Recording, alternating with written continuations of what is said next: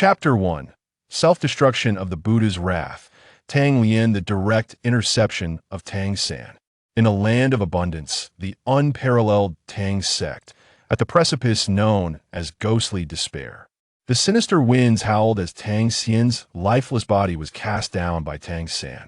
Coldly, Tang San turned away, leaving without a glance. Just as Tang Xian's corpse was on the verge of plummeting into the abyss, a golden flash surged forth. In an instant, Tang Xian's body erupted with golden light, and the rapidly descending corpse was lifted by an unseen force, gradually rising and coming to rest at the edge of the cliff known as Ghostly Despair. Tang Xian felt a sharp pain in his forehead and suddenly opened his eyes wide. Gasping for breath, he frantically and chaotically touched his body, resembling a madman. He exclaimed, "I'm not dead. I'm truly not dead. To fall from such a great height and survive. That's the sheer cliff of Ghostly Despair." Before Tang Xian could fully process the joy of his survival, he immediately sensed something was amiss in his surroundings. Ghostly Despair. When did it transform into this? No, this is not Ghostly Despair at all. Or rather, this is not the Ghostly Despair where he originally fell. Tang Xian abruptly sat up, recalling that mere moments ago, he was enjoying a sightseeing trip at Ghostly Despair, poised to take a commemorative photo at the cliff's edge. Little did he expect, while striking a pose, he was suddenly ambushed by a foraging wild monkey, plunging him into the unfathomable abyss. His first thought was, "Have I crossed over?" And this notion was immediately validated. "Congratulations, host, you have acquired the sign-in system, binding to the host. The sign-in system is now bound. There's no chance of unbinding. Host, Tang Xian. Ding. Sign-in location refreshed. Unparalleled Tang Sect, Ghostly Despair Cliff." With the system manifesting, could this be anything other than a crossing? A sign-in system? Just by signing in, I can receive rewards to grow stronger? Unparalleled Tang Sect? I really have crossed over. So there's Tang San? As thoughts of Tang San crossed his mind, memories of his demise flooded back. It was Tang San who had secretly harmed him to learn the Tang Sect's ultimate techniques. Tang Xian entered the Tang Sect 15 years prior to Tang San, serving as his senior, equally enamored with the study of Tang Sect's hidden weapons. Yet, Tang Xian remained merely an outer disciple. Not long after Tang San joined the Tang Sect, he found a kindred spirit in Tang Xian. But alas, the disparity in their talents and passion for hidden weapons was like night and day. Tang San possessed extraordinary talent in hidden weapons. Given another 3 years, he would eclipse the inner disciples. A few days prior, the Tang Sect announced the date for the inter-sect competition. Only 3 months remained, marking Tang Xian's last opportunity to enter the inter-sect. However, Tang Xian's talent and strength destined him to be excluded from the inter-sect. Failing the assessment for the 15th time would result in losing his qualification to enter the inter-sect. Days ago, Tang Xian sought out Tang San, who was engrossed in studying hidden weapons. "Help me, you must help me. Tang San, you're my closest friend in the Tang Sect. Though I enter before you, my talent is too low, and my mastery of hidden weapons pales in comparison to yours. If I proceed methodically, I am doomed to fail. Over the next 3 months, train me mercilessly. I must pass the inter-sect qualification assessment." Tang San paused slightly while assembling a hidden weapon. Becoming an inner disciple was Tang Xian's lifelong obsession. But Tang San sighed. 3 months. With Tang Xian's talent, even with my devilish talent, passing the Tang Sect's inter-sect assessment is impossible. Those words fell like a cold splash of water upon Tang Xian, leaving him disheartened. He laughed maniacally, as if he had lost his senses, his face pale and gaze unfocused. Tang San, unable to bear the sight of his longtime companion in despair, felt a pang of compassion. He hesitated, but ultimately couldn't help but say, "If you could learn the highest technique of the Tang Sect, the Xuantian Baolu, you might be able to reach the level of an inner disciple in just 3 months and pass the assessment." Xuantian Baolu. The mad Tang Xian's laughter abruptly ceased. "Tang San, are you speaking of the Tang Sect's highest internal cultivation manual, the Xuantian Baolu?" Tang San nodded. "Indeed, that is the only way for you to rapidly advance within 3 months." Tang San, Let's sneak into the intersect and steal the Xian Bao Lu. Tang Xian clutched at this last lifeline, but he quickly shook his head in panic. No, no, that would jeopardize your future, Tang San. If the elders discover this, I would be condemned, but you are still so young if you continue to cultivate. Your future is bright. Tang San glanced at the exquisite illustrations of hidden weapons on the table, gritting his teeth. For my senior brother, I, Tang San, would not hesitate to sacrifice myself. Then, seizing the moment, he added, recently, when I visited the intersect to see senior sister, I inadvertently discovered a flaw in the secret chamber where the Xuantian Bao Lu is stored, but it requires 2 people to cooperate in order to enter undetected. Upon hearing Tang San's words, Tang Xian's eyes sparkled. Tang San, then let's go steal the Xuantian Bao Lu together. Well, study it and then return it. Tang Xian was now completely consumed by his obsession. Tang San's lips curled slightly upwards. All right, Tang Xian, I too have longed to witness the Xuantian Bao Lu. Not only for you, but for myself as well. Tang Xian was momentarily taken aback. He hadn't anticipated Tang San's obsession with hidden weapons had reached such a fever pitch. United in purpose, they could accomplish great things. Let's give it a try. Humans are creatures of desire. On a night shrouded in darkness and treachery, 2 shadowy figures emerged from the inner sect's secret chamber, infiltrating the outer sect. Senior brother, the Xuantian Bao Lu is in hand. Please take your time to examine it in my chamber while I keep watch. Tang San's lips curled into a slight smile as he handed the Xuantian Bao Lu to Tang Xian before stepping back. With the Xuantian Bao Lu in his possession, Tang Xian was oblivious to anything else. This was the highest manual of the Tang Sect, and he became engrossed in contemplation within Tang San's chamber. Xuantian Bao Lu, Purple Extreme Demon Eye, Buddha's Wrath Tang Lian. While immersed in thought, he inadvertently caught sight of one exquisite hidden weapon on the table. What a striking resemblance this weapon has to the Buddha's Wrath Tang Lian from the Xuantian Bao Lu's illustrations. No, it's merely a mechanism. Why would there be such a thing in Tang San's chamber? Tang Xian, filled with suspicion, reached out to touch the rudimentary mechanism, but the moment he made contact, it suddenly activated, and a golden arrow shot forth. Before Tang Xian could react, it pierced through his forehead. With a thud, his entire body fell back heavily to the ground. At that moment, Tang San leisurely entered the room. Tang Xian, my senior brother, how could you be dead? You scoundrel! Didn't we agree to sneak in and learn the Tang Sect's ultimate techniques tonight? Tang San cradled the lifeless form of his best friend. Mourning deeply, this man had truly been slain by the very weapon he crafted. A crimson mark marred Tang Xian's forehead, pierced by the golden arrow, leaving him irrevocably dead. Tang San's lips unconsciously curled into a suspicious smile. Senior brother was so beautiful, but don't dream too grandly. Did you think you could study the Xuantian Bao Lu with me, Tang San? Humph. Do you really believe I, Tang San, am as naive as I seem? Tang Xian, you are simply too naive. Stealing the Xuantian Bao Lu is a capital offense in the Tang Sect. If not for the necessity of 2 individuals to cooperate in stealing the ultimate techniques, I would never have sought you out. You were too impatient. Such matters must never be exposed as your junior brother. I can only dismantle the bridge after crossing it, eliminating you to secure my own peace of mind in learning the Tang Sect's ultimate techniques. Ha ha! Do we not agree to sneak in and learn the Tang Sect's ultimate techniques together?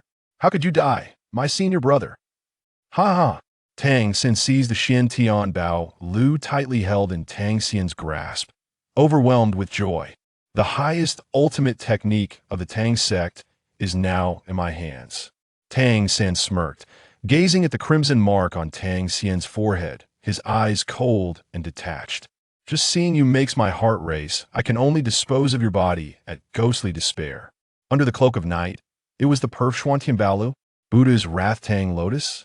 Isn't this precisely what Tang San, with his scheming heart, intended to obtain, even at the cost of his former friend's life?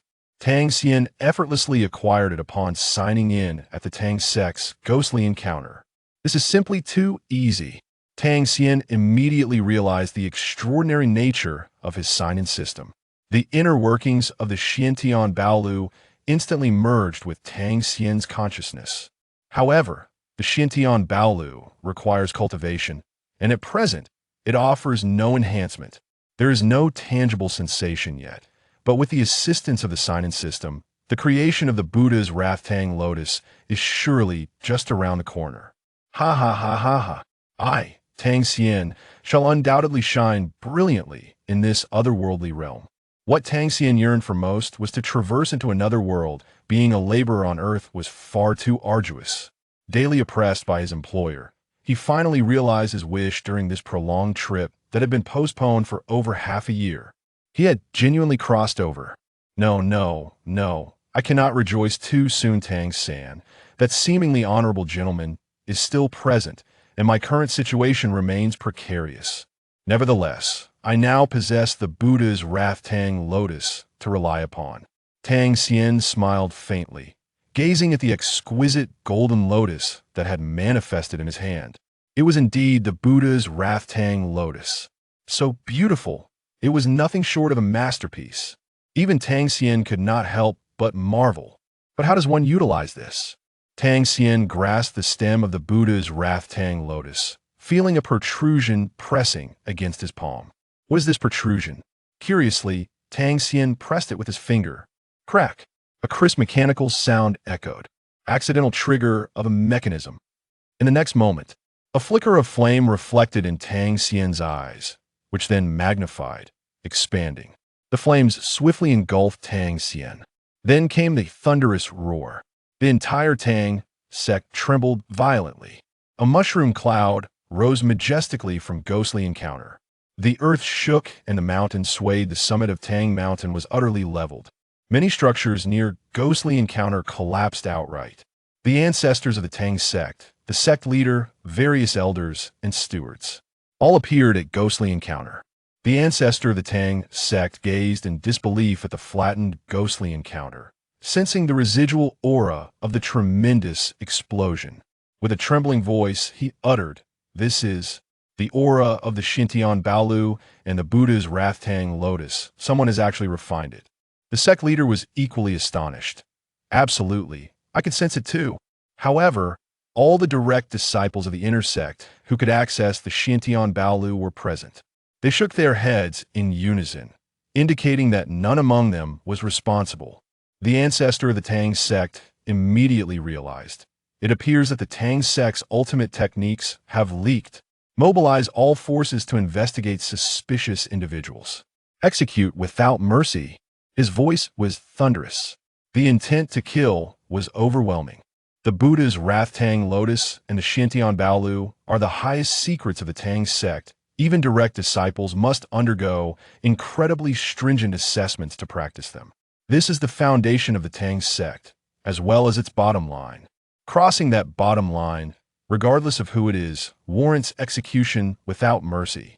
Indeed, the Xuantian Baolu vanished without a trace, and the Tang Sect was furious, launching a sweeping investigation throughout and beyond the sect. Returning to his inner chamber after discarding a corpse, Tang San wiped away all traces of the scene and was preparing to secretly learn the ultimate techniques of the Tang Sect from the Xuantian Baolu when suddenly the ground began to quake violently, as if an earthquake had occurred. An earthquake?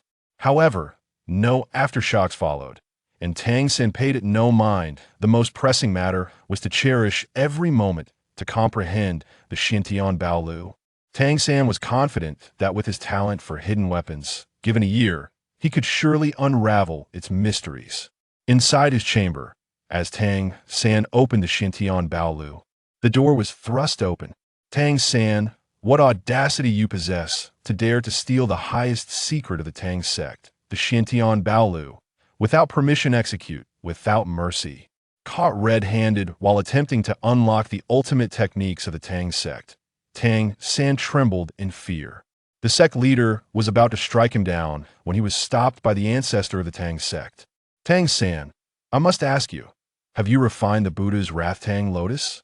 Tang San swallowed hard. Glancing at the rudimentary form of the mechanism on the table, what he possessed hardly qualified as the Buddha's Tang Lotus. Yet, at this moment, he could only embrace his fate. Ancestor, this is the Buddha's Tang Lotus. Tang San felt an overwhelming sense of guilt. The ancestor of the Tang Sect eagerly looked at the table, only for his expression to shift from surprise to furious rage. Tang San, you dare to mock me? With a thunderous roar, the ancestor of the Tang Sect directly struck Tang San down with a single blow, splattering the walls of the chamber with what resembled tomato sauce. Tang San had perished. Tang Xian felt a surge of heat within his body. Upon reopening his eyes, he discovered the scene had once again transformed. He found himself beside a furnace, drowsing with a fan in hand, his swaying body nearly toppling into the fire-filled stove. Tang Xian startled awake, standing up. Ding! The host accidentally triggered the mechanism of the Buddha's Tang Lotus. The system has initiated emergency safety protocols. Tang Xian, it is advisable for you to inhabit another world. Tang Xian felt an overwhelming sense of embarrassment. He had been saved by the system. Another world? Had he traversed yet again? What kind of world is this? Never in his wildest dreams did Tang Xian anticipate that he would cross over twice in such a short span. You are currently in the world of Douluo continent, where you are the son of a blacksmith in Holy Soul Village. Douluo continent. Tang Xian was utterly astonished this was Holy Soul Village. However, he swiftly regained his composure from the shock. According to the conventional narrative of Douluo continent, Tang San, after mastering the Xuantian Treasure Record and concocting the Buddha's Fury Tang Lotus, was discovered by the Tang Sect for secretly learning forbidden techniques. He was driven back to the domain of ghostly encounter, and ultimately, Tang San detonated the Buddha's Fury Tang Lotus, embarking on a new journey in Douluo continent. Now, I have ignited the Buddha's Fury Tang Lotus, traversing the path of Tang San and entering Douluo continent, treading upon the paths of others, leaving them with no way forward. Tang Xian quickly comprehended the sequence of events. I have inadvertently signed in at the unparalleled Tang Sect, intercepting Tang San. However, upon reflecting on Tang San, that deceitful hypocrite who has gained notoriety through dishonorable means, Tang Xian felt no moral qualms whatsoever about his actions. One can easily imagine that with the chaos caused by Gui Jianqiu, it would be exceedingly difficult not to attract the attention of the Tang Sect. Should an investigation ensue, Tang Xian would likely meet a fate of utter dismemberment, with not a shred of resistance left, especially since he had yet to commence his cultivation of the Xuantian Treasure Record. Tang Xian smiled faintly. Is this Douluo continent? It is indeed a vibrant and colorful world.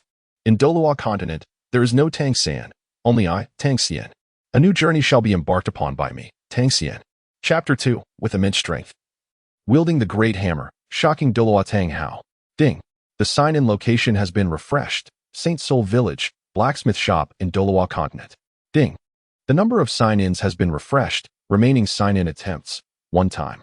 Tang Xian was taken aback. The sign-in location had refreshed.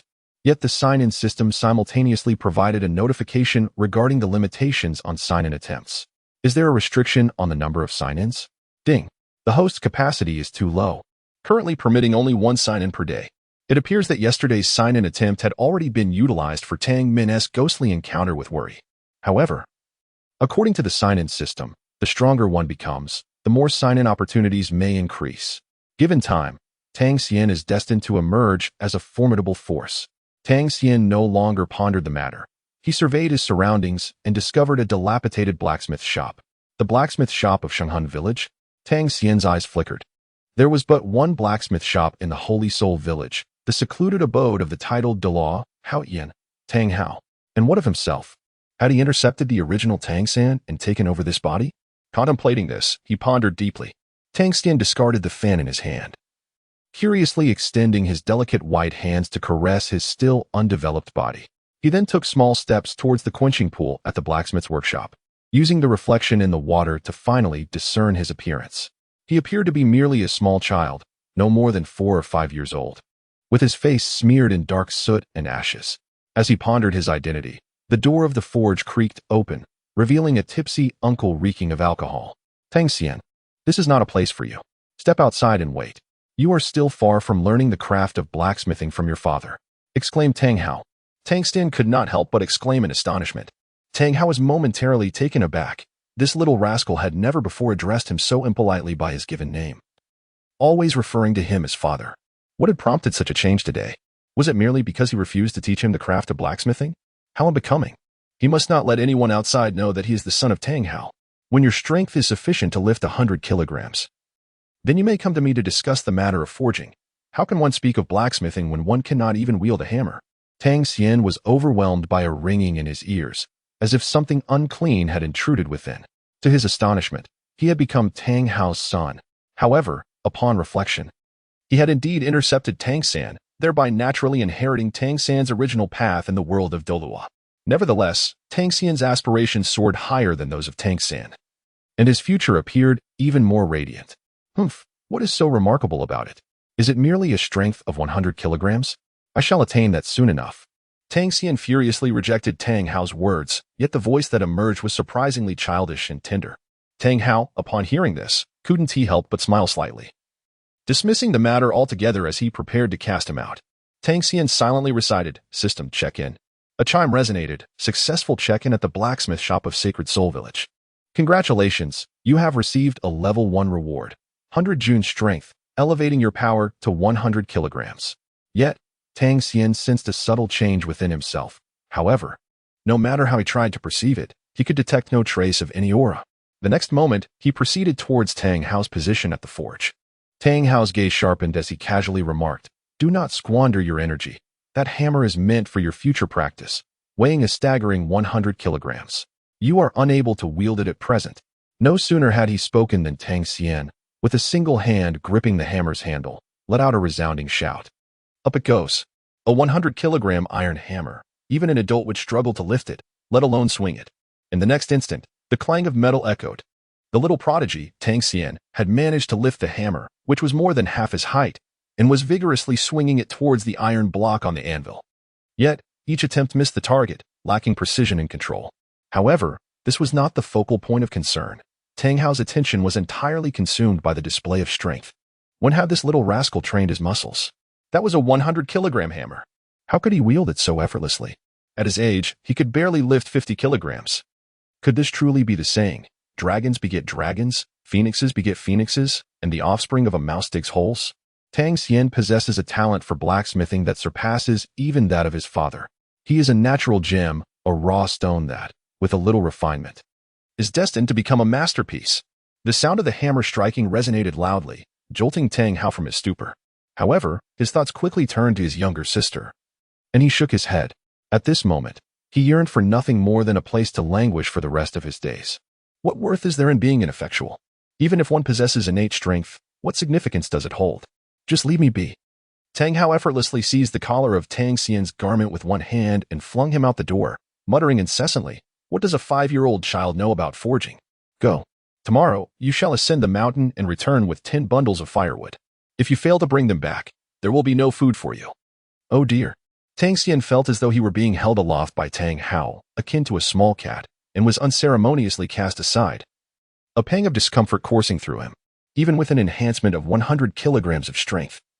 He found himself utterly devoid of any opportunity to resist in the grasp of Tang Hao. After all, he was a genuine titled Douluo, boasting a level exceeding 90.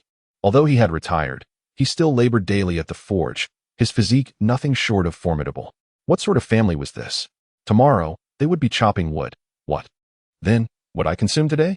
Yet, within the abode, there was naught but the resonant clang of the hammer striking the anvil. With a resigned sigh, he acknowledged that when one is beneath the eaves, one must bow one's head. Tang Xian gritted his teeth, vowing that given time, once he became a formidable force, he would certainly suppress Tang Hao's arrogance. Such hubris was utterly intolerable. However, at this moment, he was in no position to act. Tang Hao possessed the means to be audacious.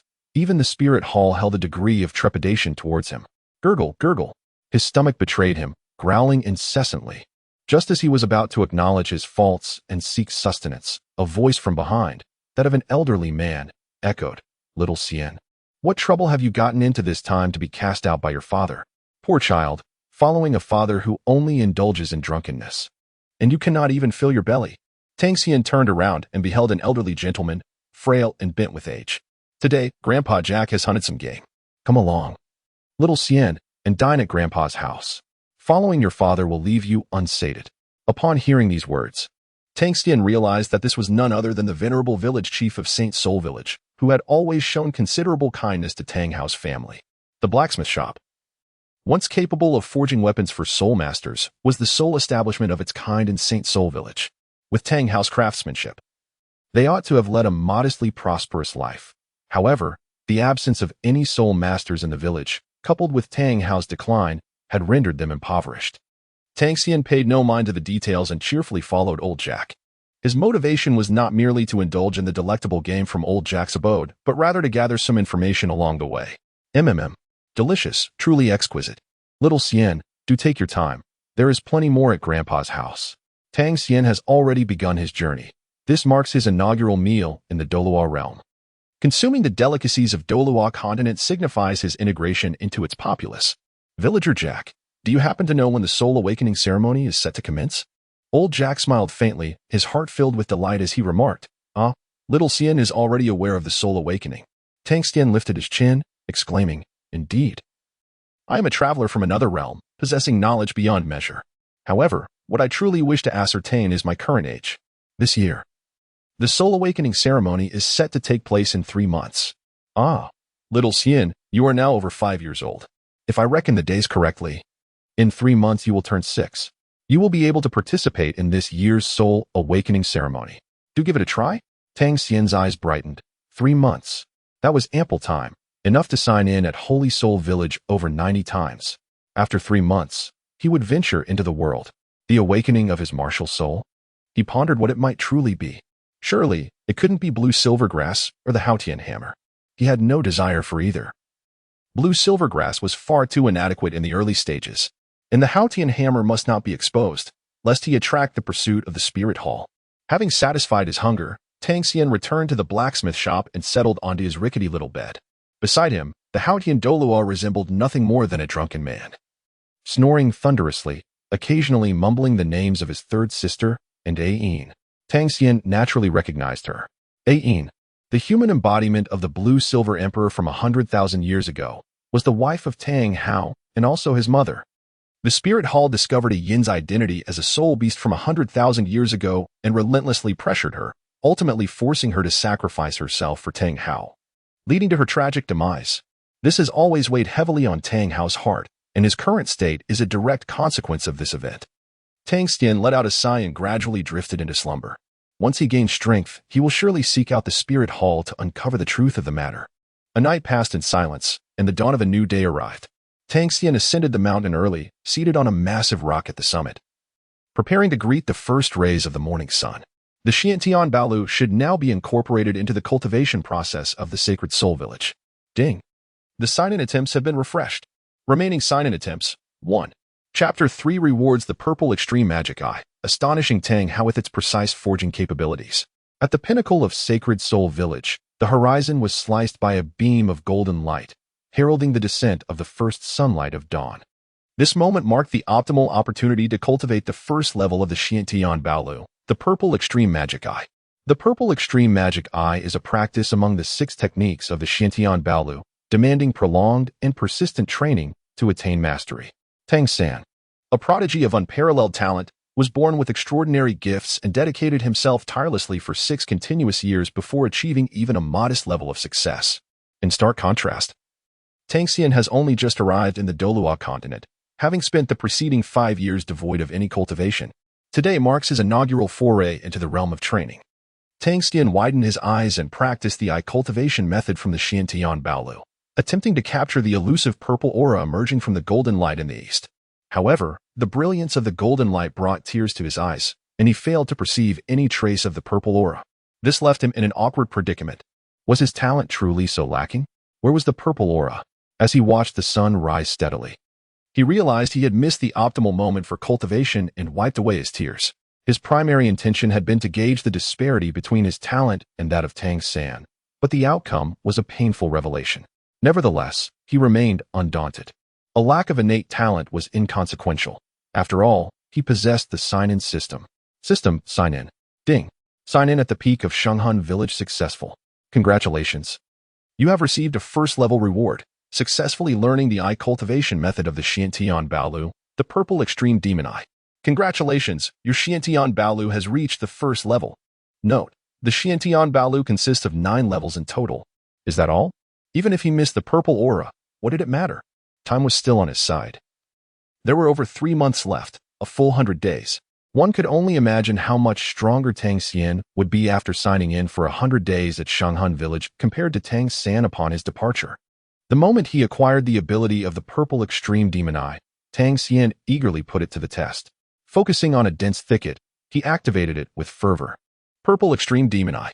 Instantly, a captivating purple aura enveloped his gaze, and his perspective transformed. He could discern the hidden movements and entities within the microcosm around him.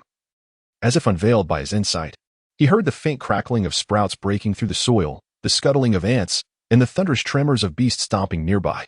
The whereabouts of all things were promptly tracked by the Purple Extreme Demon Eye. All things possess spirit, all things emit sound. The power of the Purple Extreme Demon Eye was indeed formidable. However, after merely 3 seconds of activation, Tang Xian let out a muffled groan, his body struggling to endure the strain. 3 seconds, was it truly so brief? But then he recalled that the Purple Extreme Demon Eye was merely the first-level technique of the Xuantian Baolu. To sustain it for 3 seconds without practicing the internal cultivation method of the Xuantian Gong was already commendable. With this realization, Tang Xian promptly endeavored to practice the Xuantian Gong, yet he found himself unable to sense anything at all. Tang Xian had no choice but to relent and obediently sign in. Signing in would enhance his strength. What need was there for cultivation? Just as he prepared to descend the mountain, he recalled the task assigned to him by Tang Hao the previous day. Today, he was required to gather 10 bundles of firewood. Failure to meet this quota would result in a lack of food. How absurd it was for a dignified titled Douluo to exploit child labor. The thought ignited a surge of indignation within Tang Xian. Yet he acknowledged that he could not yet contend with the Douluo, so he had to endure the humiliation and bear the burden. Was it not merely 10 bundles of firewood? With his immense strength, it was a trivial task. On the mountain path, a small figure could be seen in the distance, laboriously hauling a pile of firewood that resembled a miniature mountain, moving slowly and resembling an ant attempting to move a mountain, an exceedingly daunting sight. Fortunately, the remote location of the mountain meant that no one witnessed this spectacle, otherwise, jaws would surely drop in disbelief. Bang! Tang Xian unloaded the firewood in the courtyard and called out, "Tang Hao, I am hungry." Tang Hao delivered a single punch. Is Tang Hao what you call him? Call him father. You. If you don't call him father, there will be no food for you. How infuriating. A dignified titled Douluo behaving in such a petulant manner. Humph. I shall go to village chief Jack's house for a meal. Tang Xian is not one to indulge him. Tang Hao's expression darkened. If he wanted to go, then so be it. After all, he was too indifferent to prepare a meal. However, just as Tang Xian reached the courtyard, Tang Hao abruptly called out to him, "Listen. Village Chief Jack mentioned that you wish to partake in the soul awakening ceremony this year?" Tang Xian paused for a moment, realizing that Tang Hao still cared for him despite always maintaining a frosty demeanor. Indeed, in just 3 months, I will turn 6 years old. The age at which one awakens their martial spirit. The world is vast, and I yearn to explore it. Tang Hao paused slightly upon hearing those words. He too had once been a youth with grand aspirations. After a prolonged silence, he finally spoke. "Let us dine at home today." Tears welled in Tang Xian's eyes, acknowledging a flicker of conscience in Tang Hao. However, Tang Hao's next words were, "You brat, you've gone out to enjoy a meal. Who will prepare the side dishes for me?" Tang Xian stumbled slightly, feeling as though the other party's conscience had been fed to the dogs. As Tang Xian was about to turn and leave, Tang Hao spoke again. "Do you not wish to learn the art of forging? With only 3 months remaining. If you diligently study under my guidance, you will find that venturing outside without a skill to your name could truly lead to your demise." Tang Xian was momentarily taken aback. It turned out that he meant it this way. He clearly still cared for himself, yet feigned indifference. Tang Xian reluctantly acquiesced. Uttering a brief oath, Tang Hao led Tang Xian back into the blacksmith shop. Previously, Tang Hao had only assigned Tang Xian to perform menial tasks such as stoking the fire, collecting firewood, chopping wood, and changing water. He had never allowed Tang Xian to engage in the actual forging process. In Tang Hao's view, without sufficient strength, the effort of blacksmithing would be futile. Those earlier tasks were merely intended to build Tang Xian's physical stamina. However, yesterday, the young lad had expressed to him that beneath his slender arms and legs lay a reservoir of explosive power. weighing 100 kilograms. Tang Hao believed that. Aside from Tang Xian's innate talent, most of the credit should be attributed to the rigorous training he had meticulously arranged. In forging, mere strength is not enough. Tang Hao remarked calmly, as if imparting wisdom to a budding apprentice. Do you understand how many strikes it takes to transform a piece of material into a soul weapon? Tang Xian, though not fully aware of the specifics, understood one thing. It requires an immense number of attempts. Tang Hao smiled faintly, at least 100,000 times of tempering. Like your method yesterday, without a certain level of precision, it lacks efficiency. You would be fortunate to strike the material once in 10 attempts, requiring at least 1,000,000 tries. Such proficiency is inadequate. You have yet to reach the threshold of the technique I intend to teach you. You need a more diverse range of practice over these 3 months. Upon hearing the mention of practice, Tang Xian immediately sensed something amiss. This fellow was simply trying to deceive him into doing the work. Upon hearing this, Tang Xian immediately retorted, "Who says my hitting rate is merely 10%? Yesterday, my vision was impaired by smoke, but now my eyesight is perfectly clear. I assure you, my hitting rate will be 100%. Oh, is that so? Tang Hao clearly harbored doubts. What discernment could he possibly lack? A dignified title Douluo would certainly not be blind to the truth. Just yesterday, he had been indiscriminately striking, devoid of any perceptive insight. Tang Xian, I have nurtured you with great care, considering your tender age, yet you have repeatedly betrayed your father's good intentions. At such a young age, you have already mastered the art of deceit. Tang Hao was consumed by rage. How could he face Ain with such a son? He was just about to take action to deliver a lesson. Tang Xian approached the anvil with an air of calm confidence. The overwhelming might of the 100 June force surged forth, and the purple extreme demon eye activated. His finely toned muscles rippled, azure veins prominently displayed. As a veil of violet gradually enveloped his animated gaze, the sound of metal striking metal echoed, clang, clang, clang, in mere moments. The 100-kilogram hammer was wielded with such rapidity that it had struck the iron material on the anvil 100 times. Each strike was executed with pinpoint precision, landing squarely on the target. After 3 seconds, Tang Xian finally set down the colossal hammer, lifting his chin with pride as he turned his gaze towards Tang Hao. What do you think? Impressive, isn't it? The esteemed title Douluo, Tang Hao, was rendered speechless. The sheer force and accuracy were utterly astonishing. Even with the advantage of the Xuantian hammer as his martial soul and being a rare genius in forging, it was inconceivable for someone of his age to possess such strength and precision. It demanded relentless practice. Yet, Tang Xian had achieved it and surpassed him. Such innate talent for forging was truly extraordinary. Chapter 4. The Mysterious Heavenly Technique and Hammer Control. Pitfall for Tang Hao, an extra chicken leg. Despite Tang Xian's seemingly effortless hammer swings, he felt a tingling in his knuckles during those brief 3 seconds, nearly losing grip on the hammer.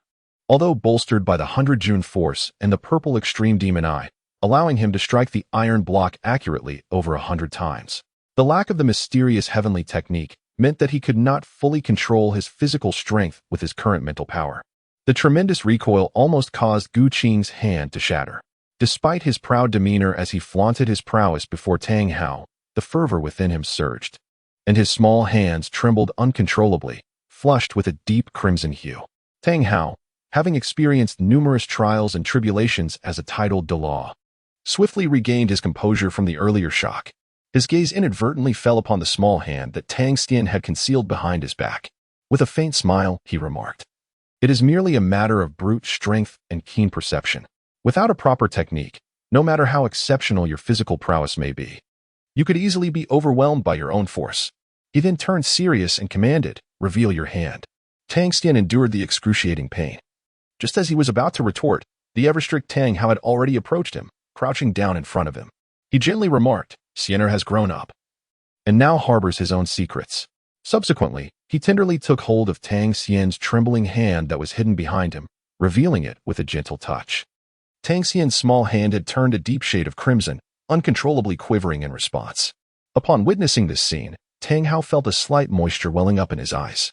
He promptly retrieved a bottle of pristine white ointment, deftly applying a small amount onto Tang Xian's palm, allowing a surge of spiritual energy to activate the medicinal properties within. Tang Xian suddenly felt a surge of warmth flowing into his palm, as if his muscle injury was being mended by either soul power or medicinal energy. At last, he ceased to tremble and no longer experienced the excruciating pain of before. Tang Hao said lightly, "You need not prove anything to me. Father will not hinder your participation in the soul awakening ceremony 3 months hence. He then rose and walked toward the door. Pausing at the threshold, he turned his back and added, "Come to the blacksmith shop early tomorrow. I shall teach you a method of forging. Iron is not shaped in such a manner." Tang Xian was momentarily taken aback, standing there in a daze. He murmured, "Who needs to prove anything to you?" Then he gently touched his own palm.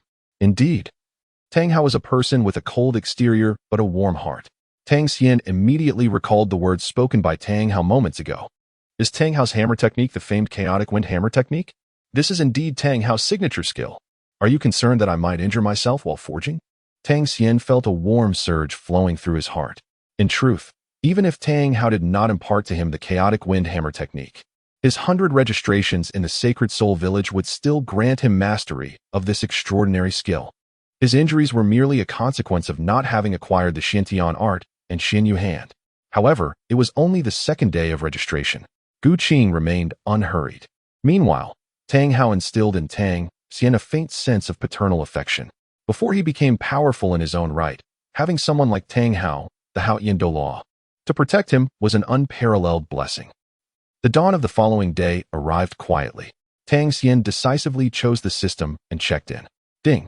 Successful check-in at Sacred Soul Village. Congratulations, you have acquired the profound internal cultivation technique, Xuantian from the Xuantian Treasure Record. It is indeed Xuantian. Henceforth, there will be no need to worry about insufficient spiritual power when utilizing the purple extreme demonic eye. Tang Xian was filled with joy, knowing that incidents involving the 3-second man and injuries from a hammer would no longer occur.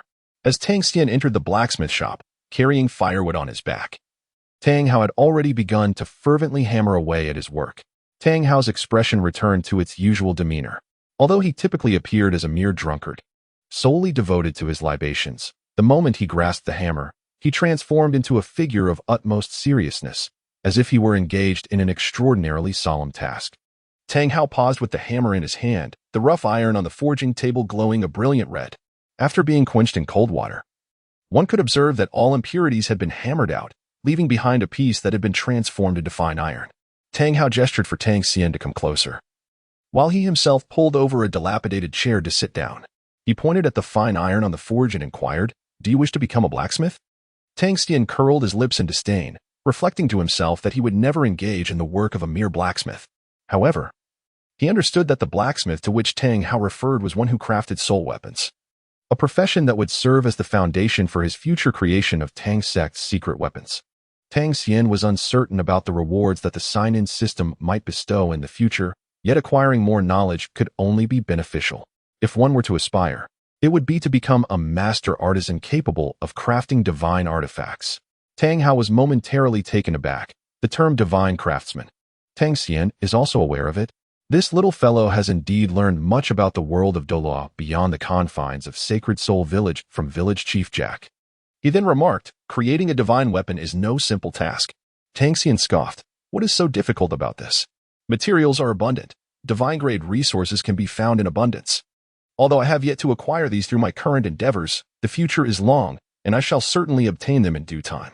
Tang Hao smiled faintly. Forging divine artifacts with supreme materials is merely the foundation. A true master craftsman can transform ordinary iron into the divine. Tang Xian was momentarily taken aback. It was indeed the case. However, he had merely spoken offhandedly. Why would one go to the lengths of crafting a divine artifact oneself when one could simply sign in to obtain it? Yet, the brilliance of Tang Xian's forging talent had shone too brightly the previous day, compelling Tang Hao to nurture this budding talent with utmost care. This individual possessed an innate aptitude for weapon crafting that far surpassed his own, akin to a rare gem waiting to be polished. With just a touch of refinement, he would undoubtedly emerge as a remarkable figure in the future. Tang Hao had no intention of letting such a promising talent slip away. Before this individual departed from the Holy Soul Village, he must be diligently instructed. Thus, he sternly proclaimed, "I observed your forging practice yesterday, and while you demonstrated vigor and vision, your control over physical strength was utterly deplorable. Without proper regulation, you risk injuring your very foundation. Do you see that piece of iron on the anvil? Begin by hammering it 1,000 times, until it is transformed into refined iron. This will greatly aid you in mastering your strength control." Tang Xian was momentarily taken aback, only to soon notice the subtle upward curve of Tang Hao's lips. It dawned upon him that Tang Hao was once again about to exploit the young laborer. Clearly, he intended for him to toil, all under the pretense of mastering power control. The notion of practicing such control?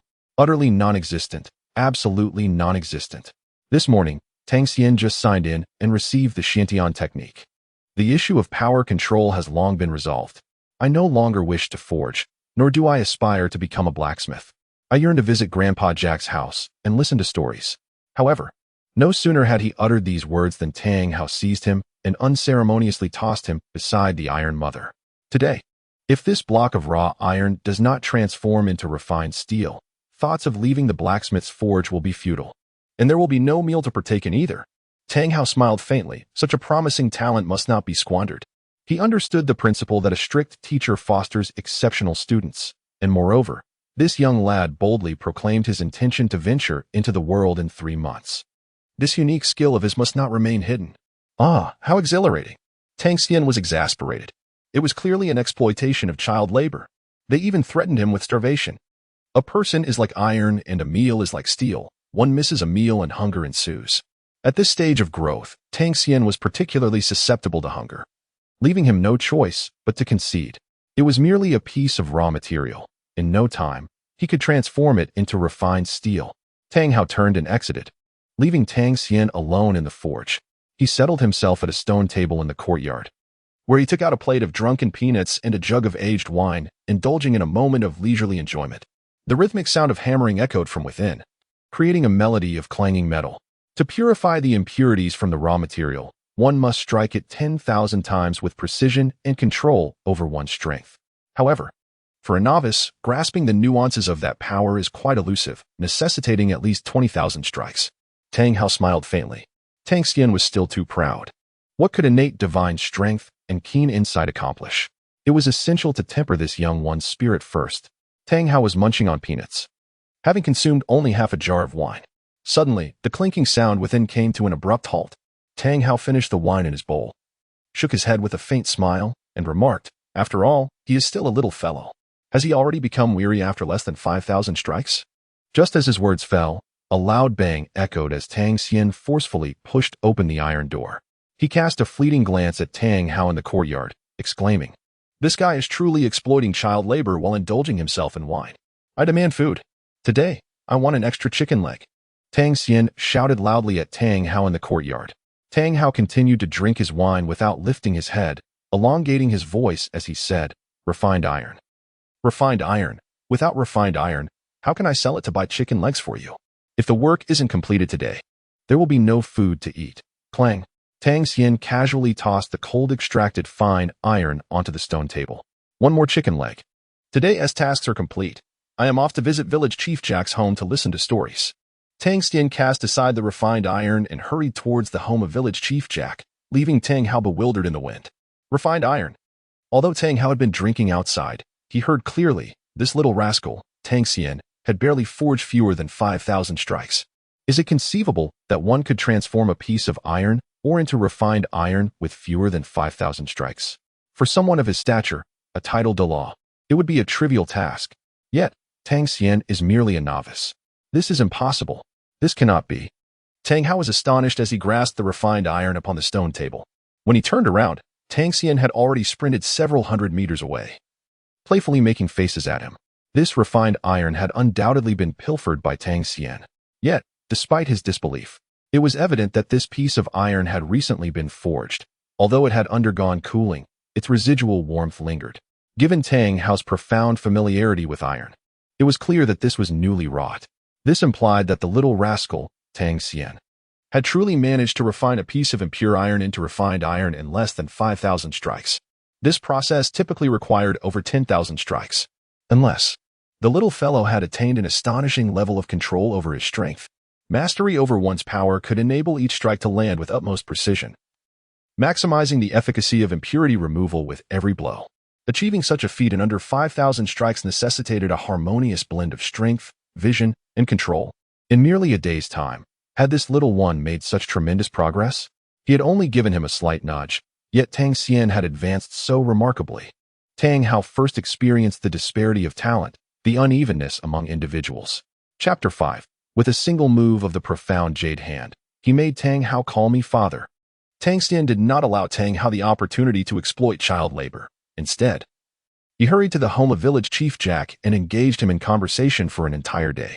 By the time Tang Xian returned home that evening, a plate of roasted chicken had already appeared on the stone table in the courtyard.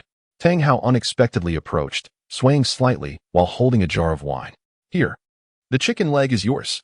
Tomorrow, I shall forge 100 pieces of fine iron with the Iron Mother, and from now on, you shall enjoy chicken legs every day. Tang Xian had just torn off the succulent drumstick of the roasted chicken and paused slightly as it approached his mouth. More? Tang Hao smiled faintly. Seated at the stone table, savoring the roasted chicken and taking a sip of wine. With a light smile, he remarked, extracting a piece of fine iron is no great feat. Although your control over power has significantly improved, it is still insufficient, still lacking in finesse. Tang Xian gnawed on a chicken leg, inwardly muttering, this statement holds some truth. Just this morning, I signed in to study the Xuantian skill, and indeed, the initial operation felt somewhat clumsy in terms of power control. However, I have already performed admirably, haven't I?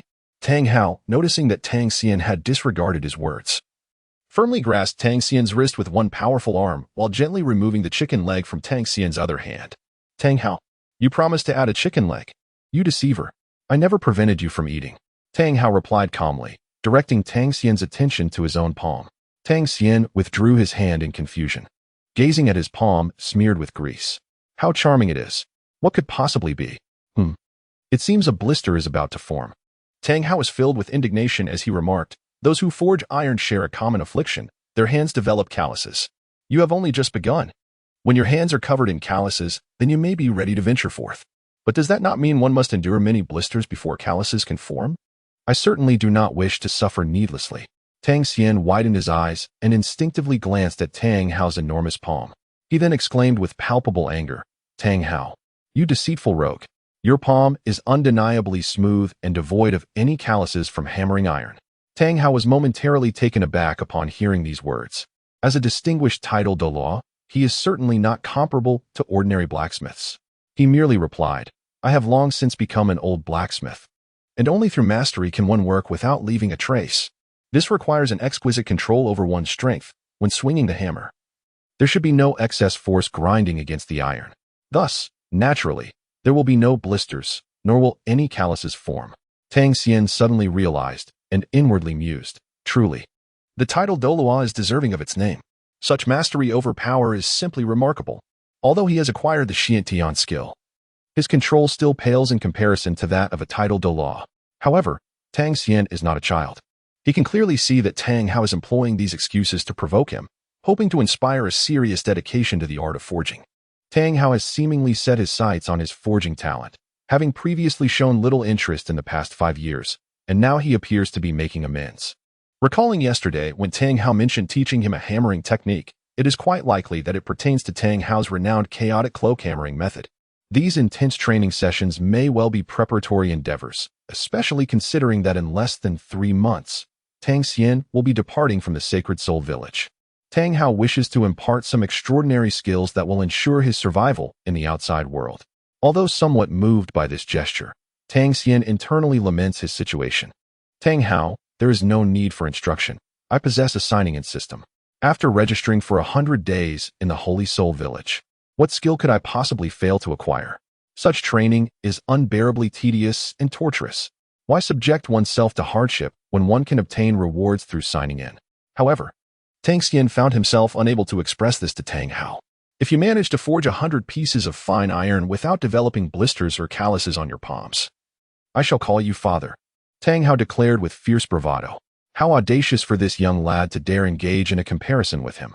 Tang Xian gritted his teeth, feeling that this old fellow Tang Hao was rather disrespectful due to his age. He was also somewhat indignant. Was it merely 100 pieces of fine iron? It couldn't be that he was incapable of enduring it, could it?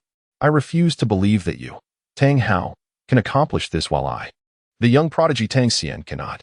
Upon hearing these words, Tang Xian's anger flared up immediately. He leaped onto his stool, shouting defiantly. Tang Hao smiled faintly. Achieving his level of mastery was no simple feat. It required decades of relentless dedication to the craft. The notion of him referring to this young lad as father was utterly preposterous. This was merely a tactic to motivate Tang Xian to diligently pursue his blacksmithing studies. Strangely, over the past few days, Tang Xian's audacity had grown remarkably. He even dared to refrain from addressing him as father. The excitement he displayed upon hearing their wager, where the loser would have to call the winner father, was particularly bewildering. Tang Hao's mind was adorned with a myriad of question marks. Could it be that this fellow has encountered some sort of mental lapse? Tang Xian, with an air of confidence, snatched the roasted chicken leg from Tang Hao's hand and began to devour it voraciously. He mumbled, "Tang Hao, just wait. Tomorrow you shall address me as father. Xiao Xian. When you have some free time, let us pay a visit to the village doctor at the end of Shanghan village, shall we?" Tang Hao spoke with a hint of concern, his heart filled with doubt, wondering why this young man had never been ill throughout his childhood. This remark infuriated Tang Xian, who retorted sharply, "Tang Hao, do not evade responsibility. 100 pieces of fine iron, and yet no blisters or calluses." Tang Hao nodded in a daze. Although this young man was delicate and had considerable talent, he had only just forged a piece of fine iron today, and his hands were already on the verge of blistering. It was utterly impossible not to develop blisters after working with 100 pieces of fine iron. He could not afford to lose. A man of honor stands by his word, and once spoken. It is as difficult to retract as it is to harness a team of 4 horses. Though he was unsure of where Tang Xian derived his confidence, it was still quite commendable that such a promising individual, spurred by his provocations, was willing to earnestly learn the art of forging from him. Thus, he resolutely agreed. After this exchange, the two, each with their own thoughts, sat in silence at the stone table in the courtyard, each enjoying their chicken leg and sipping their vintage brew. Tang Xian gazed at his palm, which was on the verge of developing blisters, and shook his head slightly. The Xuantian skill still lacked a certain finesse. Although he had made significant progress in controlling his strength, achieving the level of not allowing even the slightest friction between his palm and the hammer handle, as the title Douluo Tang Hao did, seemed impossible. Once excessive friction occurred between his palm and the hammer handle, blisters would inevitably form, eventually leading to what is commonly referred to as calluses. However, Tang Xian remained undeterred. Although he could not yet forge with the same proficiency as Tang Hao in the short term, he certainly had ways to prevent his palms from blistering. This was all thanks to the signing-in system at his disposal. In recent days, the signing-in system had continuously rewarded him with techniques from the Xuantian Baolu. First, he acquired the purple extreme demon eye, followed by the Xuantian skill. Tang Xian boldly speculated that tomorrow's signing-in might very well yield the Xian Jade hand. The purple extreme demon eye and Xuantian skill were respectively the eye training method and inner strength technique from the Xuantian Baolu, while the Xian Jade hand was the hand training method. Mastering it would grant him the remarkable ability to render his palms virtually indestructible. How could a mere hint of friction from the exertion of force possibly harm the Xian Jade hand, let alone blisters and calluses? A century later, his palms would remain as smooth as they were now. Upon contemplating this, Tang Xian couldn't help but emit a crowing sound. Little Blackie? Little chick? Has it turned into a little chick after eating a drumstick? Tang Hao looked at Tang Xian with a face full of astonishment. Tang Xian awkwardly cleared his throat twice. "You are but a little Blackie, and so is your entire family." After uttering these words, he took his bowl and chopsticks and headed to the kitchen to wash them, leaving Tang Hao at the stone table in a state of utter bewilderment. He pondered over the wine jar in his hand, which still contained more than half of its contents. With a perplexed expression, akin to a monk who couldn't grasp the situation, he murmured to himself, "I haven't drunk that much, have I? Am I intoxicated? No, I distinctly mentioned little chick. What on earth is that rascal Tang Xian talking about? Little Blackie. What even is a little Blackie?" After ruminating for quite some time without arriving at a conclusion, he resigned himself to the solace of his drink. 3 months should suffice. With Tang Xian's current talent for forging, diligently learning the chaotic wind hammer technique would surely lead to mastery. Tang Hao did not take the recent wager with Tang Xian seriously at all. Shaking his head, he mused that, after all, little Xian still possessed the heart of a child. Was he being a tad too harsh? After savoring another sip of the aged brew, he couldn't help but exclaim, "What a fine wine! The refined iron produced by this lad is indeed quite valuable. 100 pieces of refined iron, just how much aged brew does that equate to?" Everything was for the aged brew. Oh no, for little Xian. It was only after indulging to the point of inebriation that Tang Hao finally stumbled back to his small, shabby bed and buried his head in slumber. Tang Xian was disturbed by the incessant sounds of Tang Hao snoring, punctuated occasionally by murmurs from his dreams, making it difficult for him to find rest. He could only hope for the arrival of the next day when the sign-in count would reset, granting him the opportunity to acquire the Xian Yu hand and teach the titled Dueling Tang Hao a lesson. The new day arrived quietly. Tang Hao had once again ascended the mountain to gather firewood, as was his custom. However, as was often the case, there was no rush in collecting firewood. Tang Xian leisurely made his way to the large boulder at the summit. He glanced at the sign-in system and noted the remaining sign-in attempts. 1. The sign-in attempts had reset at midnight, but by that time, Tang Xian had already succumbed to slumber. Habitually, he returned to this familiar spot, a faint smile gracing his lips. System, sign-in. Ding. Sign-in at Shenghan Village successful. Congratulations, you have received a level 1 reward, the Xian Yu hand. Instantly, a chill of mysterious energy enveloped his hand. The palm that had nearly blistered the previous day was restored in an instant, smooth as ever. His hands appeared more refined than before, exuding an ethereal aura. After a while, the celestial energy faded, and his palm returned to its normal state, indistinguishable from an ordinary hand. Yet, when Li Xian pressed his finger forcefully into the tree trunk, it penetrated effortlessly, without the slightest resistance. The Xian Yu hand could easily pierce through the trunk. It seems that Tang Xian's hands, if they wished to sustain any injuries, would find it exceedingly difficult. As for blisters and calluses, such concerns are entirely unfounded. The likelihood of such occurrences is currently at 0. Tang Xian smiled faintly. His predictions were indeed correct. The sign-in system had granted him the Xuan Yu hand, and he felt quite pleased with this outcome. It seemed that the sign-in system shared a certain telepathic connection with him. Having acquired the Xuan Yu hand, Tang Xian swiftly gathered firewood. As he collected the branches, he grumbled, Tang Hao, just wait and see how I will return and make you call me father with a mere gesture of the Xuan Yu hand. Chapter 6. The Path of a Father. A handful of candies. Tang Xian effortlessly felled an entire dead tree on the mountain using his Xian Yu hand, carrying it down without the slightest strain. The Xian Yu hand served as an exquisite axe, functioning flawlessly, with the hand remaining smooth and unmarred. Upon returning home, Tang Hao was at a loss as to where to procure wine. The blacksmith shop was left with only 100 ingots of iron prepared by Tang Hao for Tang Xian. This constituted Tang Xian's task for the day. He must forge them all into fine steel, akin to that of the previous day, for otherwise there would be no meal for him. As for the wager with Tang Hao, the stipulation was that the loser must address the winner as father, contingent upon successfully completing the task without any blisters or calluses on the palms. Tang Xian smiled gently. He had already mastered the formidable strength of 100 June, the purple extreme demon eye, and the Xuantian skill, making the art of forging iron quite effortless for him. This morning, he also received the reward of the Xian Jade hand, which elevated the protection of his palms to a new level. However, the quantity of one piece of iron mother compared to 100 was indeed somewhat disproportionate. He decided to view it as an opportunity for self-forging. With sleeves rolled up, Tang Xian began his work, for forging iron is the most effective means of tempering the body. His physique still felt too delicate, lacking in muscle. Thus, he resolved to engage in this rigorous exercise. Tang Xian contemplated as he secured a piece of iron ore with an iron clamp, subsequently placing it upon the forging platform. With remarkable precision, he wielded the hammer, each strike imbued with immense force, causing sparks to fly as impurities within the ore were compressed. Utilizing the violet extreme demon eye and the Xuantian technique, every blow he delivered struck with impeccable accuracy, rendering the impurities within the iron ore utterly exposed. With each swing of the hammer, the tremendous recoil surged through the unyielding handle and into his palm. Yet, every jolt was deftly mitigated by an imperceptible aura of mystical energy emanating from his hand, a manifestation of the Xian Jade technique that shielded him from the impact. The hammer remained steadfast in his grip, devoid of any unnecessary friction. The forge resonated with the sonorous clangor of iron striking iron, a testament to the fervent activity within. The substantial piece of iron ore was relentlessly transformed into a smaller block of refined iron, with impurities erupting in a cascade of sparks.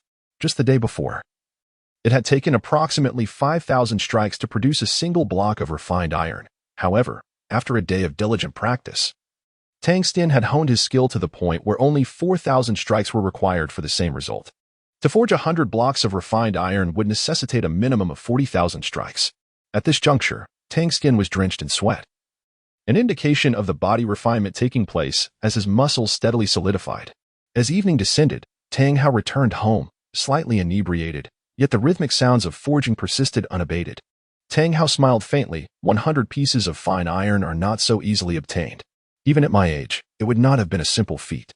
And even if it were achievable, my hands would be covered in blisters, which is quite uncomfortable. He did not expect that Xiao Xian would be so diligent. It seemed he truly had a passion for forging. With that, he took out a vial of jade bamboo ointment from his pocket. A salve he had specially prepared by gathering materials earlier that day.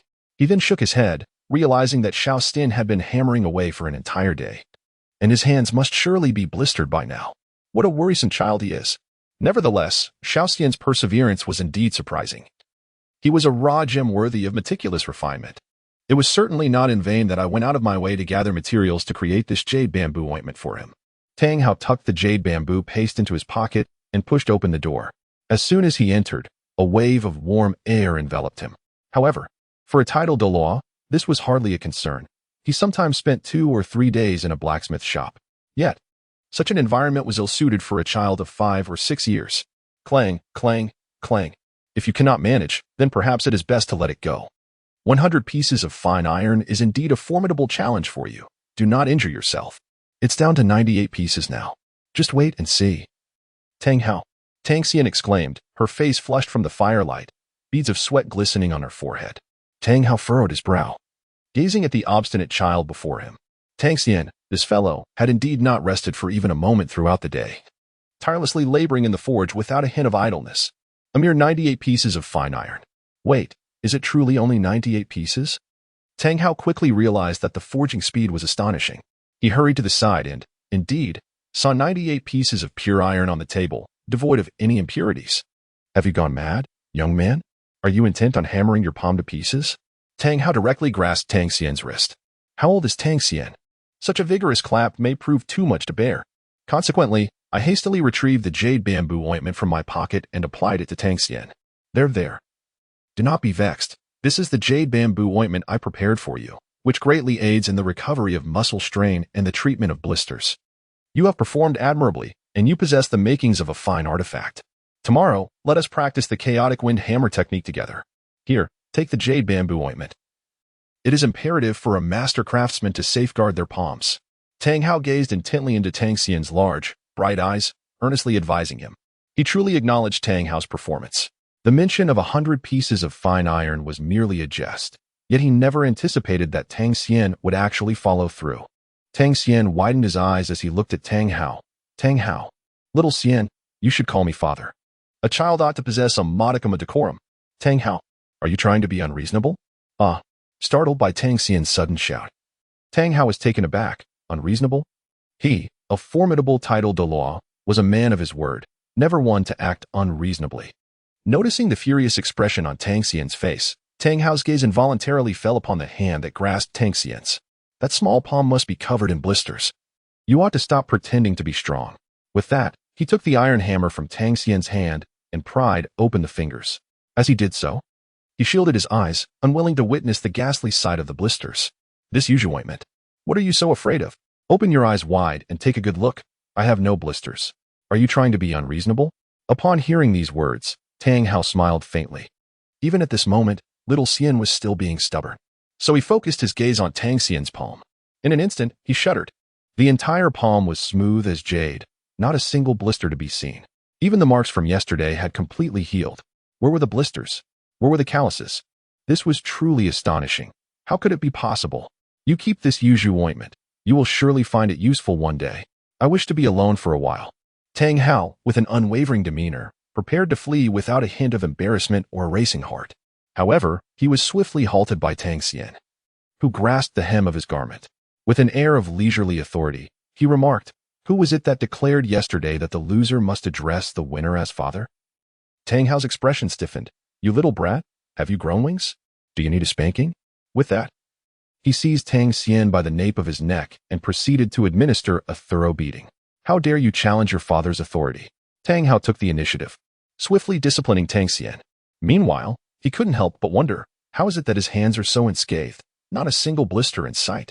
Has he secretly mastered my unruly hammer technique? Tang Xian was held in the grip of a titled Douluo, leaving him with no avenue for resistance. Only the inevitability of suffering. His cries of anguish echoed through the blacksmith shop. filling the air with a chorus of lamentation. Tang Xian covered his bright red little bottom and pointed at Tang Hao, angrily rebuking. Tang Hao, you disrespect your elders. You are a great deceiver. Upon hearing these words, Tang Hao felt a bit embarrassed. He increasingly found Tang Xian to be quite displeasing. Not long ago, he had perceived him as rather obedient. Tang Hao, filled with indignation, gritted his teeth and declared, even if your hands are free of blisters and calluses, there are only 98 pieces of fine iron here. It has yet to meet the wager of 100 pieces. Tang Xian smiled faintly. It's just 2 pieces, isn't it? Having already forged 98 pieces of fine iron. Forging 2 more is but a trifling matter. Just wait and address me as father. Tang Xian, clutching his flushed posterior, made his way towards the forge, poised to hammer the final 2 pieces of iron ore, seeking to avenge the indignity suffered. Tang Hao's heart tightened. This simply could not be allowed. For his son to call him father would strip him of all dignity. It was far too embarrassing. He could not bring himself to endure such a loss of face. Consequently, Tang Hao's gaze swiftly fixed upon the last 2 pieces of iron mother remaining in the forge. With a surge of soul power, he clandestinely drew the 2 pieces into his possession. Then, with a sudden and forceful grip, the 2 pieces of iron mother were reduced to ash in the hands of the Douluo Haotian. Oddly enough, where had the 2 pieces of iron mother that I had placed here earlier gone? Little Tang searched the entire forge, but found no trace of the iron mother. They had vanished without a semblance. Tang Hao smiled faintly and said, since you cannot gather the required 100 pieces of fine iron, it is evident that you have lost. It is best for you to honestly accept your role as my son, Tang Hao. Do not entertain any extraneous thoughts. Let us conclude our discussion for today. Tang Hao, embodying a magnanimous spirit, graciously forgave Tang Xian. As he approached the doorway, he remarked, today, I brought back a roasted chicken from outside and placed it on the stone table. We shall enjoy it later, otherwise it will grow cold. Tang Hao smiled faintly, remarking, the path of a father is merely a handful of palm and a piece of candy. After Tang Hao departed, Tang Xian finally realized that he had once again been outwitted by Tang Hao. With a growing suspicion in his heart, he surmised that Tang Hao, fearing defeat, had surreptitiously destroyed the materials. Tang Hao is a genuine title Douluo, whereas I am merely an individual who has yet to awaken my martial soul. Although I have acquired numerous techniques from the Xuantian Treasure Record through the signing-in system, I still fall significantly short when compared to Tang Hao. Tang Hao wished to perform a few subtle maneuvers before him, effortlessly. In the world of Douluo continent, only soul masters embody the main theme. Capable of bridging such disparities in power, Tang Xian gritted his teeth, resolutely declaring, I must become a soul master. I must ascend to the rank of title Douluo. The Holy Soul Village is merely the first step on his journey. As for Tang Hao, he would never be able to keep pace with him within the confines of the Holy Soul Village. Only by venturing into the vast world beyond would he find the opportunity to do so. Nevertheless, the Holy Soul Village indeed serves as a splendid place for him to establish his foundation, and there remains some time before this year's martial soul awakening ceremony. Tang Xian speculated that if he continued to sign in like this, he would undoubtedly receive a soul reward before the soul awakening ceremony commenced. However, he pondered what his soul might be. A sense of anticipation stirred within him. Yet, this matter hinges on fortune and cannot be rushed. As he contemplated these thoughts, his stomach began to grumble. Upon catching sight of the roasted chicken outside, he exclaimed in delight, "Oh, how beautiful you are, my dear chicken." Tang Xian has never been one to hold back when it comes to gourmet delights. With fervor, he took a decisive bite of the chicken's posterior, gnashing his teeth in sheer delight. Tang Hao, albeit nominally his father, has shown considerable care towards him. Nevertheless, the grudge from the incident involving Tang Hao's disciplinary actions remains irreconcilable. In Chapter 7, at the final checkpoint of the 100-day sign-in, within the Spirit Hall branch of Holy Spirit Village, the notifications chimed, "Congratulations! You have successfully signed in at Holy Spirit Village and received a Level 1 reward, a storage ring. Congratulations! You have successfully signed in at Holy Spirit Village and received a Level 1 reward, 10,000 copper soul coins. Congratulations! You have successfully signed in at Holy Spirit Village and received a Level 1 reward, 10,000 silver soul coins. Congratulations! You have successfully signed in at Holy Spirit Village and received a Level 1 reward, 10,000 gold soul coins. Congratulations! You have successfully signed in at Holy Spirit Village and received a Level 1 reward, 1,000 gene strength. Over the next 3 months, aside from his daily sign-ins, Tang Xian found himself predominantly engaged in iron forging, following Tang Hao's arrangements. It appeared that the sign-in at Holy Spirit Village had reached a certain impasse. After more than 2 months of consistent sign-ins, he had yet to acquire anything substantial, receiving merely soul coins as rewards. Soul coins serve as the universal currency in the Douluo continent, where 1 gold soul coin is equivalent to 10 silver soul coins and 100 copper soul coins. After 2 continuous months of sign-ins, his storage ring had amassed nearly 1 million soul coins. Tang Xian has now undeniably become a prosperous individual. It is important to note that in the Douluo continent, the typical household's monthly expenses amount to merely 1 gold soul coin. However, Tang Xian possesses hundreds of thousands of gold soul coins within his spatial ring. Nevertheless, he is well aware of the necessity to keep his wealth discreet. Until his strength reaches a formidable level, he must refrain from displaying any arrogance. Over the past 2 months, Tang Xian has diligently continued to learn the chaotic wind hammer technique from Tang Hao. Engaging in blacksmithing serves as an effective means of rapidly honing one's physique. Although Tang Xian occasionally complains, he can distinctly sense the enhancement of his physical attributes. Even his height has seen a notable increase, and his muscular physique is gradually taking shape. His strength has escalated from 100 Jin to 1,000 Jin. Overall, he has been forged into a young man by Tang Hao's rigorous training, his youthful naivety diminishing considerably. Yet, despite 2 months of relentless practice, he has yet to grasp the essence of the chaotic wind hammer technique's soul skills, causing him considerable distress. Finally, on a particular morning in the 3rd month, he successfully checked in. Ding! Congratulations on your successful check-in at the Holy Soul Village. You have received a secondary reward, the Xuantian Hammer Martial Soul. The Xuantian Hammer, a legacy martial soul of the Tang Sect, is renowned as the mightiest weapon martial soul in the Douluo continent, celebrated for its unparalleled strength and the embodiment of violent aesthetics. Tang Xian attempted to summon it, yet he found the process exceedingly difficult, rendering him incapable of conjuring the Xuantian Hammer. Nevertheless, he could sense the emergence of a new martial soul within him. The signing-in system would not deceive its host. This indicated that he could awaken the Xuantian Hammer during the awakening ceremony. With this thought, Tang Xian felt a surge of excitement. His spirits lifted.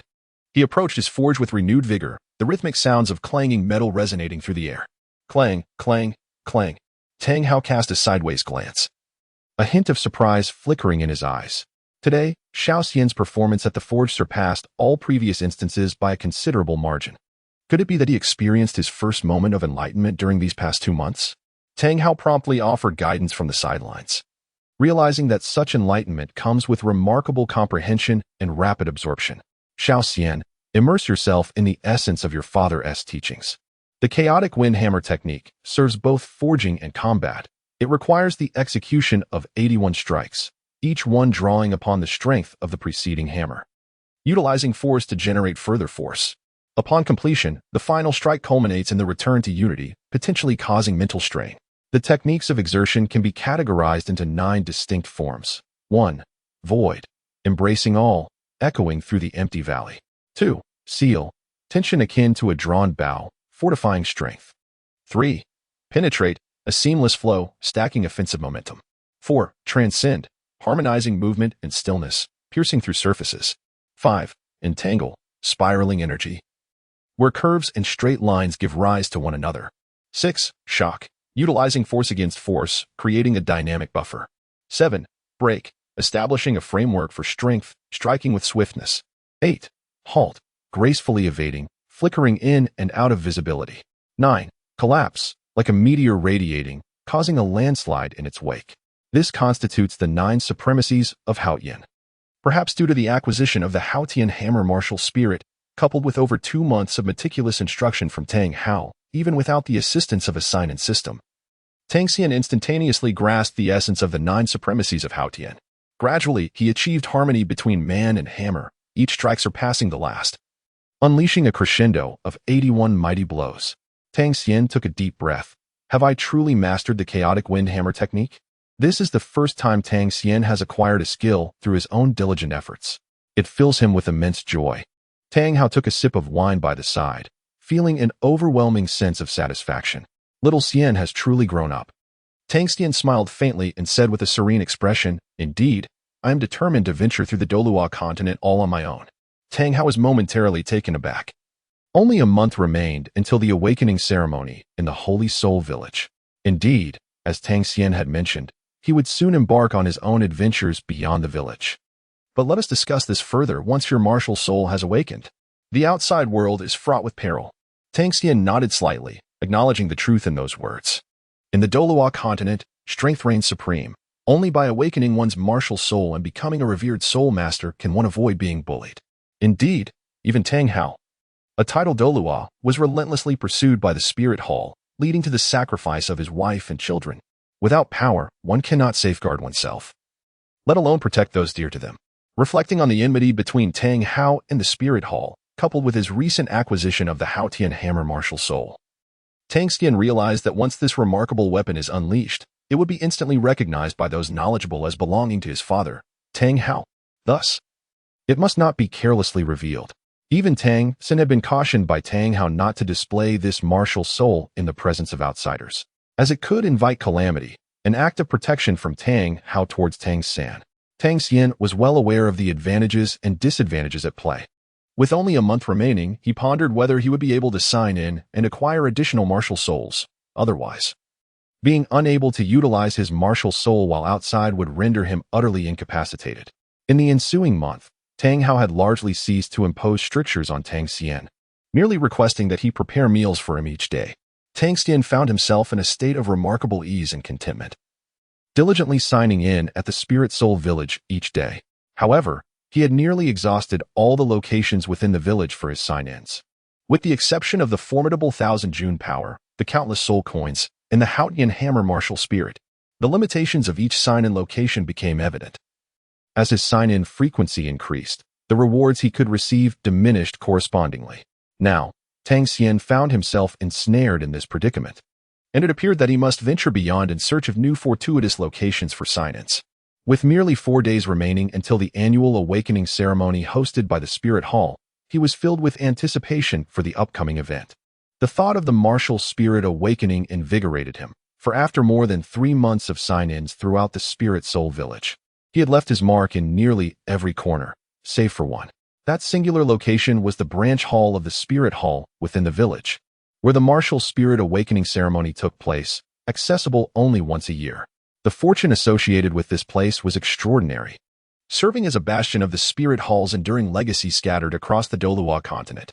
Tang Xian recalls that if Tang San were to arrive in this world, after ascending to godhood, he would spare no effort to annihilate all branches of the Spirit Hall.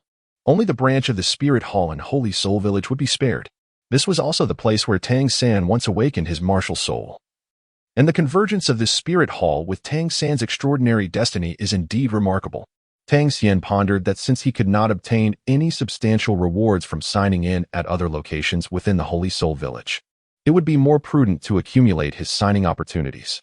He decided to wait until the day of the awakening ceremony, when he could sign in consecutively at the auspicious site of the Holy Soul Village, perhaps yielding something extraordinary from the Spirit Hall's branch. With this thought in mind, Tang Xian proceeded accordingly. Ding. Sign-in count refreshed. Remaining sign-in opportunities. 1 ding. Sign-in count refreshed. Remaining sign-in opportunities. 2 ding. Sign-in count refreshed. Remaining sign-in opportunities. 3 ding. Sign-in count refreshed. Remaining sign-in opportunities. 4. Time passed quietly. Tang Xian has already accumulated 4 sign-in attempts. Whether he can awaken a martial soul or something else depends on the fortune of the Holy Soul Village's martial soul hall branch. Woof woof woof. Wongsai at the village entrance is barking at him frantically. Tang Xian smiled faintly, regardless of the circumstances. He could not allow the secret of his Xuantian Hammer martial soul to be revealed. Otherwise, he would face the relentless pursuit of the Spirit Hall immediately upon leaving the Holy Spirit Village. Although he had Tang Hao's protection, who would willingly endure a life of evasion and concealment. As these thoughts crossed his mind, Tang Xian adeptly finished steaming the buns in the kitchen. Tang Hao, the sun is high in the sky. It is time to rise and enjoy the buns, or else I shall devour them all myself. Tang Xian persistently urged the slumbering Tang Hao to rise from his slumber. As usual, there was no response. Tang Xian had grown accustomed to this routine. Tang Hao now presents an air of indifference, resembling a dead pig unperturbed by boiling water, reverting to his former state of living through excessive drinking. He had just devoured a few steamed buns in the courtyard when old Jack, the village chief, called for Tang Xian from outside. Coming, Chief Jack, I'm on my way. Halfway there, Tang Xian paused to cover the remaining buns on the stone table before shouting inside, Tang Hao. I am going with the village chief to the spirit hall for the soul awakening ceremony. Receiving no response from within, Tang Xian chose to ignore it and followed Old Jack to the entrance of the spirit hall in Shahan village. At the entrance, Old Jack was diligently instructing the 8 children from Shanghan village who had come this year for their soul awakening.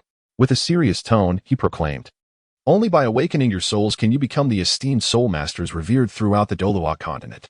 There are 10 ranks of Soulmasters: Soul Scholar, Soulmaster, Great Soulmaster, Soul Sovereign, Soul Sect, Soul King, Soul Emperor, Soul Sage, Douluo, and Title Douluo. You are the hope of Shanghan village, and I trust you will once again illuminate the former glory of our village. Tang Xian gazed at the earnest demeanor of the venerable village chief, Jack, reflecting that the former glory of Saint Soul village was merely a shadow of its past. He was destined for divinity. In his heart, he muttered, just you wait. Chief Jack, I shall become the new glory of Saint Soul village. With such thoughts, the esteemed village chief Jack had already respectfully turned to walk in another direction. Tang Xian had long noticed the individual. The steward of the spirit hall, adorned with the emblem of 3 long swords upon his chest, was a bona fide soul master. He was none other than Su Yutao, in charge of the awakening ceremony in Shahan village. The venerable village chief, Jack, spoke with deference, respected master of the battle spirit. I entrust these children to your care. Su Yuntao's expression betrayed a hint of displeasure.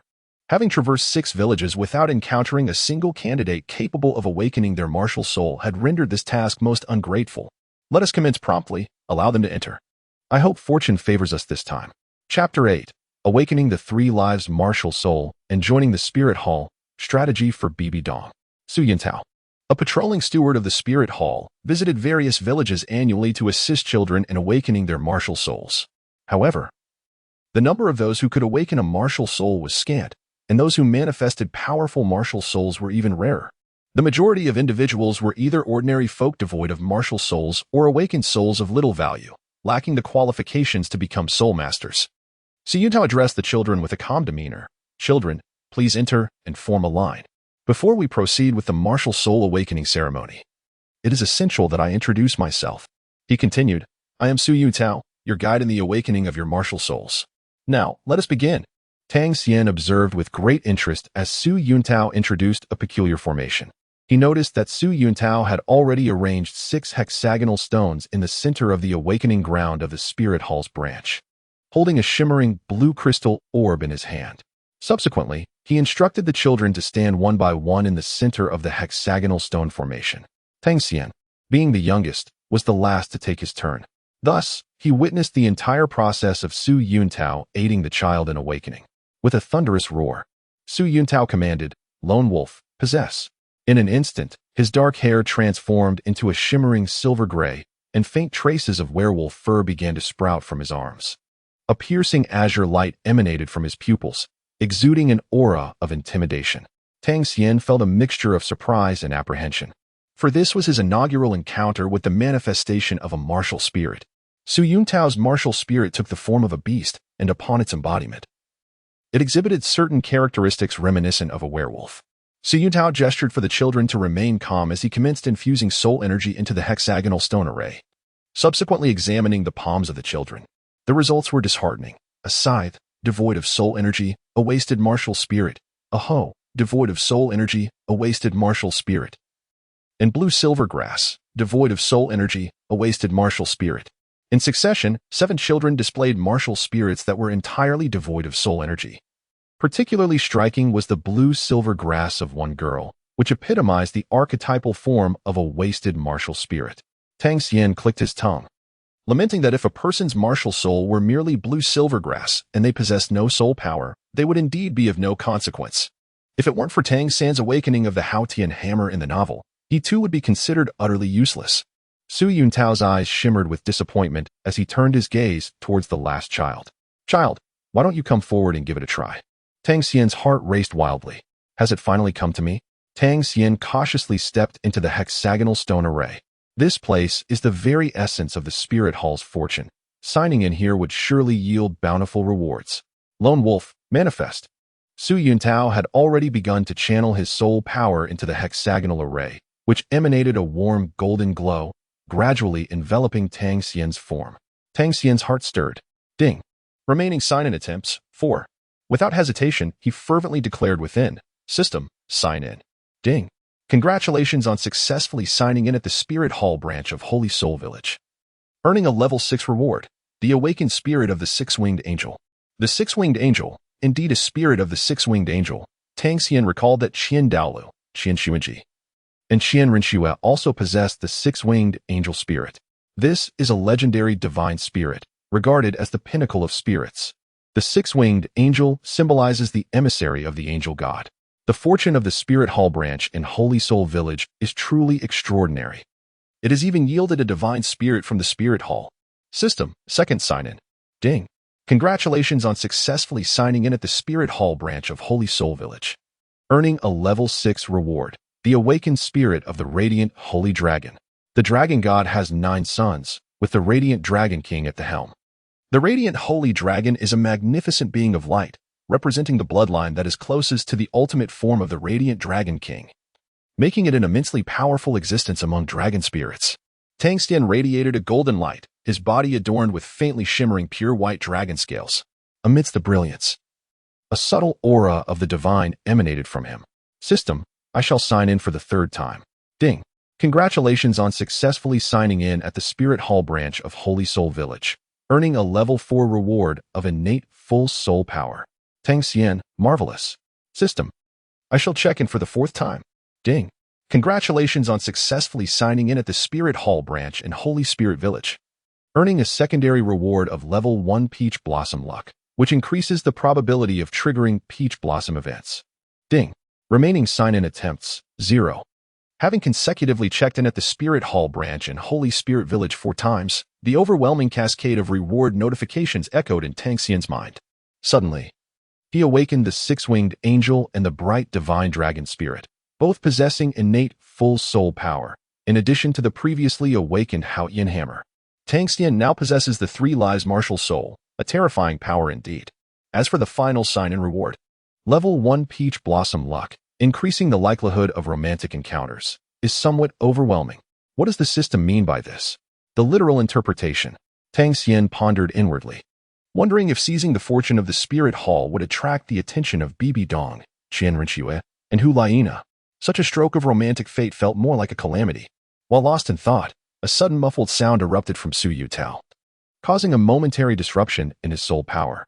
It was the innate bloodline suppression from the six-winged angel and the radiant dragon. How could such a small wolf spirit withstand it? Instantly, his soul power became chaotic. Fortunately, Tang Xian swiftly reigned in his aura, ensuring no harm befell Su Yuntao. Su Yuntao, maintaining his composure, cleared his throat and exclaimed in astonishment, "What spirit is this? Its presence is so terrifying. I can feel my own spirit trembling at its essence. Child, what is your name?" His expression softened immensely. Tang Xian, extend your hand.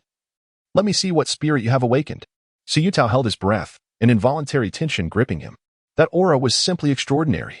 It must be formidable. Tang Xian felt a shiver run down his spine. The Haoyan hammer was the exclusive martial soul of the Tang Hao family. And with Tang Hao harboring a deep-seated grudge against the Spirit Hall, it was imperative that this secret remain concealed. On the other hand, the six-winged angel was a unique martial soul possessed solely by the members of the Spirit Hall Xian family. It would be utterly implausible for him to claim such a soul as his own. The only alternative was to reveal the radiant holy dragon to Su Yuntao. Tang Xian cautiously turned the back of his left hand adorned with the six-winged angel and the Haoyan hammer, extending his right hand with utmost care. A pure white mist, suffused with a golden luminescence, subtly emanated a sacred aura. Within the chamber, the sound of a dragon's roar resonated. As the divine radiance faded, Su Yuntao finally caught a glimpse of the true form of the martial soul held by the child. It was a golden little python, adorned with 2 small horns. Even with Su Yuntao's extensive knowledge, he stared in astonishment for quite some time. After a moment, he exclaimed, "A mutated beast martial soul, the golden python." The golden python is a rare variant beast martial soul, more ferocious than the ordinary serpent martial souls, possessing formidable attacking power and belonging to the assault category. Su Yutao swiftly rendered his judgment, astonished to discover such exceptional talent in the seemingly desolate Holy Spirit village. Tang Xian silently contemplated, his mind filled with doubts. Su Yutao, have your eyes failed you? This individual possesses a supreme martial soul known as the Radiant Holy Dragon, not some mere serpent. Yet, let it be a misunderstanding. Revealing one's weakness too soon is hardly advantageous, as it may prevent undue attention. This inadvertently grants him the opportunity to cultivate his strength in secrecy. At this moment, Su Yuntao's gaze towards Tang Xian had transformed entirely from his previous demeanor. Even the Golden Python is considered a top-tier variant martial soul. This is truly a prodigy. However, Su Yuntao remained mindful of his duties, as the awakening ceremony had yet to be completed. Tang Xian, I need to assess your soul power level. Subsequently, Su Yuntao presented a brilliant blue crystal ball before Tang Xian, preparing him for the same soul power evaluation as the previous children. Tang Xian gently touched his nose, allowing his palm to rest naturally upon the azure crystal orb. With a flicker of intent, he summoned his soul power. Suddenly, the azure crystal orb blazed with brilliance once more, followed by a sharp crack as fissures began to spread across its surface. The azure crystal orb could not withstand Tang Xian's soul power and shattered explosively. Su Yutao clicked his tongue and then retrieved another, deeper-hued azure crystal orb from his belongings. Tang Xian, let us try again. Tang Xian obediently followed the instructions, and the deep blue crystal ball illuminated, achieving a remarkable one-third brightness. This was indeed a superior soul power testing sphere. Innate full soul power. Su Yuntao could not help but exclaim, his heart brimming with excitement. With a mutated martial soul of the assault type, coupled with innate full soul power, this was nothing short of extraordinary. The future of this child as a Soulmaster appeared exceedingly bright. Su Yuntao was so elated that he nearly jumped on the spot, and upon exiting, he eagerly informed Old Village Chief Jack that there was a child in Holy Soul Village with innate full soul power. Su Yuntao solemnly remarked, "Child, your talent is commendable. Do not squander it. I must ask you, are you willing to join the Martial Soul Hall?" Although Su Yuntao merely served as an inspector within the Martial Soul Hall, responsible for assisting ordinary individuals in awakening their martial souls, recommending exceptionally gifted children to the Martial Soul Hall could yield him considerable recognition and even the prospect of promotion. Serving at the headquarters of the Martial Soul Hall was not merely a dream. Upon discovering Tang Xian's talent, he immediately extended an olive branch. The Martial Soul Hall. Tang Xian was momentarily taken aback. He had never contemplated joining the Spirit Hall before. However, the allure of the Spirit Hall was simply too great to resist. His heart stirred with excitement, especially after recently obtaining a second-tier reward, a first-tier peach blossom luck, increasing the probability of romantic encounters. With this fortuitous blessing, he might have a chance to win over Qian Rinxue, Hulaina, or even Bibi Dong. The thought brought a smile to his lips. He was not a child who made choices, he wanted it all. Su Yutao smiled gently. The Spirit Hall was flourishing, and merely striving to join it might not guarantee eligibility. He believed no one would willingly decline. He then took out a work-study student badge. This is a work-study student quota for the Spirit Hall Academy. I am merely a patrolling steward of a branch hall, and the quotas are limited. Here, take it. If you are interested, report to the Spirit Hall Academy in 3 months. Old Village Chief Jack was in tears, realizing that Tang Xian had awakened a beast spirit, and a rare innate full soul power at that. Their Holy Soul Village had finally produced a promising talent. Joining the Spirit Hall could restore the former glory of Holy Soul Village. It was no longer a dream. Chapter 9. Declining Su Yuntao's invitation to the Spirit Hall. Heading to Nodding Academy, Su Yuntao handed over the recommendation token for the work-study student quota at the Spirit Hall Academy. Tang Xian, cherish this opportunity. From this moment on, your identity will change. Once you join the Spirit Hall Academy, you will bring honor to your entire family and will forever receive the Spirit Hall's protection. Tang Xian instantly regained his composure, hastily shaking his head. Is it possible for me to decline joining the Spirit Hall? Although Qian Rinxue, Hulaina, and Bibi Dong undeniably stir one's emotions, there exists a deep-seated enmity with Tang Hao. After all, I am his son. Should I let my guard down? The consequences could be dire. The allure of desire is akin to a knife hovering above one's head. Tang Xian was indeed quite cautious about his own life. He decisively turned around and walked away. Su Yuntao's hand, which held the recommendation token, hovered in midair. This was the first time he encountered someone capable of rejecting his invitation to join the Spirit Hall Academy. Can you provide me with a reason, child? This is not a trivial matter. Many are vying for such an opportunity, yet you have turned it down after merely 3 seconds of contemplation. If one must provide a reason, it would be that I believe I am still too ordinary. I shall first seek further education at another academy. Gold shines wherever it is, does it not? Respected master of battle souls? Tang Xian remarked calmly, without a hint of embarrassment. Tang Hao was indeed the one who had vanquished the previous generation's pope. He would only venture into such a perilous place if he were truly reckless. The dangers of the spirit hall were no trifling matter. Su Yuntao clicked his tongue, realizing that this reasoning stemmed from a lack of confidence. It was a matter rooted in the heart. This child had yet to comprehend the true implications of joining the spirit hall. Yet, there was an undeniable sense of reluctance. Tang Xian's innate talent was simply extraordinary. A powerful attack-type mutated beast martial soul. He opened his mouth to speak. You should take this recommendation token for the Spirit Hall Academy. Once you have truly experienced the differences between other academies and the Spirit Hall Academy, you will return to express your gratitude. After uttering these words, Su Yuntao left the Holy Spirit Village with a cold expression. It was a rare encounter with a promising talent. Yet he felt as though he were dealing with a blockhead. Respected Master of Battle Spirits, thank you for your hard work. Would you care to stay for a meal before departing? Old Jack inquired cautiously. Su Yuntao waved his hand. Despite his position at the grassroots level, he was exceedingly busy and needed to proceed to the next village. It was already a stroke of luck to encounter a talent of such quality today. Once Su Yuntao departed, Tang Xian's left hand relaxed, trembling slightly. The Xuantian Hammer and the Six-Winged Angel, two top-tier martial souls, danced together. Sparks of azure electricity flickered from the tips of his fingers, while golden holy light radiated brilliantly, coupled with the radiant holy dragon. He possessed a tri-spiritual martial soul, perhaps the only one of its kind on the Douluo continent. Mediocre? How could one endowed with 3 spiritual martial souls be deemed ordinary? Such an assertion was merely an excuse. Old Jack grasped Tang Xian's hand with palpable excitement, his pace noticeably quicker than before. Before long, he led Tang Xian back to Tang Hao's blacksmith shop, calling out from a distance, Tang Hao, a momentous occasion has arisen. Tang Xian has awakened his martial soul during the ceremony today. Your family now has a soul master. Upon hearing these words, Tang Hao momentarily paused while pouring the wine and replied calmly, I understand, Old Jack, you need not stay here for a meal. He then turned to Tang Xian and said, come inside with me. Noticing Tang Hao's tone, Old Jack recognized his irritable temperament and turned to Tang Xian, assuring him, do not worry, as long as you can become a soul master, it matters not which academy you attend. There is still a slot for a work-study student at Nodding Academy in Holy Soul Village. Here is a letter of recommendation. Discuss it with your father when you return. Little Xian is the hope of our Holy Soul Village.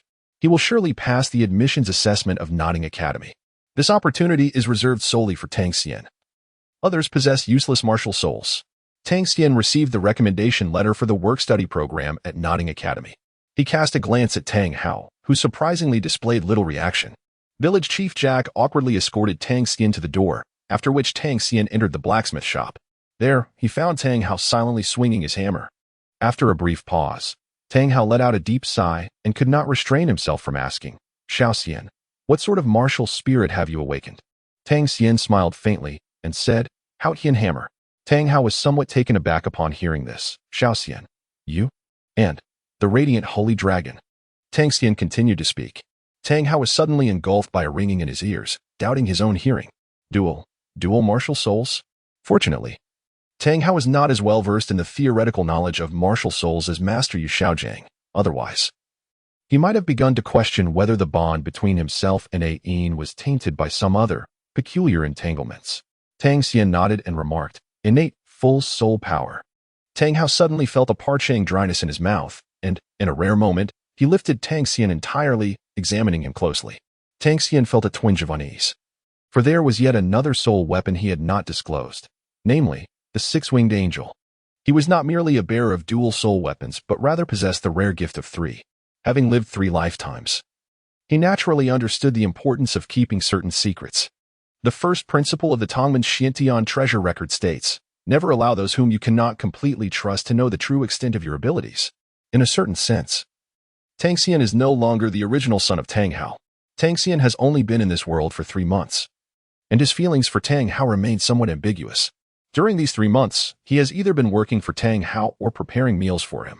However, Tang Xian harbors no grievances. He understands the reasons behind the transformation of the man before him. Tang Hao had once crossed paths with the former Pope Xian, and there existed certain entanglements between the Qian family and the Spirit Hall. The six-winged angel was a unique martial spirit of the Qian family, and possessing such a spirit inevitably aroused his speculations and doubts. To prevent matters from escalating into something even more outrageous, Tang Xian decided it best not to divulge too much to Tang Hao. During this time, he could occasionally feel Tang Hao's paternal love, such as when he taught him the chaotic cloak hammer technique, which proved to be quite beneficial. Now, after 3 months of rigorous forging, Tang Xian's physique had become significantly more robust, and his demeanor had matured considerably. Today, Tang Hao's gaze was notably warmer than usual as he gently stroked Tang Xian's head, advising him, "Little Xian, I understand your heart yearns to explore the world. As you have grown, it is time for you to venture out and gain some experience." Upon hearing that Tang Xian had declined Su Yuntao's invitation to the Spirit Hall Academy, Tang Hao let out a deep sigh. "Your father will not dictate which academy you attend, whether it be the Spirit Hall Academy or the Nodding Academy. What matters is that you remember this. Only by becoming strong can you protect yourself and those around you. Keep my words in mind and never reveal your spirit." The Xuantian hammer, too easily in front of others, no matter the circumstances. Tang Xian was acutely aware of Tang Hao's insinuations and nodded obediently. Nevertheless, Tang Hao maintained a remarkably open-minded demeanor, surprisingly allowing him to join the Wuhuan Hall Academy without objection. Was this arrogance or confidence? Did he truly believe that entering the Wuhuan Hall Academy would not lead to his exposure and subsequent downfall? However, Tang Hao was genuinely curious about why Tang Xian would decline the invitation from the Wuhuan Hall Academy. For an ordinary person, joining the Wuhuan Hall represented a rare opportunity. Did he not feel any regret? Tang Xian could not help but recall Tang Hao's words. Only by becoming powerful can one protect oneself. Indeed, without strength, one might unwittingly walk into danger, oblivious to the peril that awaits. There is nothing to regret. I have never been fond of the hypocritical atmosphere perpetuated by the Spirit Hall. However, the resources offered by the Spirit Hall are undeniably commendable, for otherwise, individuals would not appear so vibrant and full of life. The environment nurtures its inhabitants, after all, Tang Xian remarked casually, speaking as if he possessed first-hand knowledge of the Spirit Hall, despite having never set foot there or encountered any of its denizens. Tang Hao smiled faintly and shook his head. "You've been listening to too many rustic tales from old Jack again, you little rascal. You may be small, but your spirit is mighty." Tang Hao took a sip of wine, turning to stride into the blacksmith's shop. He muttered softly, "My child is about to become a Soulmaster. Tang Xian possesses dual martial souls, destined for greatness. The Spirit Hall. Heh. It has been a long time since our last encounter, but soon we shall meet again. After years of grievances, it is time to settle the score. The hatred of a stolen wife. Spirit Hall. Prepare yourselves." Clang. Tang Hao casually tossed aside the empty wine jar he had just finished, shattering it upon impact. He then paused, turning his back to Tang Xian, and spoke in a nonchalant tone, "Little Xian, since old Jack has bestowed upon you the opportunity to become a work-study student at Nodding Academy, you should go to Nodding City and embrace that role. The Spirit Hall is nothing but a heap of refuse." Tang Xian was momentarily taken aback. Unexpectedly, Tang Hao had acquiesced.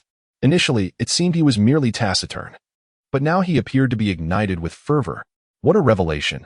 Tang Hao, the seasoned titled Douluo, still possessed the fiery spirit within him. "Villager Jack, did you hear that? It has been agreed upon. This old drunkard, Tang Hao, has not completely lost his wits. Little Xian, prepare yourself. Tomorrow you shall accompany Villager Jack to Nodding City. Life in the city is certainly more costly than in Holy Soul Village, so ensure you bring ample provisions." "Very well, Villager Jack." Provisions? Tang Xian is now abundantly supplied with funds. Aside from the generous rewards from signing in at the Spirit Hall branch in St. Soul Village, which primarily consist of soul coins, he finds himself pondering where to spend them. As for the matter of funds, he will devise his own solutions. As the calm voice of Tang Hao resonates from within, Tang Xian pressed his forehead, pondering that if he truly relied on Tang Hao, he would have perished from starvation long ago. This fellow had consumed 3 months' worth of his funds solely for alcohol. As night fell and Tang Xian prepared for slumber, Tang Hao had yet to return.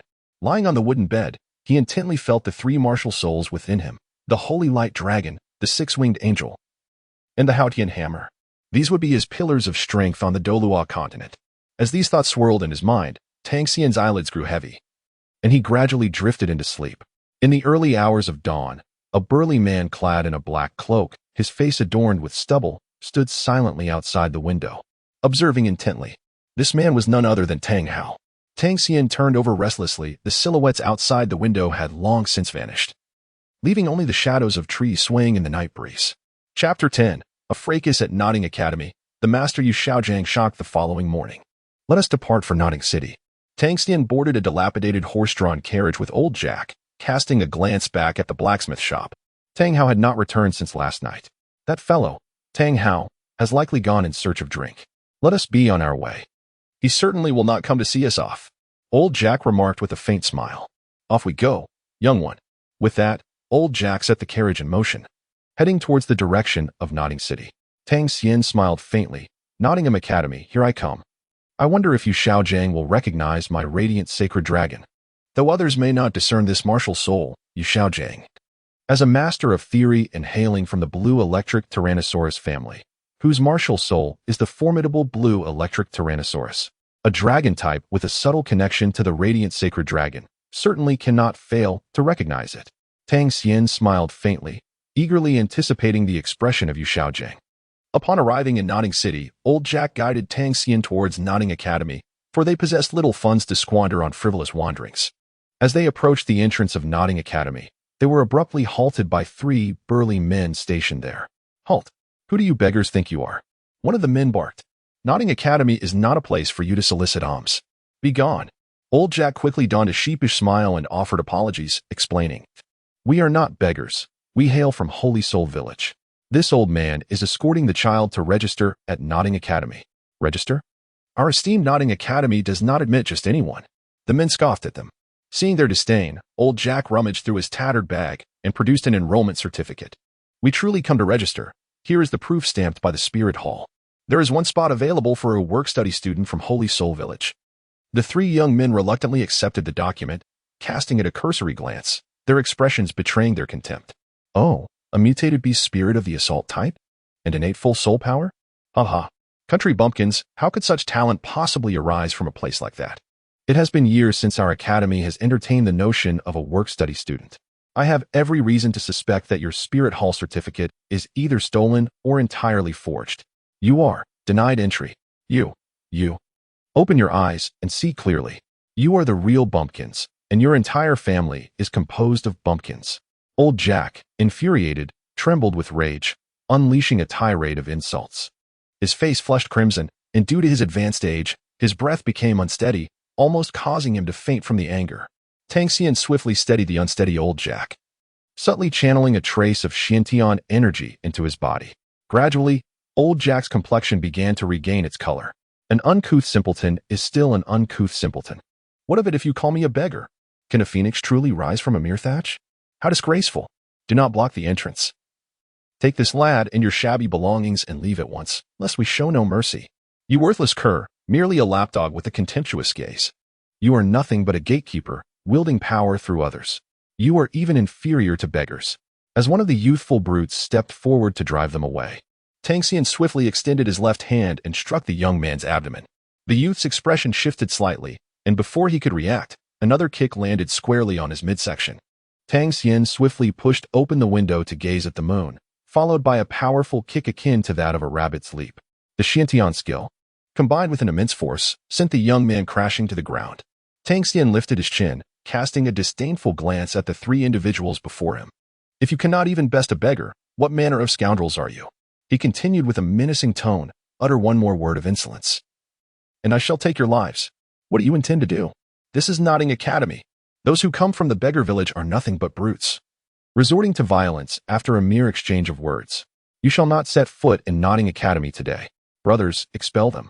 The 2 burly youths gritted their teeth in fury. How could they possibly be outmatched by a mere beggar? They had only been caught off guard. They would never suffer such humiliation without retaliation. Attack. The man who had been knocked down could no longer utter a sound, and seeing this, the 2 rushed forward, intent on subduing Tang Xian. Ha! You brought this upon yourselves. Tang Xian declared. These 3 months of training were not in vain. Prepare to meet your end. Radiant Sacred Dragon, manifest. Unleash the power of 1,000 June. With a resounding thud, one of the burly youths was sent hurtling backward, collapsing to the ground like a stack of cards. Howling in agony, they were merely a trio of arrogant gatekeepers. In the Douluo continent, strength reigns supreme. With talent, what is the defeat of a mere dog? The last youth, who had been charging forward, suddenly froze in disbelief.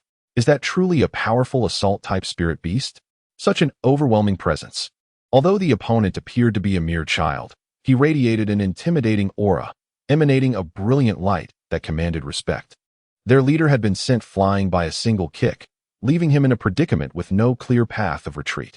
Just another worthless fool. You may as well join them.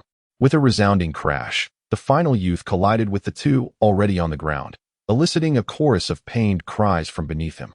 Tang Xian's face was as cold as frost as he spoke slowly. A beggar. Your entire family are beggars. Am I wrong in saying this? Yes, indeed. I am the beggar. We are all beggars. Tang Xian approached step by deliberate step, savoring the moment. You, please don't come any closer.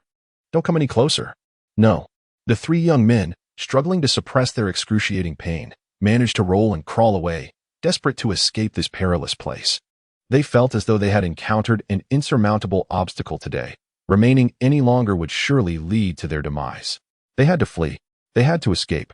The opponent's martial spirit was far too formidable, an existence they could not afford to provoke. Their previous bravado had long since evaporated, leaving them battered and bruised.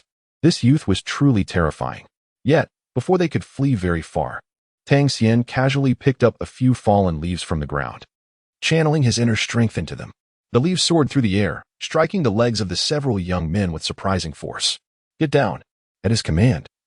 The three young men collapsed instantly.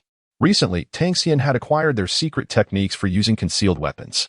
With the enhancement of his inner power, he could turn even the most delicate leaves into weapons capable of inflicting harm. Since you hold beggars in such disdain, today I shall render you powerless, allowing you to experience the plight of a beggar firsthand. Just as Tang Xian prepared to deliver a decisive blow to sever their meridians, a voice resonated from within the nodding academy. Cease at once. A man stepped forth, clad in a gray robe, holding a scroll, his eyes reflecting a profound depth. Master. Tang Xian lifted his gaze and recognized the individual before him as the esteemed Master Yu Xiaogang from Nodding Academy. A smile graced his lips, for he knew that his actions would undoubtedly capture the master's attention. What of being a work-study student? It was precisely this flamboyance that was warranted. As a theoretical master in the study of martial souls, Yu Xiaogang could not possibly overlook Tang Xian's innate talent. In the narrative, the master played a pivotal role in aiding Tang San on his journey to divinity, unlike the latter, who began as an uninformed novice. Upon the master's arrival, the three burly gatekeepers, battered and bruised, scrambled to prostrate themselves at his feet. Master, save us. Woe is us. Old Jack gasped at this scene, astonished by the formidable power Tang Xian exhibited following his awakening of the martial soul. Truly, he was a rare prodigy with innate full soul power, demonstrating such prowess even before obtaining his first soul ring. Tang Xian steadied the trembling hand of old Jack, a gentle smile gracing his face. If anyone dares to bully our village chief, Jack, they shall face the consequences. Old Jack took a deep breath, and after a long moment, he finally regained his composure. This sense of security is truly delightful. Tang Xian glanced inside, realizing that even a humble Nodding Academy was beyond his reach. How could he possibly aspire to ascend to the divine realm? Moreover, it was you who struck first. Everyone witnessed it. Tang Xian, with an unflinching demeanor, decided to lodge a complaint first. Yu Xiaogang gazed at Tang Xian with profound eyes, and she casually offered an explanation. What is there to fear from Yu Xiaogang? He is not a monstrous threat.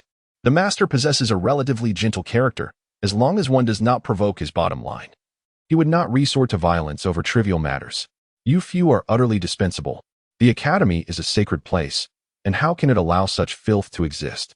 Allow me to cleanse the institution of these impurities. Tang Xian continued to give a vivid response to the trio who had humiliated him. Yu Xiaogang was evidently taken aback. He had not anticipated that this young lad would possess such a fierce temperament, completely disregarding his presence. To his astonishment, the boy commenced an education of sorts. The impact was palpable. Yu Xiaogang furrowed his brow. He was not one to meddle in affairs unnecessarily, yet the guards were indeed rather intolerable. However, this was Nodding Academy, and as a master of the institution, such behavior could not be allowed to continue unchallenged. All right, You are within the confines of Nodding Academy. Are you intending to tarnish its reputation? I am a teacher here. Pray tell, why are you engaging in such unruliness? Yu Xiaogang addressed the group, his gaze sharpening as he fixed it upon Tang Xian for the final inquiry. Upon hearing that the individual before him was an instructor of Nodding Academy, Old Jack promptly stepped out from behind Tang Xian to clarify his identity and purpose for being there, recounting the recent troubles they faced with the guards. We truly have come to enroll, and here is the enrollment proof from the Spirit Hall. Please, teacher, take a look. The sole work-study position from our village is designated for this child. The enrollment proof served as a record of awakening from the Spirit Hall. Yu Xiaogang took the document from Old Jack and glanced at it, his mouth slightly agape. A mutated golden python spirit, with innate full soul power? He continued to read, noting the accompanying spirit illustration described by Su Yuntao. Upon observing the two small horns on the golden python, a smile crept across his face. The earlier sensation was indeed accurate. A golden python, and possessing innate full soul power? This is extraordinary. It is a dragon spirit. Yu Xiaogang hailed from the Blue Lightning Tyrant Dragon clan and had dedicated decades to the study of spirit theory. In an instant, he discerned the peculiarities contained within. His full attention was now locked upon Tang Xian, the earlier incident completely fading from his mind. Your enrollment proof is flawless. My apologies for the unfortunate incident, esteemed elder. The three of them will be expelled from the academy. Tang Xian. Nodding Academy welcomes you. Chapter 11. The Bond of the Dragon Spirit between Master Yu Xiaogang and Tang Xian. Esteemed elder, I sincerely apologize on behalf of the academy for the events that transpired. As for this child, rest assured he is in my capable hands. Yu Xiaogang appraised Tang Xian from head to toe, sensing that this young man harbored secrets. Old Jack was moved to tears. He had finally encountered someone who was reasonable and understanding. Moreover, the courtesy extended towards him left him somewhat flustered. Knowing that this individual was a teacher of Nodding Academy, he must undoubtedly be an immensely powerful Soulmaster. It is quite all right. It is quite all right. The young lad is perhaps unaware of the gravity of the situation. I implore the Academy's teachers to nurture him well. Old Jack hastily responded to the Masteress' words, recognizing the profound difference in their statuses, as he was merely a humble village chief. The fact that this esteemed teacher had even apologized to him left him feeling quite anxious. He had no further demands. Fear not, esteemed elder. Nodding Academy is indeed a place dedicated to the cultivation of Soulmasters, and it is the duty of the teachers to nurture students with potential. Thank you ever so much, teacher. Tang Xian, why are you still standing there? Hurry and join the teacher inside. Success in enrollment was achieved. Old Jack's task was finally complete.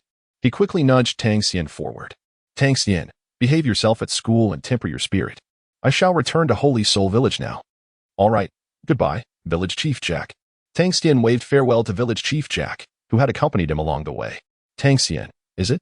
Your martial spirit is not the golden python, is it? After Village Chief Jack departed, Yu Xiaogang, with his head bowed, inquired indifferently of Tang Xian. Tang Xian paused for a moment, realizing that experience truly does sharpen one's acumen. The master had indeed discerned the truth.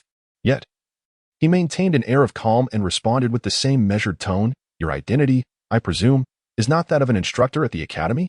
Yu Xiaogang raised an eyebrow. He was, in fact, not a teacher at Nodding Academy.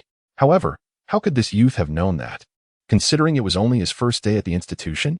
A flicker of surprise crossed his gaze, but it was quickly concealed. Strictly speaking, I am not a teacher at Nodding Academy. I do not hold a teaching position here, yet everyone at the academy must address me as master. Yu Xiaogang was candid about his standing within the institution. A mere inquiry would reveal as much. Whether one referred to him as a teacher or a master was merely a matter of nomenclature to him. You say, your name is Tang Xian. You bear the surname Tang? Is that surprising, master? Do you not believe in the name Yu? Tang Xian retorted. Yu Xiaogang hesitated. Memories of old acquaintances surfacing in his mind. There was indeed another who shared the surname Tang. Members of the Xuantian Sect also bore that name. No wonder his talent was so extraordinary. A conjecture began to form in Yu Xiaogang's mind. Yet, he found himself perplexed as to how this child's martial soul could possibly be linked to the dragon martial soul of the Blue Lightning Tyrant Dragon clan. Tang Xian, if my deductions are accurate, your martial soul is an exceptional mutated dragon martial soul. Your innate talent is remarkable, yet you lack a capable mentor to guide you.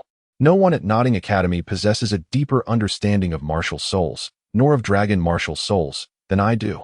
I have unique insights into martial souls. If you prefer not to call me master, addressing me as teacher will suffice." With these words, Yu Xiaogang revealed that he was indeed captivated by Tang Xian's extraordinary potential. Tang Xian smiled faintly. Indeed, the master's theoretical knowledge is unparalleled in the world. However, his strength leaves much to be desired. Yet, this is also one of Tang Xian's objectives.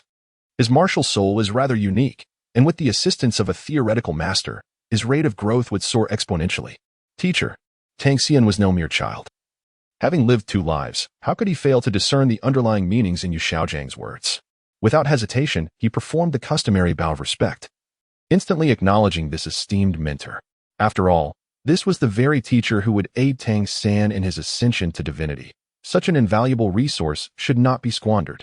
Nevertheless, the primary reason Yu Xiaogang chose to take Tang San as his disciple lay in his recognition of Tang San's extraordinary dual martial soul, the Haotian hammer and blue silver grass. In contrast, it was Tang Xian's prodigious talent and exceptional variant dragon martial soul that stirred Yu Xiaogang's interest. "Ah, child. What is this? From this moment forth, you shall be my teacher," Tang Xian solemnly proclaimed. "Ha ha ha.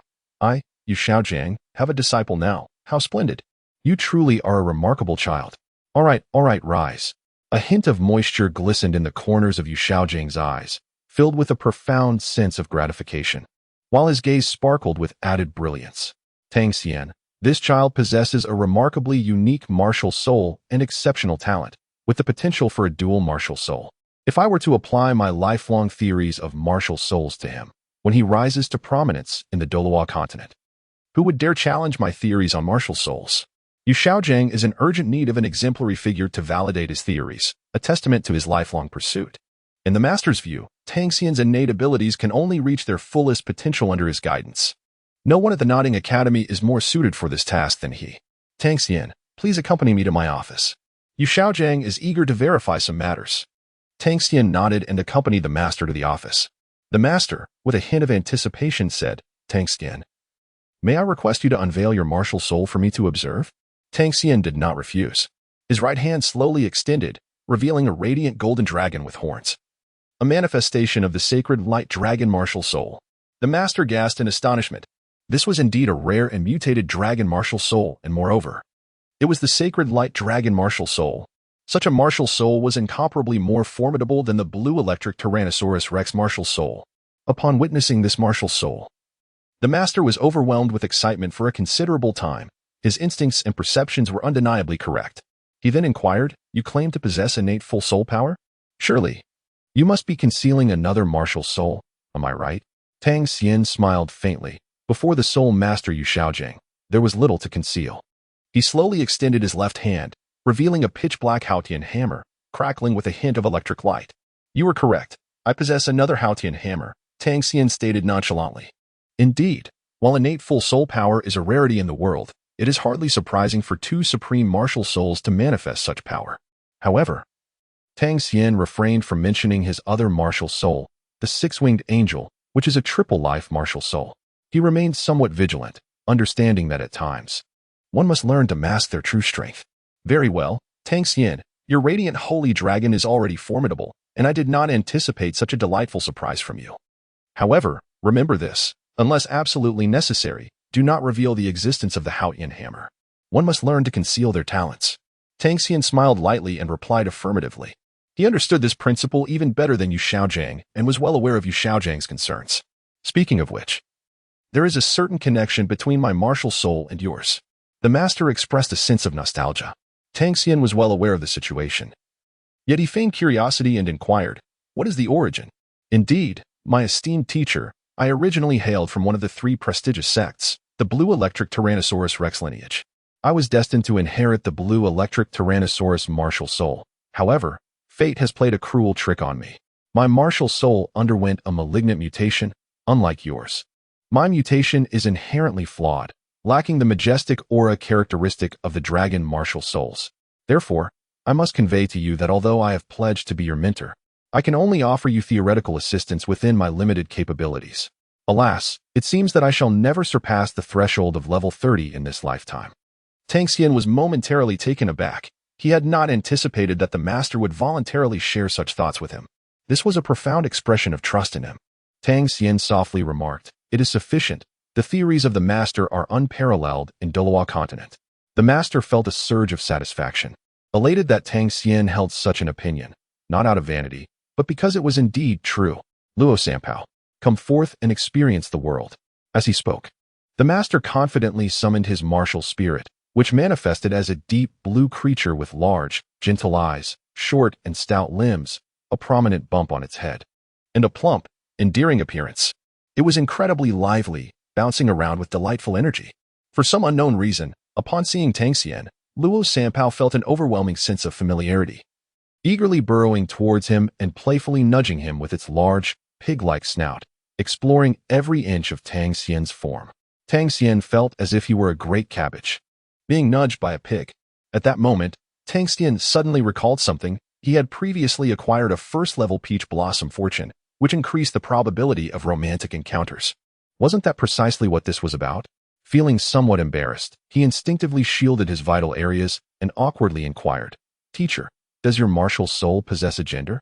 The master, slightly flustered, retracted Luo Sanpao, who was eagerly drawn to Tang Xian's physique, managing to pull it back with great difficulty.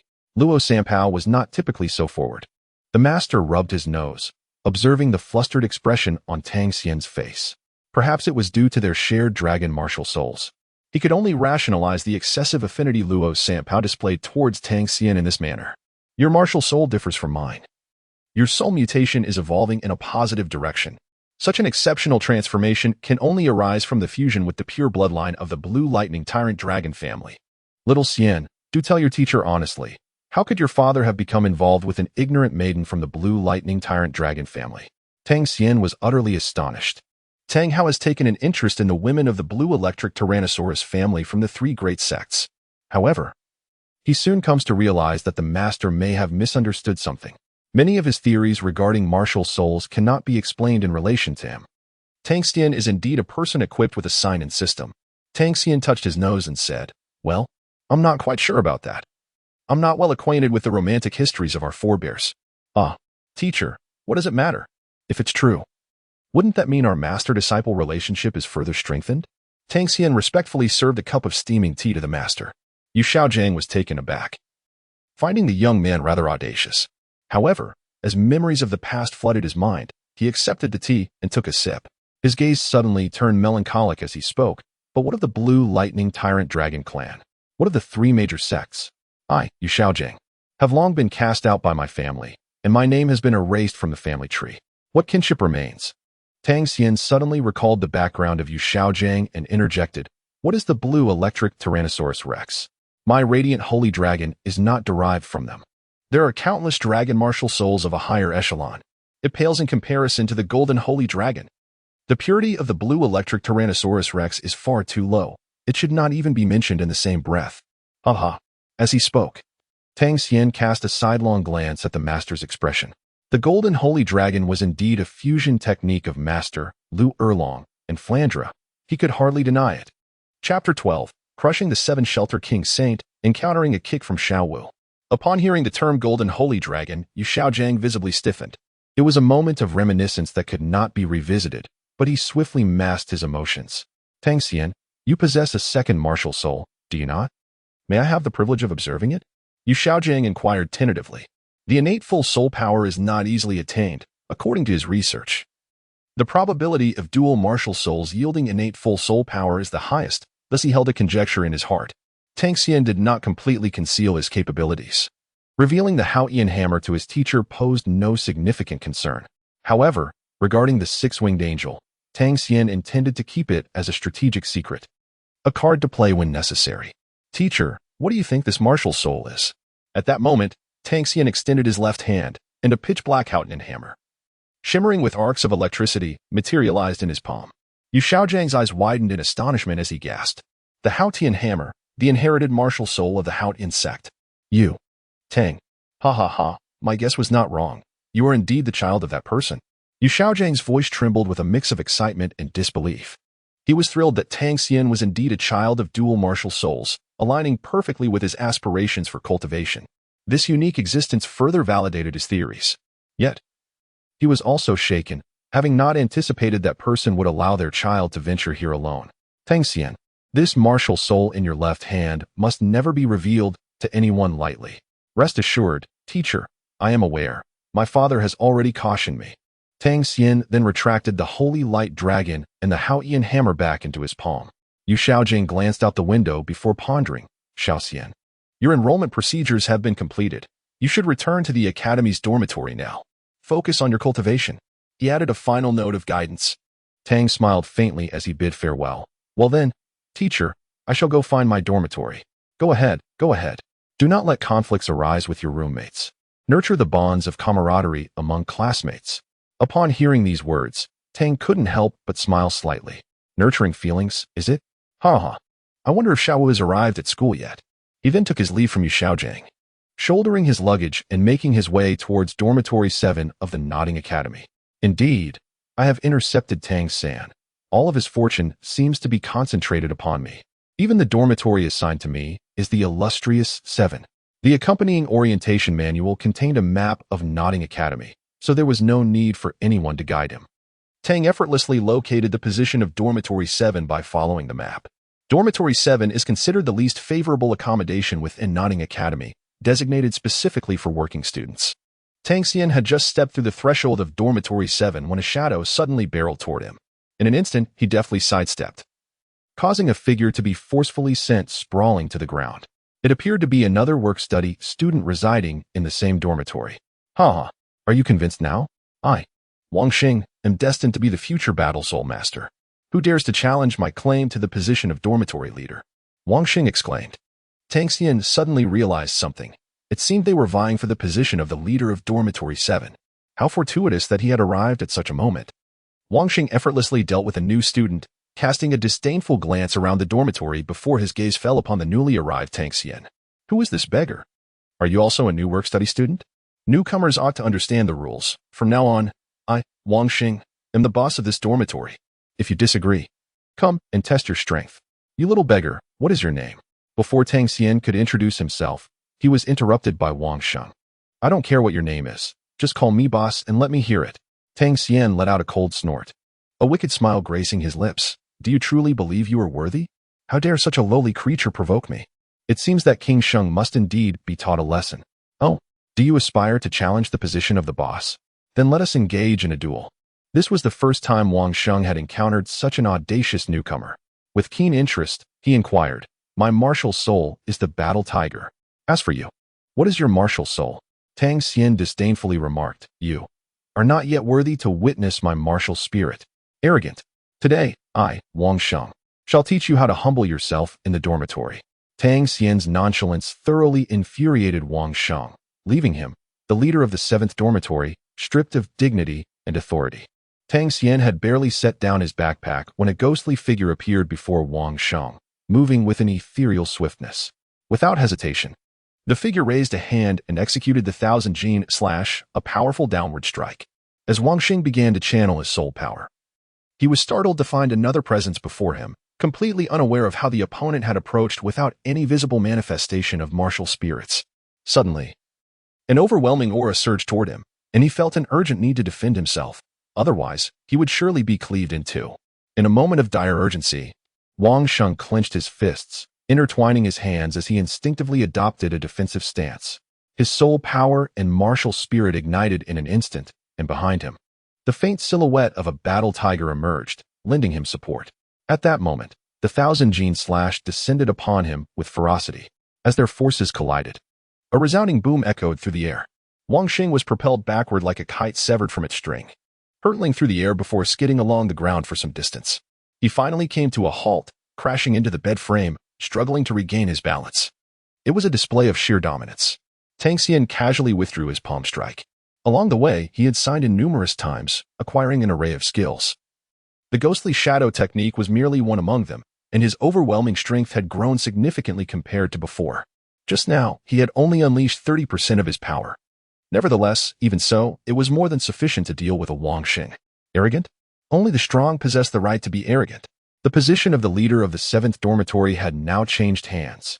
Wang Sheng painfully crawled out from beneath a heap of collapsed supports. That just now, was it a soul technique? So formidable, and he had not even utilized his martial soul, yet possessed such remarkable strength. When did the newly enrolled work-study students become so powerful? He then stifled the intense pain and let out a couple of muffled groans. In the Douluo continent, strength was revered, especially within the academy. Although he was reluctant to admit it, Wang Xing felt truly inferior. The opponent indeed had the capital to be arrogant. Gritting his teeth, Wang Xing exclaimed, "What are you all standing there for? Quickly call the boss." "Boss, what is your name?" Wang Xing instantly altered his demeanor. Wearing a face of flattery, "Tang Xian," came the cold response. "Boss Tang, from now on, you shall be the leader of the 7th dormitory." "What am I, after all?" Tang Xian was momentarily taken aback. Wang Xing was indeed adept at navigating the currents of circumstance. However, just as Wang Xing's words faded, Tang Xian was greeted by a sweet, yet youthful feminine voice resonating behind him. "Wait a moment, why is it assumed that he is the leader? I could just as easily be the leader. Greetings to you all, I am Xiao Wu, the dancer." Tang's pupils constricted slightly. "Xiao Wu? Is that the legendary 10,000-year spirit beast, the soft-boned rabbit? In our 7th dormitory, the position of leader is determined by strength. This brother Tang Xian has just defeated me to claim the title of leader. Xiao Wu, if you aspire to become the leader of the 7th dormitory, you must best him." Wang Xing, ever the instigator, eagerly encouraged the two to engage in a duel. Xiao Wu's eyes sparkled with excitement as she focused on the figure placing a backpack on the bed. "Then let us have a match. I am called Xiao Wu. I look forward to your guidance." Her cheerful and lively voice rang out from behind. Tang Xian smiled faintly, realizing that this little rabbit was not to be underestimated. He then turned around to find a charming young girl at the door, clad in delightful powdery pink attire. Her skin radiated a rosy glow, and her lively eyes sparkled with excitement as they fixated on him. Though still in the early stages of development, her modest bosom resembled a barely ripened peach, enticing one to reach out and pluck it. Tang Xian, I hope to learn from you." She was undeniably a stunning beauty. As soon as the words left her lips, Xiao Wu suddenly bent down, propelling herself into the air with a powerful leap. Her long black braids, which cascaded past her waist, danced gracefully in the air, perfectly complemented by her fluttering powdery pink skirt, creating an exquisitely enchanting scene. Wang Xing, who observed from the side, was already spellbound. In the next moment, Xiao Wu's form vanished from midair, only to reappear with one jade-like leg aimed squarely at Tang Xian's face. It bore a striking resemblance to how Tang Xian had dealt with Wang Xing earlier. However, Wang Xing was Wang Xing, and Tang Xian was Tang Xian. A flash of violet light flickered in Tang Xian's eyes as he activated the purple extreme demonic eyes, instantly capturing Xiao Wu's trajectory. As she approached, he deftly sidestepped, causing her leg to strike nothing but air. Suddenly, a smooth, snow-white leg appeared before him. Unable to resist, Tang Xian reached out with his right hand, his fingertips gliding down to her ankle, where he seized her delicate foot and pulled it forcefully towards himself. Xiao Wu felt a sudden tingling sensation in her leg. Realizing something was amiss, just as she attempted to execute another powerful leap, she found herself devoid of any leverage. In her moment of panic, her movements became chaotic. Tang Xian felt as though he were grasping a lively, wriggling calf in his hands. Despite his immense strength, he nearly lost his hold on her. "Please be still." Tang Xian suddenly exerted force, pulling vigorously as he stepped forward, intending to pin Xiao Wu beneath him and subdue her completely. However, Xiao Wu's waist was remarkably supple. In an instant, she leveraged her strength, bending her entire body into a graceful arc, akin to a spring unleashing tremendous power. With her other foot, which had previously lacked any force, suddenly gaining strength, she swiftly wrapped both legs around Tang Xian's neck, supporting herself with her hands on the ground, and launched into a swift grappling maneuver, aiming to throw Tang Xian to the ground. Let us have a close encounter with the earth." Xiao Wu giggled, exerting her legs with all her might. Yet, she soon realized something was amiss. It felt as though she had ensnared a statue. No matter how hard she tried, her opponent remained utterly unmoved. Instead, her body, supported by her hands in an inverted position, leveraged the immense force to rise abruptly. At that moment, her delicate feet remained perched upon Tang Xian's neck, creating a rather amusing tableau. Xiao Wu found herself astride Tang Xian's head. This was not merely a child riding on an adult's back. Rather, she was positioned directly on Tang Xian's front, with her entire visage pressed closely against his. Tang Xian felt a sudden darkness before his eyes, his body staggered, and he was immediately overwhelmed. Subsequently, he was pinned down by Xiao Wu. "You were the one who brought me down first, weren't you?" Tang Xian wore a sullen expression, while Xiao Wu appeared exceedingly delighted. I have one.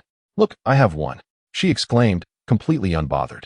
Tang Xian gently patted Xiao Wu's delicate leg, prompting her to relax and rise to her feet. Under the scrutinizing gaze of the crowd, Tang Xian yearned to vanish into the earth. The embarrassment was overwhelming, nearly costing him his sanity.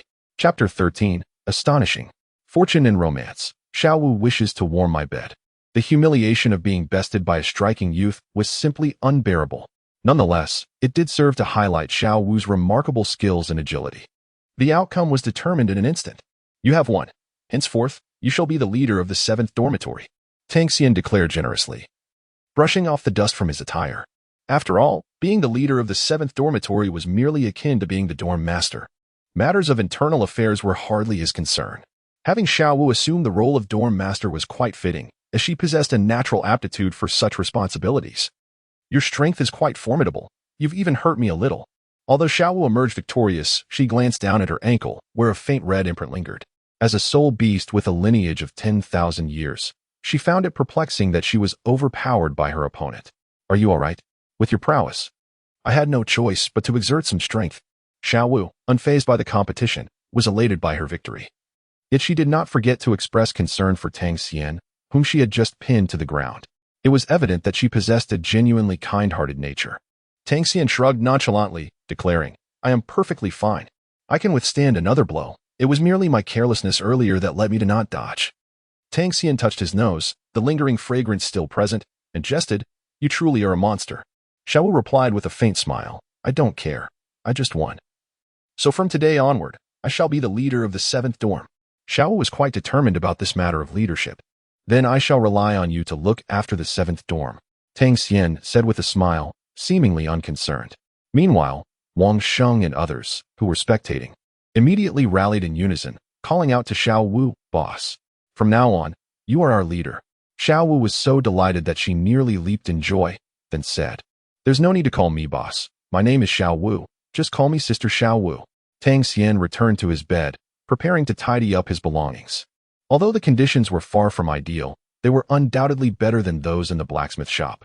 The 7th dormitory was specifically designated for work-study students, accommodating both newcomers and veterans of various ages. There were over 50 beds in total, yet only 12 were equipped with bedding, indicating that only these 11 children of differing ages had proper accommodations, with Wang Xing being one of them. However, there was only one bed left with bedding. Despite the presence of 12 individuals, Tang Xian paid little heed to where the 10,000-year soul beast, Xiao Wu, would rest.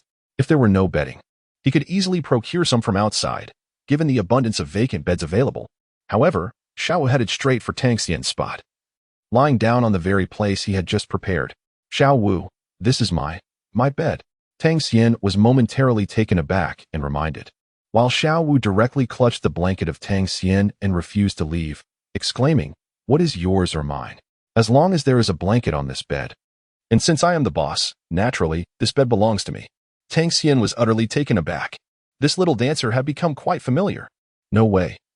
This is my bed. What do you mean yours? It belongs to me. You are a defeated foe. Step aside. Not a chance. Tang Xian and Xiao Wu began to tussle on the bed, engaging in a playful scuffle before the onlookers, causing the sheets to become a jumbled mess. An air of subtle silence enveloped the entire 7th dormitory.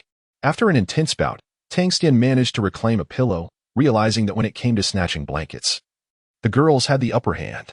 I want to fight you again, he exclaimed, a hint of reluctance in his voice. He felt he should not concede so easily. Upon hearing this, Xiao Wu cleverly waved her hand. No more fighting. I'm tired. Perhaps another day. But please don't be upset. Here. I'll share the bedding with you. You take this side, and I'll take the other. The bed is spacious enough for both of us. With her innocent eyes and long lashes, she offered to share the bed with Tang Xian. This scene left Wang Xing utterly bewildered. What kind of scenario was unfolding before him? Was this something one could witness without a fee? What are you all staring at? Shouldn't roommates coexist harmoniously? Is it truly so suffocating to sleep beside the boss? Xiao Wu pondered, finding humanity quite peculiar, as she often slept peacefully with Deming and the others. Tang Xian silently pondered. This must be the first-level peach blossom luck spoken of by the sign-in system, which enhances the probability of peach blossom events. And indeed, has a peach blossom event not just been triggered? Xiao Wu promptly moved the empty bed from the adjacent room and combined it with her own. If it isn't large enough, simply merging them should suffice. Isn't that quite ordinary? What are you all thinking? Xiao Wu inquired, puzzled. Tang Xian could not help but marvel. It was no wonder that Tang San managed to win over Xiao Wu. After all, this extraordinary soul beast with a history of 100,000 years possessed a rather peculiar mindset. Such extraordinary fortune in matters of romance was indeed advantageous. Xiao Wu harbored no reservations, so why should Tang Xian hesitate? He had nothing to lose. With a swift kick, he sent the bed that Xiao Wu was about to shift aside flying. One bed was ample. A larger one would complicate matters. Xiao Wu, let us share a bed. He was not a mere child. Why indulge in such bashfulness? Xiao Wu was not a child either. She had lived for 100,000 years. Moreover, having intercepted Tang San's destiny, he believed that he and Xiao Wu were fated to be together. With this thought, a glimmer of brilliance and intrigue sparkled in Tang Xian's eyes. He understood the principle of proximity bringing advantage. After all, Xiao Wu was a soul beast of 100,000 years. Her conditions were far from lacking. Enough of this. Let us defer to the leader regarding bed assignments. Shall we? On her first day as leader, Xiao Wu's decisions must carry significant meaning. You all may attend to your own matters. Indeed, indeed. Please tidy up the items that were just damaged. Xiao Wu feigned the demeanor of a seasoned leader, issuing orders with a semblance of authority. Yes, Sister Xiao Wu. With her word, the others in their dormitory recognized her prowess and status, responding in unison. Yet, upon reflecting on Tang Xian's mention of Sister Xiao Wu's profound arrangements, their gazes toward him shifted subtly. Could it be that this fellow had caught Sister Xiao Wu's eye? They understood perfectly well, sleeping together every day. Tang Xian might very well become the man of their dormitory leader. That would make him their big brother. Sister Xiao Wu was indeed lively and charming. A beauty in the making. How envious they were. The time spent tidying the dormitory flew by. At that moment, Tang Xian, after a long absence, heard the notification from the sign-in system. Ding. A new sign-in location detected. Nodding Junior Soulmaster Academy. Dormitory 7. Ding. One sign-in opportunity remaining. On his journey to Nodding Academy, he could have accrued multiple sign-in opportunities, but each time he opted to test his luck, resulting in little more than soul coins in the occasional ghostly shadow. It seemed that the fortune of a sign-in depended significantly on the luck of the location. The luck at Holy Spirit Village was quite favorable. It was a place where deities could emerge, coupled with the branch of the Spirit Hall, a land of immense merit. The fortune there was remarkably abundant. What, then, would be the fortune of Nodding Junior Soulmaster Academy? With a sense of curiosity and a hint of hope, Tang Xian silently invoked the system. Sign in. A chime resonated, announcing, sign in at the 7th dormitory of Nodding Academy successful. Congratulations. You have received a level 1 reward, an increase of 500 years to your soul ring lifespan. Yet, he mused, is this meager level 1 reward truly satisfactory? 500 years seems rather insignificant. Tang Xian shook his head, realizing he currently possessed no soul rings at all. It appears the time has come to embark on a quest for his very first soul ring. Soul rings hold immense significance. The first soul ring of an ordinary individual can typically endure only 432 years, but that is merely applicable to the average person. Tang Xian was acutely aware that, regardless of the age of the soul rings, he was more than capable of enduring them. He was no ordinary individual. The primary reward directly augmented the soul ring's age by 500 years. While this may seem modest, even the smallest mosquito is still a morsel.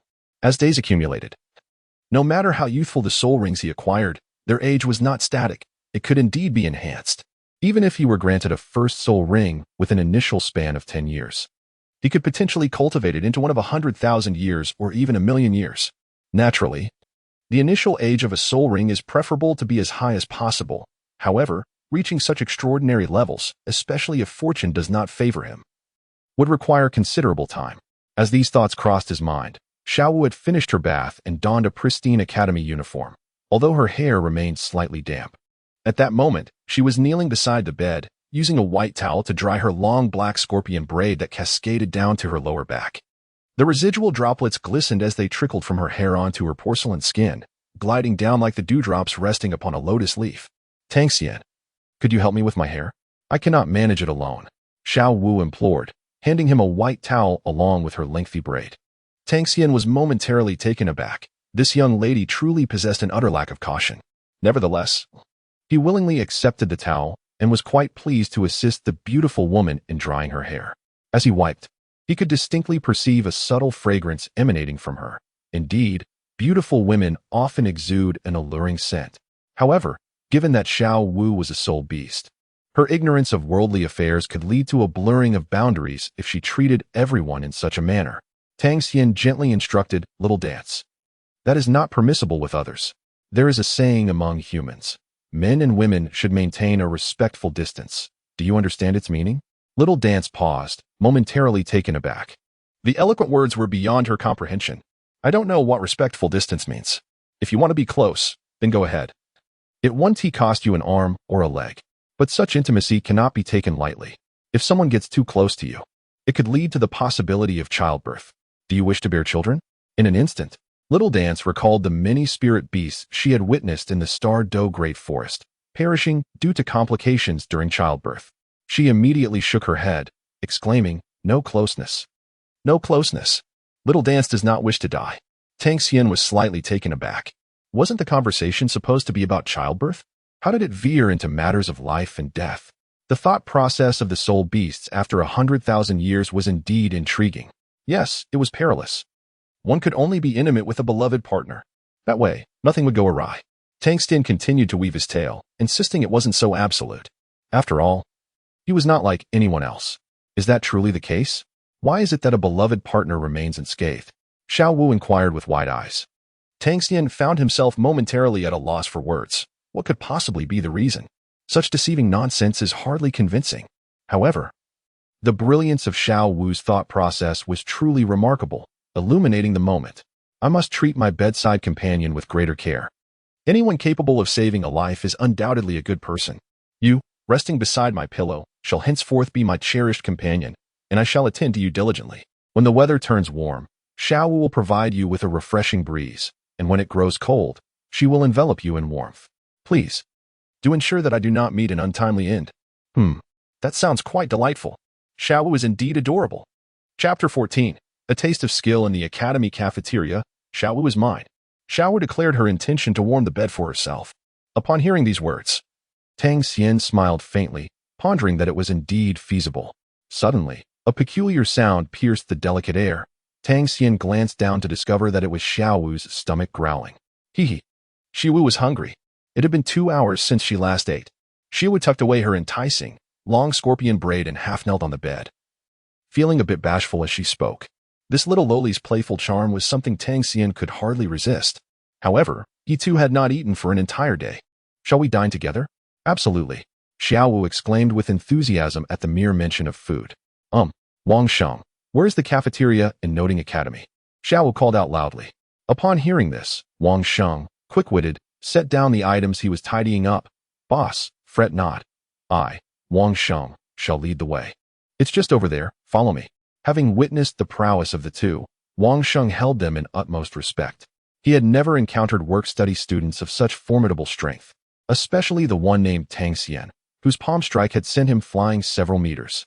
"Let on, but I have no money. Deming mentioned that meals here require payment," Xiu said timidly.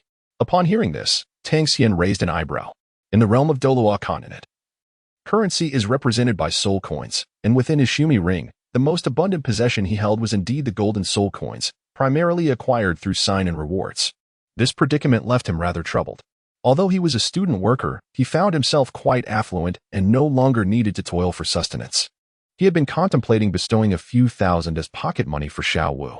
However, Wang Sheng, ever eager, stepped forward confidently, proclaiming, "Rest assured, boss. Today, all expenses for food are on me. Xiao Wu, feel free to indulge. If I end up broke, then consider it my defeat." What could a young girl possibly consume? The crux lay in flattering her effectively, a skill Wang Sheng had mastered. Upon hearing that someone was treating them, Xiao Wu joyfully leapt up, clapping her hands. "Wonderful! Wang Sheng, you are so generous. Now, the three of us should hurry to the cafeteria. I am absolutely famished. And by the way, Wang Sheng, you need not call me boss anymore. Just refer to me as Xiao Wu." "Of course, Xiao Wu," Wang Sheng replied, brimming with delight. Tang Xian gently shook his head, retracting his hand that was about to retrieve the golden soul coin. He followed Wang Sheng towards the cafeteria of Noting Academy. The cafeteria of Noting Academy is quite spacious, bustling with students as it serves as the dining hall for the entire institution.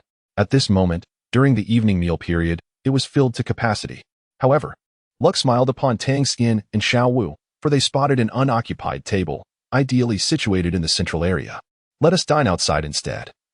There are no available seats here, Wang Sheng remarked, casting a glance around before deliberately overlooking the vacant table. Tang Xian interrupted Wang Sheng, asking, "Are you blind? Isn't there an empty table over there?" Wang Sheng followed Tang Xian's gaze, his pupils constricting as a hint of fear flickered in his eyes. That table was reserved for the elite of the academy. Only a select few affluent young nobles were permitted to sit there. Is wealth all that matters? Tang Xian inquired casually. Wang Sheng, stealing himself, replied, "That may be the case, but who could possibly challenge those noble students from the Nodding City Academy? Unless. There's no unless. Xiao Wu, we are sitting at this table today." With that, Tang Xian had already taken a seat at the vacant table alongside Xiao Wu. Reluctantly, Wang Sheng followed, hoping that fortune would smile upon them, and that those nobles would not frequent the dining hall today. After all, he could afford to pay for a VIP meal, though his savings were limited. He was not destitute. However, as soon as they settled in, regret washed over Wang Sheng. Xiao Wu's cheerful voice rang out as she eagerly perused the menu, exclaiming, "I want this, this, and this. Never mind. Just bring me the first and third pages of the menu. Let's eat." She had chosen the most extravagant items, her excitement palpable. Wang Sheng's hands trembled around his water cup. This meal would likely drain his entire savings, and he might have to work 2 jobs in the future. Yet, he couldn't let his pride falter. "Waiter, please serve us," Tang Xian said with a calm smile. Wang Sheng, like Tang Xian, was also a working student, and Tang Xian noticed his financial strain. He didn't intend for Wang Sheng to foot the bill and cleverly excused himself to settle the account at the cashier's desk early. Nearly over 1,000 gold soul coins. His wealth had become burdensome, with no place left to spend it. As Tang Xian prepared to return, he overheard some unpleasant remarks coming from their table. Someone was mocking Wang Sheng. "Oh, look who it is. Our academy's rare working student, Wang Sheng, a penniless fellow, who usually eats frugally, has decided to indulge today. I see, you're trying to impress the new freshman girls, huh? But how dare you occupy our exclusive table? You brazen fool, get lost." Wang Sheng's complexion darkened as he realized his misfortune. He had encountered those arrogant nobles. He knew he could not stand up to them. Yet their words cut deep, igniting a furious spark within him. Xiao Wu, unable to bear the humiliation, stood up defiantly. As the leader of the 7th dormitory, she would not allow anyone to belittle her friends, especially since Wang Sheng had come here to treat her. "What does our dining here concern you? This cafeteria isn't your home, and we can eat as much as we desire. Who are you to bully my dorm mates?" With her hands on her hips, she faced them without fear of the noble science. "What's the matter with being arrogant? You probably don't realize that just sitting here has cost Wang Sheng half his savings. Can you all even afford this feast? But you know, this little girl here is quite exquisite. If you can charm me, perhaps we'll consider picking up the tab for such a lovely lady." Laughter erupted from the nobles. "Dining with us guarantees a feast like this every time. What do you say, little girl?" Xiao Wu, furious, was about to retaliate when a series of sharp slaps echoed through the air. The cafeteria fell silent, revealing 5 bright red handprints on the face of the leading noble. His hair disheveled. Tang Xian had appeared before the few young gentlemen who had spoken with scornful mockery, though he could not recall when exactly it occurred. He swiftly delivered a resounding slap, for their words were undeniably too harsh. Their incessant chatter was unbearable. Tang Xian casually uttered a remark, retracting his hand while nonchalantly wiping it clean. He found even the act of striking such a person beneath him, tainting his own hands. His gaze turned sharp, casting disdain upon the pallid visage of the so-called noble student from Nodding City. This individual, relying on a modicum of wealth or influence to bully others, dared to covet Wang Sheng and Xiao Wu. There is a limit to tolerance. Who do you think you are, daring to slap this young master in the academy? You better not approach me. I am Li Dan, the 2nd young master of the Li family. Inquire around, the Li family is not someone you, a mere insignificant person, can provoke. Upon hearing these words, Tang Xian slightly stamped his foot in agitation. He searched through his thoughts, pondering the Li family. The noble academy, upon realizing their opponent's affiliation with the Li family, became increasingly arrogant, as they no longer dared to act recklessly. "Ha! Now you know fear, don't you? Kneel and apologize to me. Spare you from a fate worse than death. You little brat, haven't you heard what I—" Bang! Tang Xian unleashed an explosive force, striking with tremendous might. Another punch landed, Observing the so-called noble disciple of the Leaf family, whose eyes were filled with stars and whose face was bruised and battered, he calmly retracted his fist, stating indifferently, "As for the Leaf family, I have never heard of it."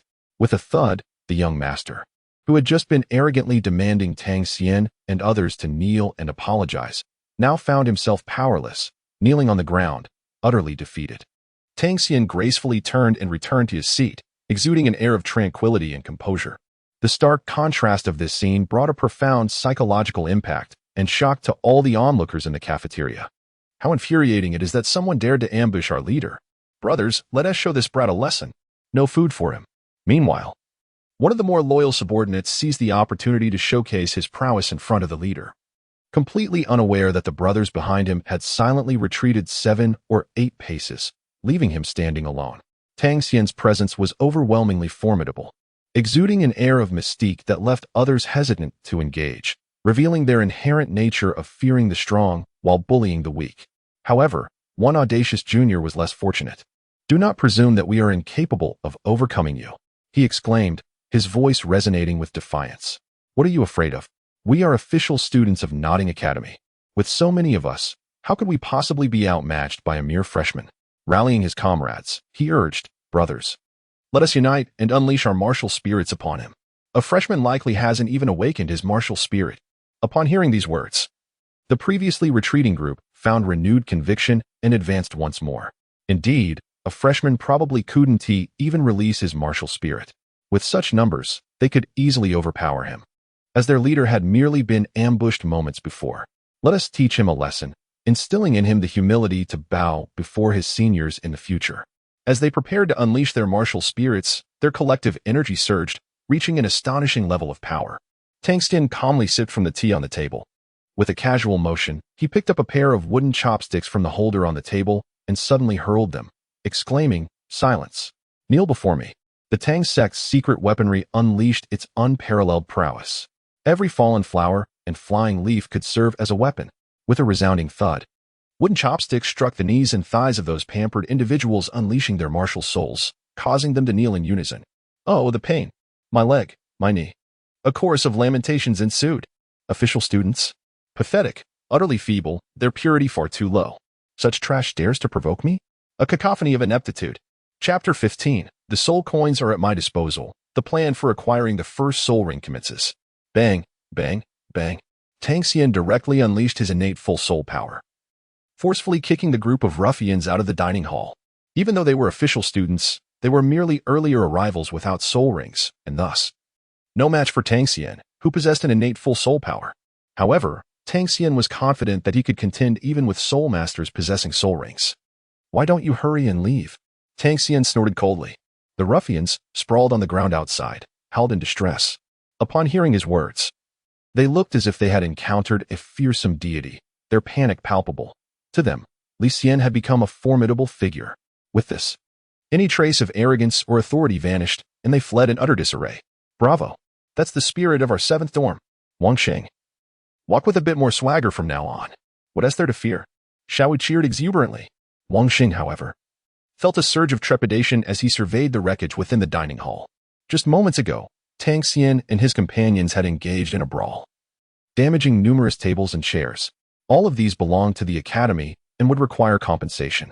Just as this thought crossed his mind, an administrator from the Dueling Academy's dining hall approached. "Ah, it's you lot again, causing a ruckus at this table? Isn't it? Spare me the excuses. You shall compensate for all the damaged public property here. Furthermore, for the food that was overturned, you will settle the bill." The administrator, a fiery auntie, began chastising Xiao Wu and Wang Sheng. Mistaking them for the same sort of ruffians as before, she showed no mercy in her reprimands. "In total, you owe me 1,000 copper soul coins." Upon hearing the sum, Wang Sheng's eyes widened in shock. Such a hefty amount. It would take an eternity of labor to pay that off.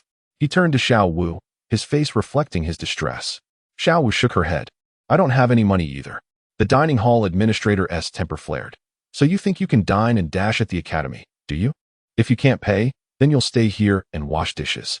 Her booming voice instantly attracted the attention of the entire dining hall. No money yet causing such an uproar. They had ordered an entire table of food. They were doomed. It seemed they'd have to work a month in the Academy's dining hall to pay off that 1,000 copper soul coins. Tang Xian also noticed the commotion on Xiao Wu's side. Isn't it just the copper soul coins? At present, he possesses an abundance of soul coins. And we have already settled the bill. As for the damaged public facilities, consider them my responsibility. I shall compensate for them. Tang Xian approached with a gentle smile, extracting a substantial bag of copper soul coins from his shumi ring and tossing it onto the table. The gleaming copper coins scattered in a brilliant display. Consider this bag of coins as compensation. The surplus shall be treated as an invitation for the students here to enjoy a feast. The cafeteria lady's face immediately blossomed into a radiant smile. This bag surely contained no less than 2,000 coins. A significant windfall. Dear student, feel free to order whatever you desire. Your generosity is greatly appreciated. The lady, clutching the coins, transformed into a picture of servility. Wang Sheng gazed at the hefty bag of copper coins with a sense of bewilderment. When did the work-study students become so affluent? In an instant. Tang Xian's stature in his eyes soared to new heights. He speculated in silence, pondering whether he might be a young master from a prominent family or a major sect out on an adventure. Xiao Wu, come. Order anything you wish. If this isn't enough, we can always get another table. Tang Xian proclaimed with grandiosity. Then I shall begin. Yay. Wang Sheng. This is delicious. As soon as the words left her mouth, the famished Xiao Wu dove into the meal, reveling in her bliss. Tang Xian, you're the best. Here. This dish is for you, and this plate is for Xiao Wu. Wang Sheng was left dumbfounded. Xiao Wu's appetite was hardly less formidable than Tang Xian's. In a whirlwind of activity, the dining table was soon transformed into a scene of utter chaos, strewn with bones and remnants of their feast. Truly delightful. This is exquisite. Laughter erupted. If you enjoy it, eat more and grow quickly. Tang Xian picked up his chopsticks and placed a piece of braised pork into Xiao Wu's bowl. His eyes brimming with affection, Wang Sheng suddenly felt that his presence at the meal was somewhat superfluous. However, unlike Tang Xian's carefree demeanor, Wang Sheng remained vigilant, acutely aware of their status as mere work-study students. Given Tang Xian's brazen attitude, it was entirely possible that some upperclassmen might seek to teach them a lesson. Throughout the meal, Wang Sheng felt as though his heart was lodged in his throat, his entire being on high alert. Sure enough, halfway through their meal, he sensed a formidable presence approaching from behind. Who could it be? The sudden aura sent a shiver down Wang Sheng's spine. Could it be yet another troublemaker? Just as he was about to turn to investigate, Tang Xian, seated opposite him, gently pressed him down, urging him to remain calm. Do not worry. It is not an arrogant scion that will not lay a hand on us, Tang Xian reassured him with a faint smile. Wang Sheng was taken aback and turned to glance over his shoulder, only to be pleasantly surprised. Oh, isn't that Master Yu Xiaogang? What brings him here? Greetings. Master. Hello, teacher. Both Wang Sheng and Tang Xian rose slightly to pay their respects to Master Yu Xiaogang. Meanwhile, Xiao Wu, blissfully indulging in a roasted chicken, took a while to free her mouth to speak. Teacher, hello, burp ha. Even Master Yu couldn't help but chuckle at the scene. Tang Xian face-bombed, while Wang Sheng felt a pang of embarrassment. This little girl had inadvertently drawn the master's attention, prompting him to steal a few amused glances. Then, he turned back to Tang Xian, teasing, you rascal, already charming the female classmate since arriving at the academy. Tang Xian awkwardly sipped his tea. Haha. Look at how nervous you are. The teacher is not here to reprimand you young ones. He turned to Xiao Wu with a gentle smile and said, you must be Tang Xian's girlfriend, right? While engaging in romance, one must not neglect their training. Xiao Wu set down her chicken leg, exclaiming, girlfriend? That's a term I have never heard before. Her large, glimmering eyes darted around as a thought struck her. Friends, huh?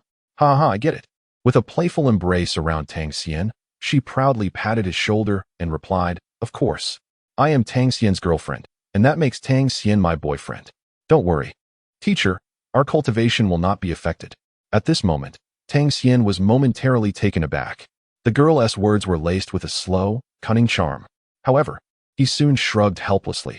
Perhaps this was the fortune of a first-tier peach blossom, a girlfriend seemingly acquired without effort. Yet, upon deeper reflection, it was likely that Xiao Wu was merely speaking whimsically. As a newly transformed spirit beast, how could she possibly comprehend the true meaning of a girlfriend? Nevertheless, there was no need to elaborate on this to Xiao Wu. Tang Xian smiled faintly and turned to Yu Xiaogang, inquiring with curiosity, teacher, do you have any training plans?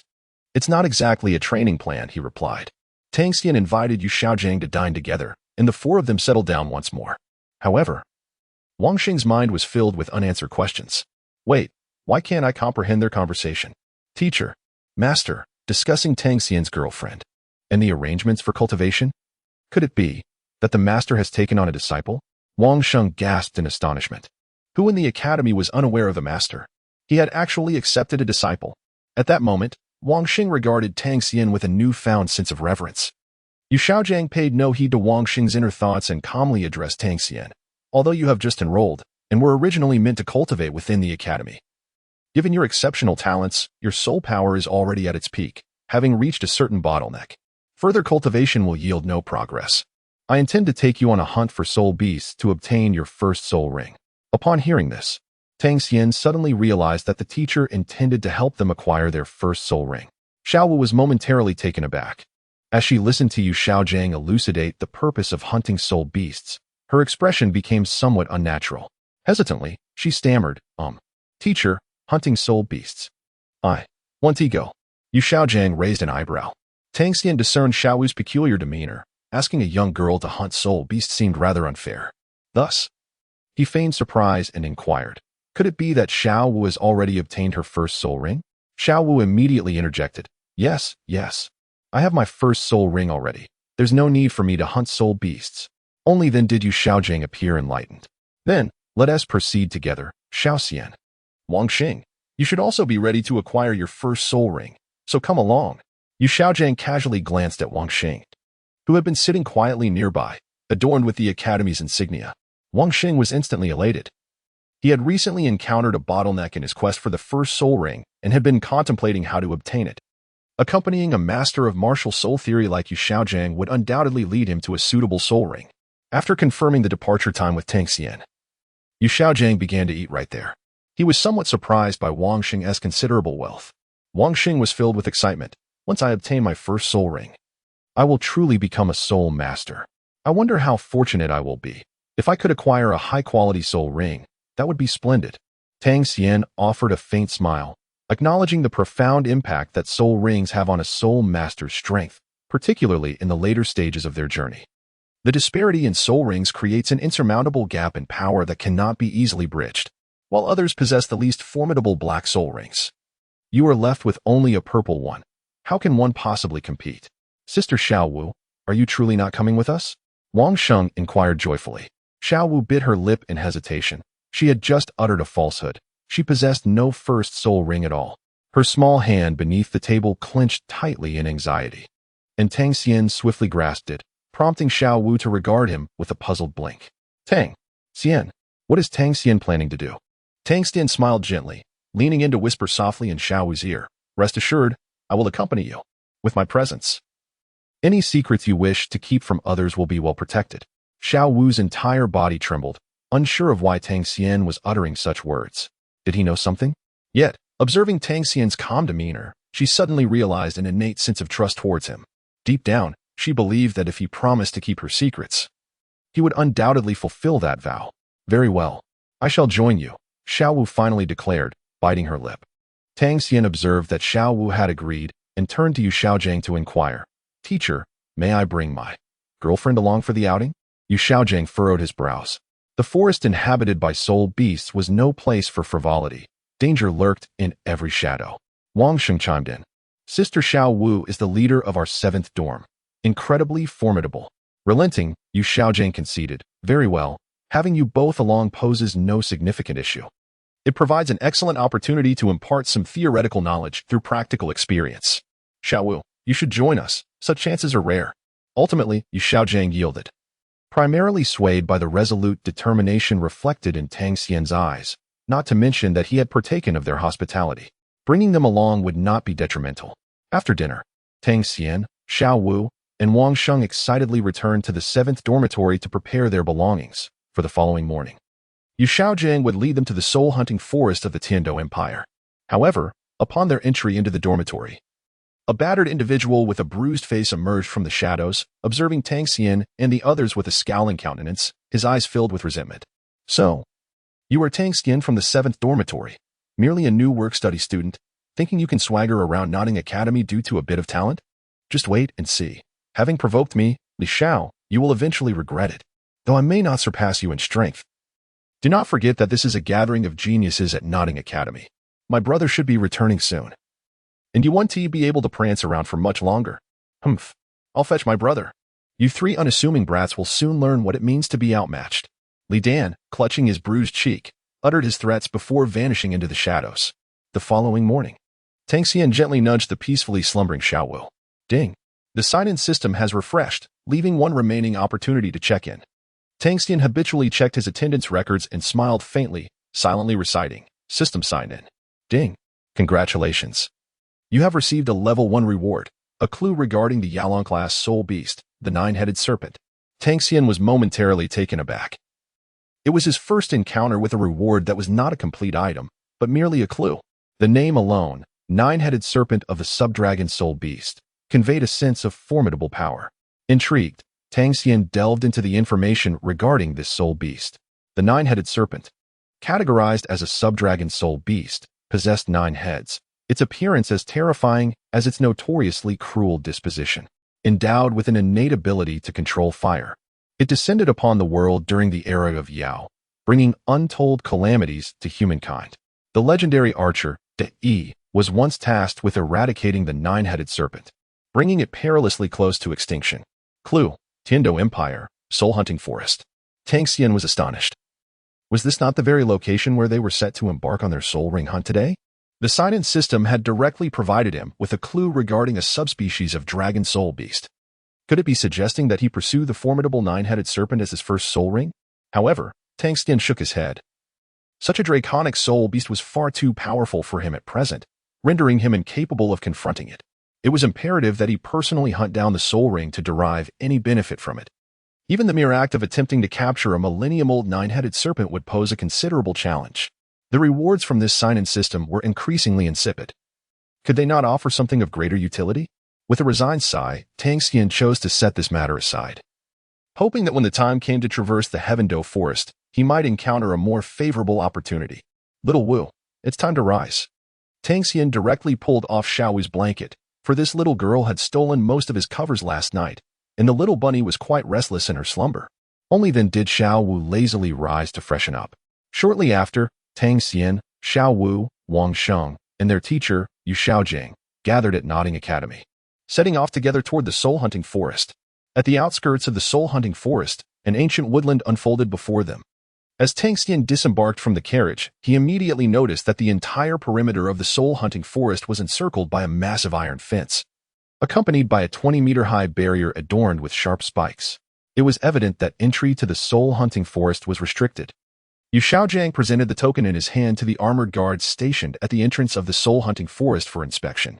Addressing the younger generation behind him, he explained, the soul beasts within the soul hunting forest are cultivated as a resource for soul rings, and not everyone is qualified to enter. Only those bearing the official token of the Spirit Hall are permitted entry.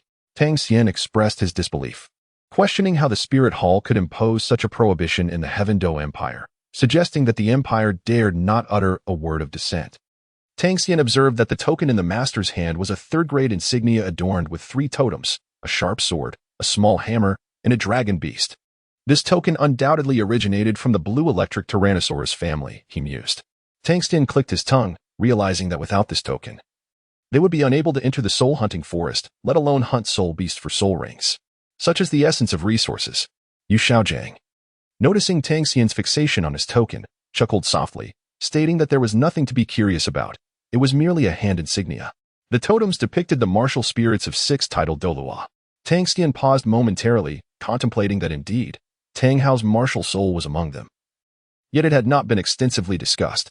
Certainly, there are myriad places to hunt soul beasts, but the perilous Stardo forest, which lacks any form of management, is exceptionally treacherous. The Academy strictly forbids students without even a single soul ring from venturing into such locations. Moreover, the soul beasts within the hunting forest are formidable. Upon completing the token verification, Yu Xiaogang led Tang Xian, Xiao Wu, and Wang Sheng deeper into the forest. As they proceeded, he remarked that although the soul beasts in the hunting forest had endured years of hunting, most individuals only ventured near the periphery. The core of the hunting forest still harbors numerous ancient soul beasts, entities that are beyond the capabilities of ordinary soul masters to contend with. Such areas are exceedingly dangerous, and only under the guidance of academy instructors or in groups do individuals dare to traverse them. Yu Xiaogang had no intention of leading them into the heart of the hunting forest, as his own strength was rather limited, and he could only hope for luck in the outer regions. However, shortly after advancing a short distance, they found themselves encircled by a pigweed soul beast. Yu Xiaogang smiled slightly, pondering whether the soul beast truly believed it could impede him. Luo Sanpao. Appear. Instantaneously, 2 yellow 100-year soul rings manifested around Yu Xiaogang, a sight that Tang Xian beheld for the first time, feeling an overwhelming surge of soul power, although he held a certain disdain for the color. The aura radiating from Yu Xiaogang was incomparable to that of any student lacking soul rings in the Douluo continent. Only by becoming a soul master can one attain formidable strength. As Tang Xian pondered, Yu Xiaogang had already summoned a plump Luo Sanpao. At this moment, Luo Sanpao was no longer adorable. Instead, it bared its teeth menacingly, growling at the surrounding Zhu La grass soul beasts. How Luo Sanpao exhibited no fear whatsoever.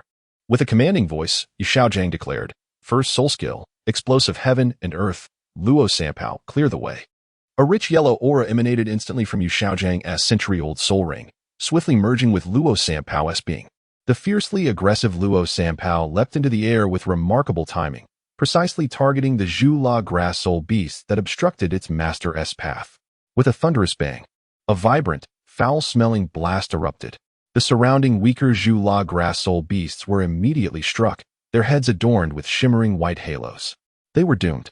Tang Xian and Xiao Wu exchanged glances, realizing that this was indeed the legendary ability to defeat one another with a mere fart.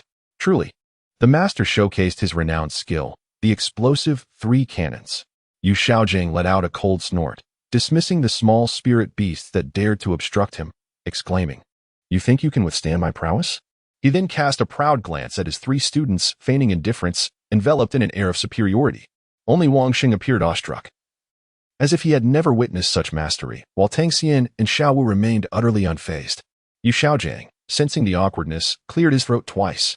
He then turned his attention to the white 10-year spirit ring that emerged from the spirit beast he had just vanquished, skillfully shifting to a theoretical lesson to ease the tension. "Let me impart some fundamental knowledge about spirit rings," he began. In the Douluo continent, spirit beasts are generally categorized by the age of their rings. The most common are the 10-year spirit beasts, which yield a white spirit ring upon defeat. The second category consists of 100-year spirit beasts, providing yellow spirit rings. The third comprises 1,000-year spirit beasts, granting purple spirit rings. The fourth category includes 10,000-year spirit beasts, which offer black spirit rings. Lastly, we have the rare blood-red spirit rings of the 100,000-year spirit beasts. As Master Yu Xiaogang spoke, Wang Xing became increasingly excited at the mention of the blood-red 100,000-year spirit ring. Meanwhile, Tang Xian appeared somewhat bored. The master seemed to lack awareness of the higher tiers of spirit rings that existed in the Douluo continent, such as the golden yellow spirit rings of 200,000 years, or the divine spirit rings from million-year spirit beasts. However, it was inconsequential that Yu Xiaogang did not mention these, as such rings were far too rare for the average individual to encounter. Noticing Tang Xian's apparent disinterest despite his efforts to elucidate, Yu Xiaogang felt a twinge of displeasure. "Tang Xian, this is essential knowledge for every spirit master. This is also a practical theory lesson. Why are you so distracted?" Tang Xian scratched his head. Teacher, I assure you I am fully attentive." Yu Xiaogang, somewhat exasperated by his pupil's lack of focus, waved his sleeve in frustration. This lad possesses exceptional talent, yet his arrogance is rather excessive. It is imperative to temper his pride today. Otherwise, how could I guide him in the future? Yu Xiaogang replied coolly, "Very well. Let me pose a question. Do you know the maximum age limit of a spirit ring that a soul master of level 10 can absorb?" Tang Xian was momentarily taken aback. What a remarkable character Yu Xiaogang was, wielding theory to pressure him. Generally speaking, the maximum limit for the first spirit ring is set at 423 years, but that is merely applicable to the average individual. Theoretically, there exists no upper limit, Tang Xian said with a calm demeanor. Upon hearing the first part of his statement, Yu Xiaogang felt a sense of relief, yet the latter part left him utterly bewildered. Suddenly, a thought struck him. Tang Xian possessed dual martial souls, which indeed granted him considerable capacity for his second soul. It was entirely plausible for him to directly acquire a black 10,000-year spirit ring. However, This journey was meant to find the first spirit ring for his primary martial soul, and they had not yet reached that stage. With a sullen expression, he remarked, "Child, you are still young. Do not aspire too ambitiously. Wait until you absorb your first spirit ring and endure the pain that accompanies it before making such claims. For a child yet to become a Soulmaster, hunting soul beasts may leave an indelible shadow on their childhood." Yu Xiaogang believed that Tang Xian's words stemmed from a lack of experience with such nightmares. Recalling the purpose of their journey, Yu Xiaogang slowly continued, "Xiao Xian, your martial soul is the dragon martial soul, or rather, the exquisite radiant holy dragon. Finding a suitable spirit ring that complements your abilities is imperative. The best choice would be to seek dragon-type soul beasts. However, dragon-type soul beasts in nature are nearly extinct, and even sub-dragon types are exceedingly rare. If you cannot find them, perhaps you might consider seeking serpent-type soul beasts, sub-dragon types." Tang Xian felt a slight tremor in his heart.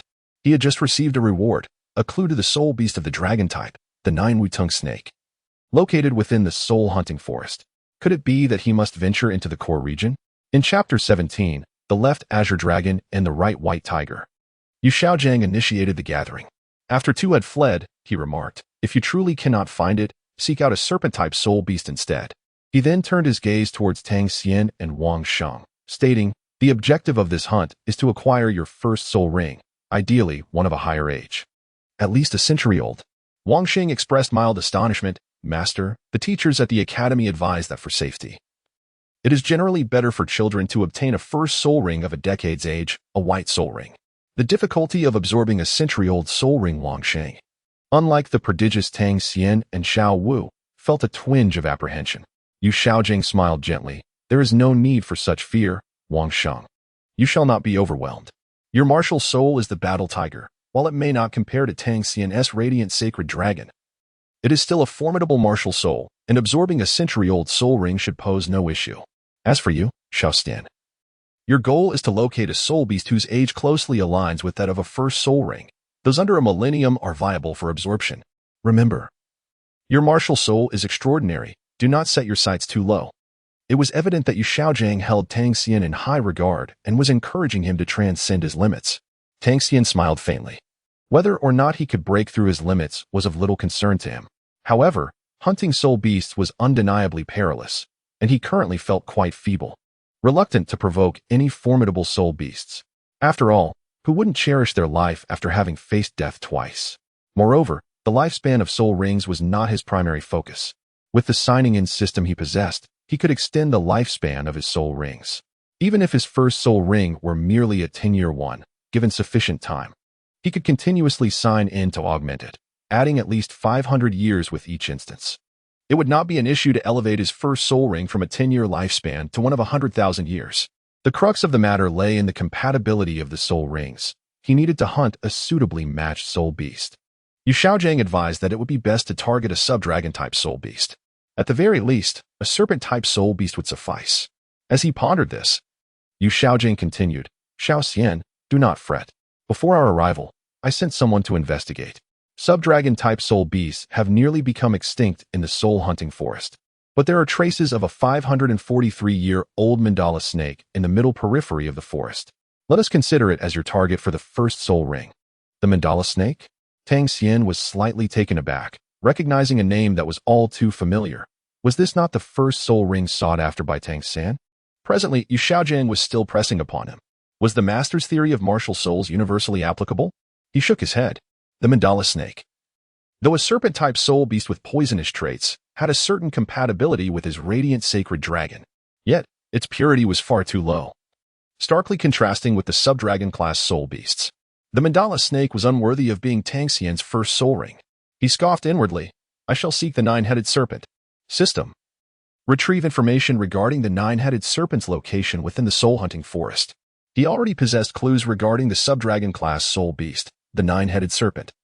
Why bother with the mandala snake? With a thought, the rewards were consumed, and a map of the soul-hunting forest materialized in Tang Xian's consciousness, marked by a small red dot that pulsated incessantly. This red dot indicated the location of the nine-headed serpent, which resided in the very core of the soul-hunting forest. Tang Xian inhaled sharply. As he contemplated this, Yu Xiaogang had already led them deeper into the forest. Upon nearing the central region, the foliage ahead rustled ominously. Luo Sampao, clearing the path, immediately bared his teeth in vigilance. Not far ahead, coiled upon a towering tree, was an immensely thick, purplish-black giant snake. Yu Xiaogang's eyes sparkled with joy. After a long search, I have finally found you, the 500-year mandala snake. It appeared that this creature had just completed its second evolution and seemed rather weak. He intended to seize the opportunity while it had yet to recover. Xian, this presents a tremendous challenge for you. This is your hunting target. I will have Luo Sampao support you. You three must showcase your skills and assist Xian in slaying the mandala snake. Yu Xiaogang was brimming with excitement. They had been exploring the soul hunting forest for quite some time, without sighting any subdragon-class soul beasts. It was likely that such rare soul beasts had gone extinct in the forest, making the present purplish-black mandala snake the ideal choice for Xian's first soul ring. However, Tang Xian held a different opinion. The red dot on his mental map indicated that they were close to entering the core region of the soul hunting forest, and its position had remained stationary. He needed to devise a plan to escape from the master and enter the core area. Otherwise, he would be left with no choice but to settle for the mandala snake. Tang Xian pondered deeply. Before the group could act, the lurking mandala snake suddenly erupted in fury, opening its gaping maw and hissing towards a specific direction, the very location of Tang Xian and his companions. Wang Sheng exclaimed in panic, "Teacher, we have been discovered." Just as Yu Xiaogang prepared to summon Luo Sampao to confront the threat, the bushes nearby trembled once more, emitting a low growl from within. "Quick, retreat." Yu Xiaogang sensed something was amiss and shouted. Suddenly, a patterned saber-toothed tiger leaped forth, roaring alongside the mandala snake towards Tang Xian and the others. The scene could be aptly described as the left azure dragon and right white tiger. Yu Xiaogang, Wang Sheng, Xiao Wu, and Tang Xian were scattered in three different directions by the charge of the saber-toothed tiger. The saber-toothed tiger, a 421-year-old soul beast, and the 500-year-old mandala snake. Yu Xiaogang was alarmed. Why had they appeared simultaneously as if guarding or contending for something? Wang Xing felt overwhelmed by the imposing presence of the two massive soul beasts. "Master, can we still fight?" he asked, lacking confidence. Yu Xiaogang's expression darkened. This was an unforeseen development. At that moment, Luo Sampao stood undaunted, baring its teeth in defiance against the ferocious soul beasts. "Master, it seems they have been fighting here." Tang Xian activated his purple extreme demon eye and instantly discerned the various wounds on the formidable soul beasts. The sight was shocking. Upon Tang Xian's observation, Yu Xiaogang realized the truth. No wonder they appeared so formidable. It was merely a case of intimidation. Both the saber-toothed tiger and the mandala snake bore severe injuries.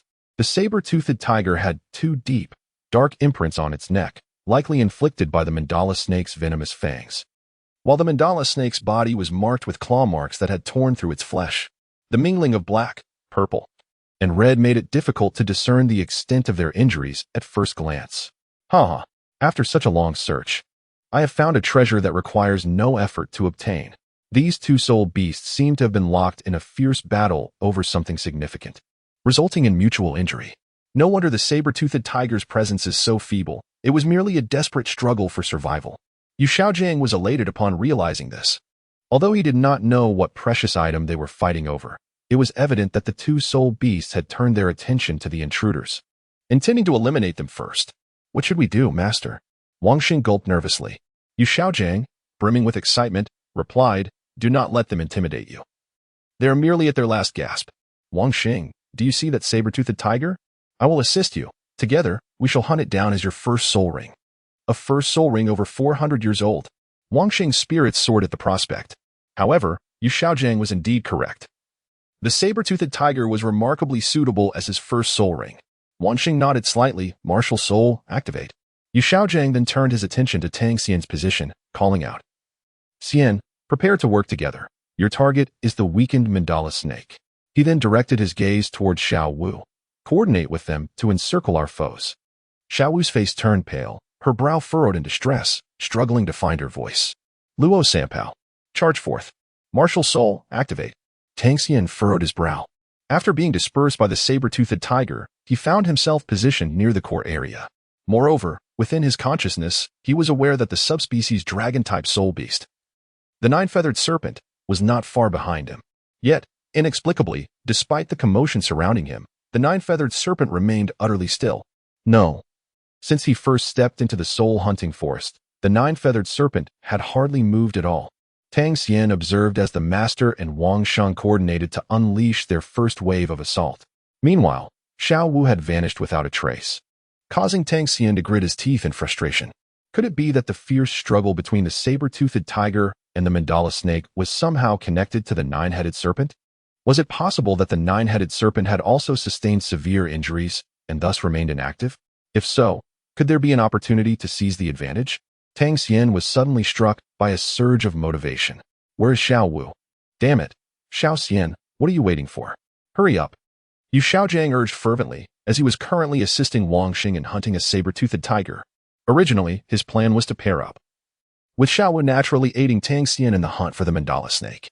Yet, inexplicably, Xiao Wu had vanished. Tang Xian exclaimed loudly, "Teacher, Xiao Wu has been dragged into the core area by a soul beast. I must go find her. I leave this to you all."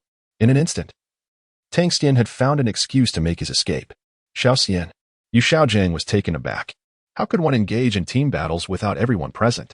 However, after leaving his words behind, Tang Xian had already employed his stealthy technique and headed towards the red dot on the map, the nine-headed serpent. Left behind was the bewildered mandala serpent, pondering whether the opponent had fled. Hiss. No, there were still two reckless youngsters here. The mandala serpent swiftly re-entered the fray. 2 against 2? What was there to fear? Wang Sheng gasped for breath, exchanging glances with Yu Xiaogang. Master, it's just the two of us left. The pressure on Yu Xiaogang intensified. His expression darkened. What kind of disciple was he training, who showed no regard for camaraderie? This was quite a blow to his pride. He then turned to Wang Sheng and said solemnly, "With the master present, I shall ensure you capture your first soul ring." Wang Xing was so moved that tears nearly brimmed in his eyes. "Master, how about I become your disciple instead?" Chapter 18. Astonishing. The pale white first soul ring. Duration, 3 minutes. Tang Xian felt the intense aftershocks of battle reverberating behind him. Both the soul beasts, the mandala snake, and the patterned saber-toothed tiger were gravely injured. Even without Xiao Wu and himself, the master and Wang Xing should be capable of handling the situation. Tang Xian was not overly concerned about this. The master truly intended to cultivate him like a mistress, as the first soul ring was recommended to him was a mandala snake. Tang Xian shook his head. This interference was quite thorough. What a worthless creature the mandala snake was, its purity far too low. Tang Xian's discernment was undoubtedly superior to that of Tang San. The nine-wooding snake, here I come. In the soul-hunting forest, a figure moved with ghostly agility, leaping gracefully in a specific direction. This person was none other than Tang Xian, employing the ghost shadow displacement technique. The red dot in his consciousness was located not far from the core area of the soul-hunting forest. The position of the nine-wooding snake had remained unchanged. Could it be that some unforeseen event had occurred? Tang Xian pondered deeply. He wondered how many years old it might be. If its age were too great, he would likely face a fierce battle, for there were no allies to rely on. The nine-wooding snake, as a subdragon-type soul beast, possessed formidable combat strength. It was said to be a hybrid of the ancient nine-wooding phoenix and the ancient Tunglong, a dragon phoenix subspecies soul beast. If it were over 1,000 years old, the current Tang Xian might have no choice but to flee. He hoped it was a younger specimen. Such age could be incrementally increased through the rewards from sign-in. Tang Xian was filled with anticipation. The red dot on his mental map lay just 50 meters ahead. Tang Xian suddenly halted on a branch of a tree, gazing ahead with perplexity. How curious it is that the map clearly indicates this location, yet not a single soul beast is in sight. Tang Xian felt a sense of perplexity.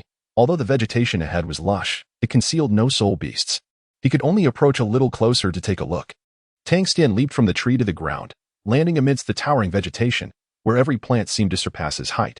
He treaded carefully upon the withered branches and fallen leaves, diligently searching the area. However, upon reaching the location marked by the red dot on the map, he found nothing but dense foliage, devoid of any soul beasts. Could it be that the clues for the sign-in rewards were erroneous? Tang Xian furrowed his brow, probing at the point where the red dots converged. He soon discovered a pit beneath his feet, entirely concealed by foliage. Tang Xian's eyes sparkled as he parted the vegetation concealing the cave entrance. It was indeed a cave. Could the nine-headed serpent be lurking beneath? Tang Xian pondered. However, the darkness below was impenetrable, and should he encounter a millennia-old nine-headed serpent, he might never return. With a resolute thought, he activated the purple extreme demon eye. Tang Xian suddenly sprang into action, activating the purple extreme demon eye to discern whether any soul beasts lurked beneath the cave, for descending recklessly would be perilous. In an instant, a captivating violet light enveloped Tang Xian's gaze, meticulously probing the depths. Tang Xian's perception followed the cave entrance deep into the underground cavern, where he detected the presence of ants, soil, rustling grass, flowing magma, rocks, and droplets of water. Plop, plop, along with a faint heartbeat. Indeed, a soul beast lay hidden. Beneath the cave was a magma cavern. Yet, the heartbeat was exceedingly weak, just slightly more vigorous than that of an ordinary person. It seemed to indicate that it was not a fearsome soul beast. As Tang Xian's violet gaze faded, he gleaned a portion of information. However, the clue regarding the nine-crow serpent lay within this very place. The magma cavern beneath the cave must undoubtedly be its lair. The heartbeat's power was so faint. A glimmer of brilliance flashed in Tang Xian's eyes. It was evident that, as he had surmised, he had indeed suffered a severe blow. He was on the brink of collapse. The probability of this conjecture was exceedingly high. Without hesitation, Tang Xian leaped into action, for seizing opportunities was his forte. With a flourish, Tang Xian landed steadily. Before him was not darkness, but a realm of brilliance, where various crimson crystals adorned the rock walls, radiating their luminous glow. How sweltering it is! Upon descending into the depths, Tang Xian immediately sensed a sharp rise in temperature within this cavern, a stark contrast to the refreshing coolness of the Soul Hunter forest. Tang Xian suppressed his restlessness and ventured deeper into the magma cave. After a short distance, he indeed discovered a slowly flowing underground river of magma. How could the nine-headed serpent possibly conceal itself in such a place? Where could it be? Tang Xian began to scrutinize his surroundings again. The cave was not particularly large. One could see its end with a single glance. The magma flowed towards a narrow crevice that appeared to be accessible to a person. Suddenly, while searching for the nine-headed serpent, Tang Xian heard an unusual sound emanating from the magma river. Upon closer inspection, he noticed that in the center of the magma river, bubbles were continuously erupting, resembling water in a pot on the verge of boiling, and then, without warning, the activity intensified. Hiss! There was something within the magma river.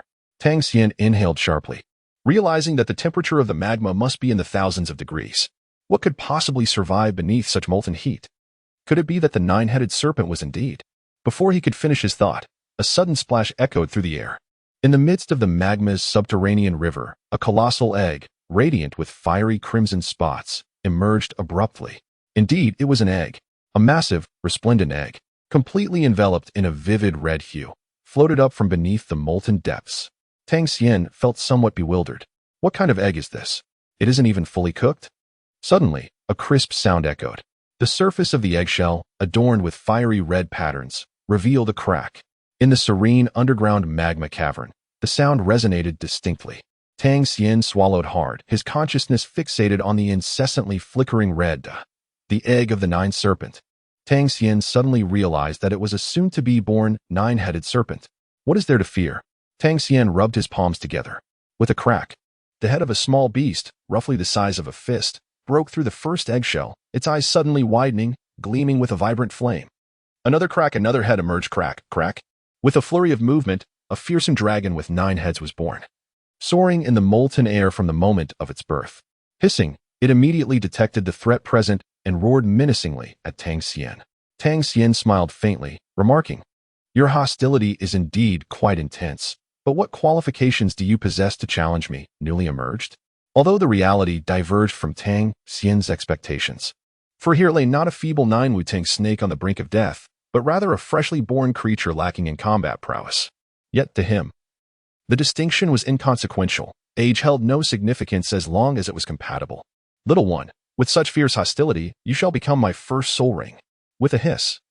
Having just declared his intent, it was evident that the little creature possessed an innate sensitivity to threats. Moreover, it was evidently famished, drooling profusely at the sight of Tang Xian, perceiving him as potential sustenance.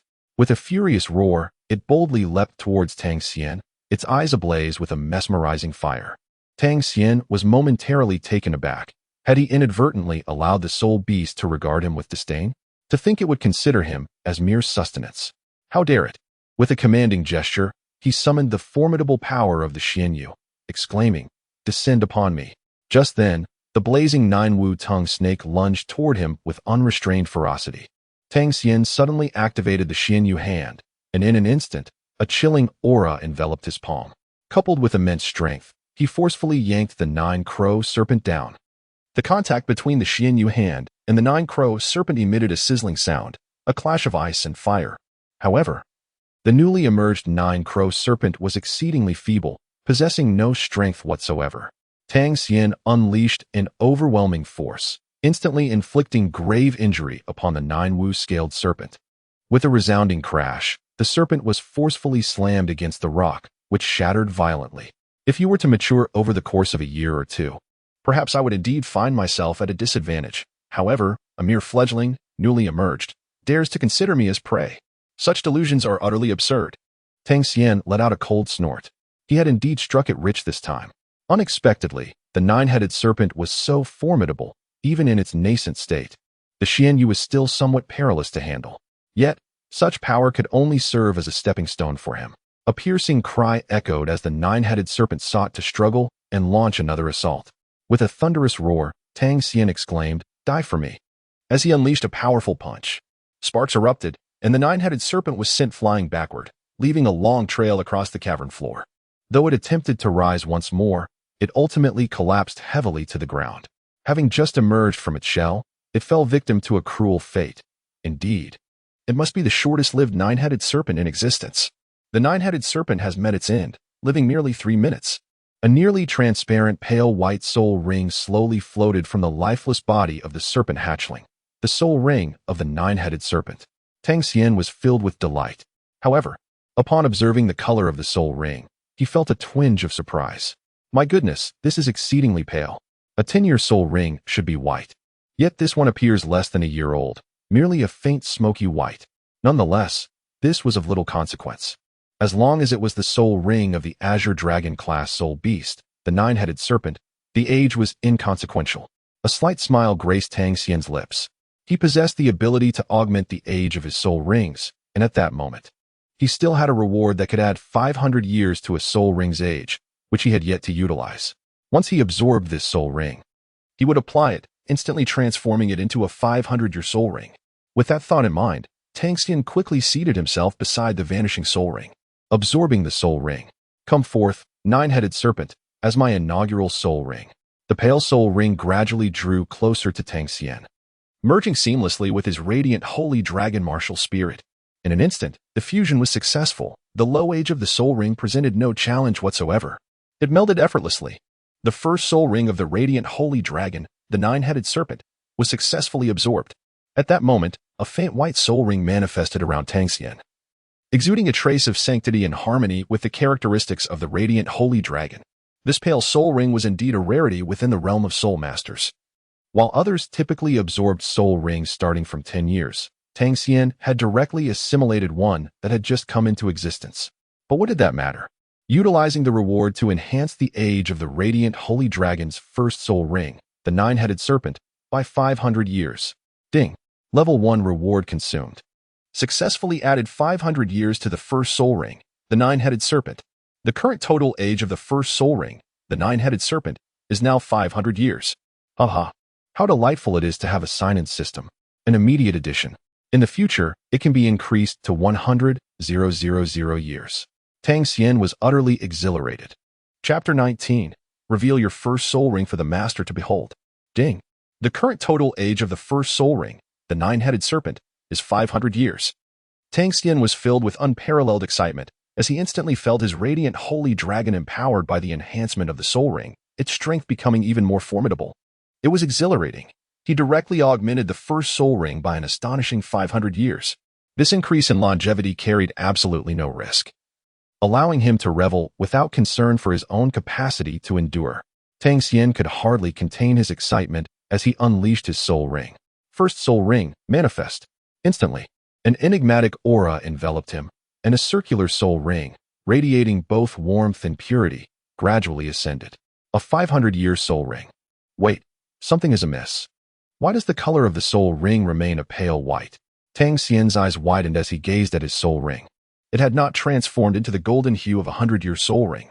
although he could sense the exceptional quality of his first soul ring and its definitive age. The color remained unchanged. Damn it, does the color of the soul ring only reflect the age at which it was first absorbed?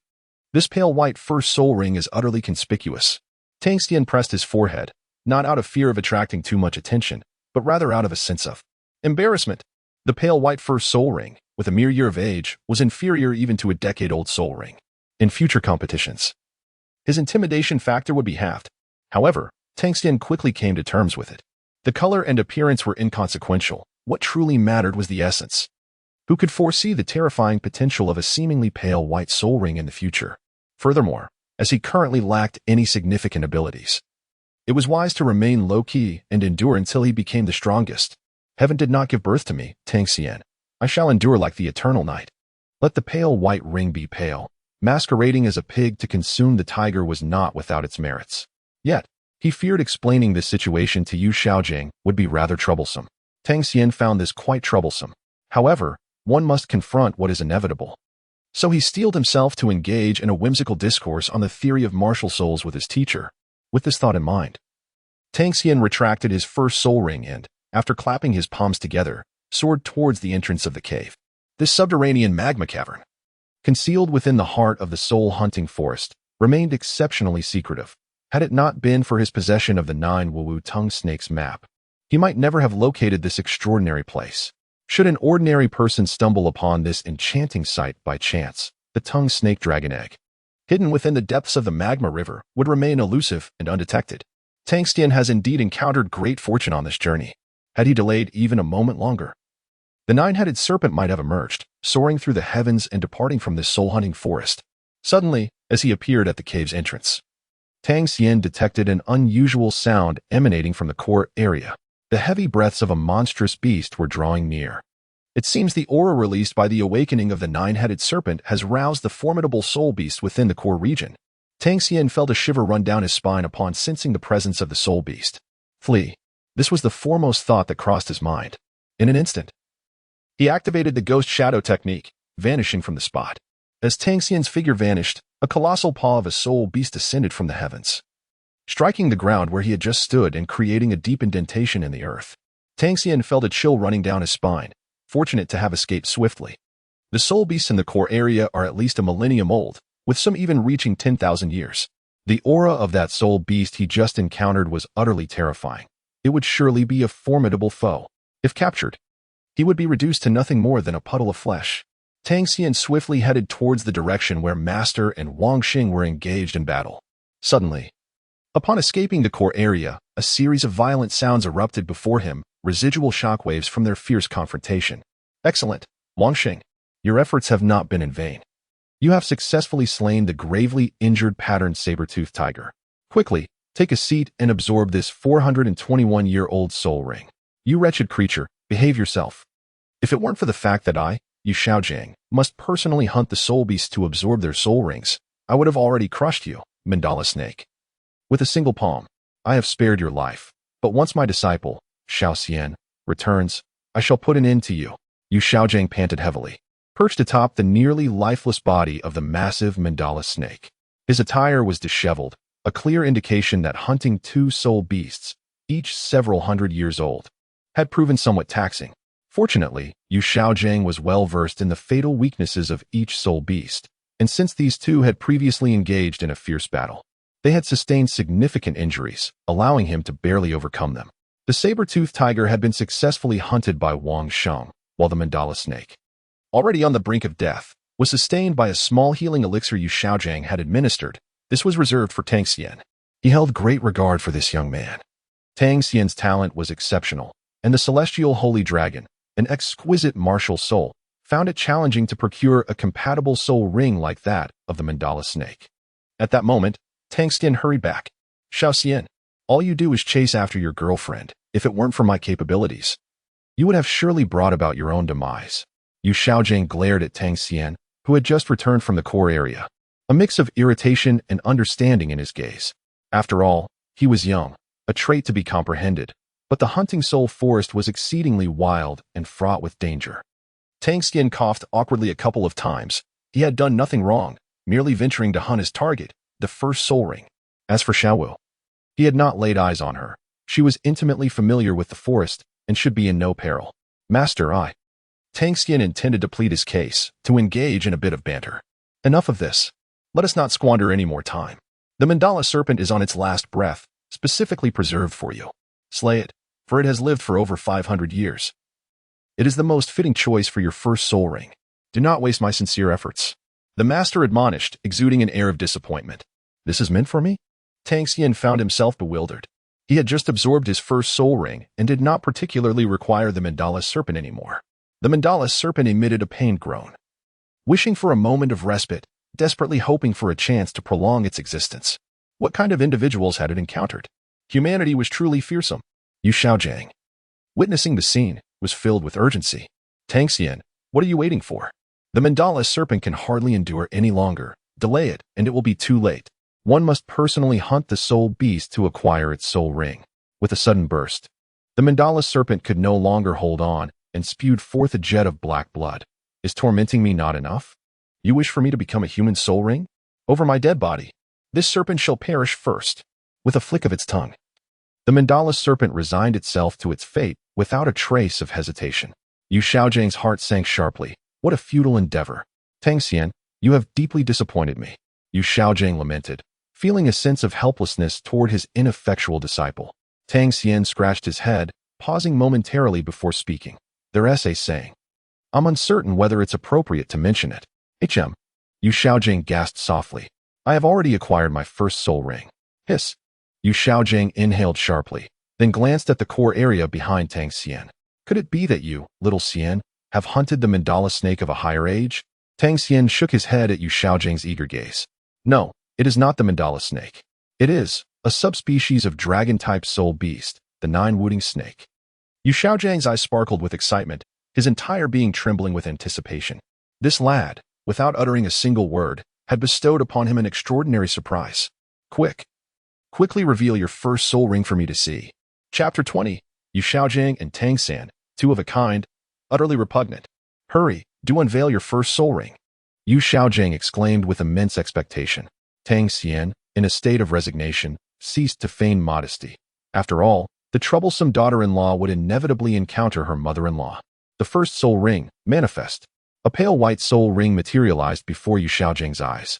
Sensing the radiant and fervent aura, Yu Xiaogang's breath quickened. Xiao Xian, you truly hunted a nine-headed serpent soul beast and successfully absorbed it as your first soul ring. This aura, perhaps unrecognizable to others, was unmistakable to Yu Xiaogang, who had devoted decades to the study of martial soul theory. To his astonishment, he discovered that such a rare subdragon soul beast still existed within the soul-hunting forest. Wait, hold on, Xiao Xian, why is the color of your soul ring pale white? Pale white? Hiss. As the brilliance of the holy dragon faded, revealing the true hue of the first soul ring, Yu Xiaogang gasped in shock, nearly fainting. This is a soul ring produced by a soul beast of less than 10 years. Tang Xian pursed his lips in discontent. Indeed, the soul ring produced by a soul beast that had existed for less than a decade. Yu Xiaogang felt a profound sense of despair. Although the compatibility between soul beasts and martial spirits is of paramount importance, a soul ring, no matter how well-matched, is rendered futile if its age is insufficient. Tang Xian nodded slightly, choosing not to elaborate further. The teacher's theories were entirely futile in his case. Tang Xian, you are far too impulsive. Your radiant holy dragon martial soul is of the highest caliber. Although the absorption limit for the first soul ring of an ordinary person is typically capped at 423 years, your martial soul's potential can be elevated to a limit of at least a millennium. You are squandering your innate talent. Yu Xiaogang expressed his disappointment with these words. I, Yu Xiaogang, am not suited to be your teacher. I cannot guide a student like you. The first soul ring serves as the foundation. Regardless of how extraordinary one's talent may be, such a low limit on the first soul ring will inevitably hinder future accomplishments. Tang Xian was momentarily taken aback and could only explain, but, teacher, I sense that my soul ring has a limit of 500 years. It is possible that there has been some mutation in the manifestation of this soul ring's color. You mean the color of a soul ring can undergo mutation? Yu Xiaogang exclaimed in astonishment. This is utterly impossible. I have never encountered such a case. Tang Xian shook his head, explaining this was indeed quite challenging. However, he did not elaborate further. He simply did not expect that Yu Xiaogang's attitude would change so swiftly. Upon realizing that he had absorbed a soul ring that was less than 10 years old and found it difficult to cultivate, he immediately declared his intention to sever their master-disciple relationship. Tang Xian spoke lightly. In that case, I shall address you as master. There was no need for him to force a warm demeanor upon a cold reception. Initially, he had sought to apprentice under Yu Xiaogang, believing that his theories on martial souls would facilitate his rapid growth. However, it has become apparent that Yu Xiaogang's martial soul theories are not suited to him. He is not Tang San, he is Tang Xian. Ultimately, the path of Douluo must be traversed by oneself. Upon hearing Tang Xian's response, the master sighed softly. Choosing not to elaborate further, Yu Xiaogang then turned his attention to Wang Sheng, who was nearby absorbing the soul ring of the saber-toothed tiger. Wang Sheng is quite a promising young man. He is worth nurturing. At that moment, Wang Sheng exhaled deeply, his breath steadying. I have succeeded. I have acquired a century-old soul ring. The first soul ring, manifest. A soul ring radiating a golden hue appeared. Master Yu Xiaogang nodded in satisfaction and then inquired. Wang Sheng, I have never taken on a disciple in my entire life. Do you wish to become my student? Never taken on a disciple in his life? Tang Xian was slightly taken aback. He had not anticipated that Yu Xiaogang and Tang San were cut from the same cloth, both exceedingly hypocritical. Tang San deceived his fellow disciples, while Yu Xiaogang displayed an unparalleled selfishness. Upon witnessing the pale white first spirit ring absorbed by Tang San, he felt a sense of despair regarding his own aspirations for greatness, prompting him to seek others instead. However, Tang San harbored no profound sentiments towards Yu Xiaogang. This excursion into the soul-hunting forest was not in vain. It offered him a glimpse into the complexities of human nature. Upon hearing that Yu Xiaogang intended to take him as a student, Wang Sheng was filled with exuberance. Master, I am eager to become your disciple. As a work-study student, Wang Sheng had only just acquired his first spirit ring after a considerable duration of enrollment, and that was only with the master's assistance. Despite the master's modest strength, his guidance was unparalleled. The prospect of studying under him filled Wang Sheng with immense joy. However, he soon noticed Tang Xian, who had been sidelined by the master. But, isn't Tang Xian? Tang Xian, I share no further ties with the master, Tang Xian replied calmly. Having discerned Yu Xiaogang's true character, he was now more eager than ever to distance himself from that identity, even feeling a sense of revulsion for once having addressed Yu Xiaogang as a teacher. It was akin to the disgust he felt whenever he thought of Tang San, repulsive, nauseating. Master, Wang Sheng, oblivious to Tang Xian's emotions, promptly performed the customary bow of apprenticeship. Yu Xiaogang accepted with delight. As for Tang Xian, he had already become a mere wisp of the past. What achievements could one expect from someone whose first spirit ring barely lasted a decade? Moreover, his second martial spirit was the Haotian hammer, a burdensome asset that could potentially attract the attention of the spirit hall. In the past, Tang Xian had indeed been a rare gem, but now, Yu Xiaogang shook his head, fearing he had simply become an ordinary stone on the mountainside. Tang Xian, I absorbed a yellow spirit ring. With your remarkable prowess, how many years of spirit rings have you absorbed? Wang Sheng could not suppress his curiosity. Just moments ago, he had been engrossed in his own absorption and remained unaware of the unfolding events. Tang Xian smiled faintly, remarking, it is merely an unremarkable soul ring. Hardly worthy of mention. Wang Shengren is quite amiable, devoid of any ulterior motives. He spoke casually, harboring no grievances against him. Wang Sheng, where is Sister Xiao Wu? Did you not go to find her? Why hasn't she returned with you? Wang Sheng inquired with curiosity. Just as he finished speaking, a tremendous tremor emanated from the core region of the soul-hunting forest. Run, behind us. Xiao Wu's voice echoed from afar, as a vast expanse of trees collapsed in the wake of an unseen force. What is happening? Yu Xiaogang furrowed his brow, realizing that Xiao Wu was also causing a commotion in the core area. The disturbance behind them must have provoked some formidable soul beast, a colossal mandala snake. Wang Sheng exclaimed, his mouth agape. Is that not the mother of the mandala snake we encountered earlier? A 1,500-year-old mandala snake. Yu Xiaogang's pupils constricted in alarm. His son had just slain a 500-year-old one, and he was now smeared with its blood, rendering him momentarily paralyzed with dread. Run. Yu Xiaogang turned on his heel and fled without a moment's hesitation. Wang Sheng's legs turned to jelly in fear. Wang Sheng, you should follow master. I will go rescue Xiao Wu. Tang Xian called out to the swiftly approaching Xiao Wu. Hey, big fellow, your opponent is me. You shall serve as the stepping stone for me to acquire my first soul ring. In an instant, Xiao Wu had come to a screeching halt at Tang Xian's side. The thousand-year mandala snake is rather troublesome. Exercise caution. Tang Xian gave a slight nod before turning to Wang Xing. Hurry and follow your teacher. Tang. Hold on. I will go with the teacher to seek assistance. In Wang Xing's perspective, the teacher must be going to find help. Seek assistance? Tang Xian scoffed. Not necessary. Chapter 21. The First Soul Skill, Sacred Flame of Light. Upon witnessing Wang Sheng and Yu Xiaogang depart, Tang Xian smiled faintly, relishing the solitude to unleash his prowess. He then playfully gathered Xiao Wu into his embrace, jesting, "Ha, Xiao Wu, you're not frightened, are you?" Of course, Xiao Wu, 100,000-year-old soul beast, would not be intimidated by a mere 1,000-year-old mandala snake. Though she might not yet be able to defeat it, escaping would certainly pose no challenge. "I'm not afraid. If you can't handle it, we'll flee together," Xiao Wu asserted, her expression devoid of any trace of panic, speaking with remarkable composure.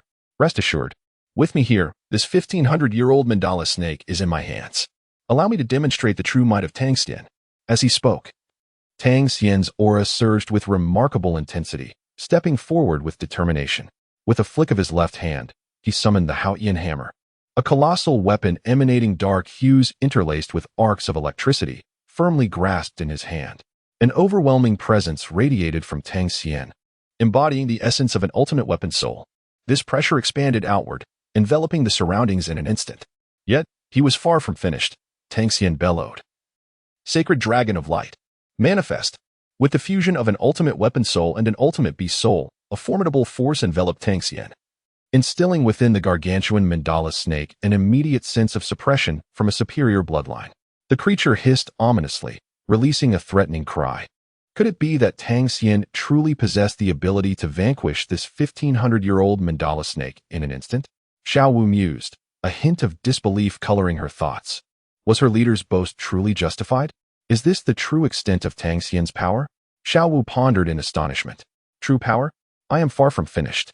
Allow me to show you how I will swiftly dispatch this little snake.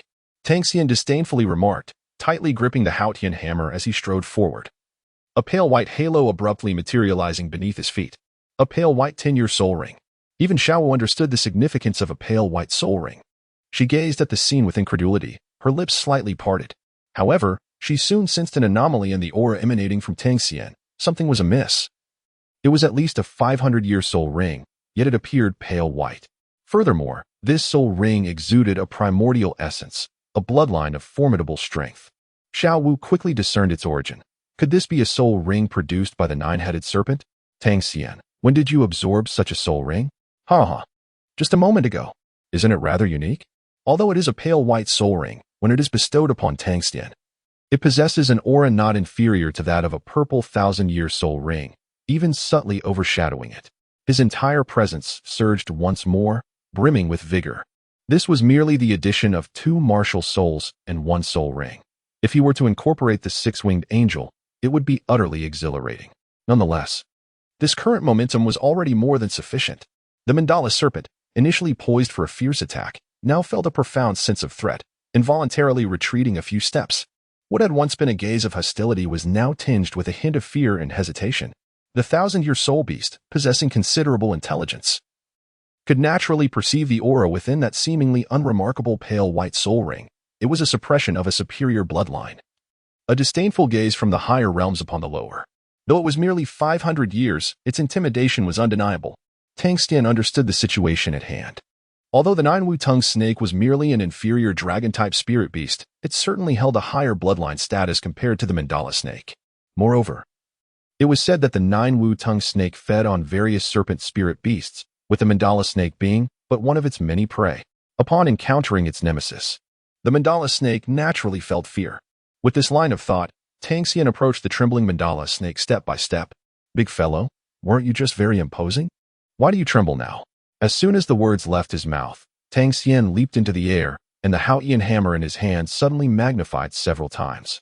The pale white first spirit ring instantly illuminated. First spirit ability, Radiant Sacred Fire.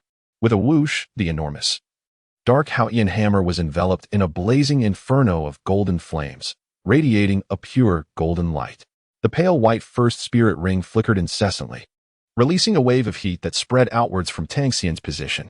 In the next moment, Within a 10-meter radius, all vegetation was ignited instantaneously, creating a zone bathed in light and engulfed in flames. Even the formidable mandala snake, which had existed for over 1,000 years, now appeared somewhat alarmed. It could sense that the approaching youth resembled a sun capable of incinerating all in its path, rendering it momentarily frozen in fear. Now you know what fear is? It's too late. Boom. Boom. The golden flames surged forth wantonly. The mandala snake, despite its desire to flee, found its path obstructed by the domain of fire and could only confront the onslaught directly. In its eyes, it seemed as though countless miniature suns, each exuding an aura of destruction, were hurtling towards it. Its body became rigid with terror. Meanwhile, Tang Xian stood enveloped in the divine flames, resembling a deity descended from the heavens. Beside him, Xiao Wu's lively eyes blinked in astonishment. Tang Xian, your first spirit ability is simply too cool. The mandala snake, engulfed in the first spirit ability, appeared dazed and was trembling in place, overwhelmed by its sheer intimidation. In response to Xiao Wu's inquiries, Tang Xian smiled softly. Choosing not to act hastily, he patiently explained, Xiao Wu, my first spirit ability is called Radiant Sacred Fire. Anything within the range of my sacred fire is illuminated in an instant. Anyone who shows any form of desecration towards me or the divine will be scorched by the radiant sacred fire, and their bodily functions will be affected, rendering them stiff and significantly slowing their reaction speed. The attack power will also be weakened. This first spirit ability is rather decent. It's not too shabby. Gulp. Xiao Wu swallowed hard, thinking, is this what you call decent? This is incredibly powerful. She could hardly believe that a pale white spirit ring, less than 10 years old, could intimidate a spirit beast like the mandala snake, which had lived for over 1,500 years, and Tang Xian still considered it merely acceptable. This Tang Xian's spirit ability was simply absurd. In the future, anyone who dared to boast in front of him would surely experience the searing taste of the radiant sacred fire. One word, strong. Xiao Wu raised her thumb in admiration, jumping with excitement. However, Tang Xian, isn't your spirit ring supposed to be a 10-year ring? Why does it exude the aura of a 500-year ring? Well. Initially lost in the flattery from Xiao Wu, Tang Xian's expression stiffened upon hearing this question. Xiao Wu, as a 10,000-year spirit beast, certainly possessed extraordinary perception. In reality, Chapter 22, the soul hunt comes to an end. Why did his pale white spirit ring emit the aura of a 500-year ring? Upon hearing this query, Tang Xian, who had just been reveling in his triumph, was taken aback. He then smiled slightly and cheerfully replied, Xiao Wu, don't you have your own secrets as well? I am just like you. Xiao Wu's eyes widened in surprise. Did you discover my secret? Tang Xian, are you not human? Xiao Wu exclaimed in shock. Tang Xian's expression darkened. You are not human, and neither is your entire family. However, upon recalling that Xiao Wu was indeed not human but rather a soul beast, he could only place a hand on his forehead in exasperation. At this moment, Xiao Wu felt a twinge of guilt, almost confessing her true nature, sensing that she was on the verge of being exposed. Tang Xian smiled faintly and said, I meant to imply that you and I share numerous similarities, particularly concerning our soul rings. My soul ring possesses the ability to grow in age on its own. What? Xiao Wu exclaimed, nearly dropping her jaw in astonishment. While she herself had attained the form of a 100,000-year soul beast capable of generating her own soul rings, Tang Xian's ability was even more extraordinary. His soul ring could autonomously upgrade. What was even more astonishing was that Tang Xian seemed to be aware of her secret, even though he did not explicitly mention it. Nevertheless, Xiao Wu could sense it. All right, Xiao Wu, wait for me to swiftly eliminate this mandala snake before we engage in a leisurely conversation. Tang Xian suddenly raised the Xuantian hammer in his hand. Enveloped by the first soul skill, Radiant Sacred Fire, the 1,500-year mandala snake found itself in a state of confusion. Its entire body stiffened and immobilized.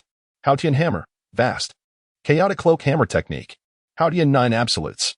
The radiant sacred dragon manifested, a pale white light flickering gently.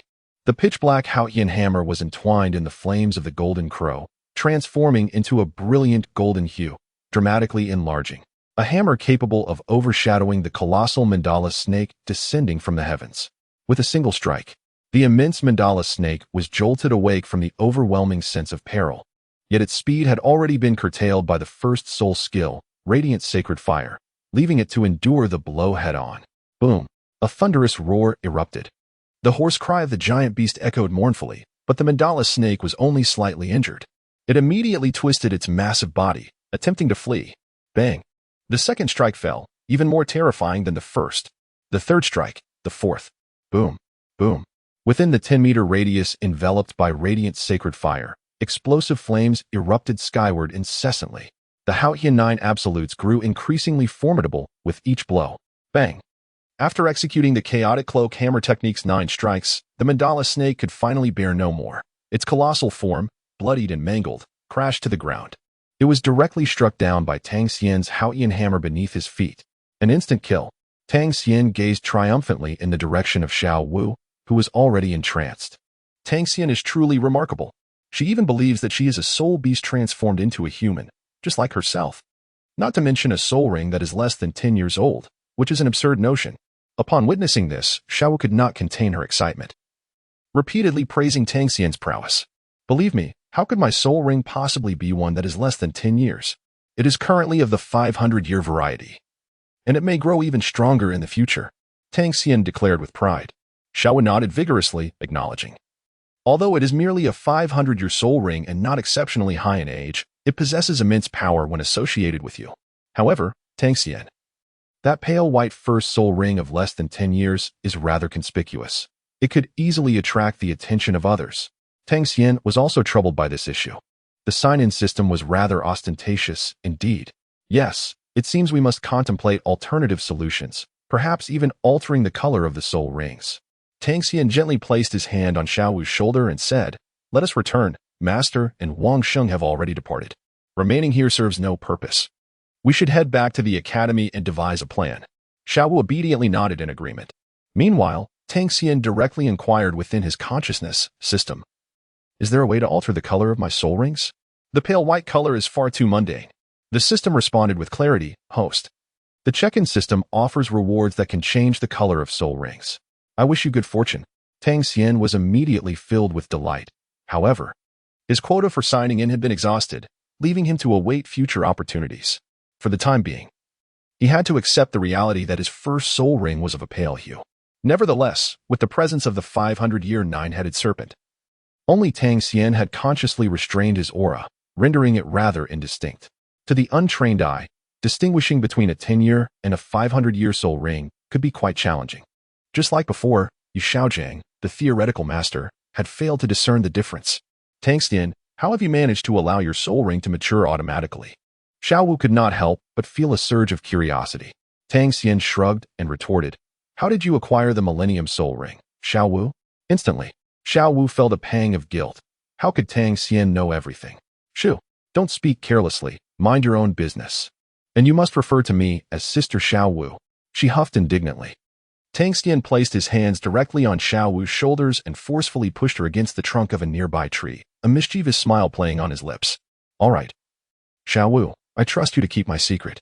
Upon hearing Tang Xian's assurance of mutual confidentiality, she blinked her large eyes and innocently exclaimed, "No problem." Tang Xian could not resist gently caressing Xiao Wu's rosy cheeks.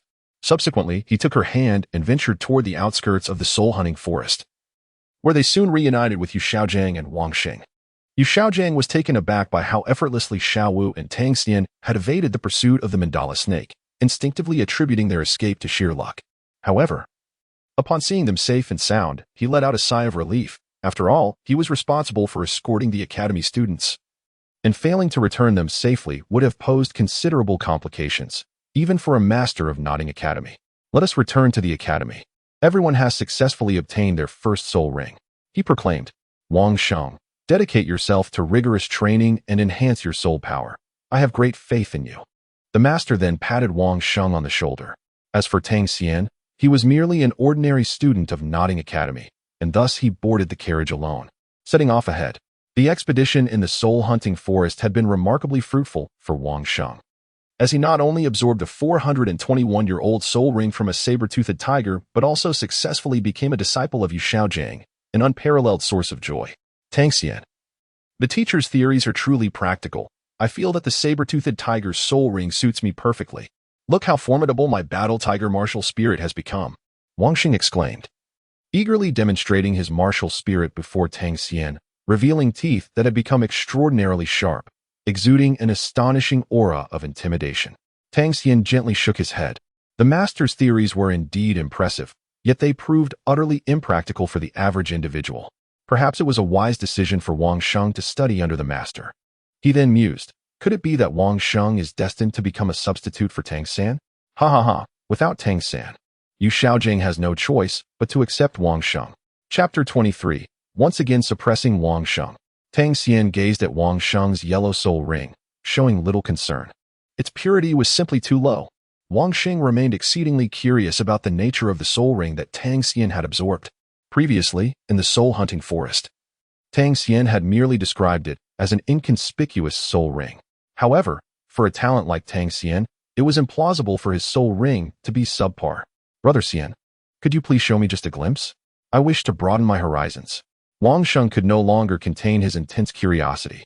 Tang Xian, feeling helpless, was unable to withstand the charming antics of the muscular man. Stop. Enough, he thought, deciding to broaden his horizons. Yet, he genuinely found it difficult to endure Wang Sheng's persistent entanglement. He promptly released his bright sacred dragon's first soul ring, which materialized as a pale white halo. Hiss. Brother Xian, what is going on here? You can only absorb a soul ring of less than 10 years. The pale white halo is exclusive to soul beasts aged under 10 years. It is well known that the color of the soul ring does not deceive. A look of incredulity spread across Wang Sheng's face. Yu Xiaogang, who was ahead, clearly heard the commotion behind him and spoke up. Tang Xian, did you not previously mention that you felt your soul ring's age was 500 years? Wang Sheng's soul ring is 421 years, and the compatibility between your soul beasts and martial souls is quite favorable. Why don't you two engage in a friendly spar here? Wang Sheng was taken aback. Teacher, Brother Xian's soul ring is merely a pale white one of less than 10 years. How can we spar?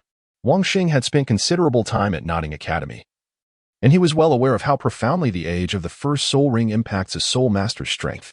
Yu Xiaogang smiled gently, casting a casual glance at Tang Xian. It's merely a spar.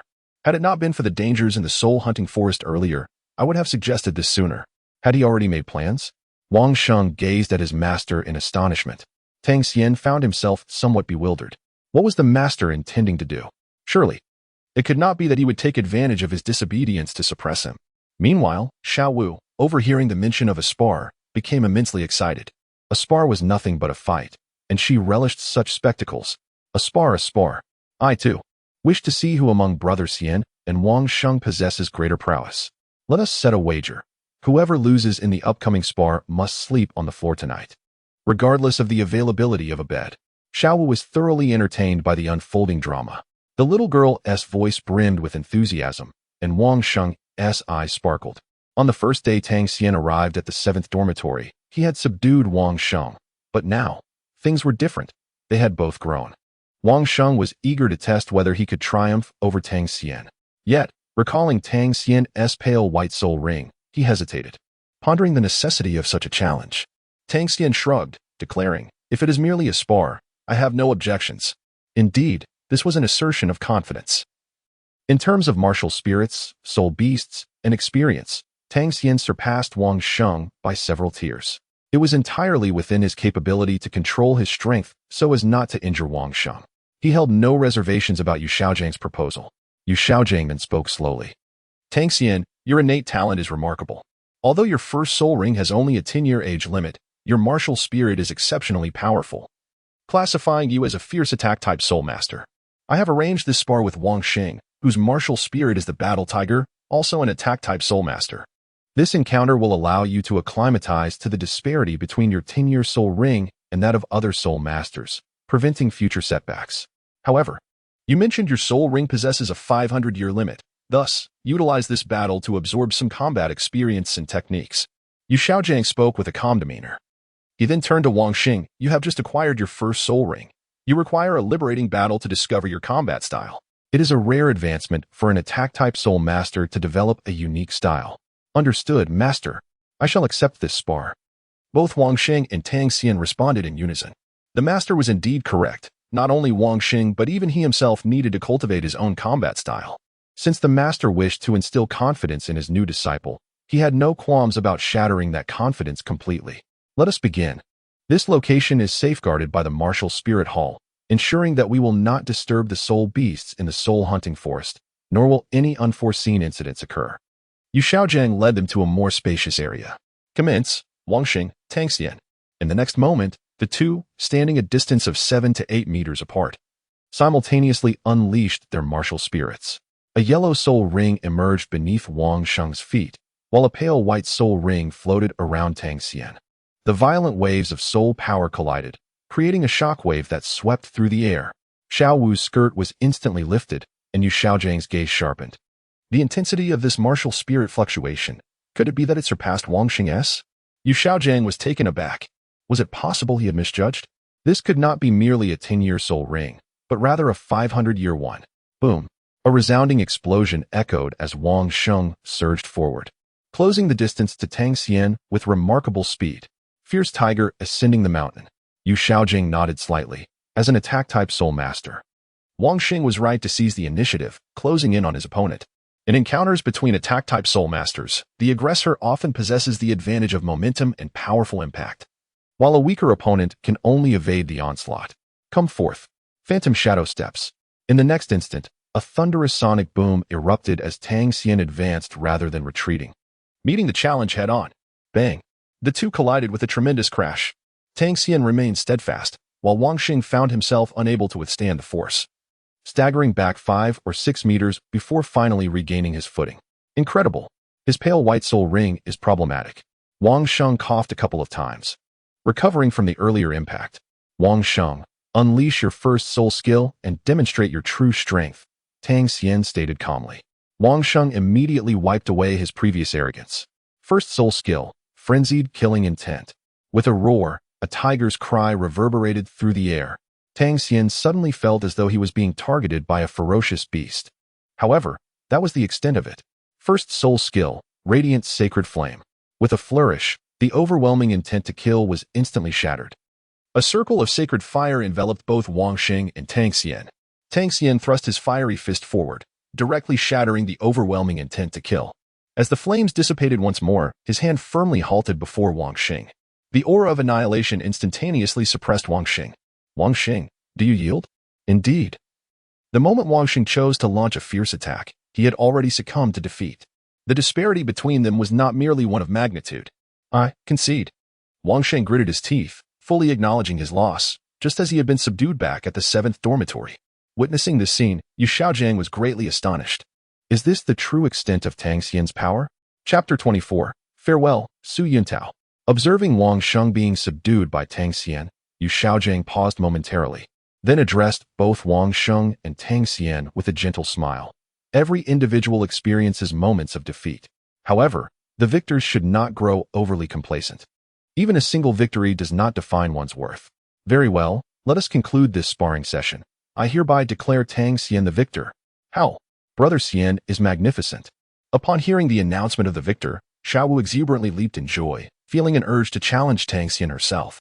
Tang Xian waved his hand, unwilling to test the prowess of this young lady's scissor kicks. Regardless of the outcome, it would be suffocating.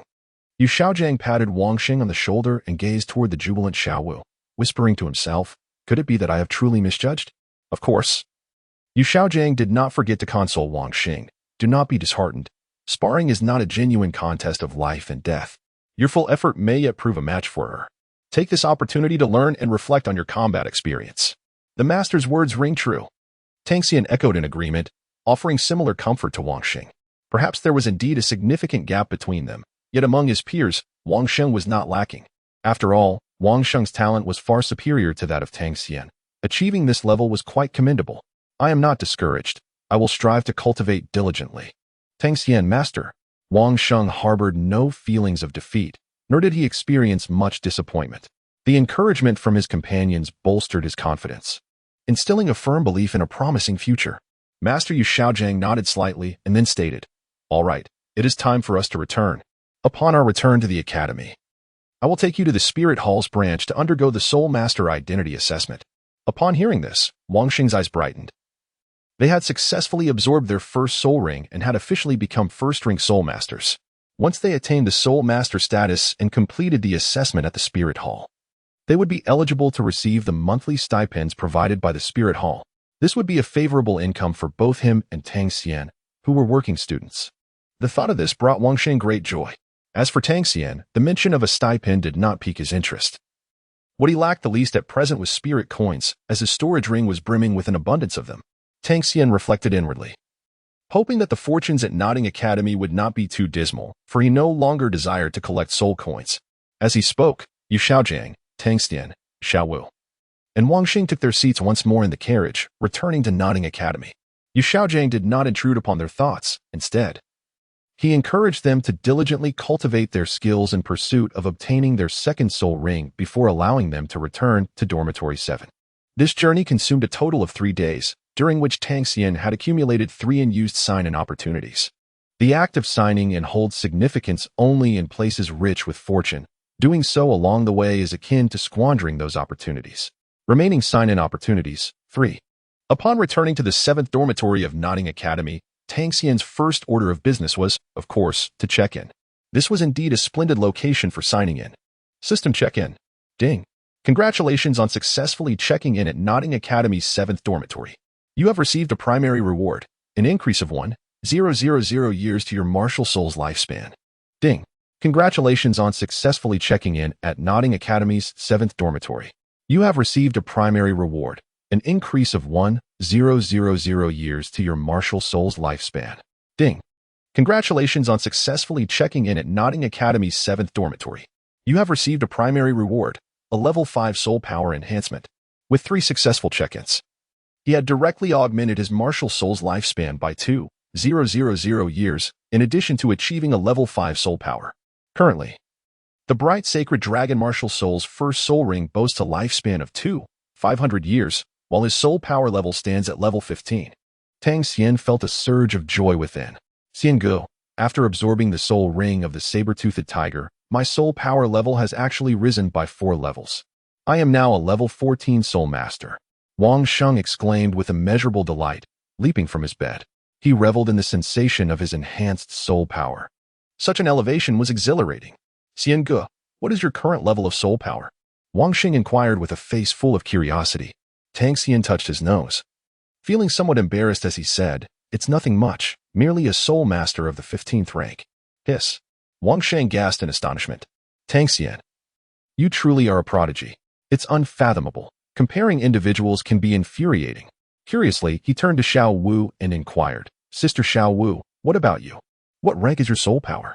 Xiao Wu blinked her large eyes and casually mentioned a figure. "I suppose I'm a Soulmaster of the 16th rank."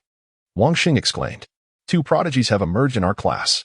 The following day, following the instructions of Master Yu Xiaogang, Wang Xing took Xiao Wu and Tang Xian to the Wuhuan Temple branch in Nodding City for their Soulmaster identity verification. Let us go. Only through this authentication can one's identity as a Soulmaster be validated, allowing us to enjoy the numerous benefits exclusive to Soulmasters. Wang Sheng remarked with a gentle smile. Tang Xian naturally did not refuse, for being a Soulmaster is a symbol of status on the Douluo continent. Even though he was not in need of wealth, possessing this identity would only bring benefits. Yu Xiaowu aspired to become a Soulmaster of distinction as well. "Let us hurry and authenticate our identities," she exclaimed with fervor. Xiao Wu was always enthusiastic about any matter, and upon hearing Wang Sheng mention subsidies, her joy only intensified. Subsidies meant money, and with money, one could indulge in delightful treats and entertainments. Thus, Tang Xian, Xiao Wu, and Wang Sheng exited the Nodding Academy and made their way to the Wuhuan Hall branch in Nodding City. The Wuhuan Hall was a formidable entity, with countless branches scattered throughout the Douluo continent, even reaching the humble Shenghan village. Naturally, the branch in Nodding City was far more splendid than the modest one in Shenghan village. From a distance, it resembled a magnificent cathedral. As Tang Xian and his companions approached the entrance of the Spirit Hall's branch, they were unexpectedly greeted by a familiar face. Xiu Tao, taken aback momentarily, quickly regained his composure. To his astonishment, upon returning to Nodding City, he encountered the very youth who had once undergone the awakening ceremony. Su Yuntao held a vivid impression of Tang Xian, having personally extended an invitation to the Spirit Hall Academy, which was, however, declined.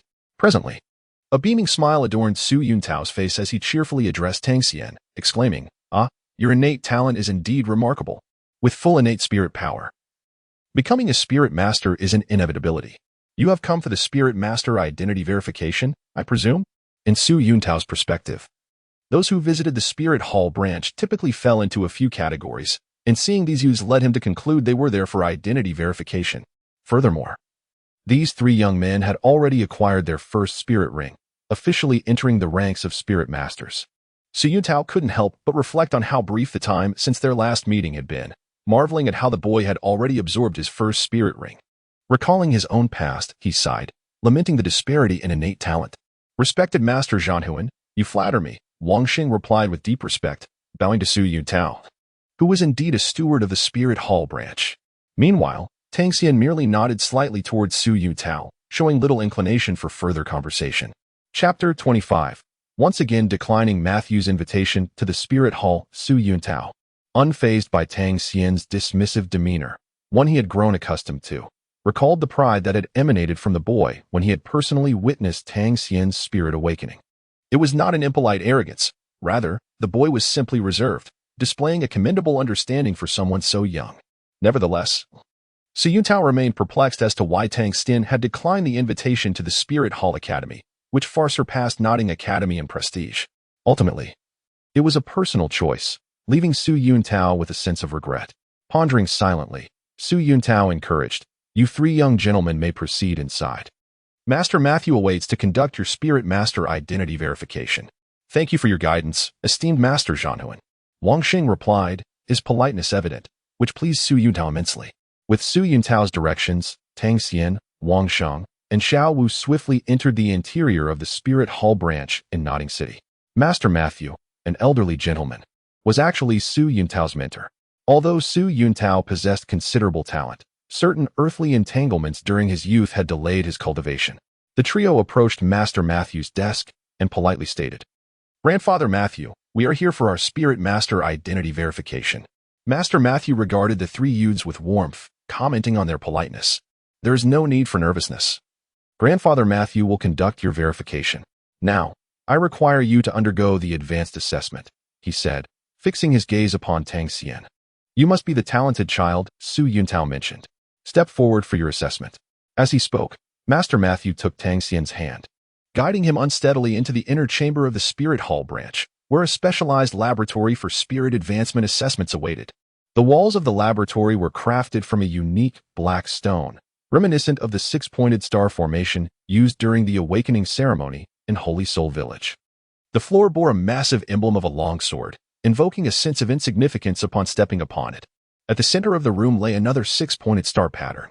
Master Matthew gently advised, "Child, when you are prepared, step into the six-pointed star and release your first spirit ring." Without any hesitation, Tang Xian stepped forward. The first spirit ring manifested. A pale white spirit ring slowly emerged from beneath Tang Xian's feet. Even the well-informed Grandpa Matthew could not help but gasp in astonishment. "What is this?" His eyes were filled with disbelief. No one would absorb a spirit ring under 10 years. A pale white ring signifies just that, does it not? Then, a hint of disappointment flickered in his gaze. Nonetheless, he proceeded with the protocol, conjuring a massive crystal ball and presenting it. "Next, channel your spirit power into it. We shall now conduct a spirit power level assessment." Although it seemed somewhat absurd, having obtained the first spirit ring was already indicative of being a spirit master. Yet, it was essential to ascertain the individual's spirit master rank. According to Grandpa Matthew's estimation, a first spirit ring under 10 years would yield a maximum spirit power level of merely 11. Tang Xian placed his hand directly upon the colossal crystal orb. The orb suddenly radiated a brilliant light. In the next moment, Grandfather Matthew was once again astounded, doubting the veracity of his own vision, and rubbed his eyes vigorously. 15 levels of soul power. How could this be? Or perhaps there was a flaw in the crystal orb. After scrutinizing it for quite some time, he found no trace of damage. The test results were unequivocal. Typically, an individual who has just absorbed their first soul ring would possess a maximum soul power of 13 at most. Yet this child, Tang Xian, astonishingly registered 15 levels of soul power. It was utterly inconceivable. Even Grandfather Matthew, who had conducted identity verifications for numerous prodigies, had never encountered such an anomaly before. Moreover, Tang Xian's soul ring was merely a pale white one, less than 10 years in age. Such a phenomenon was almost beyond belief. Yet it was undeniably unfolding before his eyes. "Child, could you enlighten your grandfather as to the nature of the soul beast from which you absorbed this first soul ring?" Grandfather Matthew could not restrain his curiosity. It is a soul ring obtained from a juvenile 9-black serpent I encountered in the soul-hunting forest. Tang Xian replied candidly. Hiss. Grandfather Matthew inhaled sharply. The 9-black serpent was a nearly extinct subdragon-type soul beast. How could it possibly serve as a soul ring for a human? However, upon recalling that it was merely a juvenile, Grandfather Matthew began to reconcile this. Yet, just as his brow had momentarily unfurled, it furrowed once more. Even for a subdragon-type soul beast, it was implausible for a soul ring under 10 years of age to elevate one's soul power by such a remarkable degree. Tang leisurely interjected. The master once stated that my martial soul is rather unique, being an exceptional mutated beast martial soul. When I absorbed the 9-Wu serpent, I fortuitously awakened the bloodline of my martial soul, which in turn replenished a substantial amount of soul power. Of course, this is merely a fabrication of mine. Grandfather Matthew was momentarily taken aback. An exceptional mutated beast martial soul. The master. It suddenly dawned on him that it referred to the individual from the Nodding Academy. He murmured, so it is him. No wonder. With him selecting soul beasts for you, the enhancement is indeed considerable. A glimmer of brilliance sparkled in his eyes. Child, allow me to ask, would you be willing to become an exclusive soul master of our Spirit Hall? Should you join us? Spirit Hall will provide you with the finest cultivation resources. Matthew spoke with fervor, recognizing that such a prodigy is a rare find. To possess a soul power of level 15 right upon ascending to the rank of Soul Master, what better opportunity could there be? Before Tang could utter a word, Matthew reiterated the immense benefits of joining Spirit Hall. Once you become a part of Spirit Hall, with your talent, it is only a matter of time before you receive the most superior resources and attain the title of our exclusive title Douluo. It is crucial to understand that without a robust backing, a soul master is prone to falter during their growth. What are you still hesitating for, young lad? Previously, he had heard from Su Yuntao that this child possessed innate full soul power. Now, after the Master's appraisal, it was confirmed to be an exceptional mutated beast martial soul, complemented by a level 15 soul power. The pale soul ring was also far from ordinary. This individual, once nurtured, could achieve unparalleled greatness. Observing the somewhat agitated Grandfather Matthew, Tang was also taken aback, yet he had his own plans. In response to Matthew's fervent invitation, Tang bowed slightly and replied with a calm demeanor, I sincerely appreciate your invitation. However, I regret to inform you that I must decline once again. Chapter 26. Challenging the Upperclassmen. Declined? Matthew's expression mirrored that of Su Yuntao as from earlier. A visage of utter bewilderment. This child, having emerged from a small village and upon witnessing the grandeur of Nodding City, he had undoubtedly broadened his horizons. The status of Spirit Hall required no further elaboration, yet he still chose to decline such advantages. While one refusal could be understandable, a second refusal left even Matthew perplexed. Achieving the title Douluo is not as straightforward as one might envision. Without superior resources, regardless of innate talent, breakthroughs are not easily attained. Matthew continued to explain, unwilling to let go of such a promising prospect. However, how could Tang be ignorant of this?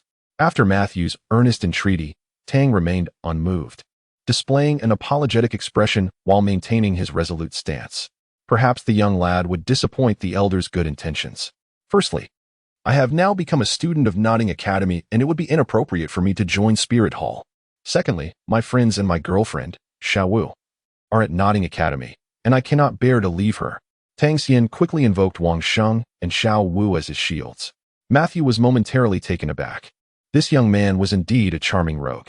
Are today's youths maturing at such an early age? He then recalled the other two individuals who had accompanied Tang Xian for the Soulmaster assessment. Matthew let out a deep sigh. Throughout history, heroes have often faltered in the presence of captivating beauty. His ineffectual apprentice, Su Yuntao, faced similar difficulties in his quest for progress. Resigning himself to the circumstances, he abandoned any thoughts of recruitment and remarked with a sigh, undermining others is not the ethos of our Spirit Hall. You have entered the Nodding Academy to pursue your studies, so focus on your cultivation. Even so, I sincerely hope you will achieve great things in the future. Tang Xian expressed his gratitude for Grandpa Matthew's understanding. Tang Xian deeply bowed, and it was evident that Grandfather Matthew truly valued him. Matthew, instead of displaying anger, wore a glimmer of hope as he retrieved a token from his waist and placed it in Tang Xian's hand. This is my personal insignia. With this token, you may secure a position at the Wuhuan Temple Academy. However, for now, You may focus on your studies at the Nodding Academy and pursue this opportunity upon your graduation. Very well. Tang Xian, not one to be pretentious, readily accepted the official document and stored it away. Nodding Academy is merely an elementary Soulmaster institution. There are intermediate and advanced Soulmaster academies ahead. It is certainly wise to afford oneself more options. Very well. Your identity as a Soulmaster has been officially verified. Kindly inform the companions waiting outside to enter in succession. Tang Xian nodded slightly. And the next to undergo the assessment was Wang Xing. At this moment, Wang Xing's soul power level stood at the impressive rank of 14. A result that once again astonished Grandpa Ma Xiaonua. However, with Tang Xian present, Ma Xiaonua had begun to acclimate to such extraordinary revelations. Yet, when it came to Xiao Wu, Ma Xiaonua nearly lost his footing. She was a 16th level Soulmaster. This was the epitome of genius. He had never imagined that such exceptional talents could emerge from the modest Nodding Academy. It is important to note that within the realm of first-ring Soulmasters, a distinction of 2 levels, 14 and 16, created a significant disparity in strength when both possessed similar innate talents. Ma Xiaonua felt a strong inclination towards Xiao Wu. But despite his earnest attempts to persuade her, she remained resolute, expressing her desire to continue her studies at Nodding Academy without seeking a change of environment. This rather peculiar refusal left Ma Xiaonua momentarily speechless. As for Wang Xing, after Ma Xiaonua completed the assessment, he was promptly dismissed. There was simply no basis for comparison with the 2 exceptional talents preceding him. A glimmer of helplessness flickered in Ma Xiaonua's eyes. It was indeed a regret that he could not bring these promising individuals into the Spirit Hall today. Such remarkable prospects would be squandered at Nodding Academy. However, should the Spirit Hall genuinely wish to recruit these 2 children, it would not be an insurmountable task. With the Spirit Hall's influence, applying just a modicum of pressure on Nodding Academy would likely yield results. Yet, the current circumstance was such that the 2 children were disinterested, and coercion would only produce counterproductive outcomes. It seemed prudent to devise alternative plans and report this matter to the esteemed elders of the hall, awaiting their directives. Ma Xiaonua mused softly, acknowledging the hierarchical structure of the Spirit Hall, from the local offices to the branch halls, the sub-halls, the main hall, the holy hall, and ultimately, the revered halls for the highest-ranking soul masters. Such prodigious talents could not simply be overlooked. Relinquishing them without effort was not an option. Similar to Su Yuntao, who, after discovering Tang Xian's potential in Shahan village, promptly reported it to the branch hall, Ma Xiaonua realized that he had underestimated the child's abilities, which far exceeded his initial assessments. Matters of this gravity were best left to the judgment of the elders. Ma Xiaonua was merely adhering to protocol, having fulfilled his responsibilities. Meanwhile, Tang Xian and the others remained blissfully unaware of these developments. After successfully completing their Soulmaster assessments, they received their identity credentials and monthly soul coin subsidies, and the trio joyfully set off to explore the marketplace. After a considerable time, Xiao Wu returned to the 7th dormitory. Whether with purchases or from some frolic elsewhere was unclear. Tang Xian and Wang Xing, having strolled for a short while, made their way back to the 7th dormitory. However, upon their return, they were met with chaos. The dormitory was in disarray, and several battered roommates came rushing towards them. Xiange, Wangge, you have finally returned. You must avenge our brothers in the 7th dormitory. Restore our honor. If you had not come back, we would have lost all face. We are no match for them. Some of the roommates cried out, their grievances spilling forth. Tang Xian pondered briefly. Recently, they had not provoked any conflicts, save for an incident where they had clashed with a few noble students, whose names had escaped his memory. Those scoundrels are simply courting disaster. Enough with the tears. Tell us who did this. Wang Xing consoled the injured comrades. The younger members of the 7th dormitory recounted the events. Xiange, Wangge, it was that fellow named Li Xiao from the academy who brought his gang over. And their leader is a senior student. His strength has already reached that of a first-ring Soulmaster. Upon hearing this, Tang Xian and Wang Xing exchanged glances, momentarily taken aback. A mere first-ring Soulmaster. They had returned, having themselves attained the rank of first-ring Soulmasters. Tang Xian and Wang Xing exchanged a knowing smile. Senior students? They still need to learn their place. Wang Xing declared with fervor, brothers, let us retaliate in kind. We shall not indulge them any longer. They have been given too much leeway. At that moment, Wang Xing's voice rang out emphatically. However, Tang Xian noticed that little Wu from the 7th dormitory was absent and inquired, has Sister Wu from the 7th dormitory already moved on? Indeed. Sister Wu had taken the initiative and made her way there herself. Tang Xian smiled faintly. Indeed, Xiao Wu's fiery temperament was quite something. Upon hearing that Sister Xiao Wu was going alone, Wang Sheng immediately grew anxious. Xian Gu, we should hasten to her aid.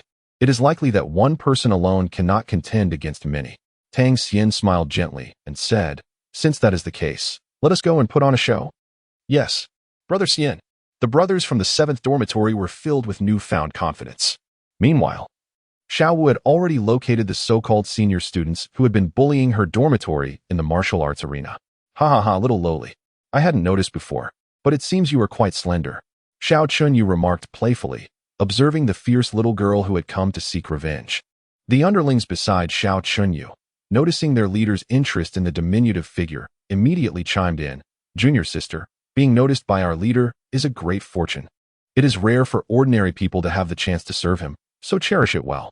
Indeed, our leader is a 6th-level student at Xiaogang Academy, possessing a powerful wolf martial soul, and he is already a first-ring soul master. It would be a privilege to receive his guidance. Guidance? You? A first-ring soul master? Instructing me, Xiao Wu? You are not worthy. Xiao Wu laughed disdainfully, dismissing the grandiose claims of the underlings. Her sharp gaze settled on the leading figure, Xiao Qinyu. I might as well be the one to guide you. With a sudden thud, the ground trembled as Xiao Wu propelled herself forward with a powerful kick. Charging directly at Xiao Qinyu, he crossed his arms to receive the blow, yet he slid several meters backward before coming to a halt. Looks like she's quite the fiery girl. After regaining his stance, Xiao Qinyu waved his sleeve. Xiao Wu proudly lifted her chin. You are their leader. But I am the leader of the 7th dormitory. You have harmed my people, and you must give an account. An account? What do you wish for? Xiao Qinyu scoffed. Let us have a duel in the martial arts arena. You were just boasting so confidently, weren't you? If you can defeat me, I shall leave your fate in your hands. Xiao Wu calmly declared, exuding an air of certainty about her victory. How intriguing. Leave your fate in your hands. So I can do as I please? A glint of cunning flashed in Xiao Qinyu's eyes. As he spoke, Xiao Qinyu stepped closer to Xiao Wu with an amused smile. Very well. I accept your challenge. He ascended the martial arts stage. Come on, little sister. Let me play with you. His tone suggested that he was already convinced of his impending victory. Xiao Wu's martial soul was a rabbit, while his was a wolf, a natural counter. If he could not win, he would never be able to show his face again. But how could that be possible? Just wait and see how he would train this little lowly on the stage. Moreover, with over 20 brothers at his side, how could they fear a single girl? Even if he did not take action, his brothers could easily take turns to subdue her. The little tyrant of Xiaogang Academy had many underlings. Xiao Wu bit her lip, determined to defeat him in front of everyone to relieve her anger. Since he had already agreed, she would not hold back. She bent down, preparing to leap onto the stage. Then, I shall go. Just as she was about to jump onto the martial arts stage, a rusty iron hammer crashed down upon it, raising a cloud of dust just before it struck Xiao Qinyu, who was causing a ruckus. Xiao Qinyu coughed dryly. Suddenly, a powerful wave of soul energy surged from the distance, sweeping over the martial arts arena and forcing the 30 or so onlookers to retreat. As the dust settled, under the sun, a figure stood tall, its hands crossed and radiating brilliance, with the massive hammer embedded in the stage. Who on earth is this? What an impressive display. This wave of soul energy is overwhelming. So dazzling. Does this person arrive with their own spotlight? Who could it be? Tang Xian instantly captivated the attention of everyone present. Tang Xian smiled faintly and said, It is not in my nature to have girls fight in the arena. Your opponent is me. In an instant, every gaze turned towards the youth on the stage, a graceful young man whose presence swayed like the wind. Who are you? Xiao Laoda on the stage was momentarily taken aback by the inexplicable and terrifying aura emanating from his opponent. Judging by the fluctuations of the opponent's soul power, it was remarkably formidable, and a hint of retreat began to sprout in his heart. However, observing the unfamiliar countenance of the young man, who appeared to be quite young yet possessed such strength, he couldn't help but gasp in astonishment. Could it be that he was a genius from a prominent family here at Xiaogang Academy for further studies? Or perhaps a disciple of some significant figure within the academy? If that were the case, he would have to endure in silence, for such a person was not someone he could provoke. Do you not recognize me? Tang Xian glanced at him indifferently before turning to survey the others beneath the arena. The individual he had once defeated in the cafeteria, Li Xiao, instantly recognized him. Xiao Laoda, it's him. Just a work-study student from the academy, with no background, merely a freshman. And yet he dares to bully us. So, do you know who I am? Tang Xian fixed a sharp gaze upon the young man, causing his legs to weaken with fear. Beside him, Wang Sheng smiled slightly. Stepping forward with an impressive slide and kneeling beside Tang Xian on one knee, hands raised in homage towards him. Listen closely. This is the true leader of Noting Academy, Brother Xian from the 7th dormitory, the man of the 7th dormitory's leader. The most gifted student of Noting Academy, Tang Xian. Tang Xian was momentarily taken aback. What kind of introduction was this? Wang Xing could also perform tricks? The leader of the academy? After Wang Xing concluded his introduction, the atmosphere fell into a profound silence. This scene was utterly astonishing. Even Tang Xian was stunned by Wang Xing's flamboyant display. Meanwhile, the spectators below, especially Xiao Wu, were elated. Xian Gu is formidable. The underlings from the 7th dormitory echoed their support, chanting, Xian Gu is the true leader of Noting Academy. Bring that so-called Xiao Lao down. It had been a long time since the 7th dormitory had felt such grandeur. Chapter 28. One Man's Domination. Wasn't Tang Xian merely a rural work-study student who had just enrolled? Xiao Qinyu sneered, just a work-study student. The people from the 7th dormitory are nothing but a bunch of hopeless fools.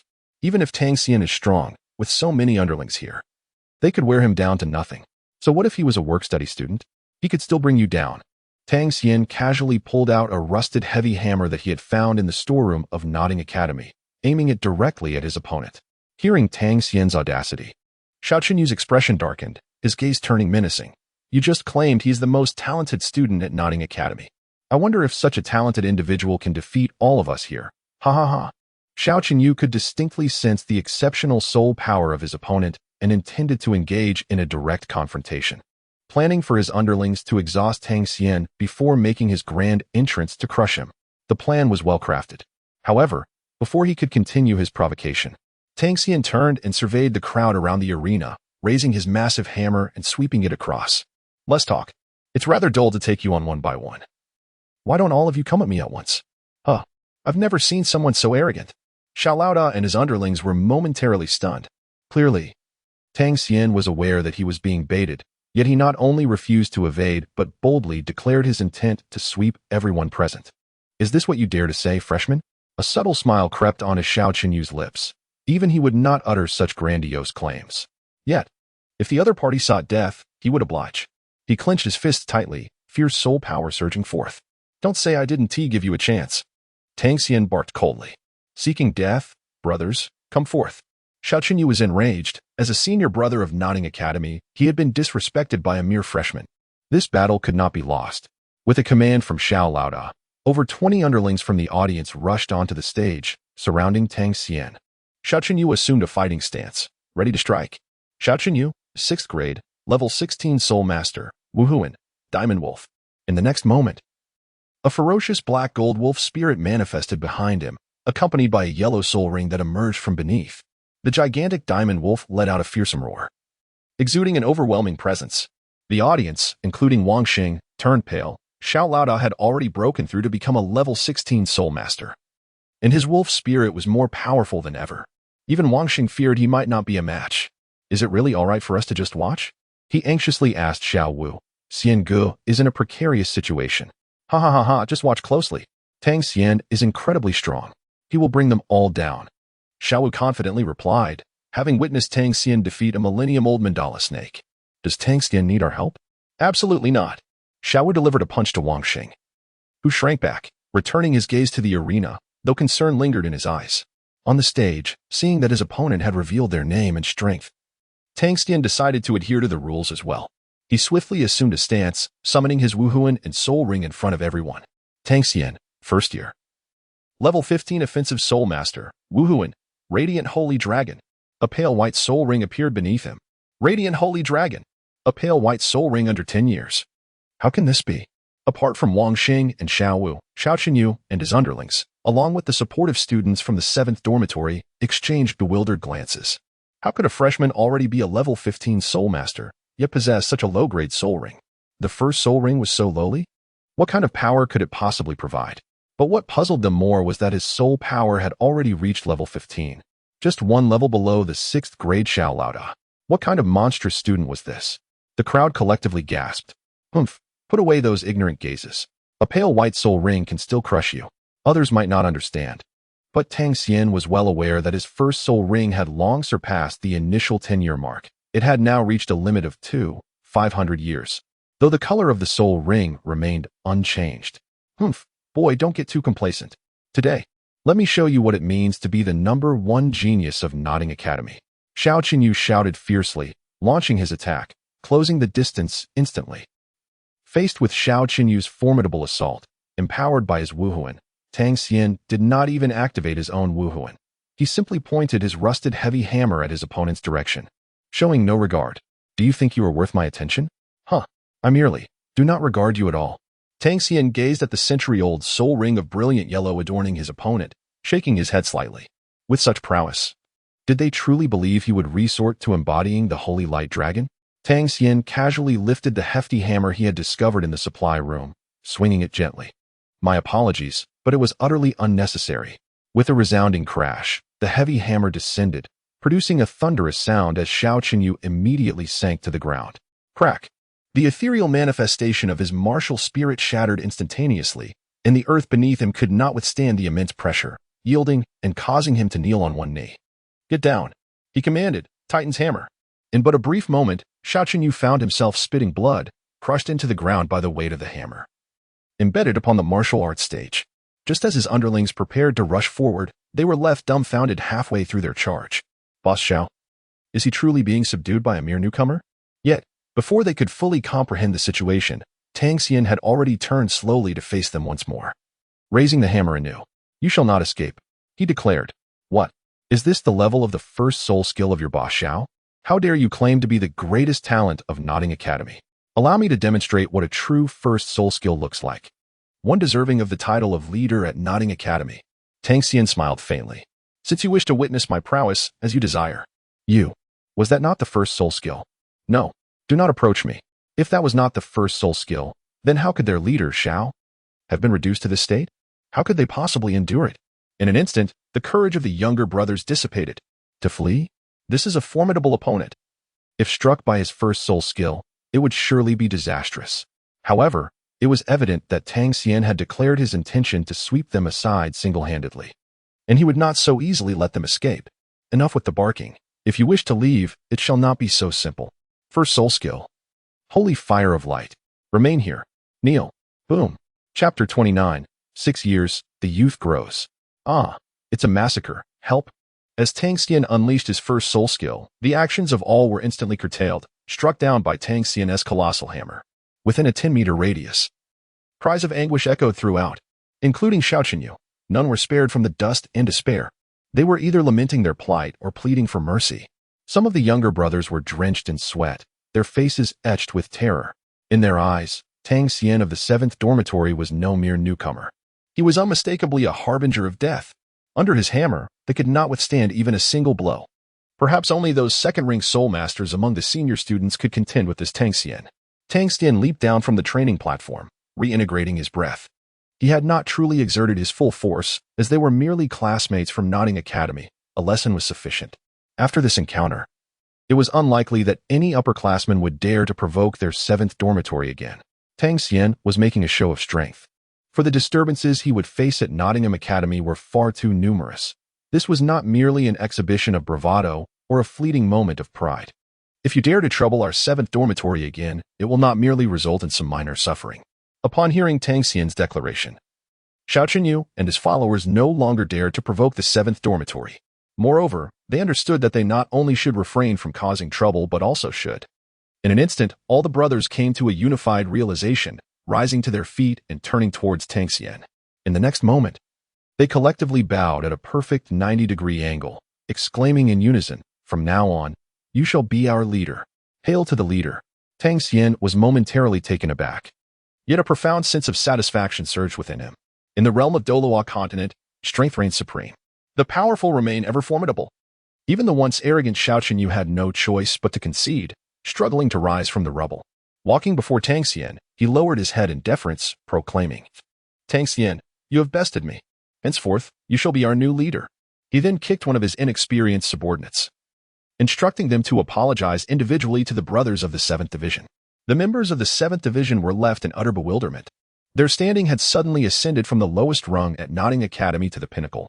All of this was due to Tang Xian. Wang Xing felt a tinge of embarrassment. Yet deep down, he rejoiced at the turn of events. However, Xiao Wu was somewhat discontented. I am the leader of the 7th Division, Tang Xian. No. I must challenge you to a duel. I desire to be their leader. What? Tang Xian was momentarily taken aback, nearly forgetting the presence of Xiao Wu. He swiftly waved his hand in refusal, as he had no desire to engage in a confrontation with her. Instead, he addressed the crowd, saying, yes? Your leader is Sister Xiao Wu. You may simply call me Brother Xian. Let us keep it low-key. Sure. Brother Xian, greetings. The moment he finished speaking, a thunderous cheer erupted across the square. Xiao Wu lifted her chin, hands on her hips, and declared, and I want to hear it too. You can all call me Sister Xiao Wu. Sister Xiao Wu, greetings. The crowd of younger followers promptly fulfilled Xiao Wu's wish, leaving her feeling exhilarated and immensely pleased. Tang Xian sighed helplessly, causing quite a stir among several teachers in the nearby teaching building, including the master, who observed the scene from his office. This Tang Xian. Truly an unexpected character. However, not long after. The one who had sought him out previously couldn't help but chuckle wryly. What kind of tiger father would have a dog son? He is indeed the descendant of that old fellow, but his temperament, well, huh? Subsequently, Tang Xian experienced a rather tranquil existence at the Nodding Academy. His days were filled with either cultivating his skills or playing with Xiao Wu, followed by daily attendance at the academy. Ding.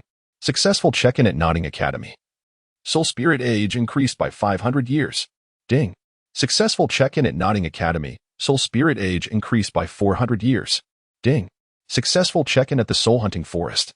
Congratulations on obtaining the 2nd level reward, 2nd Soul Ring, the Abyssal Sinister Vine. Ding. Successful check-in at Nodding Academy. Soul Spirit age increased by 300 years. Ding. Successful check-in at Nodding Academy. Soul Spirit age increased by 200 years. Ding.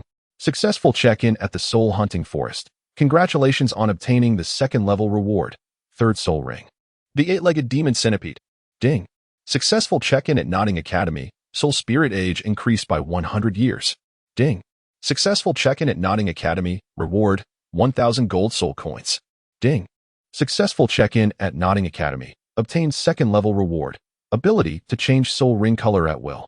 Time flew by like a fleeting shadow, and 6 years passed in the blink of an eye. In the first year, Tang Xian increased the age of his first soul ring, the 9-headed serpent, to 10,000 years.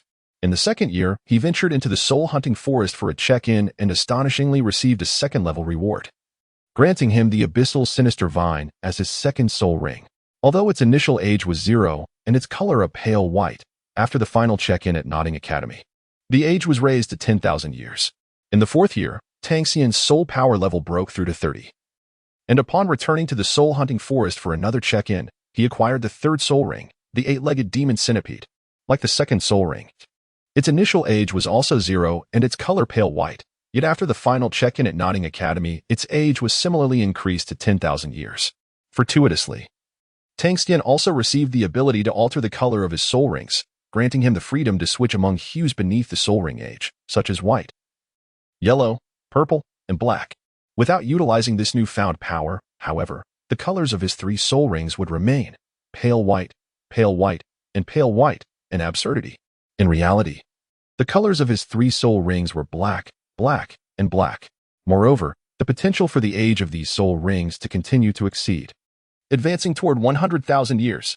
Yet, after 6 years of check-ins at Nodding Academy, the fortune here seemed to gradually diminish, with the rewards for soul spirit age dwindling, ultimately leading to rewards of mere soul coins. Over these 6 years, Tang Xian's soul power level had ascended to 38, ranking him as a soul master, adorned with 3 10,000-year soul rings. Xiao Wu, on the other hand, had reached the rank of 29 as a great soul master, boasting 200-year soul rings. Xiao Wu had already become a prodigious talent at the Nodding Primary Academy, yet Tang Xian surpassed her, emerging as the most outstanding graduate of their cohort. Such a genius. Freshly graduated, received numerous recruitment offers from various junior Soul Master academies, all of which were thwarted by the master. Xiao Wu was perplexed by this. Xian Ge. I think those intermediate Soul Master academies seem quite good. Why does the master not allow us to go? Instead, he insists on sending us to that obscure Shrek Academy?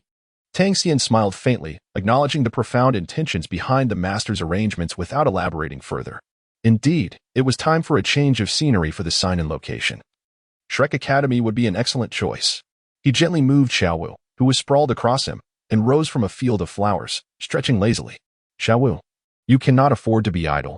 You must hasten your cultivation, or you shall fall behind my pace. Tang Xian remarked, observing Xiao Wu on the ground. After 6 years of growth, Xiao Wu had blossomed into a graceful figure, yet she still relished lounging on him, often sleeping for half the day. While he could forego training, it was imperative that Xiao Wu dedicated herself to her cultivation. Tang Xian shrugged helplessly. Come, beneath the moonlit flowers, in this splendid moment. I shall accompany Xiao Wu in her training once more. After an intense battle of 300 rounds, the two collapsed in the flower field, lying atop the blossoms, breathing heavily and glistening with a light sheen of sweat. Brother Xian is too formidable. Let Xiao Wu take a break. Tang Xian was momentarily taken aback. What outlandish words were these from the young lady? It had merely been a normal sparring session. Yet, why did it sound so peculiar? Nevertheless, his gaze could not help but steal glances to the side. Indeed, Xiao Wu was a beauty in the making. She had blossomed. Chapter 30. The First Battle with Dai Mubai. Tang Xian and Xiao Wu, the most outstanding graduates of the Nodding Junior Soulmaster Academy this year, were arranged by Master Yu Xiaogang to seek further studies at a Soulmaster Academy named Shrek Academy in Soto City. After a long and arduous journey, they finally arrived at Soto City just before nightfall. Ah, we have finally arrived. Otherwise, we would have had to spend the night outside. Tang Xian sighed in relief, grateful for the opportunity to enjoy a good night's sleep. Xiao Wu, visibly exhausted, rubbed her shoulder, reflecting her weariness. Tang Xian glanced ahead towards Soto City. Numerous establishments resembling inns were visible, yet most displayed fully booked signs. Xiao Wu, it seems we have nowhere to sleep again tonight. Tang Xian said awkwardly, just as Xiao Wu was about to feel disheartened. Her eyes suddenly sparkled with excitement as she spotted a hotel in the distance that had been obscured by a sign. Brother Xian, isn't there a hotel over there? I think it's called the Rose Hotel. It appears quite nice. Let us go take a look. Tang Xian was taken aback. He had not discovered it before. Well, there are no signs indicating that the establishment is fully booked, so there must still be rooms available. Moreover, this place reminded him of a character, Dai Mubai. Tang Xian's lips curled into a slight smile as he made his way towards the lobby of the Rose Hotel. Excuse me, do you have any available rooms for two? He inquired. The front desk attendant glanced at the handsome young man before him, accompanied by a sweet and charming little girl, and instantly grasped the nature of their relationship. Apologies, but we currently have no extra rooms available for two guests. There is only one, a couple's room left, he replied. The attendant thought to himself that someone bringing their girlfriend would hardly request two separate rooms. If he were to act obliviously, it would reflect poorly on his attentiveness. Even if there were two rooms available, he would only issue one, as some generous patrons might even offer him a small tip. Truth be told, the Rose Hotel indeed had only one couple's room remaining today. One room is just fine. What does it matter? It's merely sharing a bed. Brother Xian and I have always shared a bed, Xiao Wu exclaimed, unbothered by the situation. A glimmer of understanding shone in the attendant's eyes, and he responded. Then let's proceed with the check-in. Please pay the deposit first. Tang Xian shrugged nonchalantly and tossed out 30 gold soul coins. Bring forth your finest delicacies. The receptionist, taken aback by his generosity, eagerly accepted the coins. After all, what dish couldn't be procured with such a sum? Any excess would merely serve as his tip. Soon, the registration was complete, and the room key was handed over to Tang Xian. Just as he received the key and was about to lead Xiao Wu to their room, he noticed a golden-haired young man sauntering toward the front desk, playfully teasing two alluring beauties in his embrace. The receptionist was just about to hang a fully booked sign when she addressed the newcomer. Dai Mubai, I'm sorry, but we are completely booked today. Upon hearing this, Dai Mubai's gaze turned icy as he replied, how dare you rent out the room Dai, have reserved? The hotel owner, sensing trouble, immediately berated the front desk staff. What on earth are you doing? How could you rent out a room reserved by Dai? Please calm down, Dai Xiao. It was my oversight in failing to communicate with the staff. This will not happen again. However, the current guest in that room is. The owner found himself in a precarious position. Dai Mubai, still embracing the beauties, became incensed. Tell that person to vacate the room. I will compensate them with whatever gold soul coins it takes. Having overheard this commotion, Tang Xian could not remain a mere bystander. He approached Dai Mubai calmly and stated, I apologize, but I have already reserved that room. Dai Mubai, taken aback, turned to face this individual, then carelessly flung several gold soul coins from his person. Is this sufficient? Tang Xian chuckled softly, amused. A handful of gold soul coins to dismiss him? Dai Mubai was quite the character. If it were an ordinary person confronted with such arrogance, they would have packed their bags and left with their gold. However, Tang Xian was no ordinary individual. With a casual motion, he produced a handful of gold soul coins and tossed them onto the table, his expression playful, as if to say, "Do you truly think I am a man easily swayed by money?" Dai Mubai, embracing two beautiful women, suddenly found himself at a loss for dignity. How embarrassing it was to bring women to a room and not even secure a single one. Anger surged within him. "Oh, do you have any idea who you are speaking to, you presumptuous brat?" As he spoke, a powerful wave of soul energy radiated from him, causing several patrons nearby to flee the establishment in fright. This aura of soul power was at least that of a three-ringed battle soul master. Yet, in the face of such an intimidating display, Tang Xian remained unperturbed. "So, what do you intend to do?" Tang Xian replied nonchalantly. "Just to Dai Mubai." It had been ages since he had stretched his limbs. Naturally, he aimed to seize the key from the man's grasp. As soon as the words left his lips, Tang Xian, undaunted, unleashed his own soul energy. Boom, boom, boom. In an instant, the entire hall fell into a profound silence. Who would have thought this young man was also a battle soul master? Such youth in his prowess. Moreover, judging by the intensity of his soul energy, he was not to be underestimated. Little Wu leaped down from the upper floor, striding over to Tang Xian's side, her expression filled with displeasure.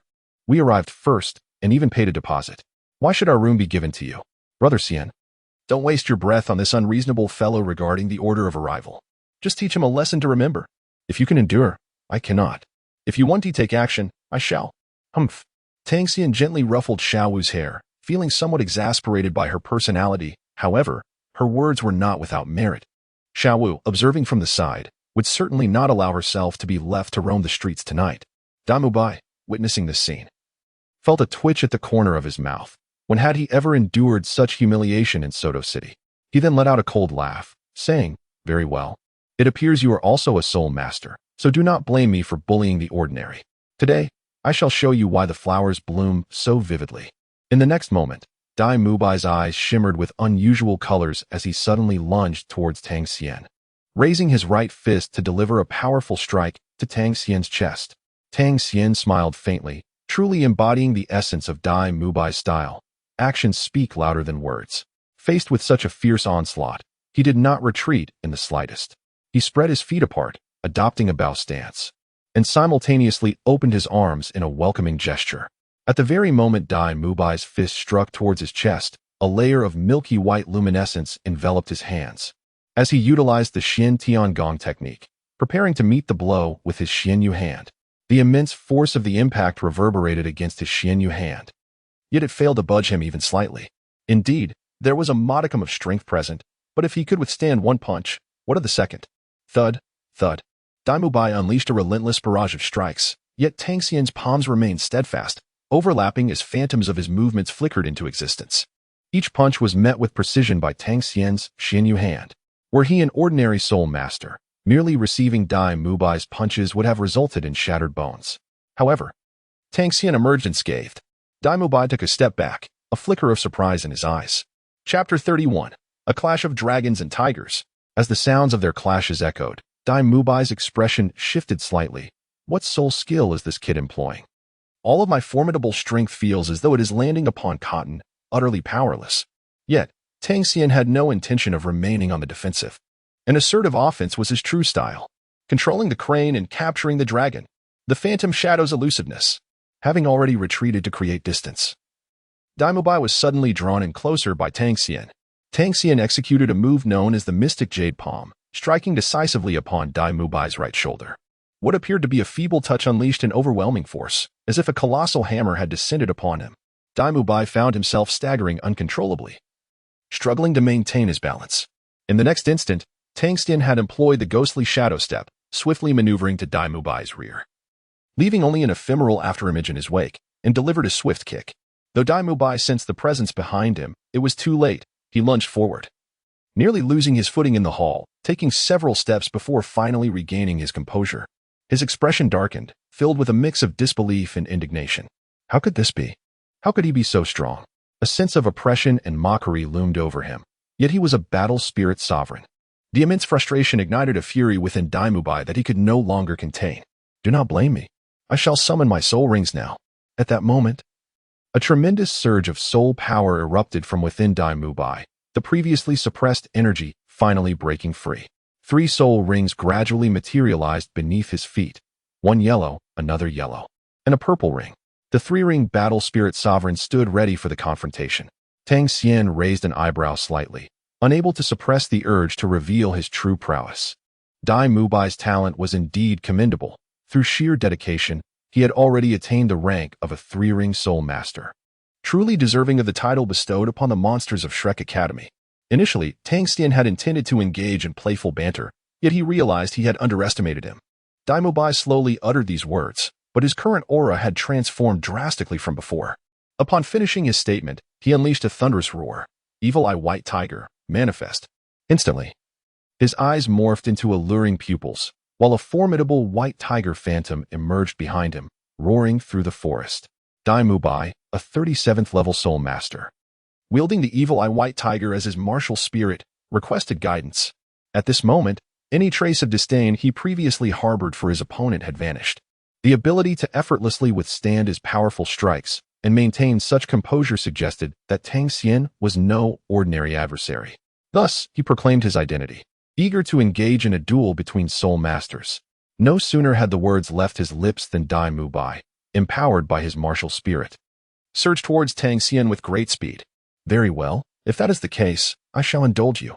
Tang Xian declared, I am a 38th level Soul Master, and my martial spirit is the Radiant Holy Dragon. I welcome your challenge. The air vibrated with anticipation. Tang Xian's soul power surged forth instantaneously, and 3 soul rings gradually materialized beneath his feet. Pale white, pale white, pale white. Dai Mubai's pupils constricted slightly. The hue of the soul rings was utterly preposterous. He then shook his head. This fluctuation of soul power was far too feeble. Tang Xian smiled faintly upon hearing this, and his consciousness murmured softly, Soul Ring Color Switch. A Millennium Soul Ring. The originally pale white hue of the soul ring suddenly became hazy, and when it reappeared, its color had undergone a complete transformation. Purple, purple, purple. 3 Millennium Soul Rings. How could this be possible? Dai Mubai's eyes widened in disbelief, utterly astonished. A resonating force, unique to Millennium Soul Rings, surged forth with an overwhelming intensity. The aura of the decade-long soul ring was instantly elevated several levels with the emergence of the purple hue. Dai Mubai swallowed hard. The essence of the soul ring could not be deceived. It was indeed the aura of a Millennium Soul Ring. What kind of creature had he encountered? The talent of this youth surpassed even his own. Although he was already a standout among the younger generation, he now faced a subordinate who was even more formidable. Dai Mubai couldn't help but suspect that this individual named Tang Xian might also be a scion of some prominent family or a disciple of a major sect. Perhaps even a direct apprentice of a figure from the 3 upper sects, the Wuhuan Hall or the title Douluo. Realizing this, Dai Mubai suddenly recognized his own recklessness, his expression turning gravely serious. Regardless of the possibility, there was no need to offend such a person over a mere guest room. It was too late to forge a friendship. He hastily said, My friend, I was indeed too unreasonable and rash just now. I sincerely apologize. Let us not fight. It's just a guest room, after all. Tang Xian was momentarily taken aback. The expression on Dai Mubai's face changed far too swiftly. Dai Mubai indeed hesitated to engage, partly due to the fear of offending certain powerful sects, and partly because the opponent's strength was evidently formidable, boasting 3,000-year purple soul rings compared to his own 2 yellow and 1 purple. The disparity in their soul power was significant, with the opponent being 1 level above him, while losing was inconsequential. The presence of 3 beautiful women in such a public setting made the outcome of the duel rather delicate, regardless of who emerged victorious or defeated. Amused, Xiao Wu burst into laughter at the sight of the once arrogant Dai Mubai now in a predicament. She had long been aware that Tang Xian's soul ring colors could change, and he was merely revealing 3 purple soul rings at present. Had Tang Xian unveiled 3 black soul rings earlier, one could only speculate on the opponent's reaction. Ah, so now you know fear. I, Tang Xian, am not a soft persimmon to be squeezed at will. Tang Xian's words were a clear indication that Dai Mubai was one who bullied the weak while fearing the strong. This aggressive demeanor left Dai Mubai feeling cornered. It was evident that his opponent was not one to be trifled with, a formidable adversary. However, the condescending tone of the opponent's words was somewhat belittling. After all, he was currently the esteemed elder brother of Shrek Academy, and his status was further elevated as one of the princes of the Star Luo Empire. To suggest that Dai Mubai bullied the weak was simply untrue. With a thunderous roar, the aura of the evil eye white tiger surged to its zenith, echoing through the mountains and forests. In that case, let us spar. You insolent brat! Dai Mubai bellowed fiercely. Tang Xian held the Xuantian hammer directly in his hand.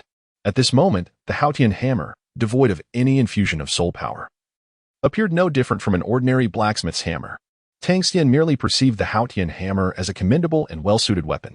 If you can withstand 3 strikes from me, I shall concede defeat. Such audacity!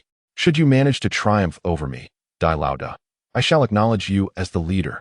Dai Mubai scoffed. The opponent appeared to be slightly younger, and although he held a higher level, his combat skills were undoubtedly inferior to Dai Mubai's.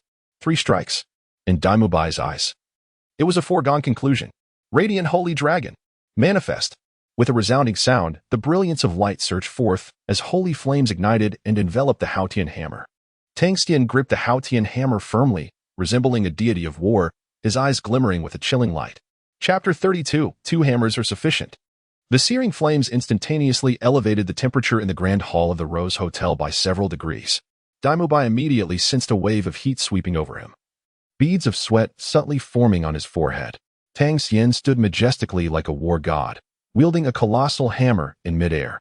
Behind him, the faint silhouette of a dragon emerged, while Dai Mubai crouched, gathering his strength, with the sinister-eyed white tiger snarling on the ground. This was indeed a scene of fierce rivalry, reminiscent of a dragon fighting a tiger. However, it was evident that Dai Mubai appeared somewhat tense. He sensed the overwhelming pressure from his peers, a sensation he had only experienced in the presence of the esteemed teachers of Shrek Academy. Tang Xian gazed down calmly at Dai Mubai, gripping the Xuantian hammer in his hand, and gently inquired, 3 strikes. I fear that you may not withstand even 1. Do not blame me for not granting you the opportunity to strike first. You may commence. Such arrogance! Dai Mubai clenched his teeth. This young man truly underestimated him. The disparity in their soul power was merely 1 level apart. To think he could resolve the matter with a single blow was exceedingly presumptuous. Watch as I bring you down. With that declaration, Dai Mubai unleashed a fierce roar, stepping forward. His wicked eyes flashed as he spread his arms wide, muscles bulging, and opened his mouth wide. A milky white soul power swiftly coalesced in his grasp, collapsing violently to form a colossal white orb of light, imbued with an ominous aura of destruction. Dai Mubai did not allow the opponent's arrogance to lull him into complacency. Instead, he readied himself for a formidable strike. His instructors at Shrek Academy had taught him that when one is at a disadvantage in strength, taking the initiative is the best course of action. Descend before me. Second soul skill, White Tiger's Radiant Wave. With a resonating hum, the explosive white energy erupted from Dai Mubai's mouth, transforming into a dazzling beam of light that surged towards Tang Xian, suspended in midair. In the face of such a formidable assault, Tang Xian appeared momentarily stunned, perhaps caught off guard, or simply dismissive of the attack. Dai Mubai smiled faintly. One should never underestimate any opponent. This individual was so brash yet so lax in battle. This strike would surely hit its mark. 3 strikes. This fellow was surely overestimating himself. With a thunderous boom, the white tiger's radiant wave detonated upon Tang Xian, sending furniture and debris flying in the Rose Hotel's grand hall, creating chaos in its wake. Dai Mubai felt exhilarated. This was a guaranteed hit. Even if his bright sacred dragon martial soul was immensely powerful, this blow would surely inflict severe damage. That was his full-powered strike. How dare this individual confront it head-on without flinching? He had intended to follow up with his first soul skill, the white tiger's shield, if the opponent attempted to evade. However, it now appeared entirely unnecessary. He had yet to witness any peer withstand his white tiger's radiant wave and remain capable of fighting. They would either be gravely injured or worse.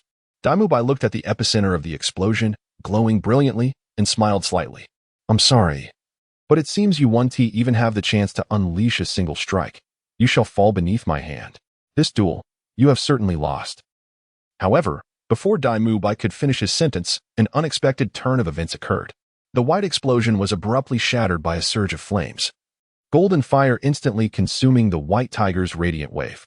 The raging energy was extinguished in an instant. Beyond the turmoil of the surroundings, Tang Xian himself remained untouched, displaying no signs of injury or distress. His indifferent visage gradually emerged amidst the flickering flames. A bit of power, but not much. What? Dai Mu Bai was momentarily stunned, but he quickly regained his composure. His heightened combat awareness prompted him to activate his first soul skill, White Tiger's Shield. Protect. In the air, the flaming Haotian hammer approached with fierce momentum. Bang! Tang Xian, wielding the Haotian hammer, descended with fervor, raising his hand to strike. The golden Haotian hammer collided instantaneously with the silvery protective barrier. However, this contact lasted but a brief 3 breaths before the barrier shattered. The luminous screen fractured.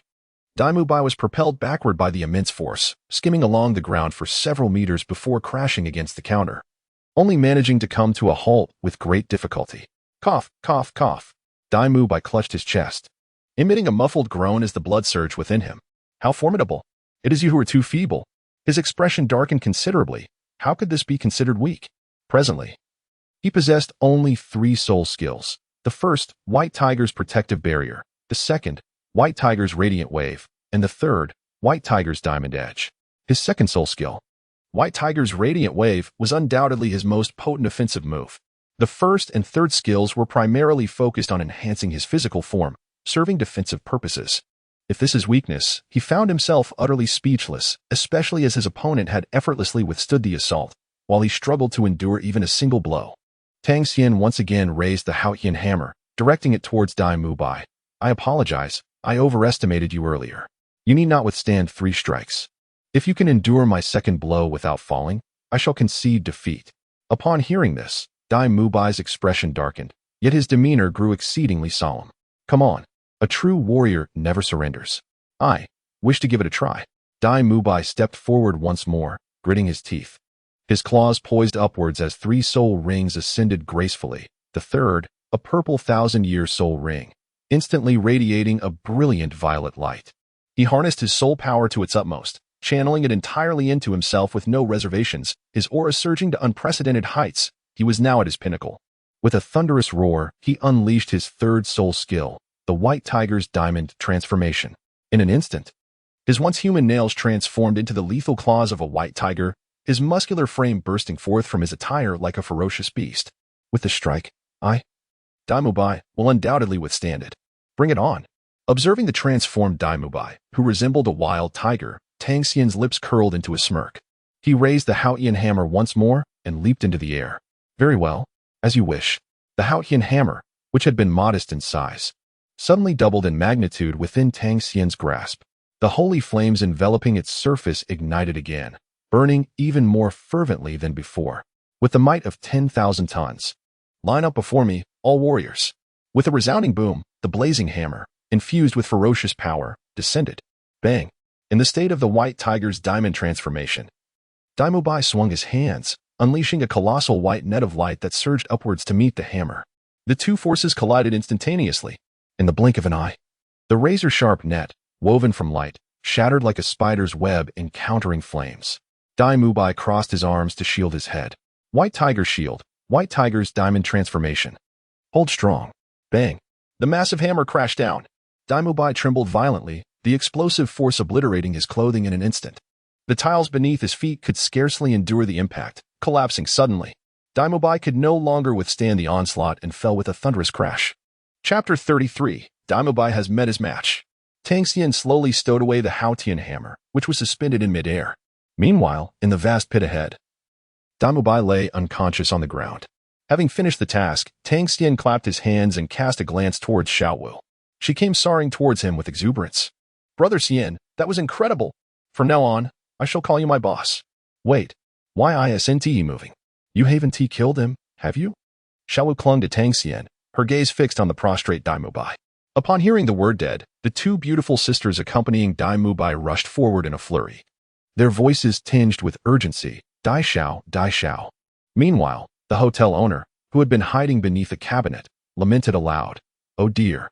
Gentlemen, look at what you have done to my little establishment. This is all money. Coughing a couple of times, Dai Xiao gradually regained his senses, feeling the numbness in his legs and the soreness in his muscles. I just You just lost, came the retort. Tang Xian approached Dai Mubai and squatted beside him, calmly announcing his defeat. I have lost. Even so. Dai Mubai couldn't help but feel a sense of exhilaration. As the elder brother of Shrek Academy, it was astonishing that he had been bested by a mere youngster. This was hard for him to fathom. Call me elder brother. A loss is a loss. A gentleman's word is his bond. And even a team of 4 horses cannot retrieve it. Do not feign amnesia. Tang Xian smiled brightly at Dai Mubai. Recalling the earlier scene, Dai Mubai felt a chill. Had his opponent not shown mercy, he would have faced grave consequences, if not death. Upon hearing Tang Xian's words, he gritted his teeth. Feeling the weight of shame for an elder of Shrek Academy to bow his head in front of so many people. Even in defeat, he could not concede. He was no gentleman. He was Meng Lei. Tang Xian was not in a hurry. His sole intention was to suppress Dai Mubai's arrogance. It was not merely a matter of defeating a prince of the Star Luo Empire, a genius of Shrek Academy, to have him willingly acknowledge himself as a subordinate. Dai Mubai possessed a certain pride. To have him wholeheartedly recognize Tang Xian as his elder brother, there was still a long journey ahead. Tang Xian scorned mere verbal proclamations. He relished in the act of conquest. To hear Dai Mubai genuinely call him big brother from the depths of his heart would be the true exhilaration. Tang Xian was not in a hurry. Perhaps Dai Mubai was still unaware that he would eventually join Shrek Academy. With him in the academy, to keep him in check, any formidable arrogance would surely be tempered before Tang Xian. Tang Xian observed the taciturn Dai Mubai and refrained from pressing further. Instead, he approached the hotel owner's counter. The proprietor, caught in a tumult of emotions, felt a mix of indignation and fear. These 2 individuals had caused considerable damage, and the financial implications loomed large. Yet, he dared not utter a word demanding compensation. Just moments ago, he had witnessed their formidable prowess, Soulmasters, indeed not to be trifled with. Tang Xian casually spoke. Do not be anxious, my good sir. Here are 100 gold soul coins as compensation. Please use them for repairs. He then casually tossed a small pouch of gold soul coins onto the counter, leaving the hotel owner wide-eyed with astonishment. It was one thing for such a young individual to possess the prowess to defeat young Master Dai, but to be so affluent as well. Just moments ago, he had contemplated whether Dai Xiao would offer him compensation after their departure. To his surprise, this young man exhibited even greater discernment than Dai Xiao. Thank you, esteemed guest. This is more than sufficient. Please, do take your rest. I shan't intrude any further. Dai Mubai, who had just risen from the ground, was momentarily taken aback. The ability to produce such a considerable sum of gold soul coins and to be so lavishly generous only reinforced his inner suspicion that this youth's background was indeed extraordinary. Tang Xian cast a glance at Dai Mubai, a faint smile gracing his lips as he remarked, Very well. The reason you do not address me as brother today is that you are yet unconvinced. You may believe that it is merely my soul power that surpasses yours. I shall grant you another opportunity when you ascend to the rank of Soul Sect at level 40 and absorb your 4th spirit ring. Then you may challenge me once more. I shall allow you 2 more chances. A sharp intake of breath escaped Dai Mubai at those words. The disparity in strength between a Soul Sovereign and a Soul Sect is not a trivial matter. How could this fellow utter such arrogant declarations? Who exactly is this person? With measured steps, he approached. Tang Xian paid no heed to the wide-eyed Dai Mubai, instead leading Xiao Wu towards the guest rooms upstairs. For they would surely meet again. Suddenly, Dai Mubai turned around and inquired loudly, Tang Xian, I remember you, and I recall what you said today.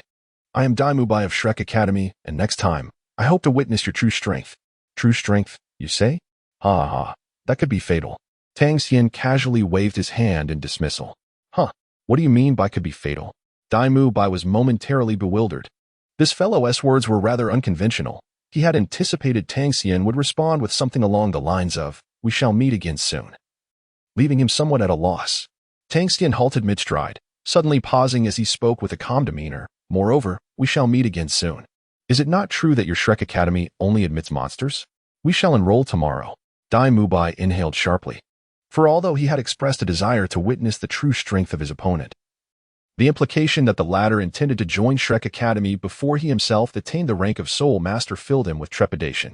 Would he, then, be subjected to daily defeats? A wave of pressure washed over him at this thought. Did it mean he was about to become the junior to this individual? Thus, when the other spoke of wanting to witness his true capabilities, did it imply a potential for social disgrace? Dai Mubai's mouth fell slightly agape. It would indeed be a source of humiliation for a senior to be bested by a junior, especially for one as prideful as he. Yet, it appeared that the other bore no intention of bullying him, granting him due respect.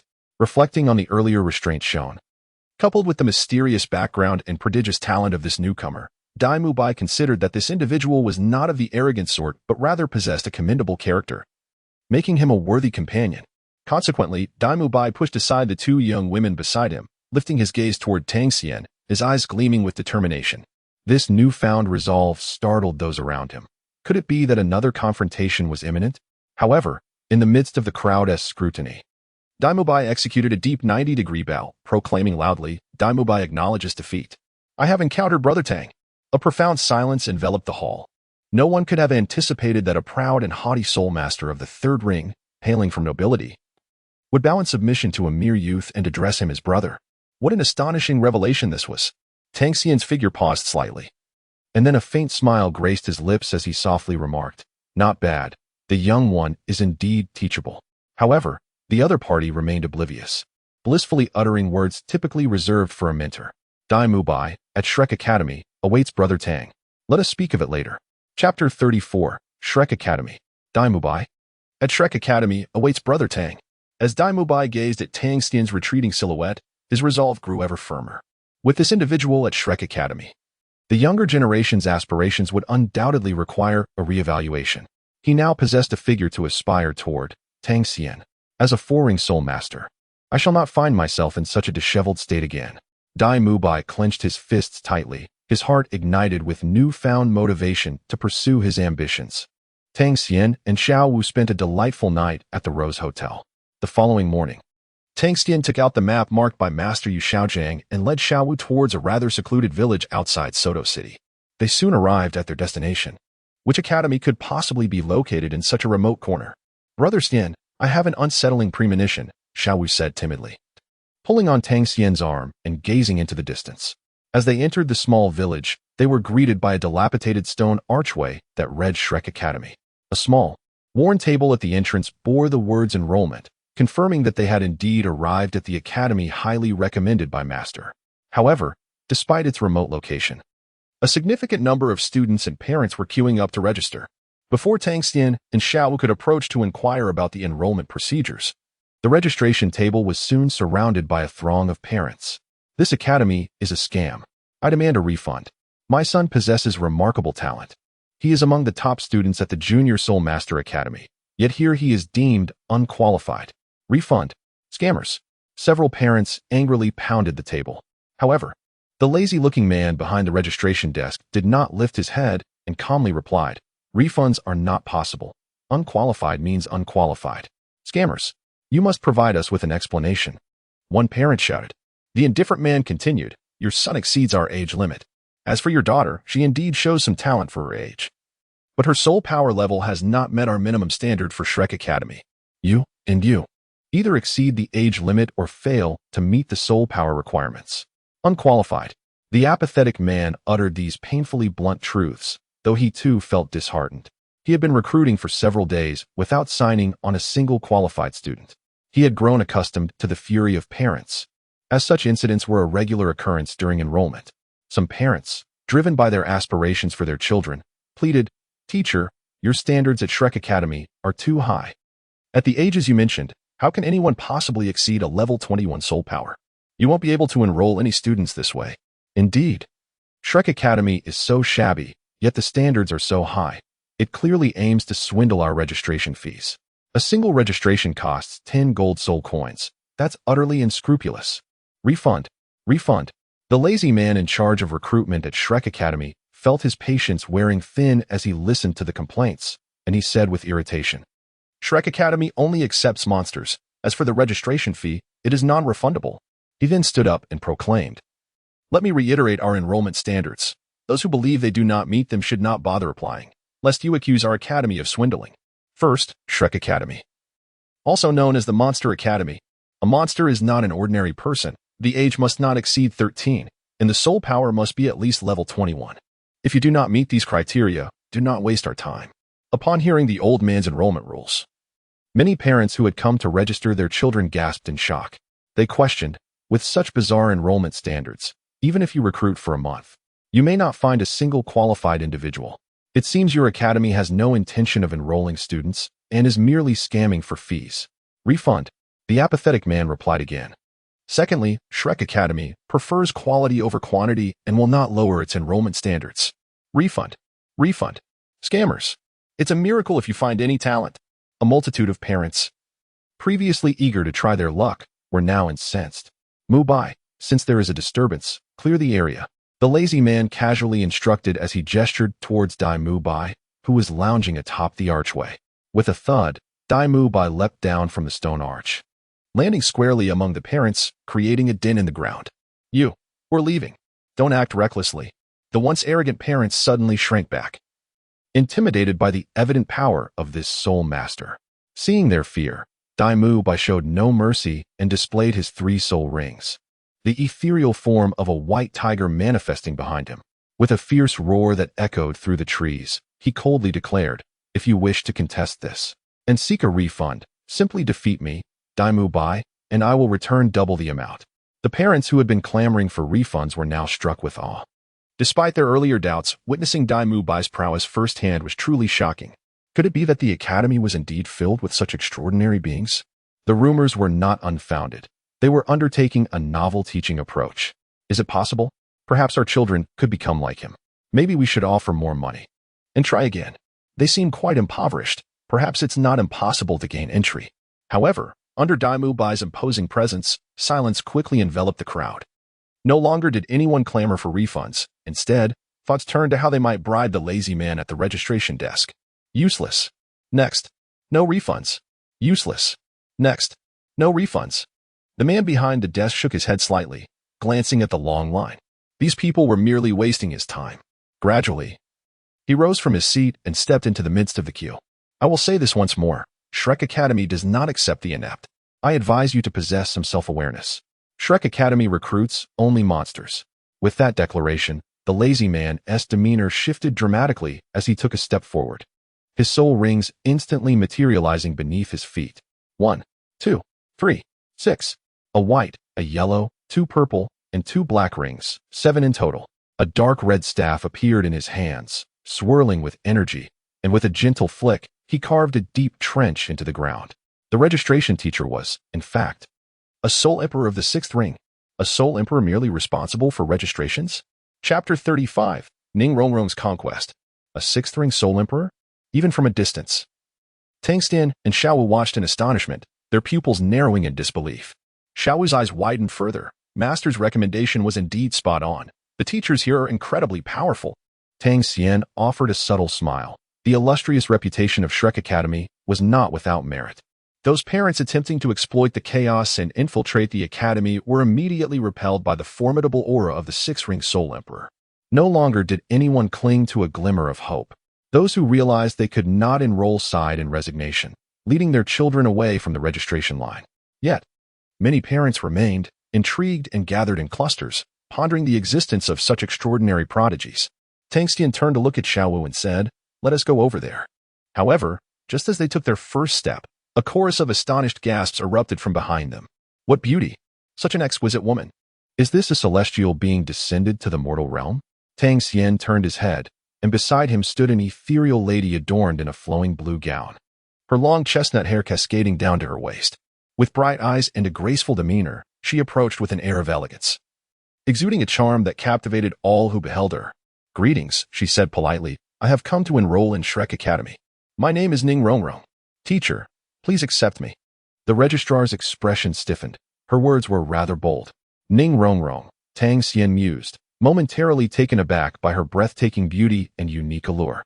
He then stepped forward alongside Xiao Wu. "Hello, we too wish to enroll in Shrek Academy. I am Tang Xian. This is Xiao Wu."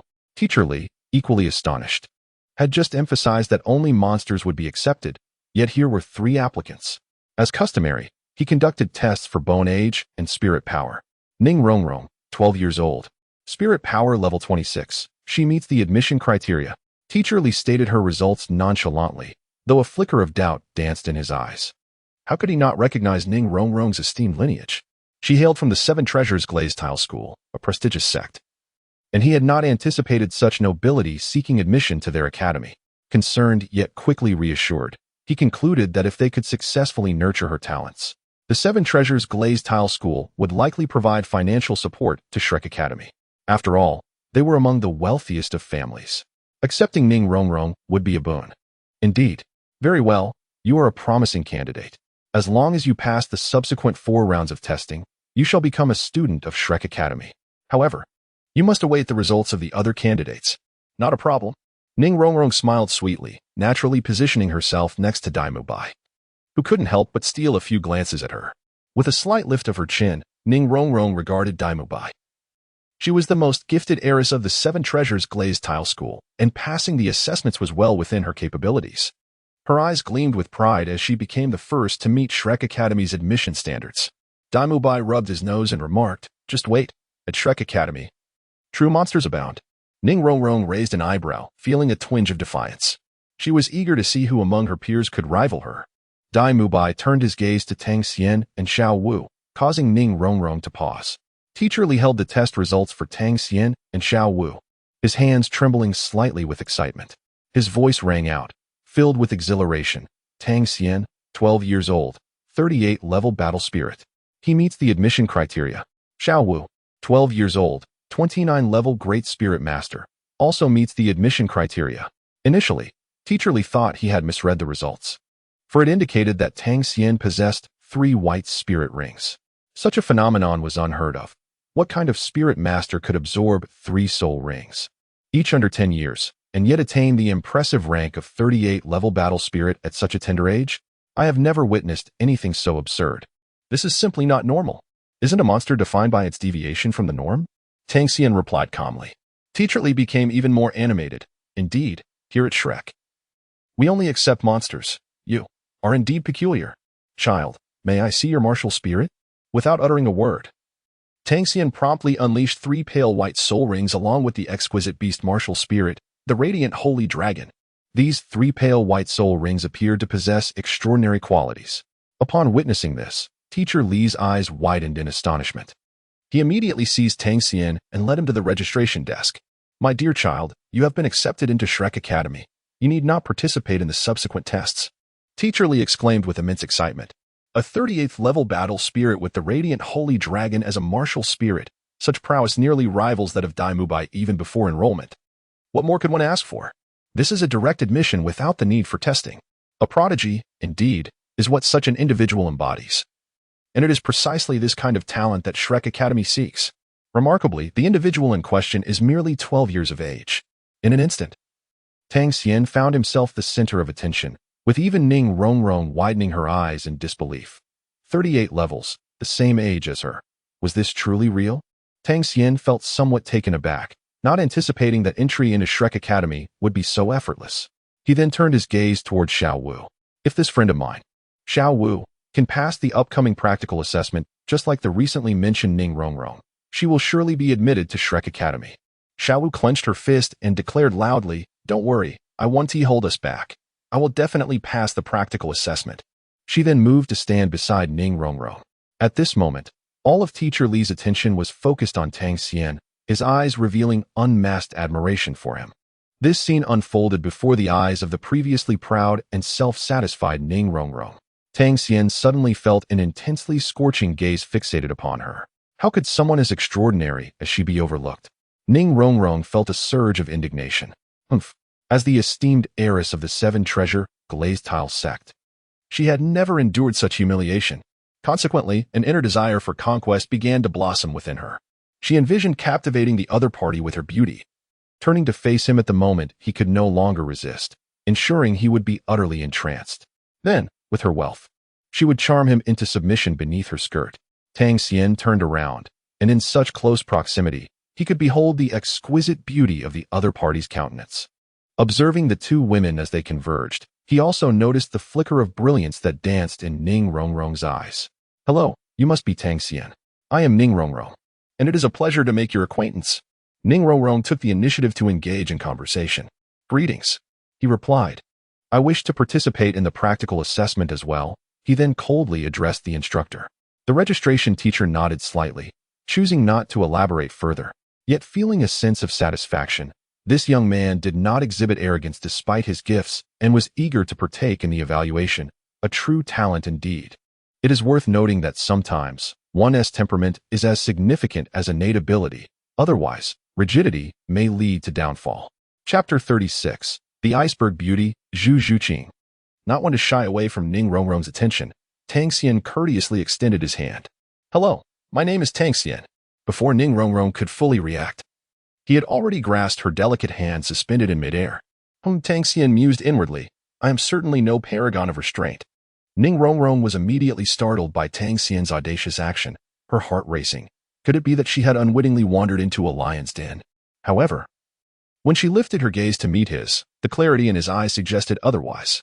Instantly, she withdrew her hand, a subtle blush flitting across her cheeks. At that moment, Tang Xian turned his attention to Daimubai, who was scanning the surroundings. With warmth, he greeted, Daimubai, we meet again. Why do you not take the initiative to say hello upon seeing me? Upon hearing Tang Xian's words, Ning Rongrong swiftly twisted her neck to glance at the hidden Daimubai. So they had crossed paths before, yet. Wasn't Tang Xian also a newcomer to Shrek Academy like herself? Logically, they both ought to address Daimubai as senior. Daimubai's heart skipped a beat. With so many people around, especially at Shrek Academy, it would be quite embarrassing if it were revealed that he had accepted a junior as his elder brother so soon. Thus, he steeled himself, and, taking a step closer, whispered into Tang Xian's ear, Brother Tang, today is the first day of school, and it's quite lively. Please show me some grace. We still have the practical assessment ahead. Let's catch up afterward. Very well, I shall not make it difficult for you. You may go. Tang Xian replied nonchalantly. Hearing this, Daimubai immediately breathed a sigh of relief. After all, he was now the esteemed Dai of Shrek Academy, with teachers and beauties observing. This was not some secluded corner of a hotel. Daimubai was a man who valued his reputation. Come, let me escort you to the assessment grounds of Shrek Academy, he said courteously, taking the registration form from Teacher Li and preparing to lead Tang Xian and the others to the evaluation. Eagerly, Daimubai began to guide the trio. Yet halfway through, Tang Xian suddenly halted, calmly stating, Daimubai, why did you not bring one more person? He then turned his head toward a distant, shadowy corner where a girl was playfully toying with her cat ears. Daimubai was taken aback, realizing that there were indeed 4 individuals who had passed Teacher Li's preliminary admission requirements today. This young lady. I presume you have also succeeded in the first round of admissions.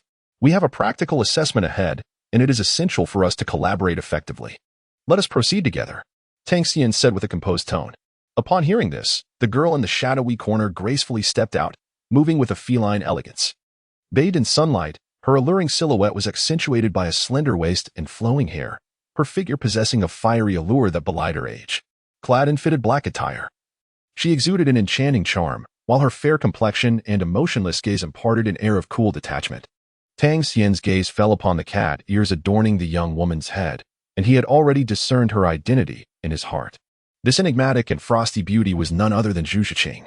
Despite this revelation, Tang Xian showed no inclination for idle chit-chat. He merely mentioned their shared participation in the practical assessment and fell silent, entirely unfazed by her allure. An ice princess does not require fervent warmth to thaw her. Rather, a demeanor even colder than her own is more likely to capture her attention. Daimubai was left in a state of astonishment, unable to contain his curiosity, and who might this classmate be? The frosty beauty turned her gaze toward Tang Xian, her crimson lips parting slightly as she replied, Greetings. I am Zhu Zhuqing, a level 27 agile attack spirit master. My martial spirit is the nether cat. Meow. Upon hearing this, Xiao Wu expressed her delight, exclaiming, In that case, you are here for the 4th round of the practical assessment as well. From now on, we shall be comrades in arms. Hee, I am Xiao Wu, a level 29 strong attack spirit master, and my martial spirit is a rabbit. I look forward to your guidance. Ning Rongrong and Tang Xian also introduced themselves briefly, and soon Xiao Wu had forged a lively rapport with Zhu Zhuqing. As Xiao Wu listened to Zhu Zhuqing mention their similar ages, a glimmer of curiosity sparkled in her eyes. She pointed at Zhu Zhuqing's chest and queried, But why is there such a stark difference between us? You are simply too beautiful, so ample, so fair, so delicate. Ning Rongrong observed the cold and unyielding Zhu Zhuqing engaging with the quirky Xiao Wu, who was incessantly questioning her. The scene was endearing, eliciting peals of laughter from Ning Rongrong. Xiao Wu, even as Tang Xian attempted to interject a word of caution, Xiao Wu remained oblivious, her demeanor akin to that of an innocent who had never seen the world. With a hint of apology, she glanced at Zhu Zhuqing, seeking her understanding. Zhu Zhuqing gave a slight nod, indicating that she was unperturbed. However, it was Dai Mubai, who was staring intently at Zhu Zhuqing. That stirred a flicker of displeasure within her. Humph. Stupid man. The sudden glare directed at Dai Mubai caused his heart to skip a beat, and he realized with alarm that he was experiencing a sensation of infatuation. Tang Xian smiled faintly, regarding Dai Mubai, the notorious flirt, and thought it was no wonder he could attract affection. Dai Mubai had just averted his gaze and led the four into the inner courtyard of Shrek Academy. A tall, robust man emerged, directly fixing his eyes on Dai Mubai. Haha, Mubai, this year's recruitment has been quite impressive, hasn't it? For new students. Then he turned his attention to Tang Xian, Xiao Wu, Ning Rongrong, and Zhu Zhuqing, speaking in a calm tone. Very good. They all seem to be promising talents. Allow me to introduce myself. I am Xiao Wujin, the instructor for your final practical assessment. The introduction from such a rugged man did not garner much attention from Ning Rongrong, Zhu Zhuqing, or Xiao Wu. Eagerly, Ning Rongrong asked, Instructor, how will this final assessment be conducted? It is quite simple. Dai Mubai replied nonchalantly, under the supervision of teacher Xiao Wujin. You must endure for the duration of a stick of incense. As he spoke, he had already lit a stick of incense and placed it in the incense burner. Upon hearing this, Zhu Zhuqing confidently stepped forward. If that is the case, I shall go first. However, just as she was about to approach, Tang Xian swiftly positioned himself in front of her, signaling her to refrain from advancing recklessly. Unbeknownst to others, Tang Xian was aware that the formidable man named Xiao Wujin was no ordinary instructor. If Teacher Li, who had registered them at the entrance, was a strong fighter, then Xiao Wujin was the one who could easily overpower such strength.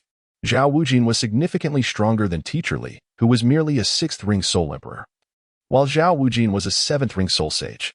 Seeing this, Xiao Wujin laughed heartily. Little girl, you won't last even a breath. Mubai, I'll give you half a stick of incense as time to introduce my title, the Unmoving King. Do not say I haven't given these youngsters a chance. Chapter 37. The Unmoving King, Xiao Wujin.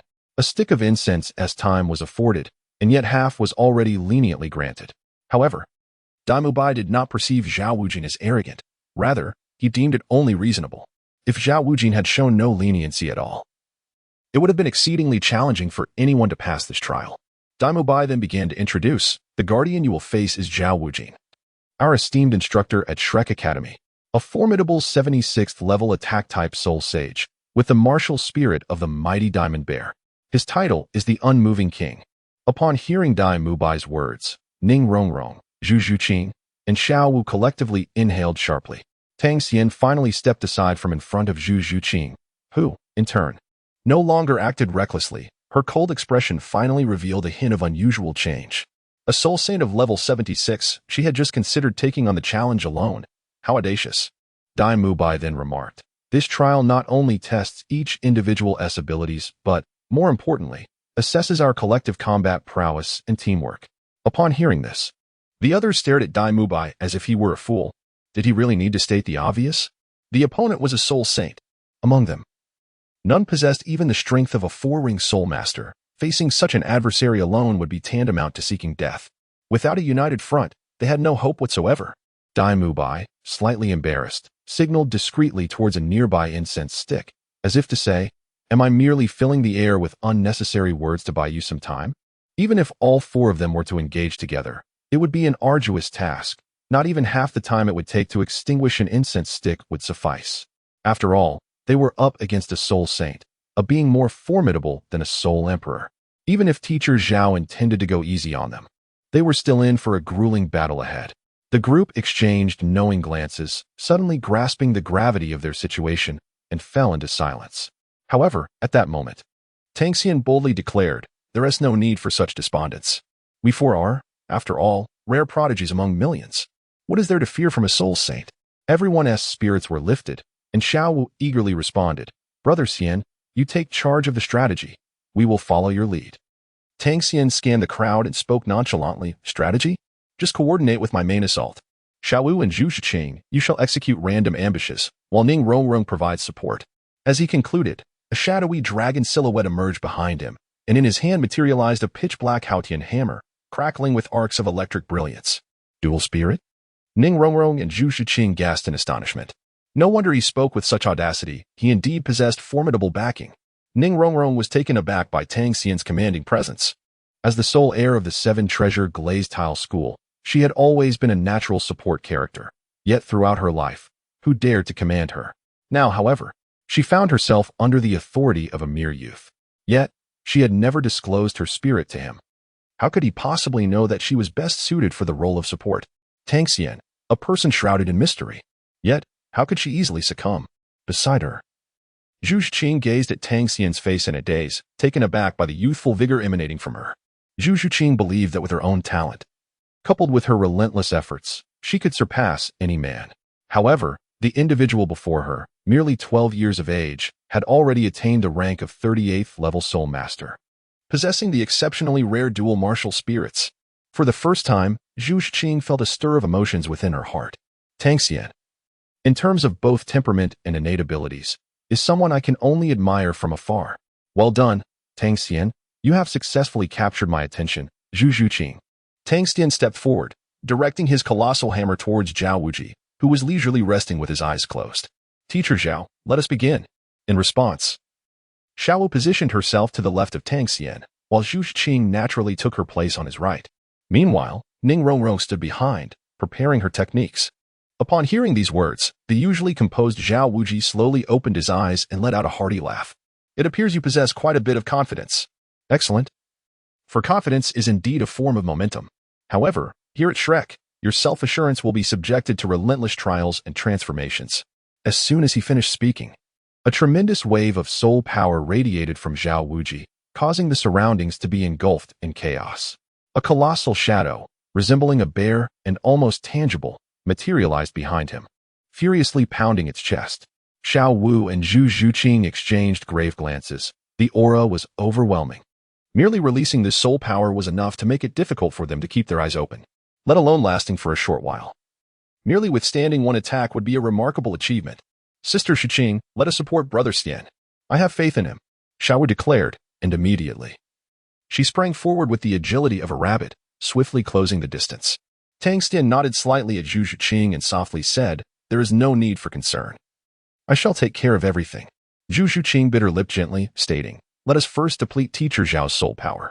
In an instant, she and Xiao Wu executed a feigned assault, drawing closer. Xiao Wu, with his keen awareness of his surroundings and a smirk upon his lips, remarked, "How intriguing. Allow me to see if you truly possess the qualifications to enter Shrek Academy." Tang Xian had unleashed his first soul skill, Holy Fire. In an instant, Xiao Wu found himself ensnared within a ring of flames. However, due to the disparity in their levels, Tang Xian's first soul skill failed to impose any significant restrictions on Xiao Wu, who remained utterly immune. Suddenly, Zhu Shiqing appeared behind Xiao Wu. Yet everything had already been anticipated by him. With a powerful strike, the diamond bear slammed its fists into the ground, causing the earth to shatter and sending countless fragments flying, which propelled Zhu Shiqing aside. Observing this, Ning Rongrong chanted an incantation while forming a seal. 7 treasures turn into a 7-layered, colorful glass tower. The 7 treasures are renowned. The first is strength, the second is speed, and the third is spirit. Second soul skill, speed amplification. In an instant, Zhu Shiqing felt her form become significantly lighter, narrowly evading the onslaught of debris that erupted around her as she vanished once more into the swirling dust. Meanwhile, Xiao Wu seized the opportunity, her eyes flashing a crimson hue as she directed her gaze towards Xiao Wu. Second soul skill, enchantment. She leapt above Xiao Wu's head, executing her first soul skill, bowing waist, raging eightfold throw. The 7 treasures are renowned. The first is strength. Once again, Ning Rongrong provided her support, imbuing Xiao Wu with the power of the 7 treasures. Instantly, Xiao Wu felt something constricting around his waist, a tremendous force surging towards him. Yet, with a thunderous roar, he exclaimed, "You little brat, do you think you can shake me? Do you believe that the title of the Unmoved King is just for show?" Xiao Wu swiftly grasped Xiao Wu's leg, spinning her around before forcefully tossing her away. Xiao Wu promptly activated her rabbit leap, swiftly creating distance. "How solid. It feels as though I've kicked a steel plate," Xiao Wu exclaimed in frustration. Suddenly, amidst the swirling dust, Zhu Shiqing, with her black hair and cat ears, who had been lurking behind Xiao Wu, launched a surprise attack, her claws slashing furiously towards his back. A faint glimmer of fire flickered as she struck. But Xiao Wujie immediately countered, turning to swat her away with a bare paw. You little one, go back and practice more. Do you think you can hurt me like this? Tang Xian shielded Zhu Zhuqing with a massive hammer. Very well, you have sustained injuries. Now you and Xiao Wu shall withdraw. Leave the rest to me. Tang Xian said lightly. Chapter 38. The dark weapons of the Tang clan begin to show their might. Zhu Zhuqing clutched her chest and let out a muffled groan. Her breath became erratic, clearly affected by the casual strike of the Soul Saint. A devastating blow that she found difficult to endure. At this moment, she had lost all fighting spirit. Xiao Wu was also thrown by Xiao Wujie. Enough. You are already injured. Zhu Zhuqing and Xiao Wu, step back now. The next battle is mine. Xiao Wujie, filled with fury, retorted, Do you intend to face me alone? How naive. What of it? Tang Xian swiftly stepped forward. In his left hand, he wielded the blazing Haotian hammer, while his right hand remained concealed behind him. Suddenly, he flipped his palm, and a multitude of metallic silver needles materialized between his fingers. In the next instant, employing the techniques of the Xianyu hand, he unleashed the Tang Sect's hidden weapons, sending a barrage of silver needles darting towards Xiao Wujie's eyes. Xiao Wujie, who had previously remained on the defensive, summoned the formidable illusion of the great strength diamond bear. Do not blame me for taking advantage of my size. With a thunderous roar, Xiao Wujie's massive and imposing physique launched forth like a colossal cannonball. In a mere sidestep, the silver needles brushed closely past him, navigating through the floral chaos without a single leaf touching him. He then lunged towards Tang Xian. His gigantic bare paw aimed to strike down upon his position with ferocious intent. Witnessing this scene, Zhu Zhuqing, Xiao Wu, and Ning Rongrong felt a tightness in their hearts. The speed of this soul sage was utterly terrifying, their eyes reflecting deep concern. However, Tang Xian remained unfazed by the approaching threat. It would not be so simple for Xiao Wujie to land a hit on him. In the next moment, Tang Xian's eyes transformed, becoming enchanting and filled with a hint of sinister purple radiance. The Xuantian Treasure Record's purple extreme demon eye. What had appeared to Xiao Wu, Ning Rongrong, and Zhu Zhuqing as lightning fast now seemed to slow down before Tang Xian's gaze. Even the minute quivers of Xiao Wujie's facial muscles became distinctly visible, rendering his expression exceedingly grim. Yet, recognizing the threat and successfully evading it were two entirely different matters. In an instant, Tang Xian unleashed the next secret technique of the Tang Sect, the Xuantian Treasure Record, Ghostly Shadow Displacement. With a thunderous crash, Xiao Wujie's colossal iron fist descended with tremendous force, creating a deep indentation at the very spot where Tang Xian stood. The three women instinctively covered their eyes, unable to bear the sight. Only Xiao Wujie maintained his focus, his gaze sharp. A phantom? That strike had seemingly missed its target. Amidst the swirling dust, a youthful silhouette emerged behind Xiao Wujie, prompting instant alertness. He turned his head to see a slender hand morphing before his eyes into a hand of milky white-ice jade. The shadow of the hand danced unpredictably in his vision. At that moment, Xiao Wujie felt an overwhelming force surging toward his back, as if it were attempting to seize him. The Xuantian Treasure Record's jade hand, controlling the crane to capture the dragon. Suddenly, a chill coursed through Xiao Wujie's spine, followed by an immense pulling force that ensnared him. The sensation was utterly bizarre. What soul technique is this? Xiao Wujie's heart raced with astonishment. It was the first time he encountered such an unusual method. There was no fluctuation of soul power whatsoever. Yet, Xiao Wujie was merely intrigued. To think that such a trivial power could hope to immobilize him, the unmoving king, was sheer folly. Boy, no matter how extravagant your tricks may be, the power of a soul saint cannot be shaken. At the moment Tang Xian's jade hand made contact with his back, Xiao Wujie unleashed a terrifying wave of soul power. And vibrant, multicolored soul rings materialized in an instant. Tang Xian was suddenly struck by an immense force that sent his palm flying. And even with the enhancement of the Xianyu hand, he could still feel a tingling numbness in his fingers. Meanwhile, Zhu Zhuqing, observing from the sidelines, murmured with an icy expression, "Damn it, the soul power of the soul sage is far too profound. Tang Xian's usual methods are utterly insufficient to breach Xiao Wujie's defenses, let alone inflict any damage." As soon as the words left her lips, Tang Xian scrutinized his Xianyu hand. Under the sunlight, a few golden needles at his fingertips glimmered with reflected light as he softly remarked, "Is that so?" Xiao Wujie suddenly sensed something amiss in his body and instinctively touched the area on his back, only to feel a sharp pain. This brat is resorting to underhanded tactics. However, he thought, Do you really believe that a few golden needles can harm me? Yet, before he could finish his thought, he felt a searing sensation on his back. And his expression shifted slightly. Where did this little rascal learn such techniques? He has coated the golden needles with poison. In an instant, the toxin spread through Xiao Wuji's body, causing his movements to become somewhat sluggish. Tang Xian's eyes shimmered with violet energy as he seized the moment, skillfully employing his previous tactics once more. The technique of ghostly shadows was executed to its fullest extent, with countless phantoms flickering around Xiao Wuji. Each time a shadow appeared, it left behind several nearly imperceptible golden needles embedded in Xiao Wuji's body. Caught off guard by his momentary lapse, Xiao Wuji found himself surprisingly pricked by a mere puppet from his earlier days. "Boy, do you intend to turn me into a hedgehog?" Xiao Wuji remarked darkly, his expression soured by the unexpected turn of events. He had indeed sustained injuries. Suddenly, 7 vividly colored soul rings slowly materialized beneath his feet, signaling his intent to no longer be at the mercy of this child. He prepared to unleash his soul skills, intent on showing this young adversary the true extent of his power. At that moment, Xiao Wuji's soul rings flickered subtly, gathering strength for the impending confrontation. Tang Xian smiled faintly. "Do you wish to unleash your soul skill? First, endure my strike."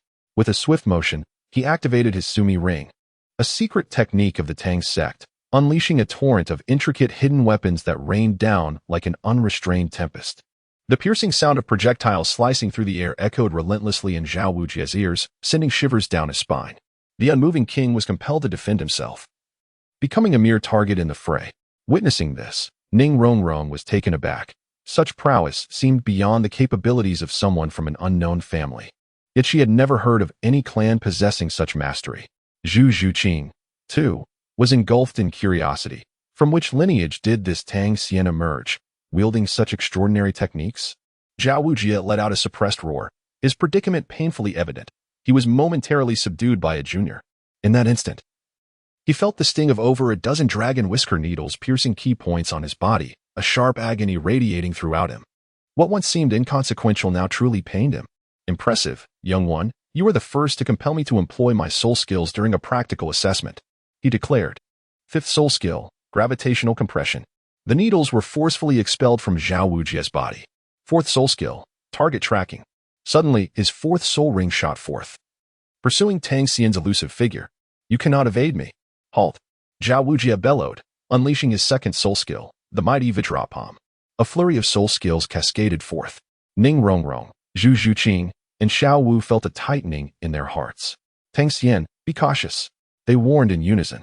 Yet, Tang Xian gripped the Haotian hammer firmly. "Soul skills? I possess them too. It seems I need not hold back any longer." Chapter 39. The 3 Lives Martial Soul, the Soul Saint. Soul skills? I too have them. The age of my soul rings no longer requires restraint. Radiant Holy Dragon manifest. 3 10,000-year soul rings appeared beneath Tang Xian, shimmering in soft white hues that morphed into yellow and purple before solidifying into pitch black rings. Black, black, black. The 3 10,000-year rings ignited a surge of earth soul energy that clashed violently with Xiao Wuji's own soul energy. 7 soul rings materialized around Xiao Wuji. Yellow, yellow, purple, purple, black, black, black, black. The two forces collided, only to recoil and create distance once more. Xiao Wuji's pupils constricted in astonishment. What manner of creature was this? Facing the soul skill assaults of a 7-ring soul saint, Tang Xian bellowed with fervor, first soul skill, Holy Flame. In an instant, a radiant fire enveloped Xiao Wuji within a 10-meter radius. This time, it was not the feeble display witnessed previously. He felt a wave of destructive heat. The scorching winds surged forward. Even as he unleashed his soul skill, he could sense a diminishment within himself. This was utterly absurd. Those who disdain the light and scoff at the divine shall face retribution, Tang Xian proclaimed with conviction, as if he were the exalted deity from a higher realm. In that moment of Xiao Wuji's vulnerability, Tang Xian surged forward, wielding the fiery hammer, closing the distance in an instant. The soul power from 3 10,000-year soul rings was infused into the Haotian flame warhammer. With immense force, he executed the chaotic gale hammer technique. The collision with Xiao Wuji's formidable diamond palm unleashed a shockwave of concentrated soul power, radiating outward from their clash. The ground beneath them buckled and shattered under the tremendous pressure, as if a depth charge had detonated. The onlookers, Dai Mubai, Ning Rongrong, Zhu Zhuqing, and Xiao Wu, were thrown back by the force of the blast, their garments swirling in the tempest. Tang Xian's prowess was astonishing. He stood resolute against Teacher Zhao's soul skill. This was indeed a soul sage. Even Dai Mubai felt a surge of trepidation. As the tempest raged, he squinted against the gusts, observing that the incense had long since burned out. Teacher Zhao, the incense has finished burning. The practical assessment is over. Stand down, Dai Mubai shouted anxiously. However, Zhao Wujin, fully engrossed in battle, paid no heed to such regulations. Very well, consider yourselves past, but this battle is far from concluded. I shall see just how far you can push your limits. Tang Xian stood calmly in the center of the courtyard, a faint smile gracing his lips as he said, "Is that so? I too am eager to know. I kindly ask Teacher Zhao for your guidance." Arrogance. The third soul skill, gravity enhancement. In an instant, Tang Xian's calves sank beneath the floor, bearing immense pressure. Yet, there was not a trace of panic on his face. With a thunderous shout, second soul skill, sure shock. Tang Xian's eyes instantly shifted from purple to black, exuding an even more sinister charm. Boom. As Zhao Wujie unleashed his soul skill, he merely exchanged a glance with Tang Xian and felt a sudden jolt reverberate through his mind. A targeted mental attack from a soul skill. Tang Xian smiled faintly. His second soul skill, Azura's Fright, is derived from his second soul ring, the evil vine of the other shore. This skill is specifically aimed at the realm of the mind. Although Zhao Wujie is formidable, boasting a rank of soul saint with astonishing physical defense, his mental defenses are considerably lacking. This deficiency is a consequence of his neglect in this area of cultivation. In contrast, Tang Xian, having lived 3 lives, has undergone 3 rigorous enhancements to his mental strength, making it likely that even a typical soul saint would struggle to match his prowess. With such a solid foundation, he wielded his second soul skill with remarkable ease. As expected, Zhao Wujie was struck by this skill, momentarily rendered dazed and motionless. Tang Xian's lips curled into a subtle smile. Control, it must be absolute. With that, his third spirit ring illuminated. He stepped directly into the fiery circle. The third spirit ability, Blade of Slaughter, was unleashed. This formidable technique was bestowed upon him by the 8-legged demon centipede, his third spirit ring. As Tang Xian executed the skill, 8 crimson blades emerged from his arm, enveloping him in a sea of blood red, ignited by the power of flames, blazing fiercely. Zhao Wujie's expression darkened. How could this individual possess an aura surpassing that of a 4-ring spirit master? Moreover, this was merely an aura. Standing at the eye of the storm, he could sense that Tang Xian's strength was likely on par with that of a spirit king. Internally, Zhao Wujie grappled with his predicament. He had suppressed his own power to the level of a 5-ring spirit master, believing this would elevate them sufficiently. To his astonishment, he found himself still overshadowed. If this continued, he feared his reputation would be irrevocably tarnished. Where did this formidable anomaly emerge from? Tang Xian's second spirit ability, targeting mental prowess, compelled Zhao Wujie to lift his self-imposed restrictions. Instantly, his spirit power surged to the level of a spirit sage. You are finished, young man. You have successfully provoked my wrath. With a roar, he activated his 7th spirit ability, the true body of the mighty diamond bear. Zhao Wujie was enveloped in a thick layer of coarse brown fur, standing at 2.5 meters tall, his muscles bulging with power. His amber eyes radiated an overwhelming force. In the blink of an eye, as he unleashed his martial spirit's true form, his height rapidly expanded to 5 meters. His muscles taking on an exaggerated bulk, transforming him into a true giant bear. The brown fur erupted forth, revealing the magnificent golden-hued form of the mighty diamond bear martial spirit. Tang Xian gazed intently, sensing the true essence of the soul sage and the manifestation of the martial spirit. Teacher Zhao, this is quite urgent. Yet, he remained unfazed. The more formidable the opponent, the stronger Tang Xian's fighting spirit became, with a faint echo of dragon roars resonating behind him. At the same time, a pair of ethereal 6-winged angels emerged, entwined amidst light and flames. The holy light dragon was merely a fade, while the Xuantian hammer was shrouded in fire, obscuring its true form. In this moment, Tang Xian employed his old tactics once more, conjuring a pair of 6-winged angels, summoning all 3 martial spirits to the fray. With a mighty effort, he wrenched the Xuantian hammer from the ground, brandishing it and directing it towards Zhao Wujie. In that case, I shall boldly confront Teacher Zhao. Second soul skill, Mighty Diamond Palm. Zhao Wujie had already succumbed to fury, his colossal palm crashing down with unrestrained force. With 6-winged angels transforming their wings into fiery appendages, Tang Xian surged forth like a blazing meteor, colliding head-on with the formidable Xuantian hammer, wielding an immense force. A momentary standoff ensued as their martial spirits clashed, reverberating with an earth-shattering roar. The battleground was engulfed in chaos, creating a colossal pit as dust and debris were violently displaced. The sheer energy unleashed sent spectators Daimubai, Ning Rongrong, Zhu Zhuqing, and Xiao Wu tumbling through the air.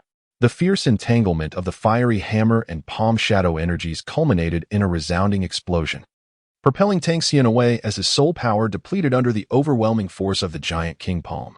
Tang Xian carved a lengthy, deep trench into the ground with the Haotian hammer, barely managing to stabilize his stance. "I have lost," Xiao Wuji exclaimed with immense satisfaction.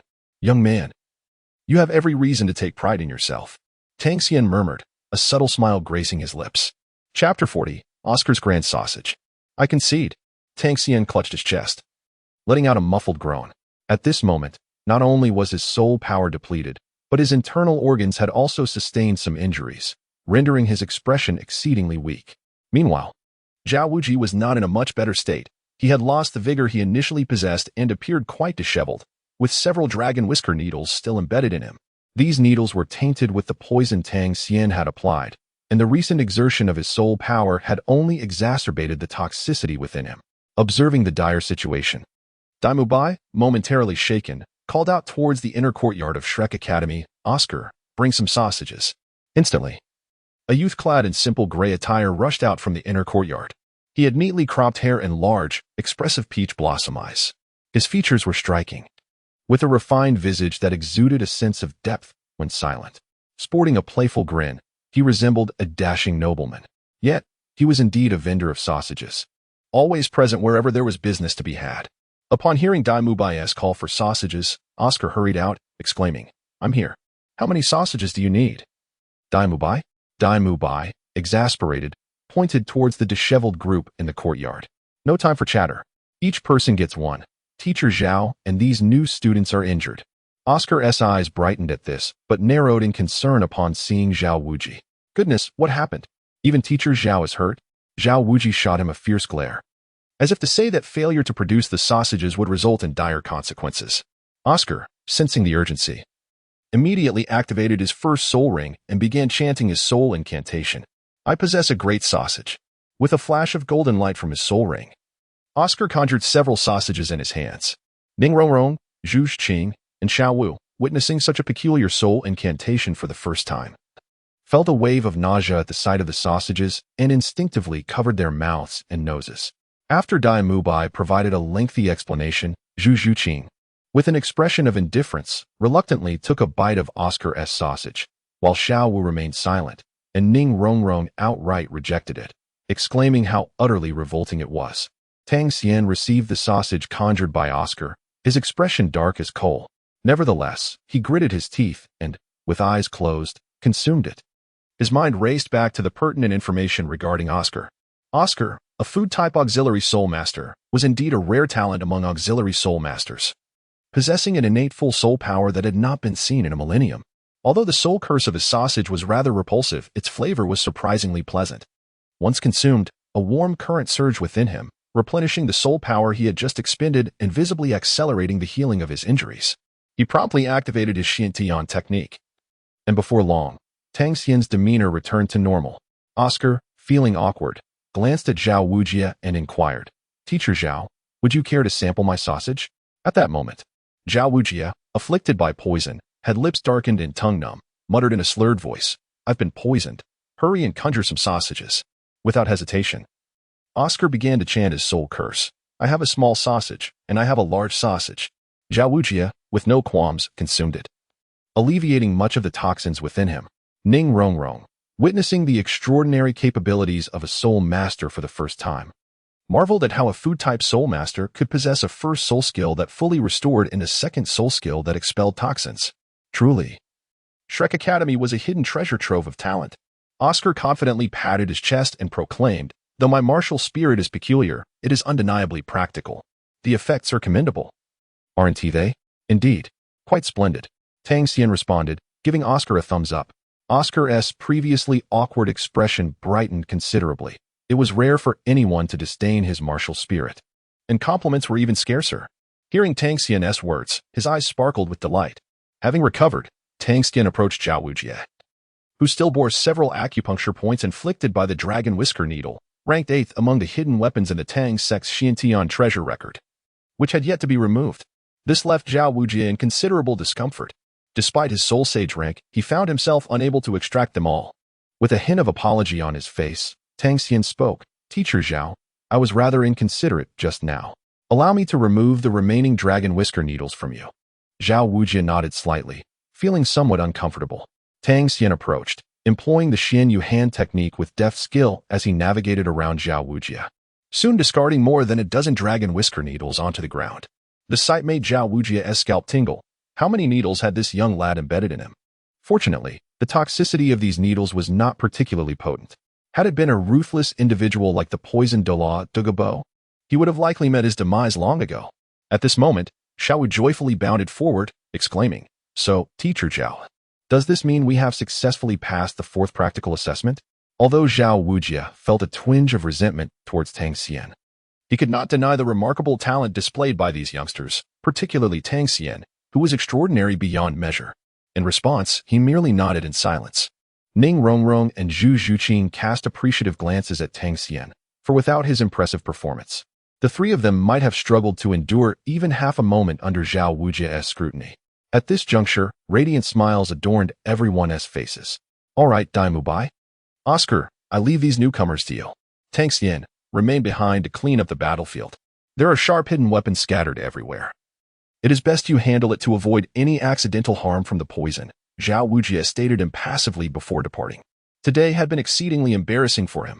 Previously, he had asked Daimu Bai to introduce him with the title of the Unmoving King, intending to flaunt his status as a 7-ring soul sage, only to be publicly rebuffed by a mere child.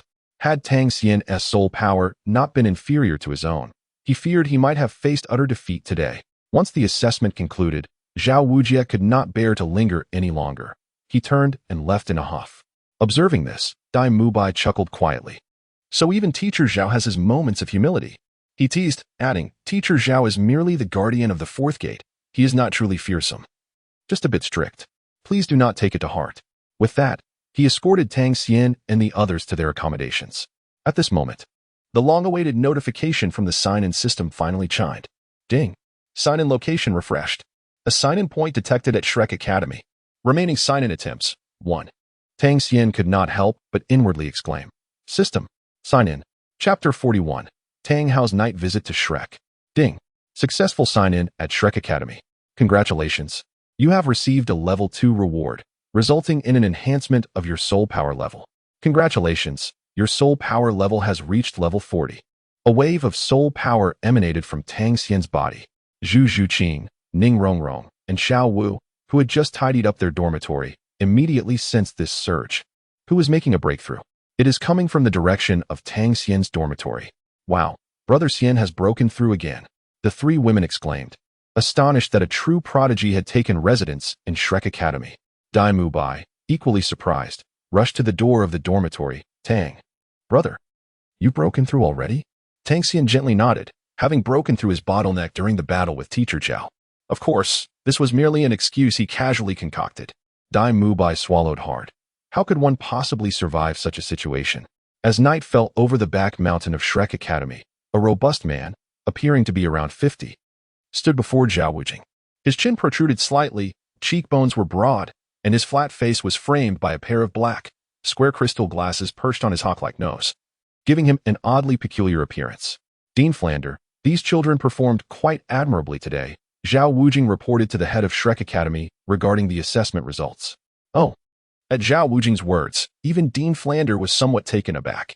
To receive a favorable evaluation from such a stern and rigid man was no trivial matter, indicating that the children were indeed remarkable. Curiosity piqued, Flander inquired further about the new students. Meanwhile, amidst their conversation, a towering figure emerged from the treetops in the moonlight, casting a striking silhouette against the cold glow of the moon, a mysterious figure cloaked in black. He remained undetected as he listened to Xiao Wu's report alongside Dean Flander until Flander inadvertently caught sight of a shadow on the ground. Who goes there? Is someone present? The imposing man in black called out coldly, Golden Iron Triangle Flander, Unmoving King Xiao Wu. In an instant, both Flander and Xiao Wu became acutely alert. immediately assuming defensive stances as colorful soul rings began to emerge from beneath their feet. This was Shrek Academy. And the fact that this individual could appear and vanish without a trace right before their eyes, while also identifying them, signified either immense power or audacious arrogance. Could it be a vendetta? Yet, if it were an assassination attempt, they likely would have already. Buzz. The shadow on the ground vanished, reappearing as the true form before Flander and Xiao Wu. Who are you? Why do you conceal your true identity? Flander inquired coldly, his voice brimming with confidence. They were 2 against 1 and felt no fear of any adversary, unless the opponent was a titled Douluo. But why would a titled Douluo bear a grudge against them? You shall soon discover my identity. The burly man in black spoke in a deep voice, his immense soul power emanating from him. 9 resplendent soul rings materialized beneath him. Yellow, yellow, purple, purple, black, black, black, black, and red. The last, a strikingly vivid crimson 9th ring, radiated an aura of terror. The crimson soul ring represented a soul beast of at least 100,000 years. Flander and Xiao Wu's pupils dilated in shock. A titled Douluo. Soul rings were a testament to one's strength. Upon witnessing the opponent's soul rings, how could they not recognize such formidable prowess? What could possibly bring such a being to Shrek Academy? Sir, may I inquire as to how Shrek Academy has offended you? Please, do enlighten us. In the presence of a titled Douluo, Flander's status as the Academy's head seemed insignificant. He hastily lowered his stance, imploring for mercy. Meanwhile, Xiao Wu, who had been a figure of authority earlier in the day, now trembled with fear, knowing a titled Douluo could extinguish him with a mere flick of a hand. He could only cower in silence. What offense have I committed? Flander, did you not hear? My subordinate has been harmed, and naturally, I must support him. Flander instantly turned to Xiao Wu. What did you do to provoke a titled Douluo? Xiao Wu, nearly in tears, lamented, I have no idea. Suddenly, the imposing figure slowly removed his cloak's hood, revealing a black Xuantian hammer infused with an aura of destruction in his grasp. With a forceful strike, he brought it down upon the ground, sending gusts of wind swirling around them. Xuantian Douluo Tang Hao. Flander's pupils constricted, his expression shifting drastically. This harbinger of death had come to Shrek Academy, seeking trouble. This was the very man who had once obliterated the previous pope of the Spirit Hall. Flander's mind raced as he recalled Tang Hao's earlier words about supporting his subordinate. A chill ran down his spine as he turned incredulously to Xiao Wu, Brother Wu. Why did you have to provoke the offspring of Xuantian Douluo? Xiao Wu was on the verge of tears. I did not provoke him at all. Tang Hao. Upon hearing the words, let out a soft exclamation. The surge of soul power instantly enveloped the area. He raised the Xuantian hammer with a sudden motion. Xiao Wu's breath quickened. There was an inexplicable sense of familiarity in this scene. To think, the little monster I encountered today is actually the son of the Xuantian Douluo. Xiao Wu recalled the little rascal, Tang Xian, wielding that fiery hammer. Wasn't he that the Xuantian hammer? Oh, Lord Xuantian. I swear, I did not mean to trouble your child. I knew nothing. Had I known. Even if you had given me 100 times the courage, I would not have dared to touch him. Enough chatter, Xiao Wu, come forth and face the consequences. Lord Xuantian, with a single strike, you could reduce me to nothing. Is there even a need for me to resist? He chuckled. I shall grant you a modicum of struggle. From here on, I shall refrain from using my martial soul. If you do not resist, you shall have no opportunity. With that, Tang Hao swung the Xuantian hammer down upon Xiao Wu with tremendous force. Xiao Wu, activating his 7th soul skill, the formidable Diamond Bear, braced himself to withstand the blow. The sound of impact echoed, and he cast a desperate glance at Flander for assistance. Flander, taken aback, exclaimed, Brother Wu. Opportunities to endure the training of Lord Xuantian are rare. Make the most of it. I shall not intrude upon your moment. However, Tang Hao coldly interjected. Flander, do you dare to leave? Come here and share in the punishment. Wait. Flander, truly intimidated, quickly replied, Brother Wu, I shall assist you. The mountains behind Shrek Academy reverberated with violent tremors. Even without employing his martial soul, Tang Hao relentlessly pounded Xiao Wu and Flander, leaving them no chance to retaliate. The might of a titled Douluo was indeed fearsome. Chapter 42. Ma Hongjun teases Ning Rongrong? Ah, no. Xiao Wu cried out in despair. His rear end painfully battered by Tang Hao. He felt utterly drained, sprawled on the ground in agony.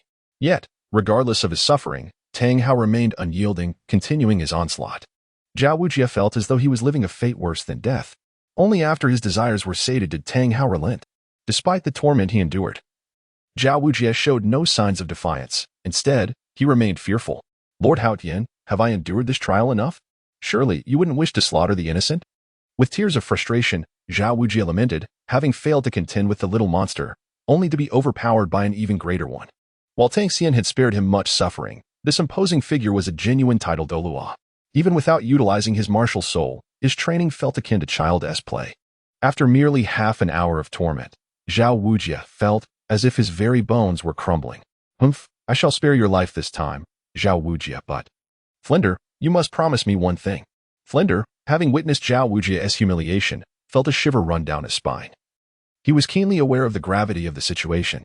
He would agree to anything to avoid facing such torture himself. What is it, Lord Haotian? Flinder instantly adopted a demeanor befitting a title Douluo, showing no hint of disrespect toward Tang Hao. With his cultivation level akin to Xiao Wu's, he was merely a lowly soul sage. The demands of a title Douluo were not to be trifled with. Any misstep could lead to immediate demise. Enduring a bit of humiliation was a small price to pay. Flinder descended from the tree and approached Xiao Wu. Observing the two men, both devoid of any soul power fluctuations, it was evident that they had engaged in a purely physical confrontation. Their clothes were drenched in sweat, and Flinder had never witnessed a title Douluo so resolutely engaged in combat. He felt a surge of sympathy for Xiao Wu. Grateful he had not provoked this harbinger of death. As thoughts of what Tang Hao might require from him crossed his mind, the latter abruptly appeared beside Flinder, whispering a few words into his ear before donning his dark cloak once more. In the next moment, he vanished into the depths of the mountains. Xiao Wu exhaled a sigh of relief, collapsing onto the ground, drenched in sweat.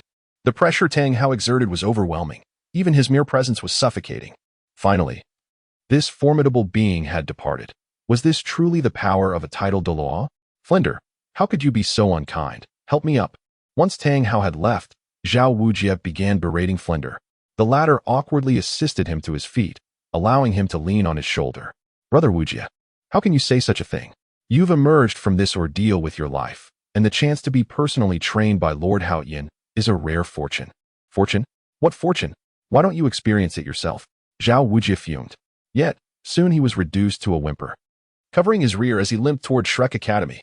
Flinder, shaking his head, sprouted wings from his back. Don't be stubborn. If you don't return to treat your wounds, you may end up in dire straits.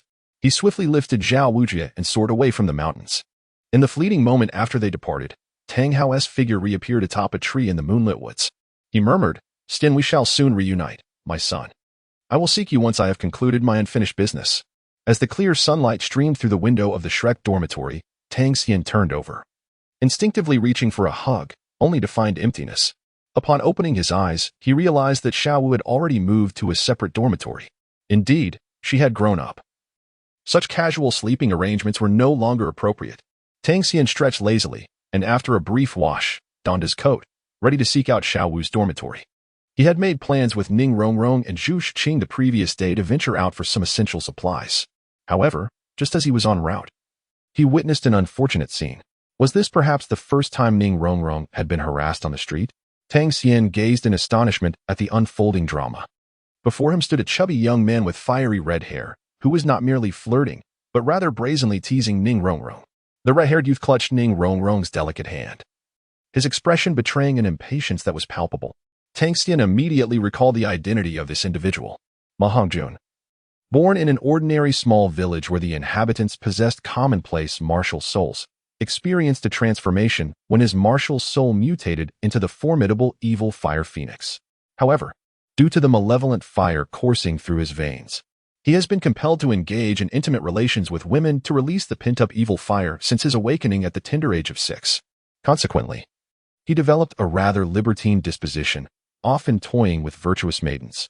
To his astonishment, on the very first day that Ning Rongrong entered Shrek Academy, she caught the eye of Ma Hongjun. Despite his unremarkable appearance, characterized by an abundance of flesh, he possessed immense strength, effortlessly capturing Ning Rongrong and leaving her with no opportunity to escape his grasp. Tang Xian would undoubtedly seize this opportunity for a heroic rescue. Raising his hand and pointing towards the direction of Ma Hongjun, in a commanding tone, he declared, "Halt, you chubby fellow. Release that girl." Ma Hongjun, taken aback, expressed his surprise that someone in this village would dare to meddle in his affairs, exclaiming, "Who are you? How dare you interfere in my business? Tang Xian raised an eyebrow, seemingly unaware that he had passed the assessment yesterday. Even if the King of Heaven were to arrive today, I, Tang Xian, shall resolutely manage this matter.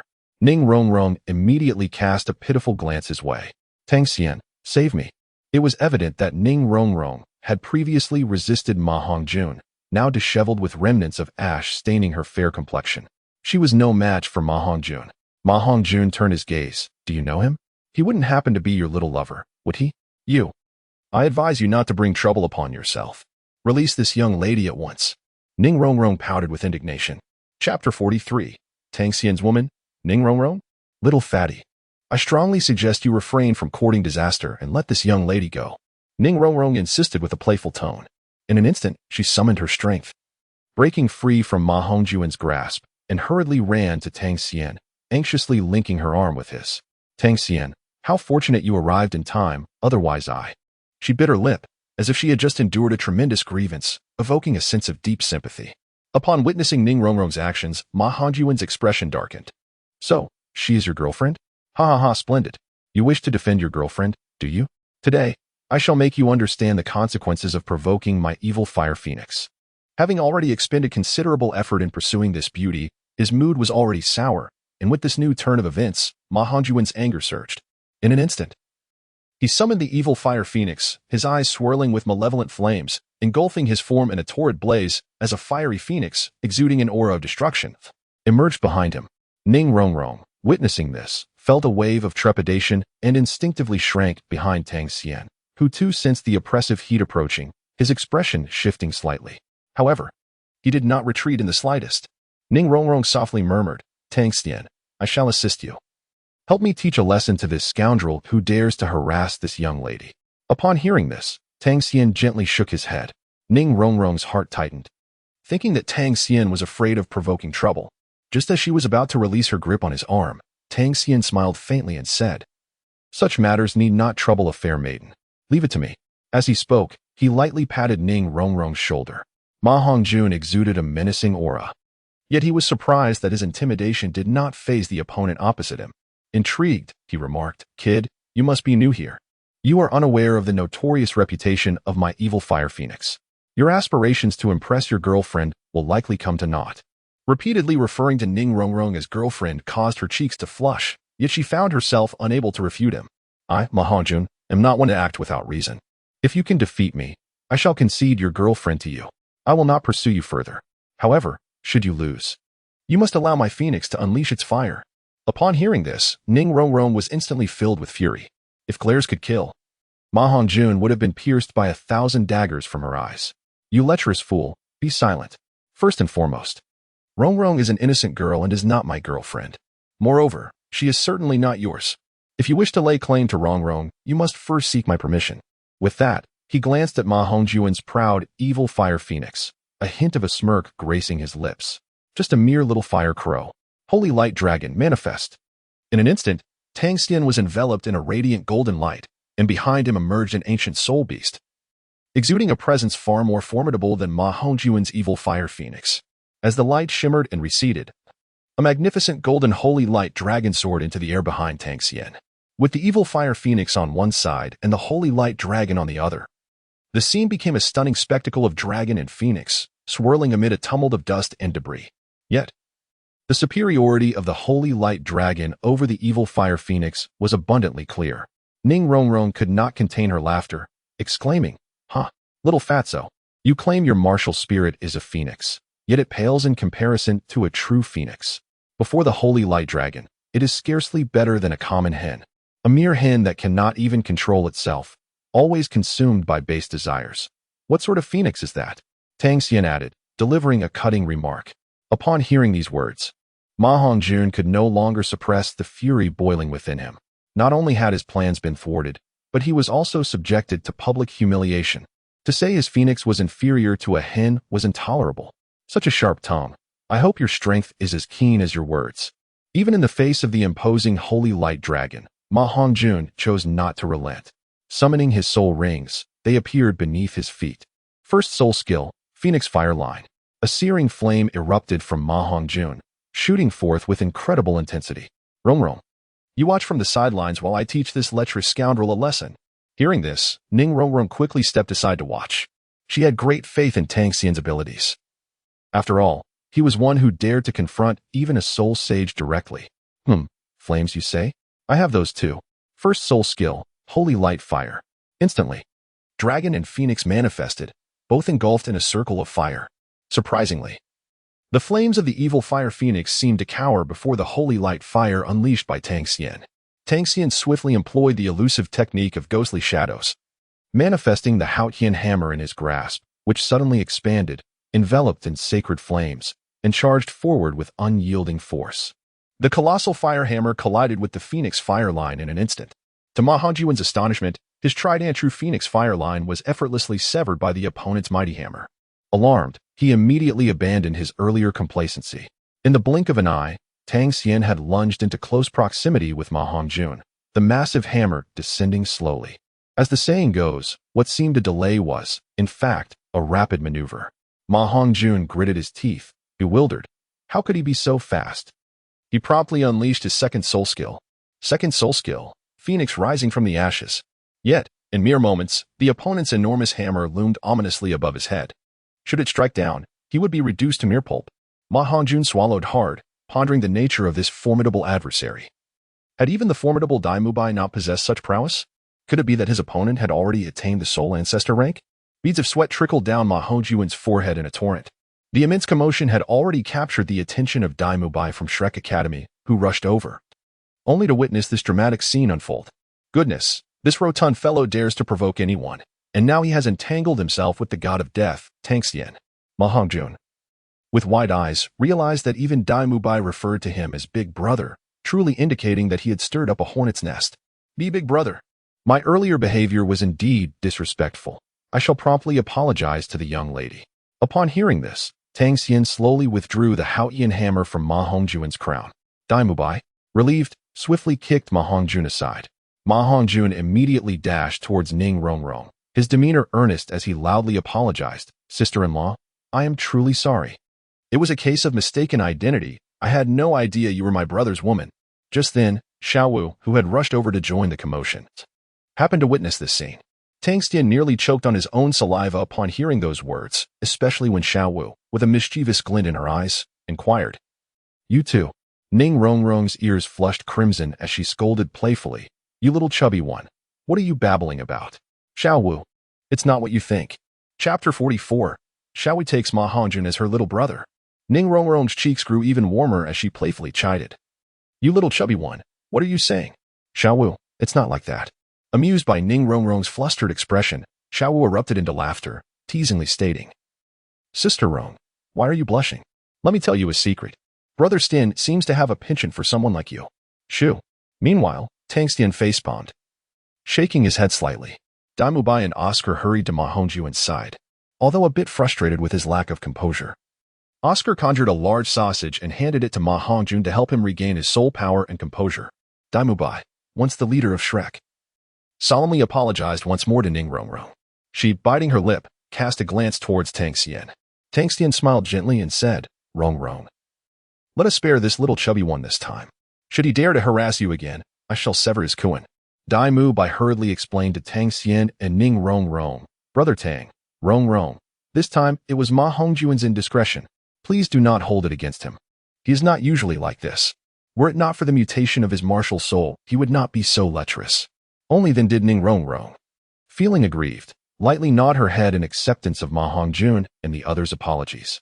Tang Xian remarked, in the future, when seeking solace in the company of women, refrain from troubling virtuous young ladies. Ma Hongjun sighed. That is the only course left to me. Yet, alas, indulging in such establishments is exceedingly costly. Even if one hails from wealth, the continual pursuit of pleasure will ultimately lead to financial ruin. Currently, I find myself devoid of soul currency to frequent such places. Otherwise, I would not have descended to this desperate state. Upon hearing this, Xiao Wu's eyes sparkled with curiosity. What does indulge mean? Is it truly so extravagant? Ma Hongjun, wide-eyed, surveyed those around him. They all instinctively gestured for silence, and he swiftly comprehended that this girl, Xiao Wu, remained blissfully unaware of the world's perils, untouched by the harsh realities of life. It was best not to tarnish such an innocent soul. He clenched his teeth and chose to remain silent. However, noticing Ma Hongjuan's distress, Xiao Wu's expression shifted. She compassionately placed her hand on his shoulder, adopting a nonchalant demeanor as she gazed in Tang Xian's direction. "Oh, my dear chubby friend, why lament over a lack of funds? In this world, problems solvable by money are never truly problems. Allow me to illuminate a path for you." She then raised her delicate finger, pointing towards Tang Xian. "Behold, my brother Xian is a wealthy man, brimming with riches." Ma Hongjun muttered. "What does another's wealth have to do with you?" Xiao Wu, immediately displeased, retorted loudly, "Brother Xian's wealth is also Xiao Wu's wealth. He is a magnate, which means I, Xiao Wu, am likewise a magnate. Is that not so, Brother Xian?" Tang Xian nodded awkwardly, pondering when he had become so subservient to his wife. However, regarding soul coins, he indeed possessed an abundance and was indifferent to such trivialities. At this juncture, he suddenly comprehended the intentions of the young girl, Xiao Wu. With a serious tone, he remarked, "You little chubby one may appear carefree, yet you harbor a strong sense of pride." What Xiao Wu implies is that she desires to recruit a little brother to assist her in menial tasks. From now on, you shall address her as Sister Xiao Wu. Upon hearing this, Xiao Wu beamed with satisfaction and nodded vigorously. "Indeed, little chubby one, as long as you become my little brother, I want to let you toil for nothing. I'll provide you with a monthly stipend of soul coins, so you'll have funds to indulge yourself. What do you think?" Ma Hongjun was utterly astounded by Xiao Wu's audacious proposition. To be her little brother paled in comparison to his aspiration of recognizing Tang Xian as his elder brother, akin to Dai Mubai. "Thank you." Ma Hongjuan's eyes glistened with moisture. He understood that their offer was not merely to make him a little brother. They saw him as a pitiable child, troubled by his own misfortunes, wishing to assist him financially without directly undermining his dignity.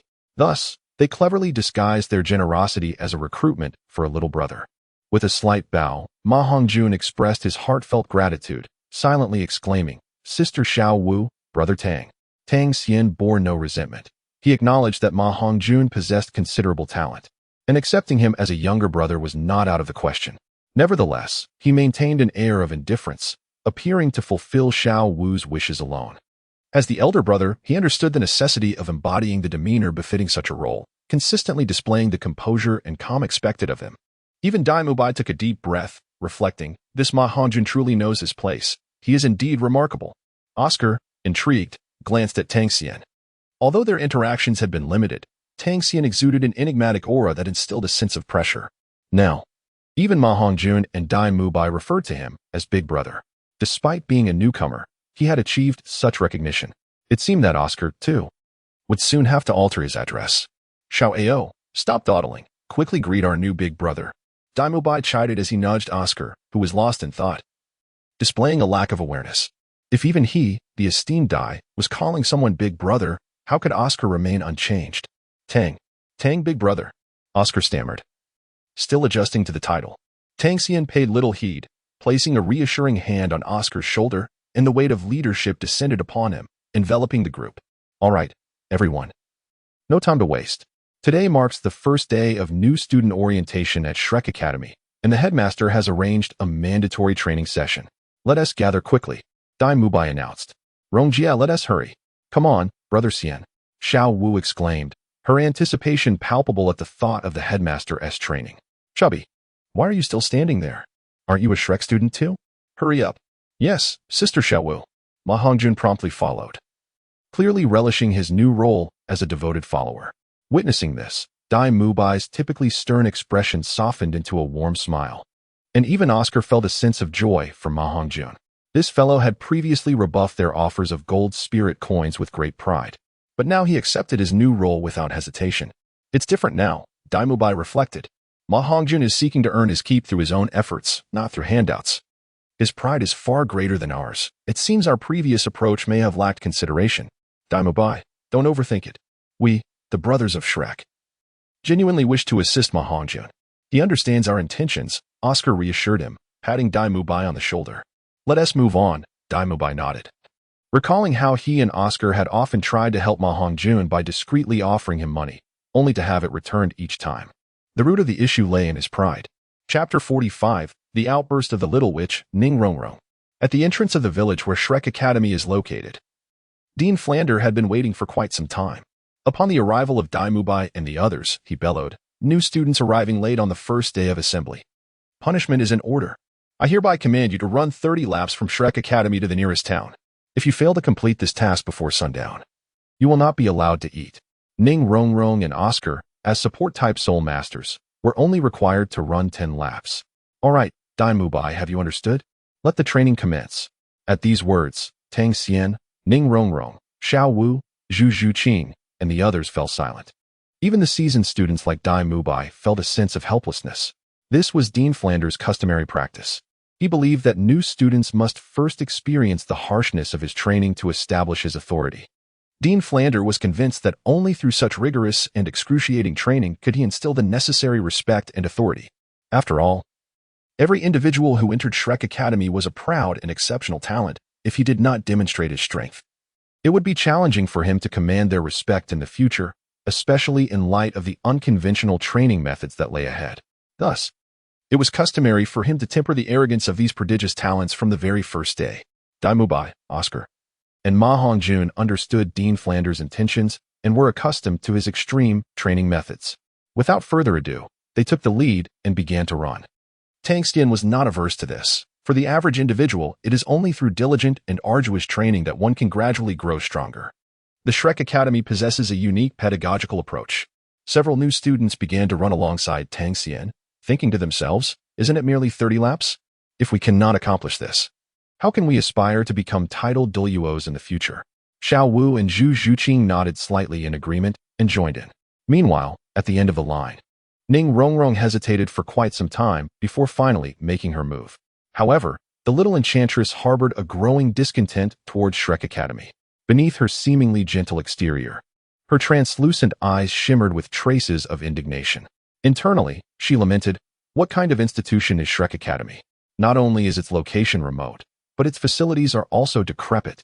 On the very first day, I was teased by a senior, and now I am subjected to punishment by the dean. A wretched academy, a cursed place. I regret coming here. As the future leader of the 7 Treasure Glazed Tile School and a 26th rank Soulmaster, how could I possibly endure this humiliation?"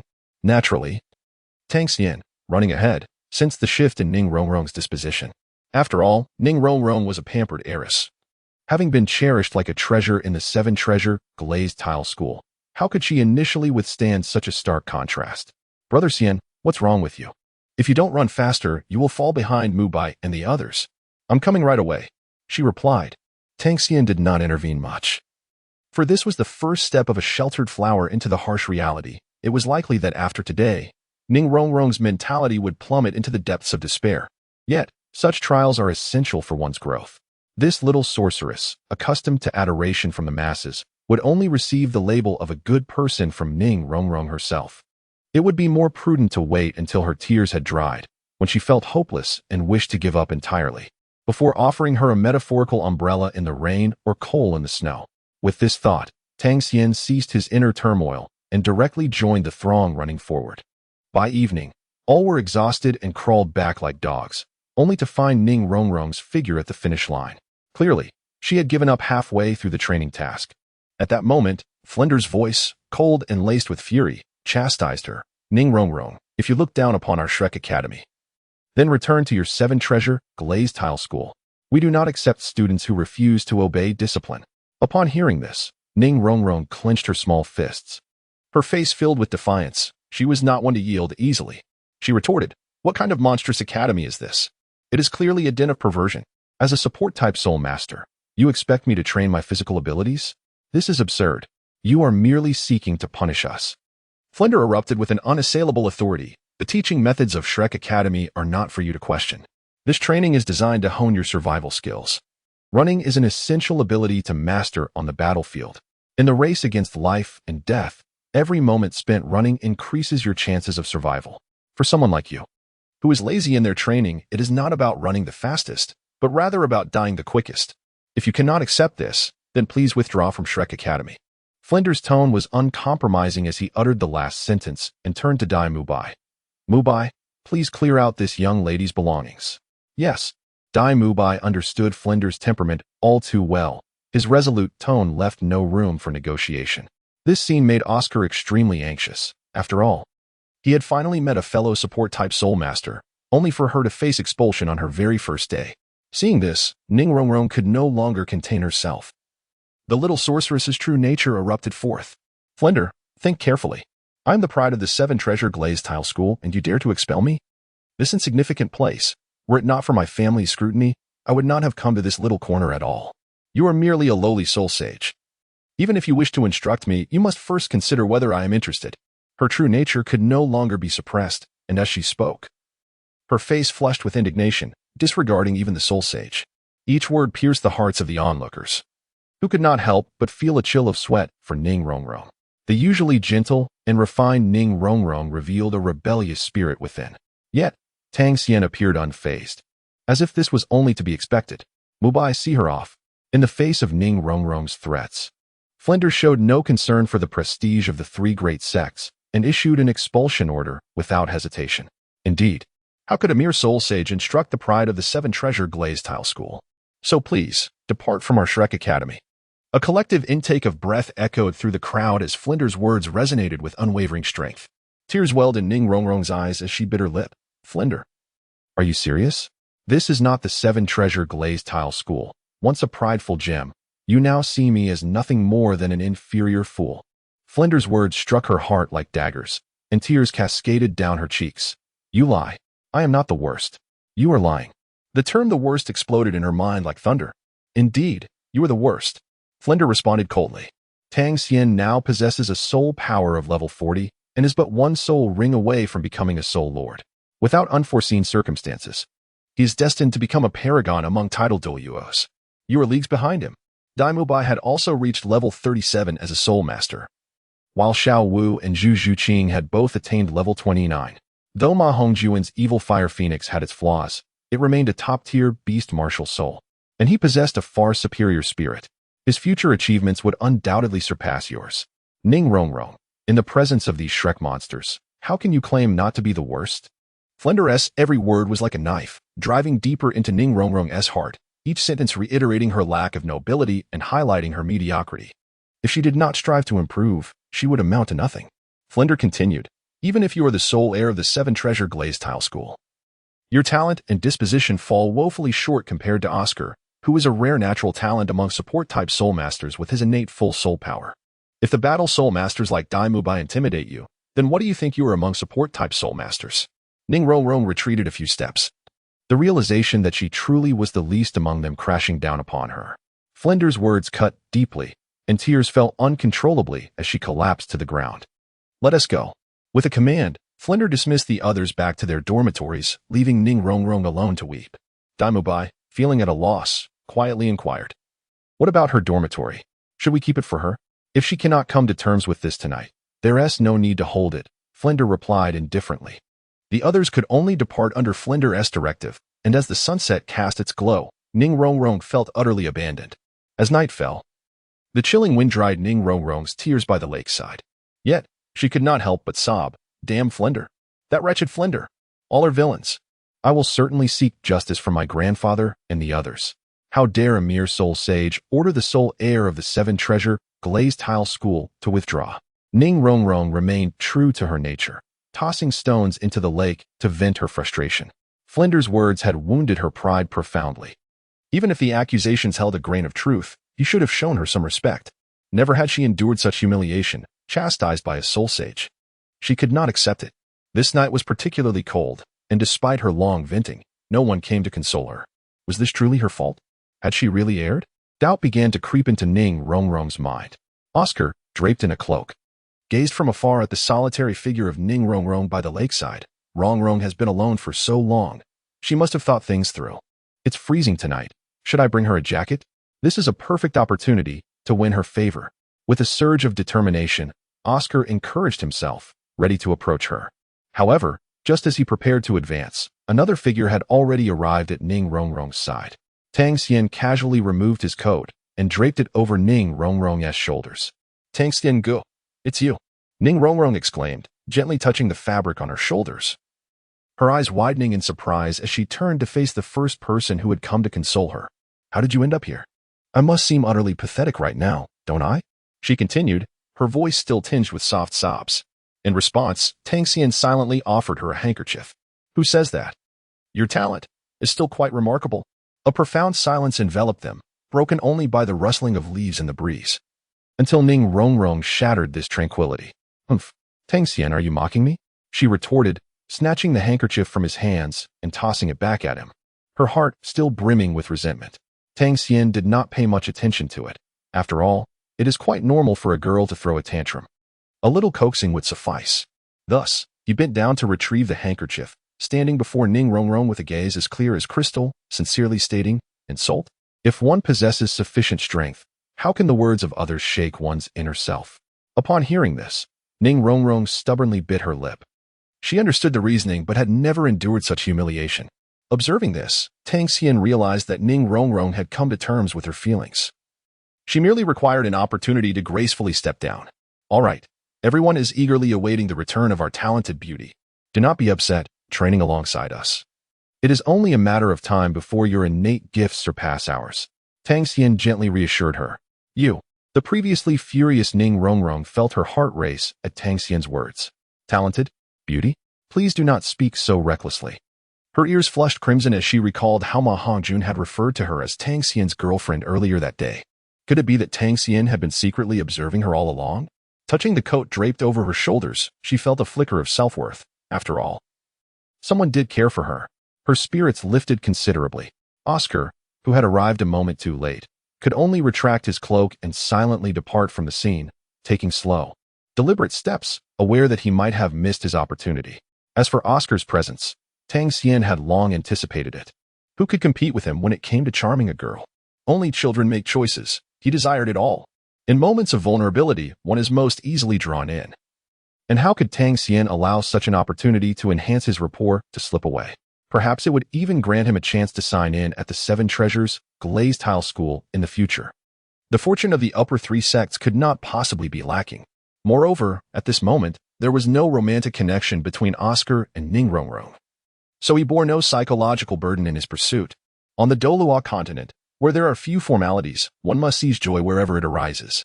With this thought in mind, Tang Xian lifted the handkerchief and gently wiped away the tears from Ning Rongrong's cheeks. A surge of youthful fervor enveloped her, causing her heart to flutter and her breath to quicken. Tang Xian's actions instantly made Ning Rongrong's heart race wildly, a sensation she had never experienced before. Could it be that she was starting to develop feelings for this fellow? As Tang Xian leaned in closer, Ning Rongrong's small hand behind her tightened involuntarily, revealing her palpable nervousness. What was she overthinking? Dean Flander had spoken so harshly only to ensure that the students would be obedient in the future. There was no need for her to take it to heart. In Chapter 47, Sword Dust and Heart Moon bestowing a daughter, Ning Rongrong, flustered, received the handkerchief from Tang Xian, reflecting on her initial ulterior motives towards him, never anticipating that she would succumb first. Meanwhile, Tang Xian had already taken it upon himself to sit on a rocking chair by the lakeside, extending an invitation for Ning Rongrong to join him in unwinding. After a moment's hesitation, she naturally approached the rocking chair and seated herself beside him, close enough to feel his presence. The chilly breeze was significantly mitigated. And noticing that Tang Xian's coat still rested on her shoulders while she was exposed to the cold wind, Ning Rongrong instinctively leaned against his shoulder. Tang Xian was momentarily taken aback, yet he welcomed the gesture without hesitation, naturally resting his hand upon her shoulder. Together, they gazed at the round moon reflected upon the tranquil waters of the Heart Lake, embracing the beauty of the moment, a charming scene of a talented man and a lovely woman. Ning Rongrong, having shed the grievances of the day, felt fortunate to have encountered Tang Xian at Shrek Academy. In this hazy ambience, her conversations with Tang Xian gradually grew more frequent and intimate. The night, though not particularly cold, boasted a splendid moon. Tang Xian. May I call you Brother Xian like Xiao Wu does? Brother Xian. Tang Xian smiled faintly and nodded, saying, You may call me whatever you wish. As the night deepened, Ning Rongrong, nestled against Tang Xian, unexpectedly felt a hint of drowsiness and drifted off into a dreamy slumber. Tang Xian gently lifted Ning Rongrong and began to walk towards the dormitory, for it was evidently inappropriate to sleep here. What if she caught a chill? However, just as Tang Xian had traversed half the distance, a leaf fluttered down and grazed his cheek, leaving behind a delicate scar from its sharp edge. How piercing was that sword like wind? A drop of crimson blood trickled down his face, falling softly onto the verdant grass by the lakeside. Young man, My daughter is not someone who can be taken away by just anyone, a faint voice echoed from the shadows. Tang Xian's body tensed instantaneously as he gently returned the slumbering Ning Rongrong to the rocking chair by the lakeside. He wiped the blood from his face with a trembling hand, his heart racing with alarm. Could it be the sword Douluo Qianxin of the Seven Treasure Glazed Tile School? As if to confirm his fears, a shadowy figure flickered beneath the willows by the lake. The young man dared to lay his hands upon a player's innocent girl. Mercy was not an option. With a cold snort, he brandished his ordinary-looking sword, which instantly hovered ominously at Tang Xian's brow. The sword's aura surged menacingly. Sword Douluo Qianxin uttered a soft exclamation, taken aback by the composure of the young man before him, who had audaciously ensnared his precious Rongrong. Not only did he remain unflinching in the face of Qianxin's formidable presence, but he also did not flinch as the blade was pointed at his forehead. It was worth noting that even a mere leaf sword chi had previously been sufficient to inflict harm upon him, let alone Qianxin's own blade. Why did he not evade? Why should he evade? Tang Xian responded indifferently. Before the sword Douluo, if there truly was a desire to kill him, his current strength would be unable to escape. Sword Douluo Qian narrowed his eyes slightly, recognizing that there still existed a fearless and passionate youth. In an instant, an incredibly sharp sword light flickered in his gaze, as if he intended to slay Tang Xian 1,000 times with mere glances. With a soft thud, Tang Xian displayed no hint of hesitation, as he grasped the long sword positioned at his brow with his palm. The razor-sharp aura of the blade, despite Tang Xian being shielded by the Xuanyu hand, instantaneously severed flesh. The sound of the sword's energy slicing through his palm echoed in the darkness, and crimson droplets of blood transformed into streams, falling onto the lawn below. Even the sword Douluo was taken aback.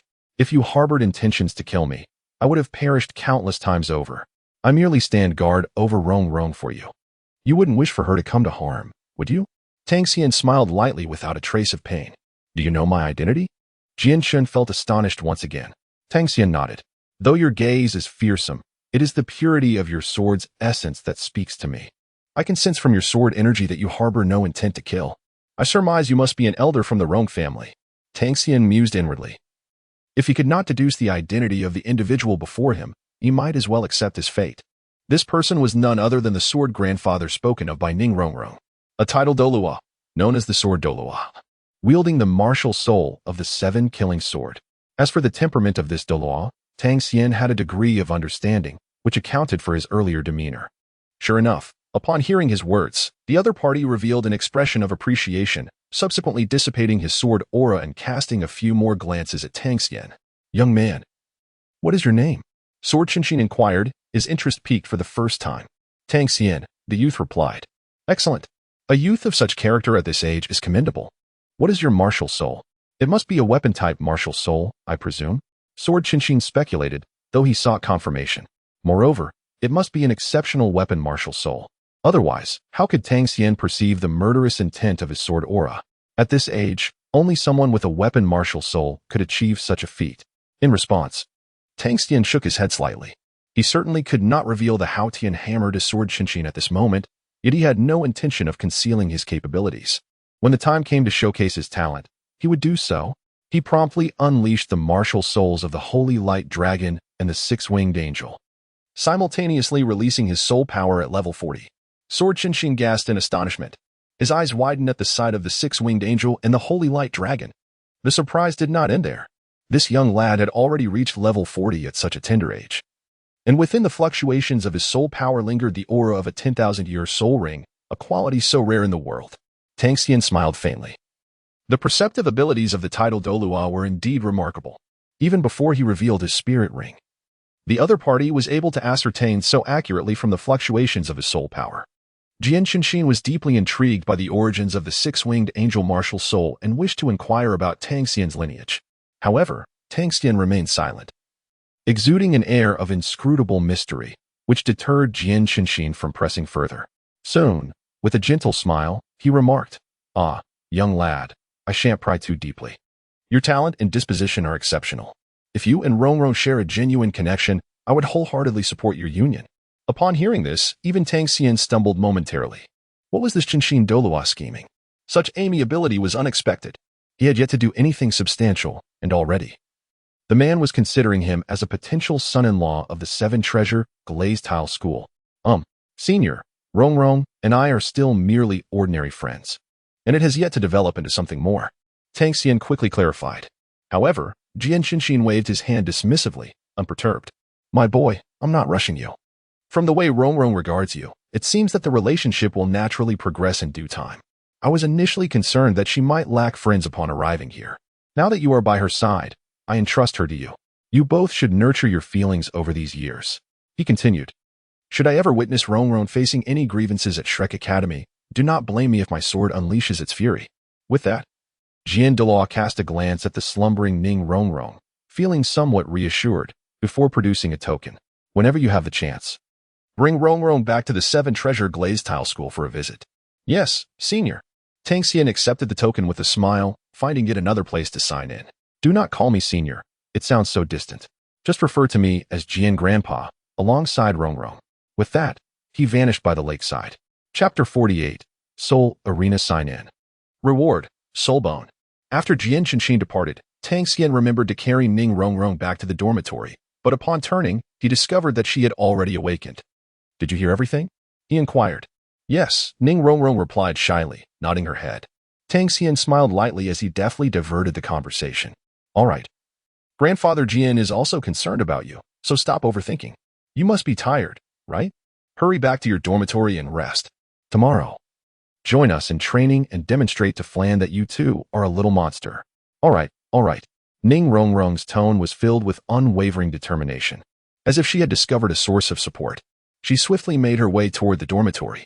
However, halfway there, she hesitated, glancing back 3 times.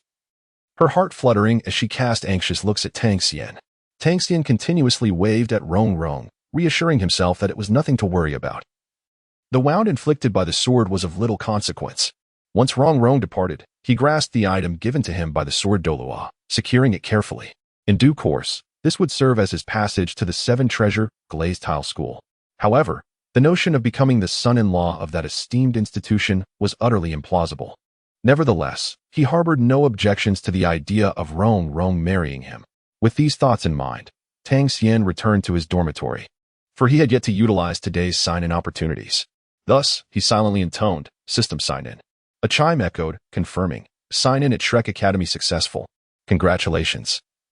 You have received a secondary reward, copper skin and iron bones. Tang Xian suddenly felt the wound on his hand, inflicted by the sword's aura, heal rapidly, rendering his physique even more resilient. With a body as tough as bronze and iron, it is likely that in the future, few among his peers would be able to harm him. Previously, he had harbored concerns about the rapid advancement of his realm outpacing his physical capabilities. However, that apprehension has now been completely dispelled. As time flowed on, the next day arrived swiftly. Ning Rong indeed joined the others in their run, completing the training task with a sense of pride as she glanced at Flander, who chose not to comment extensively. Since Ning Rong had made her decision, there was no harm in her staying, especially given her exceptional talent and innate potential. Now, running was merely a basic daily training exercise. The next phase of their training was about to commence. The second phase of the training program? So soon? Indeed, starting this evening. The location for your second training project will be the Grand Soul Arena. Excitement flickered in everyone's eyes. For the Grand Soul Arena in Soto City was a renowned venue for soul masters to engage in combat, a veritable paradise for gamblers. The arena would hone their practical combat skills, where one must remain vigilant, as even a slight misstep could lead to demise within the ring.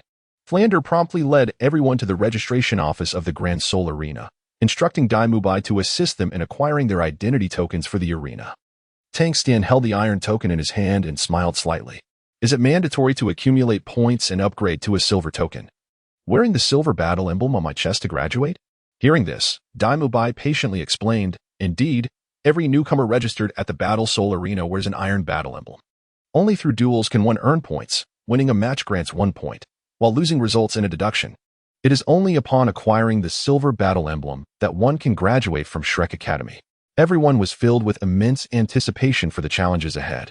In terms of talent, they were undoubtedly equal, yet the nuances of practical combat were vastly different, especially in such life-or-death duels, where any means would be employed. Xiao Wu curiously inquired. The silver battle emblem shouldn't be too difficult to obtain, right? It doesn't seem to be of a very high rank. Tang Xian smiled faintly, remarking, Although the challenge is not insurmountable, acquiring the Soul Arena badges is no trivial task.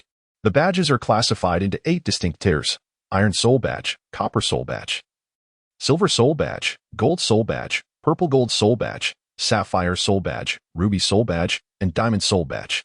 To attain the Iron Soul Badge, one must secure a minimum of 100 victories, accumulating 100 points to be promoted to the Copper Soul Badge. This requirement stands even under the condition of remaining undefeated, a feat that is rather improbable.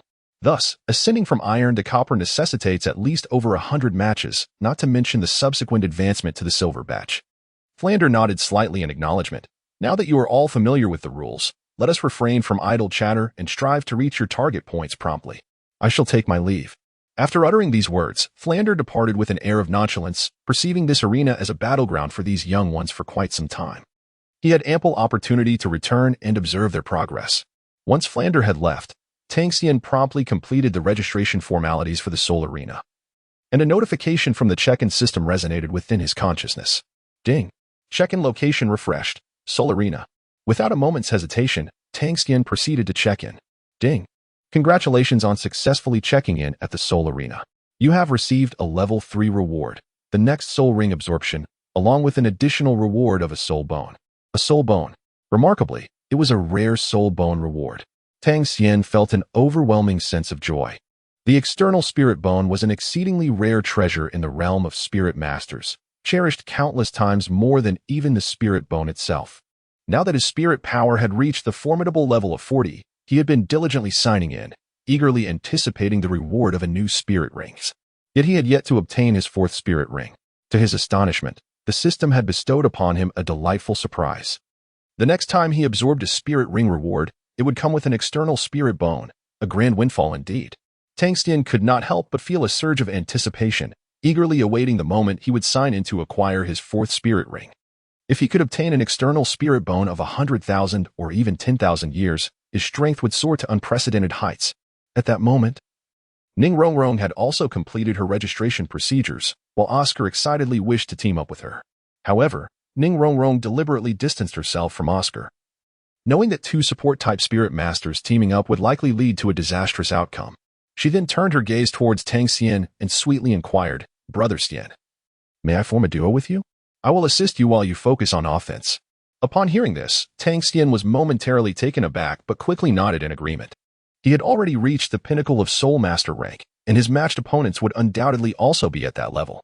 If Rongrong teamed up with him, it would provide her with substantial opportunities for growth and development. No problem, I will team up with Rongrong. Seeing this, Xiao Wu did not mind at all. She was currently nestled beside Yu Xiaogang. Then I shall partner with sisters Yu Xiaogang, soaring together in a harmonious duo. Tang Xian lightly tapped Xiao Wu's head, remarking on the peculiar words she and Ma Hongjun had learned. Embarrassed, Xiao Wu stuck out her tongue at Tang Xian, eliciting a chorus of giggles from Ning Rongrong nearby. Now, the most crucial aspect remains the individual battles. The doubles matches serve to hone our teamwork, Daimu Bai interjected with a gentle smile. Upon hearing this, Xiao Wu stepped forward confidently, declaring, "I'll take the lead and strive for 3 consecutive victories to showcase the true might of Sister Xiao Wu."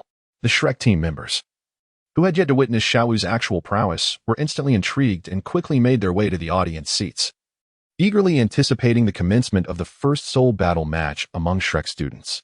Xiao Wu, today's inaugural victory rests upon your shoulders. Chapter 49, The Enchantment of Xiao Wu and the Sourness of Rongrong.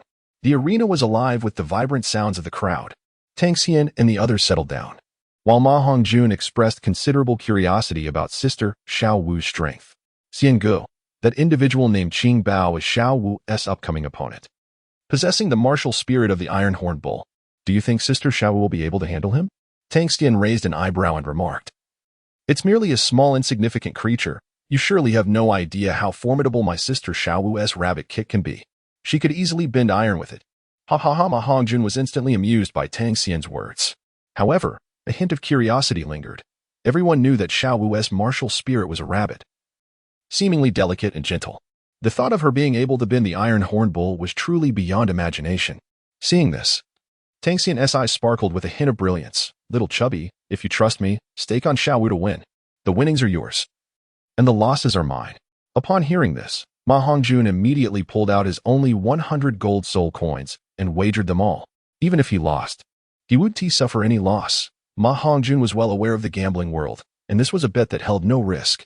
Amidst a chorus of cheers, both sides entered the soul fighting arena. The individual tournament officially commenced. Oh, what a petite little girl we have here. Where did this little lass come from? Have you lost your way? This is the soul fighting arena, not a playground. The opponent, known as Qing Bao, taunted Xiao Wu, clearly seeing her as a newcomer not worthy of his attention. Some spectators echoed his sentiments, laughing. Ha ha ha, Qing Bao is such a rascal. But this adorable little girl makes me just want to make her cry. Don't frighten the poor girl. Otherwise, she might go home and tell her parents about you. Little girl, why don't you just go back? Qing Bao is notorious for his ruthless tactics. The audience's reactions were varied, with comments flying in every direction. However, Xiao Wu remained unfazed. Though she was indeed smaller in stature compared to her opponent, if they underestimated her, they would surely face a crushing defeat. Unmoved by the pre-match banter, she stood resolutely in the arena, awaiting the referee's signal to commence. Yet, the referee seemed momentarily dazed. Xiao Wu turned to him, her sharp gaze piercing through the air, and calmly said, "Referee, you may blow the whistle now." Only then did the referee snap back to reality, though he hesitated, gently advising, "Little sister, it's still not too late to withdraw from the match. Once the signal is given, there will be no turning back. Let us get started." Xiao Wu replied firmly. The referee had no choice but to blow the whistle. Upon hearing the announcement, the experienced Qing Bao did not attack or defend with his usual vigilance. Instead, he continued to mock, "Little sister, I see you've grown a bit. How about you come down with me for some fun? I'll even give you this round as points." Such a proposal seemed quite tempting to him, as he thought this little girl would be an easy target for his mischief. However, in the audience, they noticed a flash of alluring pink light in Xiao Wu's eyes. Before they could comprehend, Qing Bao's booming laughter abruptly ceased, as if he had been frozen in place. Second soul skill, enchantment. Without hesitation, Xiao Wu seized control of him. Then, taking advantage of the opening, she executed her rabbit lightning movement, instantly appearing atop Qing Bao's head. Her smile still charming but now laced with a hint of fierceness. When did Qing Bao suddenly came to his senses, feeling something soft atop his head. His sense of danger flared to life. However, before he could relish the softness, he was suddenly enveloped by a constricting force, a powerful grip tightening around his neck. First soul skill, waist bow. In an instant, he was yanked towards the ground. With a resounding crash, dust rose from the arena, and Qing Bao found himself violently slammed to the ground, making intimate contact with the earth, his vision filled with stars. What that immense power? He cried out in despair, Yu Xiaogang at the face, with a series of swift moves. The audience watched as Qing Bao was tossed back and forth like a rubber band, a total of 8 times. Finally, with a decisive kick, Xiao Wu sent him flying outside the referee's standing area. A hushed silence fell over the arena. This seemingly delicate little girl fought with such ferocity. No. What level of power was this? Did I just witness a newcomer defeat Qing Bao without him even releasing his martial soul or soul rings? What on earth is happening? After a brief period of stunned silence, the crowd erupted into enthusiastic cheers. Xiao Wu, Xiao Wu, Xiao Wu. Only the name of the victor reverberated throughout the grand soul fighting arena. Even as a newcomer, talent would always garner the audience's admiration. In the arena, Xiao Wu clapped her hands, proudly glancing at the referee. In this match, Xiao Wu triumphed, rewarded with 1 point. Upon hearing this, the betting concluded simultaneously. A multitude of gamblers lamented their initial hesitation to bet, lamenting their missed opportunity. Meanwhile, Ma Hongjun was already enraptured by the gold coin symbol, having won immensely. His 100 gold soul coins had transformed into 1,000 gold soul coins, a swift fortune indeed. Xiao Wu, Xiao Wu, Xiao Wu. Ma Hongjun instantly became one of Xiao Wu's fervent admirers, cheering for her triumph. Brother Xian, I didn't expect Xiao Wu to be this formidable. That was certainly her enchantment skill, wasn't it? Ning Rongrong inquired curiously, though her tone hinted at a touch of jealousy. Indeed, that is Xiao Wu's unique secret technique. Tang Xian replied sheepishly. I wonder if Xiao Wu's enchantment could break your resolve, Brother Xian. Zhu Zhuqing questioned earnestly, her curiosity evident. My resolve is unwavering. Not even you, let alone Xiao Wu, could tempt me. Tang Xian steeled himself and said, Then I shall rest assured. For the next round, I shall bet on you. Ah, Elu? Ning Rongrong chuckled softly, replying, It's to win with you, Brother Xian. What are you thinking? Cough, cough. Tang Xian, feeling somewhat embarrassed, coughed twice. It turned out that Ning Rongrong's charm technique was now nearly on par with that of Xiao Wu. Chapter 50, The Unbeaten Myth, the first match. I also placed a substantial bet, adding, I shall wager on you, Zhu Xing. Upon hearing this, Tang Xian touched his nose, realizing that everyone regarded him as a golden goose. Nevertheless, it mattered little, for he was destined to triumph. Prepare yourselves for a windfall today. I, Tang Xian, shall become an undefeated legend in the Soul Arena. Daimu Bai and the others opened their mouths in astonishment. An undefeated legend, as the name suggests, means not losing a single match, maintaining a flawless record. Yet, thus far, no such legend has emerged in the Grand Soul Arena. I believe in you, Ning Rongrong exclaimed, her eyes shimmering like autumn waters as they gazed at Tang Xian. I believe as well, Zhu Xing remarked coolly after placing her bet, pausing momentarily before returning to her seat to observe the match. Tang Xian nodded, rose to his feet, and suddenly addressed Zhu Xing and the others with unwavering confidence. I assure you, I will not let you down. You can trust me with your back at all times. Ning Rongrong bit her lip lightly and chimed in. I can also rely on Brother Xian. Ha ha, enough said. I am about to embark on my legendary journey of invincibility. With that, Tang Xian confidently strode from the audience towards the passage leading into the Soul Arena. Zhu Xing, watching Tang Xian's retreating figure, felt her cold gaze deepen. Ah, trusting one's back? I hope you won't be like those insufferable men who can only talk big. Dear spectators, we are about to commence the 57th match of the individual competition. One contestant is a peak Soulmaster with a soul power level of 40, while his opponent is a level 42, 4-ringed Soulmaster. The disparity in strength is evident. What kind of battle shall unfold? Let us eagerly await the outcome. Oh, I see the profile of this contestant, a remarkably young individual. This is the first time in the Grand Soul Arena that we witness such a young peak Soulmaster facing a 4-ringed Soulmaster. This is bound to be an exhilarating confrontation. As the host concluded, a youth gradually emerged in the center of the Grand Soul Arena. In an instant, all eyes were drawn to Tang Xian, whose golden mask obscured much of his face. However, it was still apparent that he was a boy with remarkably smooth skin. The audience's eyes widened in shock. The host's words were indeed true. Heavens! At such a tender age, he is on the verge of becoming a Soul Sect master. His talent is simply extraordinary. Could he be a genius from one of the prominent families here to hone his skills? Indeed, it is possible. This is a fresh face, with no prior battle records. This is his debut match. TSK, TSK, TSK. Why would such a prodigy choose to endure this trial?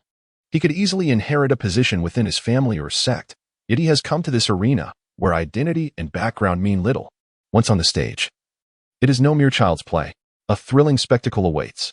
I wonder how far this young lad can go against these seasoned Soul Sect masters. In the audience, gamblers speculated and debated. Some astute individuals, such as influential figures at the Soul Emperor level, revealed glimmers of interest in their eyes and descended to the arena's exit to await the match. Such individuals undoubtedly possess extraordinary talent, making them highly coveted by various factions and organizations. These newcomers represent a fresh influx of vitality for their sects, and if they can be allied with, the benefits would be immense. However, their eager gazes were obstructed by a towering figure, causing their pupils to contract. Wasn't this the man known as the Unmovable King? Xiao Wu. Had he not retreated from the Soul Master realm for many years? What brings him here now? Xiao Wu rubbed his hands together. Indeed, it is I. I care not what factions you represent. If you wish to covet that young lad on the stage, you must first inquire whether the Unmovable King consents. Xiao Wu, do not overstep. What we desire has nothing to do with you. You must first taste my fist before you earn the right to know. Come on. I too wish to stretch my limbs. Unmovable King, you are too overbearing. Brothers, let us join forces. Bring it on. Alas, a tumultuous clash erupted at the arena's exit.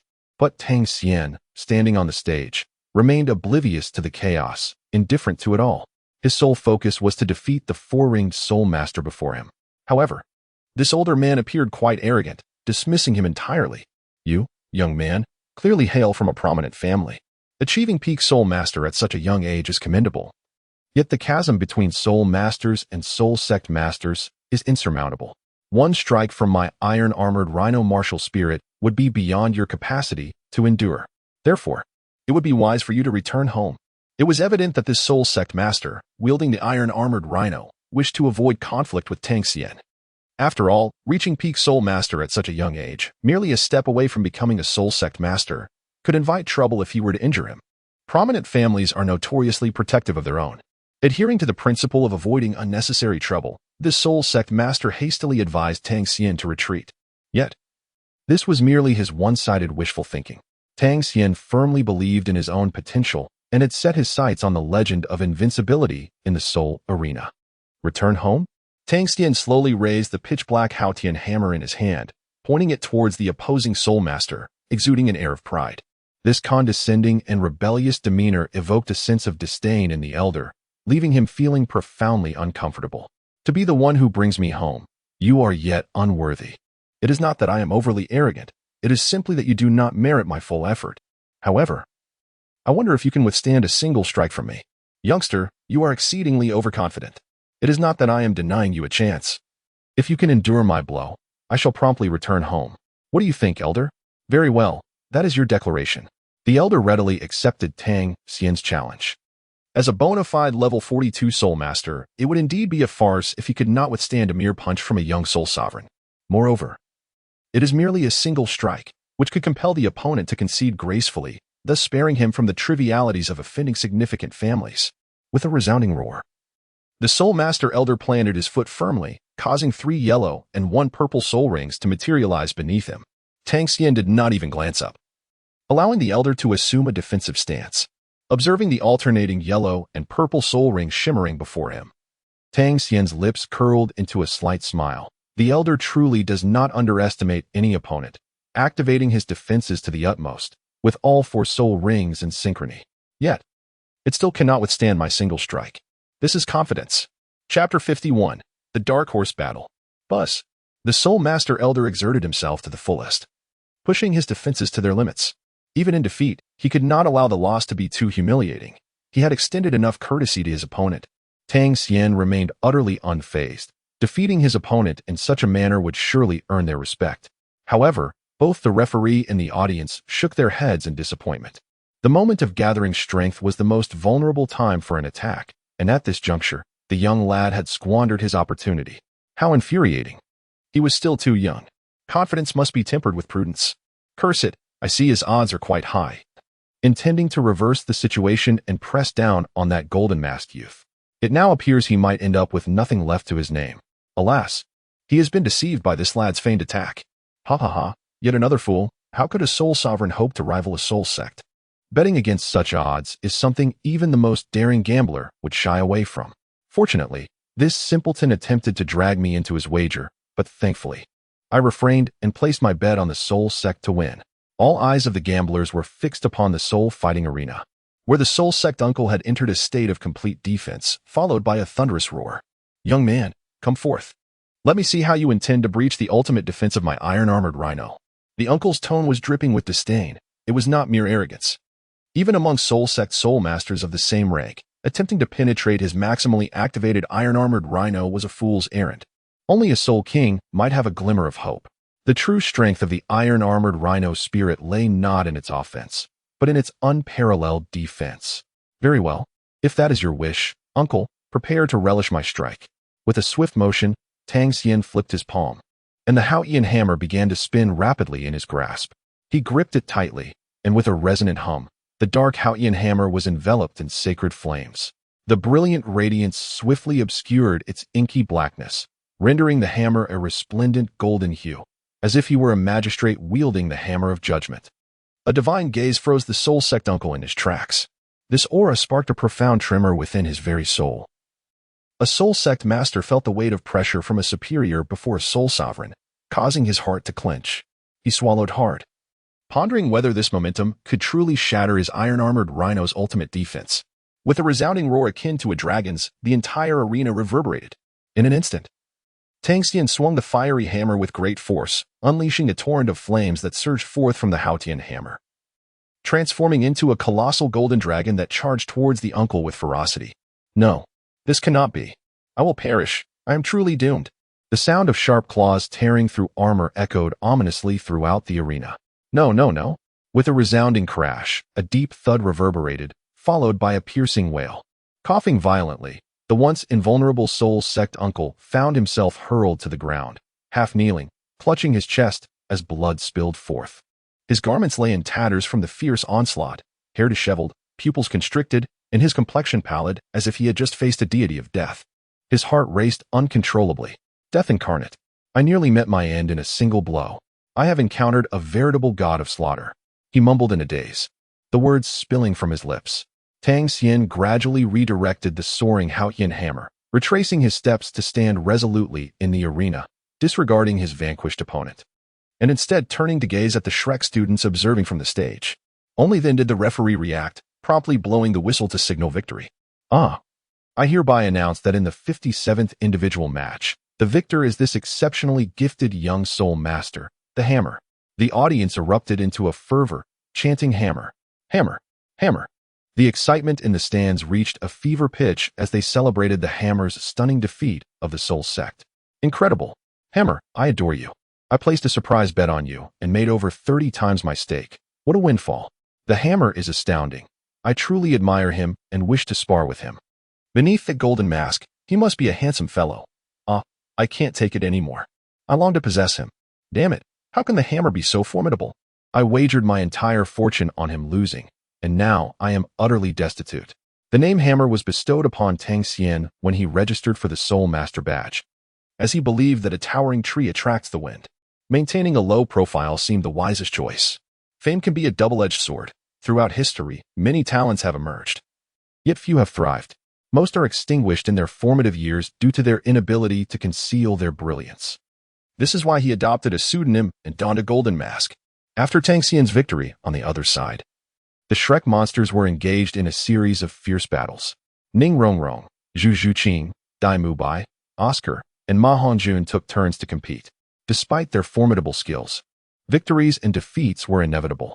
However, the most astonishing and memorable moment of the day at the Grand Soul Arena undoubtedly came from the newcomer, the Hammer, who dazzled everyone during the 57th individual arena match. The Hammer was truly exceptional. To this day, every opponent he faced had fallen to a single strike. One blow from the Hammer, and all was vanquished. In a fit of fury, the Hammer stained the plum blossoms with blood. The god of war arose, and the name of the Hammer resounded throughout the arena. I hereby declare the Hammer victorious in the 61st individual arena match. I announce the Hammer's victory in the 63rd individual arena match. I declare the Hammer victorious in the 69th individual arena match. The Hammer prevails. Today, while there were many remarkable dark horses at the Grand Soul Arena, none were more striking or promising than our Hammer. The atmosphere at the Grand Soul Arena reached a crescendo with each soul combat clash, igniting fervor among the gamblers. From the highest seats in the audience, a figure slowly emerged, Frand, adorned with black-framed square glasses, stood with arms crossed. He sighed with a hint of exasperation. This fellow Tang Xian truly never rests. He has stirred up quite the commotion. I brought them here to temper their resolve. Now, the entire Grand Soul Arena has become their playground.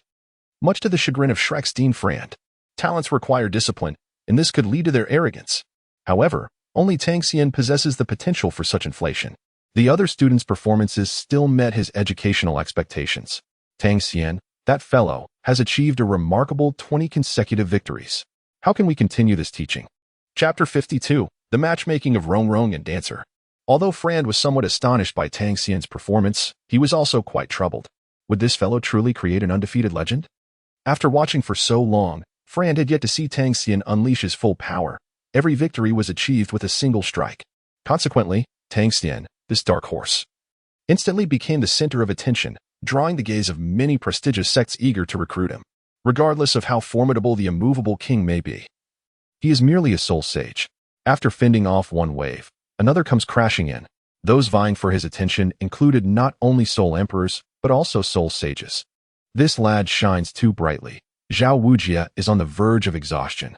If this continues, it may even attract the attention of Douluo. Would the little monsters we painstakingly recruited be poached? With this in mind, Frand immediately called off the matches for the day. Little monsters, today's training ends here. You may return. He instructed Dai Mubai to escort Tang Xian and the others back. On their return, nearly everyone carried hefty bags filled with the soul coins they had won from betting on Tang Xian. Betting on Tang Xian was a surefire profit. However, as Tang Xian's potential became evident to all, the odds gradually diminished, so future gains may not be as substantial. Nevertheless, today was a success. They were not greedy for more. Yet, Dancer still felt a lingering desire. We won so much. It's too delightful. She pouted and remarked, "Dean Friend, we performed exceptionally today. Why not let us compete a few more times? Brother Xian is amazing. A few more bets, and Shrek Academy could undergo renovations." Dancer's question echoed the thoughts of Dai Mubai, Zhu Zhuqing, Ning Rongrong, Oscar, and Ma Hongjun. Why not seize the opportunity to profit? All eyes turned to Frand, eager for an answer. Seeing this, Dean Frand rubbed his nose, unsure of how to respond, and began to speak vaguely. What reasons are there? It's merely a teaching arrangement. Internally, he pondered, if you continue to attract attention, they may come to poach you, and they would not stand a chance. At this moment, Xiao Wu limped behind everyone. What happened? Did Teacher Zhao also partake in some secret training? Xiao Wujia's lips twitched. How could he not? But neither he nor Fran would disclose such matters. It was far too embarrassing. They were even worried about someone trying to poach their students. Tang Xian seemed to have deduced something, and he spoke up.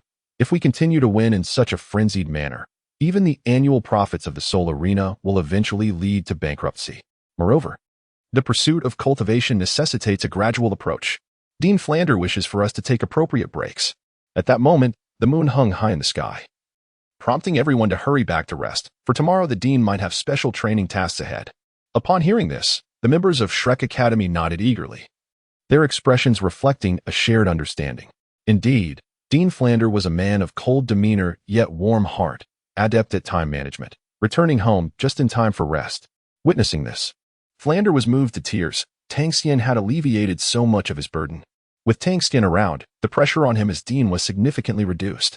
In the future, he would surely have to give Tang Xian a bit of special attention in his teaching.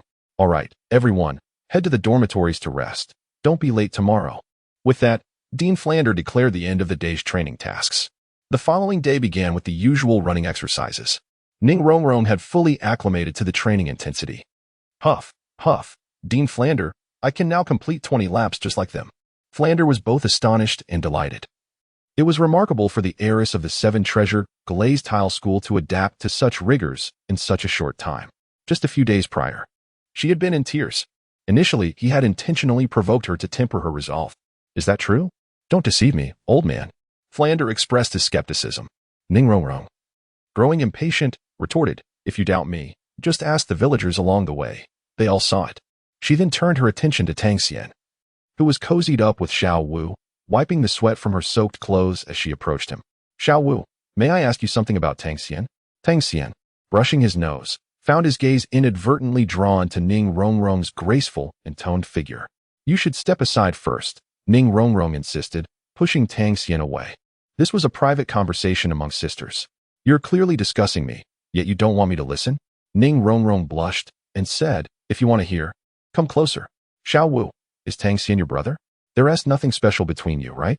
Xiao Wu looked confused. Brother Xian? Of course he is my brother. We've been sleeping together since childhood. Ning Rongrong's eyes brightened at this revelation. It was evident that Tang Xian and Xiao Wu shared a close bond stemming from their childhood. Tang Xian, clicking his tongue, remarked, I've been guiding Xiao Wu since we were young. It's not just sibling affection. However, he would never voice that openly. So, Xiao Wu, would you like to see your brother Xian with a beautiful girlfriend? What do you think of me? Ning Rongrong's eyes sparkled shyly, her fair neck suddenly flushed, resembling a blushing shrimp. Although she was addressing Xiao Wu, it felt as if she were confessing her feelings to Tang Xian. Tang Xian widened his eyes, astonished that it was resolved so swiftly. He heard the carefree little girl, Xiao Wu, exclaim, what is there to hesitate? Sister Rongrong is incredibly beautiful. She would be the perfect girlfriend for Brother Xian, right? Brother Xian, Rongrong wishes to be your girlfriend. Why don't you agree to her? Xiao Wu questioned Tang Xian with a hint of indignation, seemingly advocating for Ning Rongrong's feelings. Her voice rose above the surrounding chatter, drawing the attention of Dai Mubai and Ma Hongjun. Brother Xian is truly captivating. Not only does he have an exceptional girl like Xiao Wu by his side, but now he is also receiving a confession from the sole heir of the Seven Treasure Glazed Tile School. And Xiao Wu doesn't even mind. My goodness. This is extraordinary. They murmured, their envy palpable. Dai Mubai and Ma Hongjun were left to witness this spectacle, their expressions betraying their astonishment. Not far away, Flander couldn't help but smile slightly, recognizing the youthful charm in the boy. This lad is quite the charmer. Even the proud Ning Rongrong has undergone a change of heart, all because of him. This young man certainly possesses an abundance of energy. Flander focused on training. choosing not to interfere in matters of the heart, believing that a harmonious pairing enhances productivity. Meanwhile, Oscar quietly turned away, feeling the weight of the moment. While Zhu Zhiqing remained silent in a shadowy corner, her demeanor contemplative. Chapter 53. All of them are Tang Xian's sisters. As Xiao Wu championed Rongrong's cause, the latter wished fervently to vanish into the ground, overwhelmed by the attention. Tang Xian pulled Ning Rongrong to a secluded corner by the wall and said, "Little dance. I have something to discuss with my girlfriend, so you should not follow us." Upon hearing this, Little Dance assumed an expression that suggested it was only natural. Tang Xian leaned in closer to Ning Rongrong, his handsome face mere inches away. "Rongrong, you certainly have a penchant for playing with fire," he remarked, pressing her against the wall. The sudden proximity caused Ning Rongrong to breathe rapidly, her damp shirt rising and falling with each breath. "Tang Xian, what do you intend to do?" Ning Rongrong stammered, her nerves frayed, her small fist clenched tightly as she shut her eyes in trepidation. Tang Xian leaned close to Ning Rongrong's ear, whispering softly, "Rongrong, I desire you. Do you truly wish for that, dear? Have you thought this through?" "Absolutely and unequivocally. No. I." Tang Xian burst into laughter, releasing the flustered Ning Rongrong, playfully taking the upper hand. Rongrong was still a tad too innocent. Observing her flushed complexion, akin to a ripe shrimp, glistening with perspiration, he realized he could not continue to tease her further. "I meant to say I want you to be my little sister, to be my girlfriend, but not so casually." "Huh, a little sister, just like Xiao Wu?" Ning Rongrong gasped, her labored breath suggesting a momentary sense of liberation, grateful that Tang Xian had not overstepped. She remained blushing, her delicate lips lightly biting down, twisting her body shyly as she murmured, This was her first time being so forward. Perhaps she had misjudged the boundaries, yet she remained undeterred. A little sister she would be, but perhaps not for long. Tang Xian then playfully tousled Ning Rongrong's damp hair and pressed a gentle peck on her flushed cheek, akin to a chick pecking at rice. "All right, don't overthink it, Rongrong." With that, he turned to leave, leaving Ning Rongrong frozen in place. Overwhelmed by shyness in the dim alleyway, Tang Xian's lips curled slightly upward. "Am I not aware of the intentions of the little witch, Ning Rongrong? She merely wishes to take the initiative in matters of the heart, thereby gaining the upper hand in the future. However, I, Tang Xian, detest passivity. I prefer to be the one in control." Hence, the earlier scene where I countered Ning Rongrong's advances came to be. Nevertheless, Ning Rongrong was not disheartened. She is captivated by such an arrogant and free-spirited man, which ignited her desire to conquer. Furthermore, in that moment, she experienced a sensation she had never felt before, the exhilaration of her heart racing so swiftly. Suddenly, Tang Xian turned back, grasping Ning Rongrong's hand. "Come. Let us venture out together. Would you mind holding your brother's hand, dear sister? Surely, you wouldn't want your brother to be scolded by Xiao Wu." As Tang Xian stepped out of the alley, he immediately spotted Xiao Wu waiting outside. If he had ventured out alone, Xiao Wu would undoubtedly have suspected him of bullying Rongrong. Thus, the most prudent course of action was to amicably take Ning Rongrong's hand and lead her out. Ning Rongrong's delicate hand, seemingly devoid of bones, was gently clasped in Tang Xian's grasp, and it took her quite some time to muster the courage to adjust her state of mind. Indeed, she resolved not to lose heart, at the very least. She was now being held by Brother Xian, just as Xiao Wu was. As Tang Xian led Ning Rongrong out from the dim alley, all the Shrek Academy trainees engaged in their training were left with expressions akin to spectators at a spectacle. A myriad of emotions played across their faces: astonishment, disbelief, joy, and envy. Truly, Tang Degu is remarkable. He has effortlessly secured this.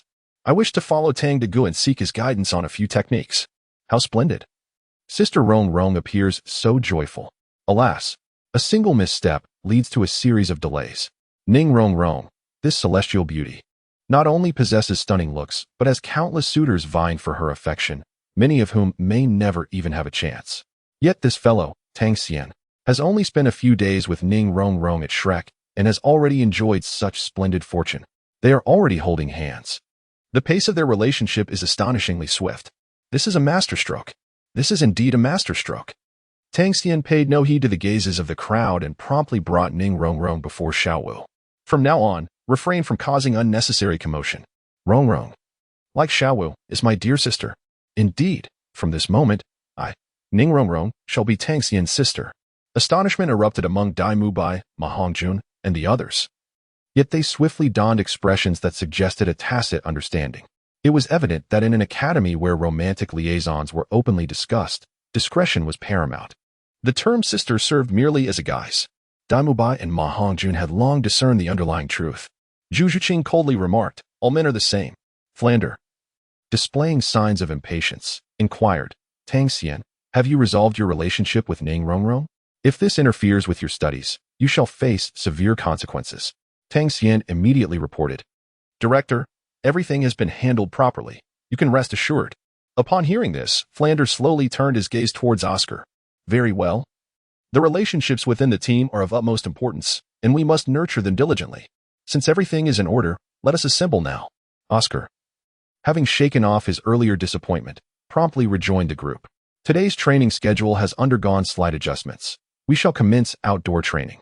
As Flander spoke, he made his way around to the back of the academy, casually patting Oscar on the shoulder. He continued, "Xiao Wu, Oscar, and Tang Xian have all reached the 30th and 40th levels of soul power. Therefore, our training location will be set in the Stardow Forest, where they will undertake soul hunting missions. The Stardow Forest is a primordial wilderness teeming with soul beasts, countless in number and fraught with peril. This venture will be led by teacher Xiao Wu, who will ensure your safety." Flander added, "I trust that most of you have already sampled Oscar's delectable sausages. Though his soul spell may be somewhat off-putting, it is a challenge we must overcome." His sharp gaze then fell upon Ning Rongrong, who had yet to taste Oscar's sausage. "Now, Ning Rongrong, you have not yet surmounted this psychological barrier. Therefore, if you still harbor any reservations before we depart, you shall not be permitted to remain in Shrek Academy." Ning Rongrong's expression darkened at these words. "That kind of thing. I refuse to eat it." Flander urged, "Now, everyone, let us encourage Ning Rongrong. Oscar, distribute one sausage to each person. Let us partake together to foster camaraderie." Without a moment's hesitation, Oscar began chanting his soul spell. "I have a large sausage. I have a small sausage." Ning Rongrong felt as though Oscar was concocting a sinister dish. When Oscar presented her with 2 sausages, she nearly retched at the sight. "Rongrong, here you go." She felt an overwhelming resistance within her. In Chapter 54, Training Zhu Zhuqing, holding the sausage offered by Oscar, Ning Rongrong's entire being resisted. Observing this, Tang Xian stepped forward, snatched the sausage from her hand, and took a hearty bite. "See, this sausage isn't as dreadful as you imagine. After eating it, one feels invigorated, which could be a lifesaver in the future."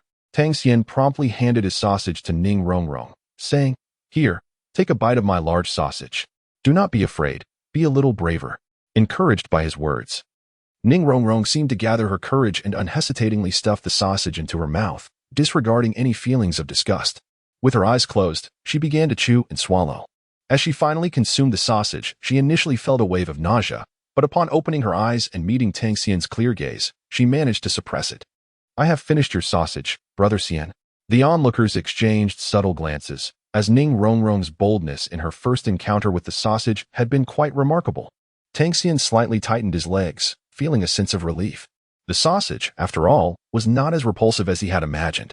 He patted Ning Rongrong on the shoulder, who nodded emphatically before turning to Dean Flender. "Dean Flender, I have succeeded. May I continue my stay at Shrek Academy? I wish to venture into the Stardow Forest for training." "Agreed. I eagerly anticipate your performance during the training in the Stardow Forest." Flender's gaze swept across the group with piercing intensity. "Now, everyone, please return to your dormitories and prepare your belongings. We shall depart in half an hour." Led by Xiao Wu, the Stardow Forest marks the first foray into practical training for the students of Shrek Academy. Flender, rarely granting such a luxury, allowed them a brief respite of 30 minutes to organize their gear. Just as everyone was busy preparing for the assembly, Zhu Zhuqing, who had always been somewhat aloof, unexpectedly approached Tang Xian. The onlookers discussing their hunting plans widened their eyes in astonishment. Ma Hongjun, stunned, exclaimed, "No way. The 3 beauties of Shrek Academy. Oh my heavens. I must proclaim Tang Xian as a master among masters." Comparisons can be quite disheartening. With only 3 beauties in total, and all of them drawn to Tang Xian, what are the rest of us supposed to do? Little fatty, refrain from making baseless assumptions. How do you know Zhu Zhuqing isn't approaching Tang Xian for a legitimate reason?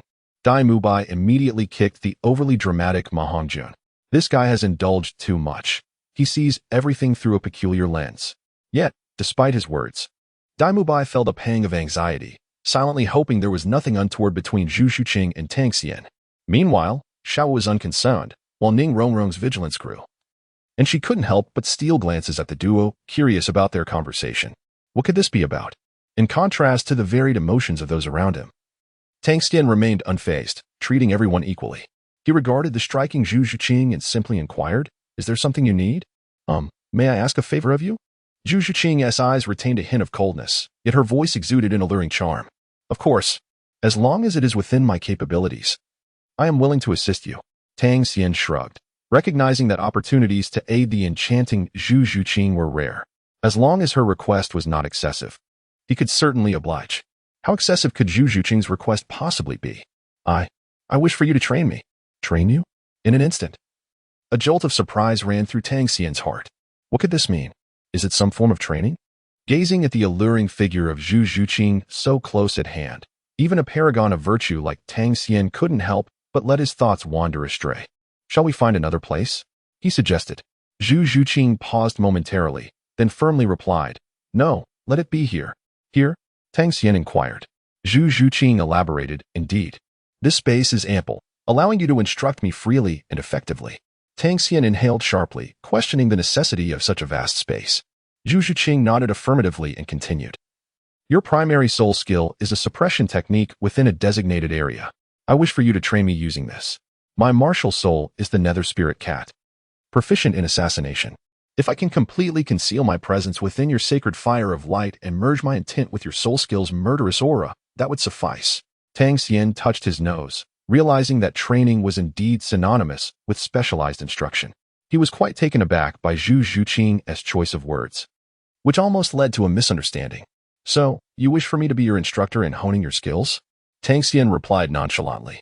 "Indeed. Your soul skill is most suitable for enhancing my assassination attributes. If you agree to empower me, I promise to grant you one request. Anything you desire?" Tang Xian, somewhat intrigued, inquired. Upon hearing this, Zhu Zhuqing proudly lifted her chest and, in a sultry tone, remarked, "As long as I can grow stronger, I am willing to do anything." Beside them, Dai Mubai turned pale, filled with a mixture of anger and concern as he stepped forward to grasp Zhu Zhuqing's arm. "Zhuqing, do not put Tang Xian in a difficult position. You cannot." Zhu Zhuqing forcefully shook off Dai Mubai's hand, for their collaboration lacked the desired effect. He truly was inadequate, unable to elevate Zhu Zhuqing's prowess. In the realm of assassination, light was the greatest foe, if she could merge her abilities beneath its radiance. Her strength would surge immensely.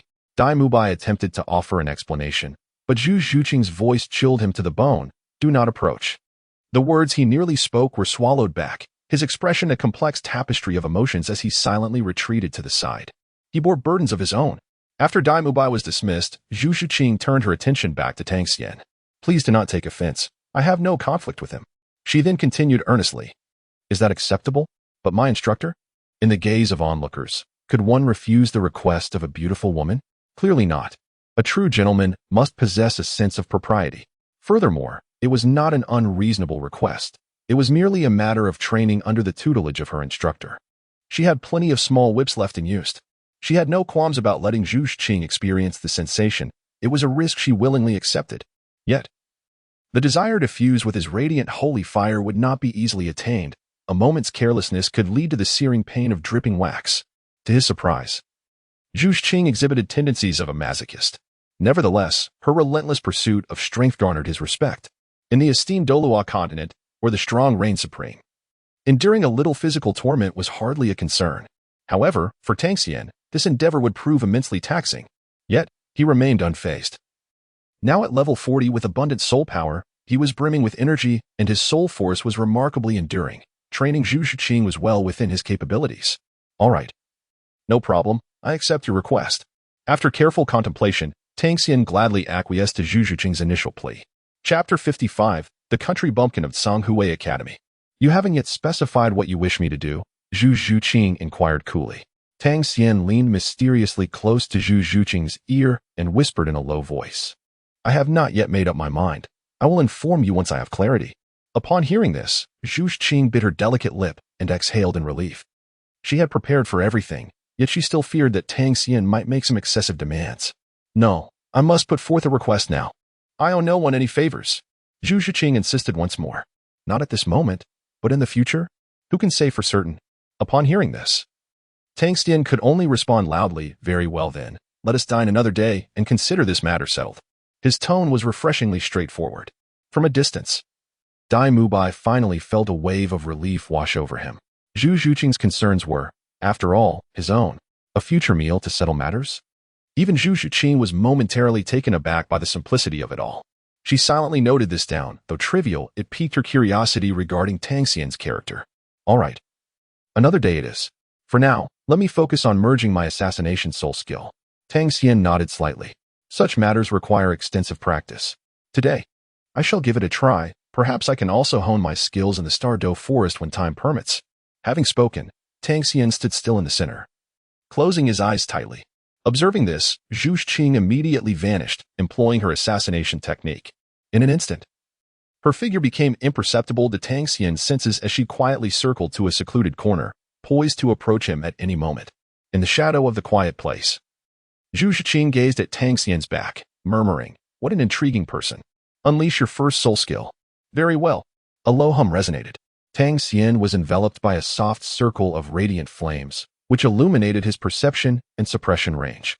In that moment, the secluded area where Zhu Zhuqing stood became the focal point of the light, engulfing her fiery form entirely.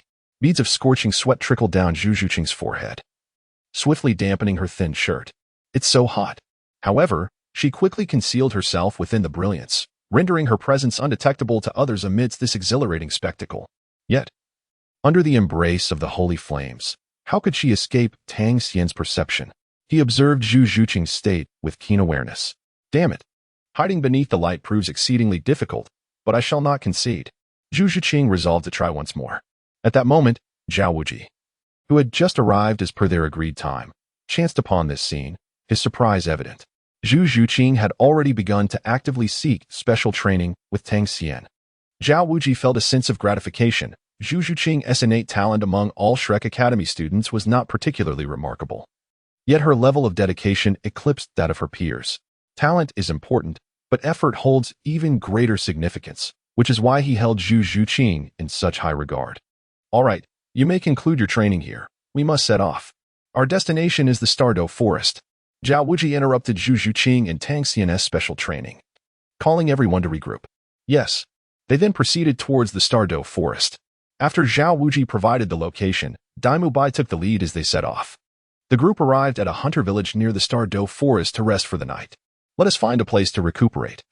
We shall gather our spirits before entering the Stardow Forest to hunt souls tomorrow, Dai Mubai remarked casually. The village was bustling with activity. Why are there so many people gathering in this small place? Xiao Wu expressed her curiosity. Tang smiled faintly and said, "Of course, there are many people here. This place is replete with soul masters like us, who must take a moment to recuperate before entering the Stardow Forest. It can truly be considered the departure camp for entering the Stardow Forest." Flander and Xiao Wu then led them to a nearby restaurant for a meal. Due to the larger number of participants and the Academy's regulations, they were seated at two separate tables, one for the students and another for the teachers. Little Wu's curiosity was piqued again. The principal is quite frugal. The food isn't great. We should eat better. Dai Mubai whispered, "The principal is a miserly man. When we go out for training, the Academy reimburses our meals, and with Ma Hongjun around, he could easily bankrupt the principal. Hence, he must set an example by not allowing us to indulge too much." However, Tang was unfazed by the conversation. With a gentle smile, he said, "Little Wu, wrong. Zhu Qing, order whatever you like. We can manage on our own. There's no need for the principal to reimburse us.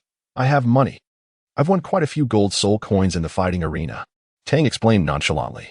In truth, he had accumulated soul coins over many years, and now he was quite affluent, lacking for nothing. Upon hearing this, Ma Hongjun instantly became excited.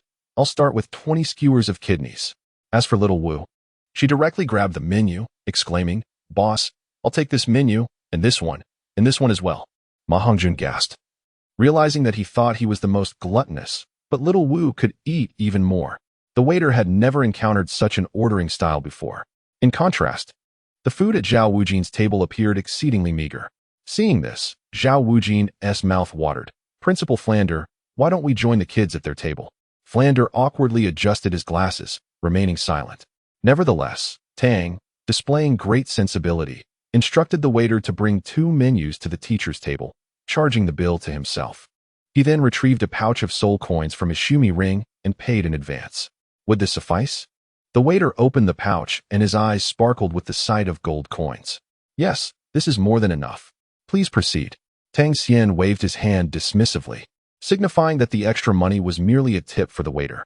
The waiter was instantly moved to tears, having never received such a generous gratuity in his life. Thank you, esteemed guest. Please hold on. Your order is being prepared in the kitchen and will be ready shortly. I will hurry them along. However, as the waiter turned, he accidentally bumped into a group of individuals clad in white robes seated at another table. They appeared to be from the same academy as Tang Xian and his companions. Hey, what are you doing? Where is our roast chicken? Hurry up with the food. Do you have a death wish? A tall man from the group became irate and seized the waiter's collar. The waiter, taken aback, stammered, "Noble guest, please wait. Once the order from this table is served, the kitchen will attend to yours." What? Are you implying we should wait? The atmosphere darkened as the men from the white-robed group expressed their displeasure. Upon hearing this, Dai Mu Bai grew indignant. What arrogance from the bumpkins of Tsanghui Academy. Our luxurious set meal hasn't even been completed yet. Just wait.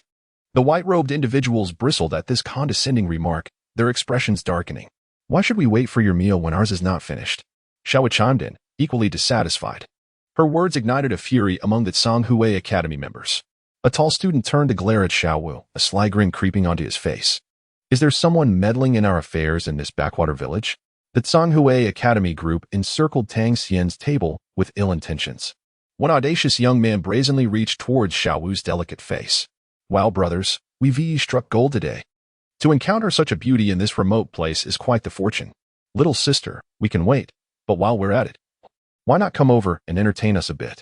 We wouldn't mind at all. Look, brothers, there are two more stunning beauties here. Tonight, we're in for a treat. As they spoke, the Tsanghui Academy members began to make unwanted advances toward Xiao Wu, Ning Rongrong, and Zhu Zhuqing. Yet, Tang Xian remained unfazed. These individuals were far too superficial to pose a real threat. Xiao Wu, Ning Rongrong, and Zhu Zhuqing were not to be trifled with. Slap. The crisp sound of slaps rang out. Zhu Zhuqing, not one to hold back, retaliated fiercely against these lecherous men. Xiao Wu winced at the sight of red marks appearing on their faces, realizing just how fierce Zhu Zhuqing could be. Do you know who you're hitting? The leader of the Tsanghui Academy group exclaimed, clutching his stinging cheek in disbelief. Zhu Zhuqing and Xiao Wu paid no heed to their status. We're hitting you ruffians. As the group attempted to retaliate, they found themselves swiftly overpowered by Xiao Wu and Zhu Zhuqing, their strikes landing squarely on vulnerable areas, eliciting cries of pain. Tang Xian remained indifferent, calmly enjoying his meal, though his peripheral vision remained fixed on a table in the corner, likely occupied by a teacher from Tsanghui Academy. Should that individual intervene, he wouldn't hesitate to deliver a few slaps to the teacher as well. The Tsanghui Academy instructor, witnessing his students being thoroughly bested, wore an expression of deep discontent. Which academy do these two young ladies belong to? Their strikes are ruthless. Even though he understood this was merely a squabble among peers, it was still disconcerting to see his students bullied so. The next moment, with a resounding thud, the instructor could no longer contain himself and slammed his hand on the table. You are going too far. Stop this at once. Going too far? Tang Xian thought otherwise. If their strength had been lacking today, it might very well have been them who were pinned to the ground. Tang Xian rose to his feet, uttering a word of continuation, and slowly positioned himself in front of Xiao Wu. Simultaneously, 3 black soul rings emerged around him, and the formidable energy of his level 40 soul power surged forth. Do not underestimate your elders. It was your academy that initiated this provocation. If one is inferior, one must learn a lesson. I am merely imparting some essential principles of conduct to your students. Hiss. 3 10,000-year soul rings? Is this fellow a 3-ring Soulmaster? Upon witnessing Tang Xian's emergence, the instructor from Tsanghui Academy gasped in shock. Achieving such a feat at this age, he was merely 1 ring shy of becoming a soul sect. They had evidently encountered a force of significant standing in the Star Doe forest for soul hunting. A flicker of panic surged within him, for any sect or academy capable of nurturing such a prodigy was not one that Tsanghui Academy could afford to offend. With this realization, the instructor, who had initially intended to express anger, promptly adopted a more humble demeanor and courteously inquired, "Esteemed young sir, it seems there has been a misunderstanding. I am Yu Xiaogang, the supervising director of Tsanghui Academy. May I inquire which sect or academy you hail from?" "Oh, Yu Xiaogang, do not sully the name of the divine. You are unworthy of knowing our identity. Tang Xian's resolute demeanor rendered Yu Xiaogang momentarily speechless, thwarting his initial intention to downplay the situation. The other party was deviating entirely from the expected script. Yu Xiaogang had merely sought to offer a graceful exit and subtly ascertain the background of his counterpart, intending to adopt a more humble and apologetic stance, showering him with compliments to let the matter fade away. However, it appeared that this young man was even prouder than he had anticipated, and the situation was unlikely to conclude so easily. A wave of anxiety washed over Yu Xiaogang. After all, he was an instructor at Shanghai Academy, and regardless of the students' misdeeds, he bore the responsibility. He could not simply abandon his duties and disregard his students. Such an act would surely jeopardize his position at the academy. Resolutely, he declared, "My dear brother, what do you intend to do? Shanghai Academy is a prestigious institution. We acknowledge our fault in this matter, but let us not escalate it unnecessarily." As he spoke, the essence of his Xian Gui martial spirit began to manifest, and a surge of soul power, characteristic of a fifth-ring Soulmaster, emanated from him. A subtle glint of cold menace flickered in his eyes, a warning that only Tang Xian could perceive. Yet, Tang Xian merely scoffed at the threat. A fifth-ring Soul King daring to intimidate him? Absurd. In an instant, the obsidian Xuantian hammer materialized in his grasp, buzzing as it was engulfed in golden flames, the surface flickering with arcs of lightning. "So, are you planning to kill me?" "No, wait. Since you are so ungrateful and excessive, it seems you have no desire for reconciliation." Yu Xiaogang was momentarily taken aback, realizing that he was the one overstepping bounds. However, the words had been spoken, and reconciliation was no longer a simple matter of apologies. At that moment, Tang Xian raised the Xuantian hammer, aiming it directly at Yu Xiaogang, issuing a clear challenge. "This is your doing. The opportunity was yours to seize. If you choose to fight, do not expect any adult to intervene when you are injured." Yu Xiaogang's apprehension stemmed from the potential influence backing Tang Xian. Tang Xian simply uttered a single word, "Noisy." Upon hearing this, Yu Xiaogang, who had been accommodating time and again, could no longer restrain himself. "You little brat, are you courting death?" In the next instant, the instructor from Shanghai Academy unleashed 5 soul rings, and the Xuanwu tortoise shell materialized around him, glowing with a vibrant green light. "Today, I shall teach you, on behalf of your elders, the meaning of humility and deference." A mere 3-ringed Soulmaster dared to exhibit such audacity. It was only natural that he would not hold back any longer. Chapter 57. The Shattering of the Ashura by the Fragmented Xian Turtle. Upon realizing that the instructor from Shanghai Academy was a 5-ringed Soul King, Dai Mubai, Ma Hongjun, and the others suddenly felt a wave of anxiety wash over them. They all stood up and released their own soul rings in unison. A Soul King is not someone who can be confronted by a single individual. It seemed that Tang Xian had indeed kicked a hornet's nest. However, just as they prepared to rush forward to assist Tang Xian, his calm and indifferent voice echoed from the front. "You all step back. I can handle this old fool myself. I do not regard him as a threat. Prepare some wine and peanuts, and just enjoy the show." Daimubai, Ma Hongjun, Oscar, Ningrongrong, Zhu Shiqing, and Xiao Wu were momentarily taken aback upon hearing this. Tang Xian has now ceased to regard the Soul King with any measure of respect. Just how much has this fellow's strength grown? After all, he is a mentor at Shanghai Academy. Such audacity. Upon hearing these words, Yu Xiaogang scoffed disdainfully. He could not believe he was being belittled by a mere boy. With a thunderous roar, he exclaimed, "You insolent brat, no matter how exceptional your talent may be, I advise you to remain humble until you have truly matured.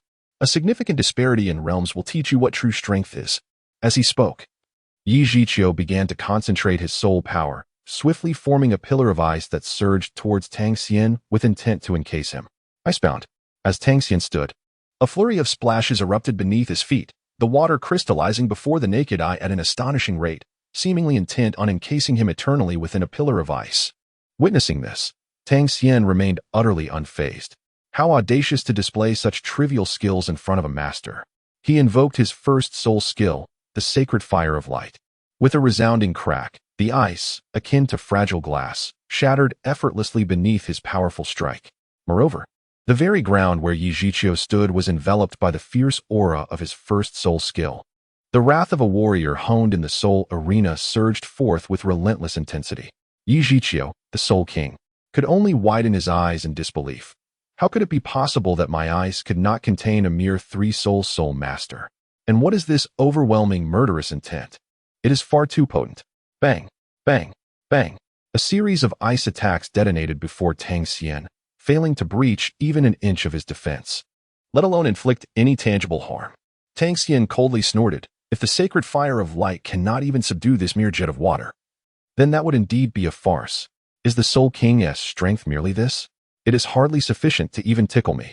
He casually hoisted the Xuantian hammer onto his shoulder, his gaze laced with contempt as he mocked his opponent. How dull. If we continue to play this game, the freshly served dish will grow cold. You would do well to lie down and accept your fate. With that, Tang Xian unleashed the full potency of his 3 10,000-year soul rings, a colossal wave of soul power emanating from him in an overwhelming surge. The combined force of the 3 high-quality soul rings, along with his own level 40 soul power, created a soul energy aura that surpassed even that of Yu Xiao. Yu Xiao felt an unsettling chill as he realized the gravity of the situation. This young man's soul power seemed far beyond the mere rank of a Soulmaster. It was even more formidable than that of an average Soul King. What kind of prodigy have I encountered? I must deliver a fatal blow quickly and ascertain the truth. Yu Xiao promptly abandoned his initial strategy of exhausting Tang Xian's soul power before tormenting him, realizing it was impractical, as their soul powers were alarmingly similar. Yu Xiao's conviction solidified. Such extraordinary talent could only be nurtured by prestigious sections. Even if he unleashed his full strength as a Soul King, a Soul Sovereign would still face considerable pressure. Yet, the disparity between a Soul Sovereign and a Soul King spanned over 10 ranks, no matter how high his innate talent. Yu Xiao remained confident in his chances of victory. Moreover, he understood that many prodigies emerging from grand families shared a common flaw. They were often arrogant and reluctant to exert their full capabilities until the very end. This was the vulnerability Yu Xiao aimed to exploit. With this in mind, Yu Xiao activated his ultimate techniques. A Soul King at full throttle could be terrifying. First Soul Skill, Xian Gui Protection. Second Soul Skill, Xian Water Ice Seal. Third Soul Skill, Xian Water Surge. Yu Xiao's aura surged dramatically as 5 soul rings, white, yellow, yellow, purple, and purple, flashed in an alternating rhythm beneath him. Even Tang Xian felt an overwhelming sense of threat. A multitude of Xian water enveloped him. The chilling force of ice sealing, bolstered by the Soul King's immense soul power, rendered the sacred fire of light incapable of suppression, sending the Xian water crashing toward Tang Xian. Third Soul Skill, Blade of Slaughter. In an instant, Tang Xian's phalanges swelled rapidly, sprouting 8 dark purple demon blades that shimmered with a radiant glow. In the blink of an eye, he unleashed a flurry of slashes, cleaving through the water. Crash! The Xian ice that had just surged toward Tang Xian shattered into fragments. However, the onslaught from a Soul King was not easily thwarted. The Xian water surged again beneath Tang Xian. With a thunderous explosion, the Xian water erupted, enveloping him completely. The next moment, Xian water ice seal. Crack, crack, crack. The Xian water froze at a visible speed, encasing Tang Xian within a transparent layer of ice. Ha ha ha. How utterly foolish. A mere Soulmaster dares to provoke a Soul King. Now, with but a thought, you shall be shattered into countless ice shards. Thus shall a prodigy fall. Yu Xiao of Shrek Academy cruelly taunted as he gazed upon Tang Xian, imprisoned in his Xian water ice. A glimmer of killing intent flashed in his eyes. Meanwhile, Xiao Wu, witnessing the dire situation, felt a surge of alarm. The freezing had occurred in the blink of an eye, and he instinctively prepared to leap to Tang Xian's aid. Yet, at that moment, an unexpected turn of events unfolded. Within the transparent Xian ice, Tang Xian's eyes flickered with a sinister crimson glow. In an instant, the ice shards refracted light, transforming the entire transparent pillar into a dark red hue. The malevolent crimson radiated outward, reflecting in Yu Xiao's eyes. Inside Tang Xian, a fierce roar erupted. The second soul skill, Azura's Shock. A surge of violent mental power and murderous intent instantaneously rebounded against Yu Xiao, who felt as though his mind had been struck by a thunderous bolt. A mental attack. No, the first soul skill, the Tortoise of Xuanwu manifests. Yu Xiao's entire body became enveloped in green tortoise patterns, yet the mental assault penetrated through every defense. At this moment, he resembled a possessed soul, clutching his head with both hands, his eyes bulging and bloodshot, collapsing to the ground. Crack! Simultaneously, the ferocious Azura's murderous intent shattered the icy prison of the frozen Xianbing. Tang Xian's enchanting eyes gleamed with a sinister crimson light. It is indeed quite careless. The crimson hue in Tang Xian's eyes gradually faded, while the mentor from Shanghai Academy continued to tremble uncontrollably, haunted by lingering fears. At this moment, Xiao Wu finally exhaled slowly, nearly forgetting that this little fellow's spiritual soul technique could even affect a soul sage, an oversight that had previously cost him dearly. In the heat of the moment, he had momentarily lost sight of this fact. The clamor persisted, followed by a sharp crack. Tang Xian swiftly struck Yu Xiaogang, sending him flying, before turning to face the group of students from Shanghai Academy, who appeared to be uncertain about what they were anticipating. Cease your gaze. Your teacher has also been defeated. As for you, relinquish all your possessions and depart, or else you shall forfeit your lives here. Tang Xian gazed upon a group of Shanghai Academy students, their faces bruised and battered by the blows delivered by Xiao Wu and Zhu Zhuqing. Upon hearing the words of Tang Xian, who could easily vanquish even their instructor, they dared not hesitate. The leader of the group, quick to grasp the gravity of the situation, barked an order. What are you standing there for? Did you not hear what this esteemed brother has said? Hurry up. Not a single coin can be concealed. Surrender everything. Among them, a well-built female student protested. Why should we? They are nothing but a band of thieves. Before her words could fully escape her lips, the leader of the Shanghai Academy struck her across the face, panic etched upon his features. You insolent woman. If you seek death, do not drag your brothers down with you. If you utter another word, we shall offer you as tribute to this esteemed brother. With that, he cast a sycophantic glance towards Tang Xian and Daimubai. Having witnessed this dire example, the other students refrained from further protest. They hastily emptied their pockets. Realizing they had encountered an insurmountable challenge, who would hesitate to spend their wealth to preserve their lives? Bags filled with soul coins were cast upon the dining table. Please, spare us, implored the tall man in the white robe, his voice trembling with desperation. Tang Xian casually picked up the cloth bag from the table and gave it a light shake, snorting coldly, "Get lost." Upon hearing this, the group of people on the floor dared not linger any longer and, as if granted a reprieve, scrambled out the door, not forgetting to take their bewildered instructor along with them. At this moment, Ma Hongjun and the others were already eyeing the gold coins on the table with great desire. Good heavens, Brother Xian is truly formidable. We're going to strike it rich. Earlier, Xiao Wu and the others had ordered an abundance of dishes. And with the destruction caused by Tang Xian and his companions, the money on that table was more than sufficient to cover their banquet. This meal was practically free. Is there anything more delightful than a free meal in the world? Meanwhile, Dean Flander and Zhao Wujie strolled over leisurely. These soul coins will be safely kept by your teachers, Flander shamelessly declared as he gathered all the soul coins into his possession, leaving even Tang Xian speechless. Flander, the miserly figure, had already neglected to provide extra rations for the students during their training in the Stardow Forest, and now he was confiscating their spoils. In light of this, Daimubai and the others refrained from voicing their discontent, and Tang Xian himself was not particularly concerned. Clapping his hands joyfully, Flander remarked, "Little monsters, your performance just now was commendable. A timid Soulmaster is not a good Soulmaster. If someone looks down on you outside, it would be a disgrace to our Shrek Academy. Even if you do not retaliate, we teachers will stand up for you. Tang Xian, you did remarkably well. I didn't expect you to possess the strength of a Soul King at the 5th ring. However, you were a bit too careless this time. Had it not been for your formidable spiritual power, you might not have gained the upper hand over the impressively defensive Xian Gui martial spirit. I hope you learned from this experience," Flander said meaningfully, patting Tang Xian on the shoulder. Nonetheless, this level of performance was already quite astonishing to him, considering Tang Xian had yet to reach the Soul Ancestor level. Remarkably, he had managed to defeat a Soul King of over level 50 single-handedly. The instructor from Shanghai Academy was no weakling, and his martial spirit was actually a counter to Tang Xian's ice attribute, quite formidable indeed. Enough of this. Let us not allow a mere turtle to delay our plans. Everyone, hurry up and eat.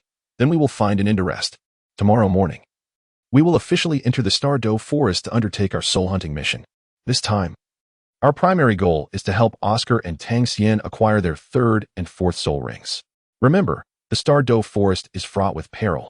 Even the 1,000-year soul beasts on the outskirts are dangerous, and in the deeper regions, 10,000 and 100,000-year soul beasts roam. This exercise is perilous.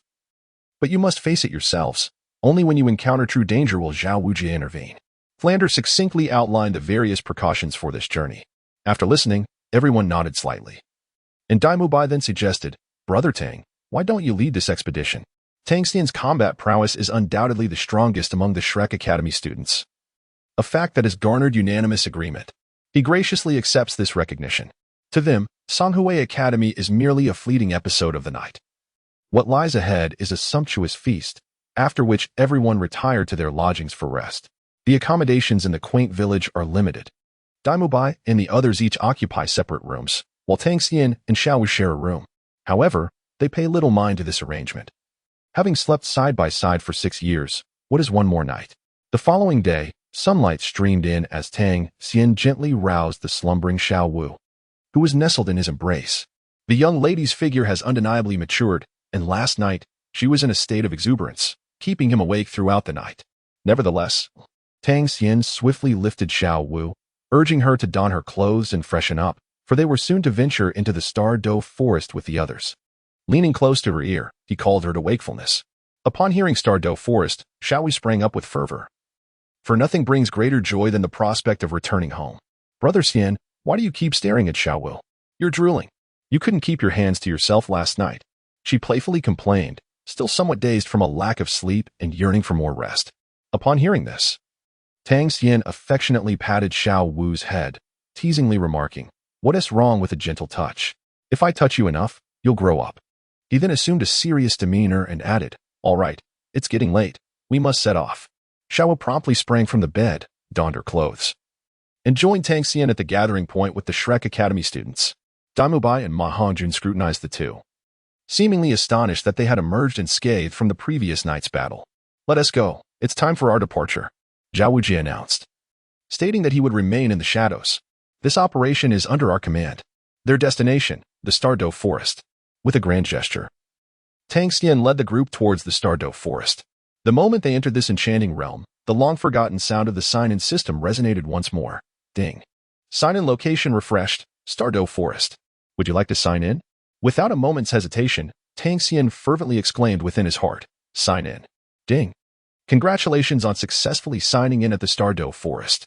You have received a level 4 reward, the 10,000-year soul ring of the blue sky bull python. Ding. Additionally, congratulations on receiving the soul bone of the right arm of the blue sky bull python. Chapter 59. The Millennium Phoenix Tail Coxcomb and the Unrivaled Dragon Serpent. Indeed, the fortune of the Star-Do forest was extraordinary. Signing in here granted him directly a 10,000-year soul ring of the blue sky bull python as his 4th soul ring, accompanied by a right arm soul bone. Such a 10,000-year soul ring for a 4th soul ring, who else could boast of such a fortune? Tang Xian suddenly felt subtle changes within his body, as his right arm seamlessly fused with the soul bone of the azure sky bull python. This soul bone, which boasted an age of 100,000 years, endowed Tang Xian with 2 extraordinary skills. The first skill, Celestial Azure Claw, possessed abilities of locking, pursuing, and incapacitating enemies. The second skill, Celestial Azure Annihilation Thunder, was a singular offensive technique, infused with electrical properties and characterized by its formidable explosive power.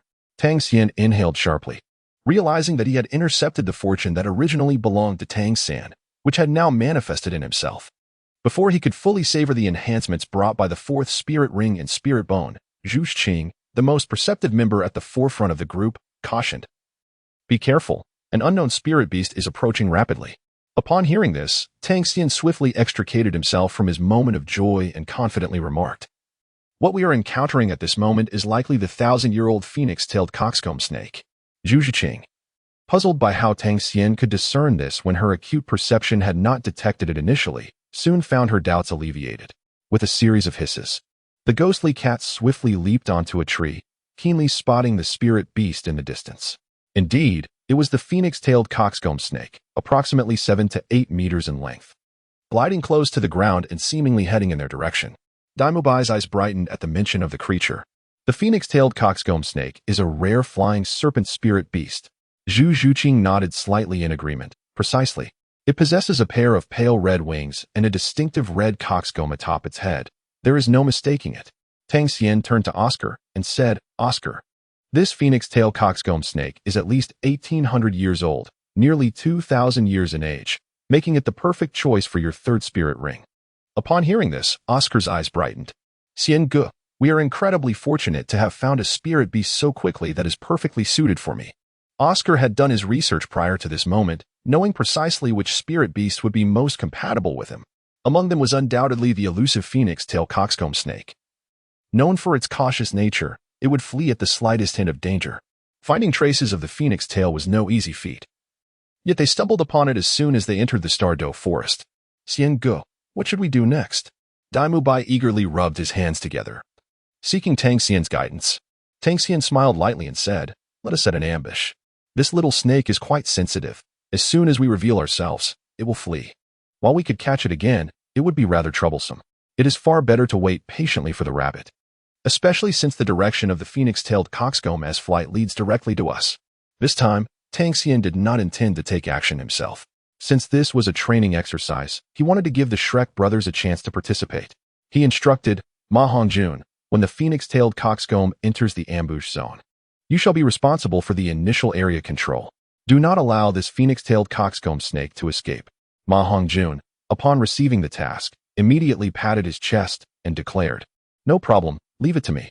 My martial spirit is the evil fire phoenix, naturally suppressing serpent-type soul beasts.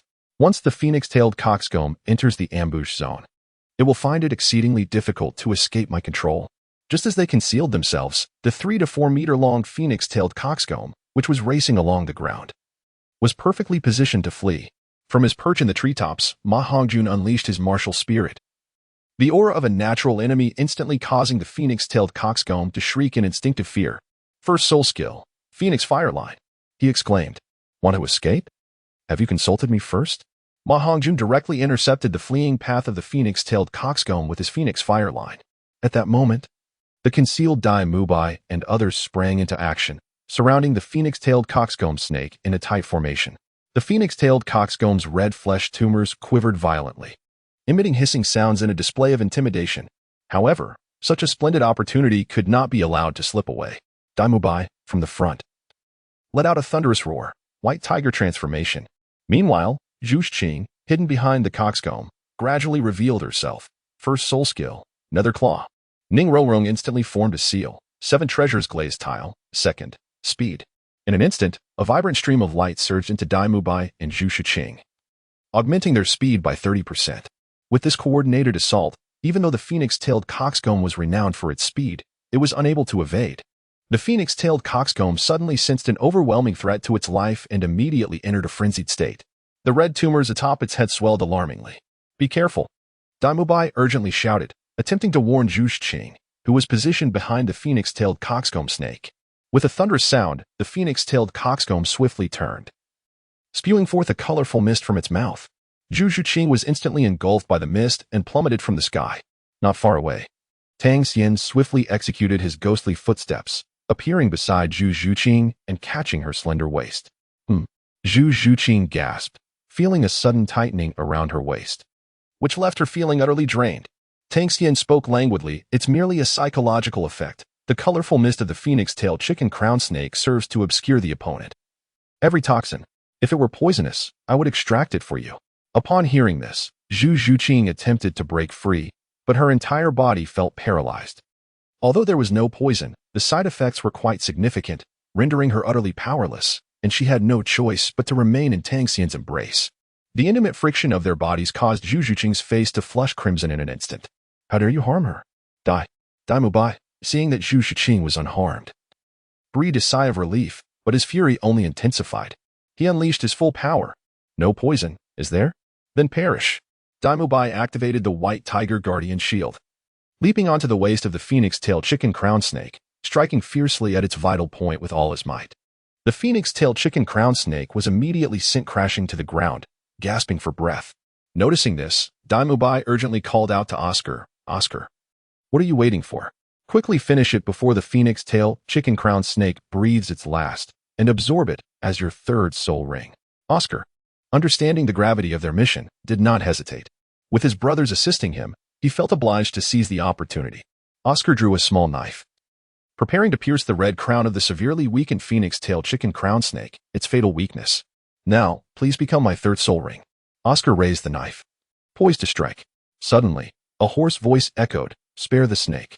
An overwhelming surge of soul power erupted, striking Oscar's knife just 3 inches from the phoenix-tailed chicken's flesh crown. With a resounding clang, Oscar's knife was forcefully deflected away. Tang Xian gently set Zhu Xing down and turned to the source of the voice, his brows slightly furrowing. Had it appeared again? The Legendary Dragon and Serpent. Chapter 60. The Serpent Matriarch Challenges. The Legendary Dragon and Serpent? Xiao Wu, who secretly safeguarded the safety of Shrek Academy students, also narrowed his eyes. Damn it. They have killed the phoenix-tailed coxcomb snake we have been pursuing for so long. A 16 or 17-year-old girl with short hair pouted. Behind her stood an old woman. Wielding a serpent-headed staff, her soul power exuding a terrifying aura, it was evident that the earlier surge of soul power originated from her. Xiao Wu appeared before Oscar and the others, speaking with great respect. I presume you are the Serpent Matriarch, known as the Legendary Dragon and Serpent? The old woman was momentarily taken aback, not expecting anyone here to recognize her staff. She replied, I am Xuantian. Indeed. I have earned the title of Serpent Matriarch in the world of Soulmasters. Since that is the case, I shall not belabor the point. The 1,000-year-old phoenix-tailed coxcomb snake you have captured was already targeted by my husband and me for our granddaughter. Unfortunately, due to a slight misstep, it managed to escape. The fact that you were able to capture it so easily indicates that you have previously suffered a significant setback from us. Therefore, this phoenix-tailed coxcomb snake rightfully belongs to us. The Serpent Matriarch thrust her serpent staff into the ground, causing 6 soul rings to materialize around her, revealing her formidable soul sage power. Xiao Wujia's expression darkened as he glanced at the phoenix-tailed coxcomb snake, confirming its 3 wounds on its abdomen. The granddaughter mentioned by the Serpent Matriarch had evidently just broken through to the 30th level of soul power, making her in need of a soul ring.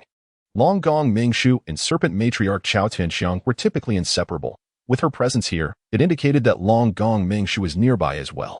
Although the Serpent Matriarch possessed only the cultivation of a Soul Emperor, the combined martial soul technique of this couple was immensely fearsome, even making the most seasoned fighters wary. Xiao Wujie felt immense pressure. However, if he were to yield now, what would become of Shrek Academy's reputation? I am Xiao Wujie, also known as the Unmoving King in the world of Soulmasters. These young ones are my students. Upon hearing this, the Serpent Matriarch's pupils contracted.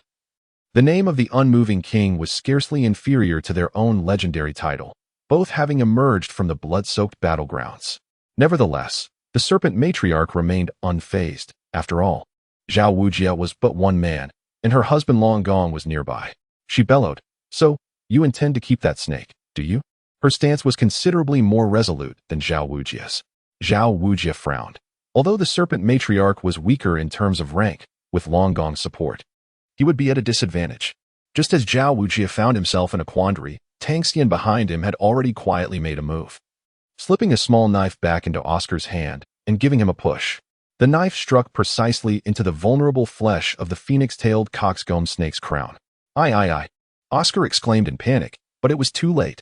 The flesh was instantly cut, and blood began to seep out as the phoenix-tailed coxcomb snake breathed its last. Witnessing this, the Serpent Matriarch was enraged. You little brat, you have quite the audacity to snatch food before me. Her gaze immediately locked onto the instigator, Tang Xian. Gripping her serpent staff, her knuckles turned white. After all, each soul beast could only produce 1 soul ring, which rightfully belonged to the one who delivered the final blow.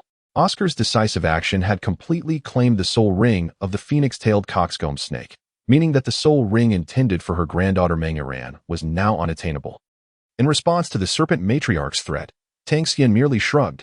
Elder, I sincerely apologize. I was inadvertently tripped by a plant, and it inadvertently led to this situation. If it has caused you distress, I would be willing to help you alleviate your anger. Tang Xian was not easily intimidated, even if the opponent was a Soul Emperor. What did it matter? The notion of overpowering him was utterly impossible. Assist the Snake Matriarch in quelling her ire? Even Xiao Wujie, upon hearing Tang Xian's words, nearly stumbled. And even the Snake Matriarch was momentarily taken aback. Xiao Wujie rebuked, Tang Xian, return to your place. When the esteemed one speaks, there is no room for your interjection. He hastily sought to amend his statement. However, this action undoubtedly indicated Xiao Wujie's resolute intent to shield Tang Xian and his companions. Observing this, the Snake Matriarch's countenance darkened. Her brows furrowed tightly. Xiao Wujie, are you taking advantage of my solitary state, thinking I cannot retaliate? Predecessor, such words are unwarranted. Yet, he did not directly respond to her accusation, clearly demonstrating his unwavering loyalty. His title as the Unmoved King was not merely for show. Had he not been concerned about Long Gong Mingshu, he would have already pulverized the Snake Matriarch with a single blow. Predecessor, you must understand. This Millennium Phoenix Tail Coxcomb Snake now belongs to my disciple. It is an unavoidable situation, and I must extend my apologies. Apologies? Xiao Wu, how audacious of you. You are clearly taking advantage of my old age and the absence of my husband. The snake matriarch's expression remained grim. Today, Long Gong was indeed absent, and the soul saints she often looked down upon were not ones she could easily dismiss. However, creating a commotion to delay Xiao Wu until Long Gong could arrive was certainly within her capabilities. The legendary union of the dragon and snake meant that not even one, but two Xiao Wujis would be unable to escape their combined might. Moreover, their cherished granddaughter Meng Yiran seemed acutely aware of this reality. Even if her soul ring was taken, she would seek to reclaim her dignity. With fierce determination, she glared at Tang Xian and declared, "You are finished. You have provoked me, and you will pay dearly for it." At her words, Xiao Wujia's heart tightened. The situation was likely to spiral out of control. Before Long Gong Mingshu arrived, he needed to ensure the Shrek Academy students could escape this place, or they might find themselves trapped. However, Oscar was still in the process of absorbing the Millennium Phoenix Tail Coxcomb's soul ring, which required some time. Seeing this, Xiao Wujia steeled himself and stepped forward with unwavering resolve. "Predecessor, you can see that the soul ring cannot be surrendered. If you intend to coerce us, know that I, Xiao Wujia, have never shied away from a challenge. Yet, if you could spare us today, I would be eternally grateful for the favor of the dragon and snake." Xiao Wujia had never owed anyone a favor, and he was willing to endure this for the sake of these young ones. Favor from the unmoved king? What if I, the snake matriarch, choose to disregard it? She coldly inquired. The renown of Long Gong and the snake matriarch was such that even soul Douluos would hold them in reverence. They had never regarded a mere soul saint as significant. A soul saint's favor was of no consequence to the snake matriarch. If word spread that she had been humiliated by a soul saint, how could she ever show her face in the Soulmaster world again? This insult was one she could not tolerate. As Xiao Wujia and the snake matriarch argued, Tang Xian's expression darkened behind Xiao Wujia. "You've pushed your luck." A spectral figure swiftly circumvented Xiao Wujia, positioning themselves between him and the snake matriarch. At this sight, the Shrek Academy students, Dai Mubai, Zhu Qing, Xiao Wu, Ning Rongrong, and Xiao Wujia, were all taken aback. "Tang Xian, this is madness. That is a genuine soul emperor." Tang Xian directly summoned the recently fused spirit ring from the 100,000-year-old blue sky bull python, along with his right arm spirit bone. The blue sky bull python spirit bone technique, the blue sky duel divine claw, unleashed a strike imbued with unparalleled ferocity. With a resounding clang, the snake matriarch swiftly positioned her serpent staff before her. Even so, at the very moment the divine claw struck the staff, she felt a tingling in her knuckles, her body momentarily succumbing to numbness and lethargy. What a formidable spirit bone skill. This fellow actually possesses a spirit bone. The snake matriarch was astounded. Yet this was merely the beginning, for Tang Xian unleashed his next spirit bone skill in succession. The blue sky bull python spirit bone technique, the celestial blue annihilation thunder. An attack akin to heavenly thunder erupted before the snake matriarch in an instant, causing her to falter. Influenced by the blue sky duel divine claw, her speed faltered, leaving her unable to evade. Fortunately, she activated the 6th layer of her soul power to brace for impact. Crackle! A tremendous shockwave erupted at that very spot. The snake matriarch was forced back a step, her expression one of horror. What an impressive young man. What age is this spirit bone from, that its power is so ferocious? In the next moment, Tang Xian unleashed 4 spirit rings. Black, black, black, and red.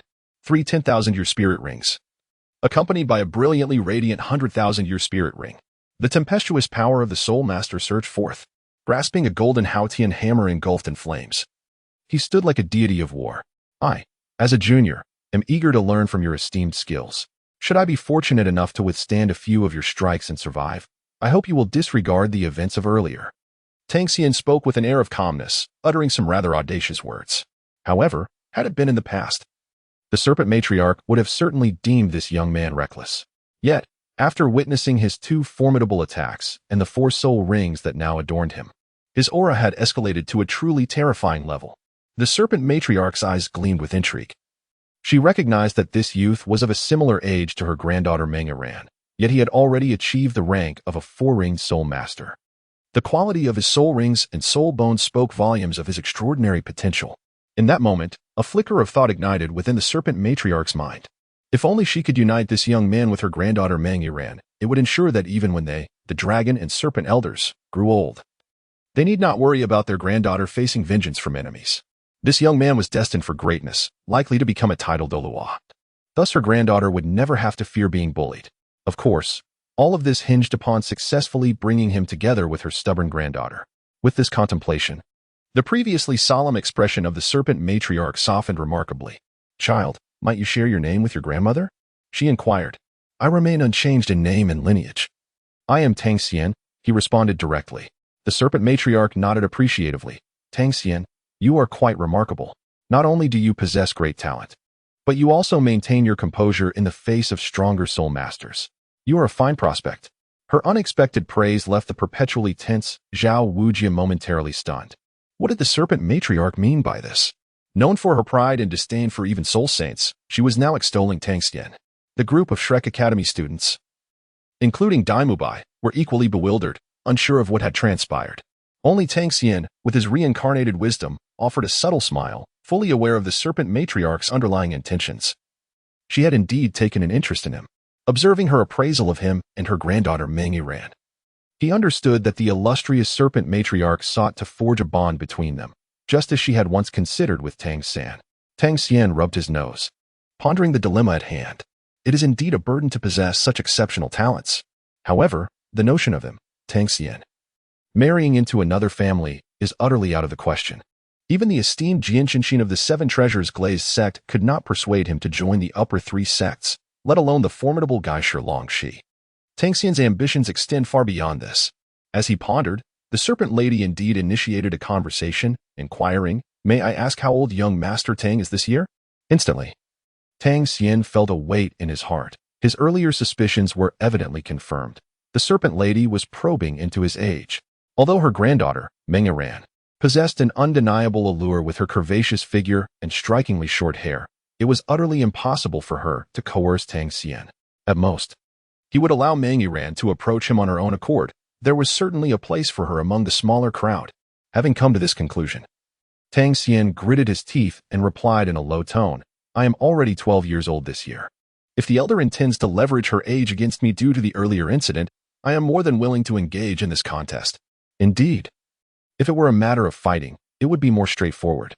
While he might not necessarily prevail against the Soul Emperor, he still harbored a modicum of confidence in enduring a few blows. If he could navigate this situation with Oscar unscathed, it would be preferable to incurring any debts of gratitude to Xiao Wu. After all, human relationships outweigh all else, and who knows what troubles might arise in the future. "Go ahead and strike me with your serpent staff. Do it with all your might," Tang Xian fervently prayed within his heart. The crowd felt a tightening in their chests upon hearing his words. Tang Xian's sacrifice for Oscar was indeed monumental. All eyes turned to the Snake Lady, eager to discern her response. Should she continue her provocation, it would signal an inevitable clash. Xiao Wu clenched his fists tightly, wary of the Dragon King's imminent arrival. What had transpired moments ago? Had anything unpleasant occurred? Ha! To everyone's astonishment, the tense atmosphere did not materialize. Instead, the Snake Lady erupted into an unexpected fit of laughter. She then beckoned her granddaughter, Ran, closer to Tang Xian, introducing her with a flourish. "Tang Xian, it was merely a misunderstanding. Let us not dwell on it. Allow me to introduce my lovely granddaughter, who is of a similar age to you. Though her talents and abilities may not quite match yours, she possesses a certain charm. If you don't mind." What unfolded next left Xiao Wu and all the Shrek Academy students astounded. The Snake Lady earnestly introduced her granddaughter Ran to Tang Xian, clearly intending to foster a connection between them. "You are both young. There is no need for such formality. Why not give it a try? After all, once you've tried, you will no longer be children." Xiao Wu gasped in disbelief. The Snake Lady was remarkably decisive, readily presenting her precious granddaughter. Yet, contemplating Tang Xian's identity, he mused that if he had a granddaughter, he might consider offering her as well. If only he had one. He couldn't help but reflect on the renowned prowess of the illustrious dragon and snake. Their judgment was indeed astute. Meanwhile, Xiao Wu appeared somewhat perplexed by the Snake Lady's comments. To the side, Ma Hongjun wore a mischievous grin and gestured to Xiao Wu with a rather explicit demonstration.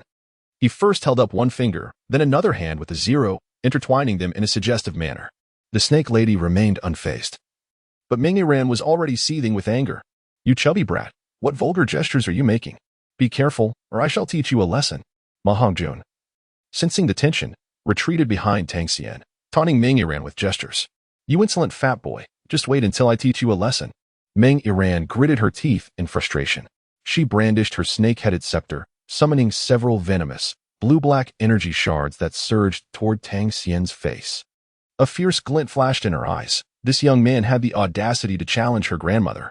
While these venomous shards might not harm him, they would certainly intimidate the chubby boy behind him. If they could injure him even slightly, all the better to reclaim the lost soul rings.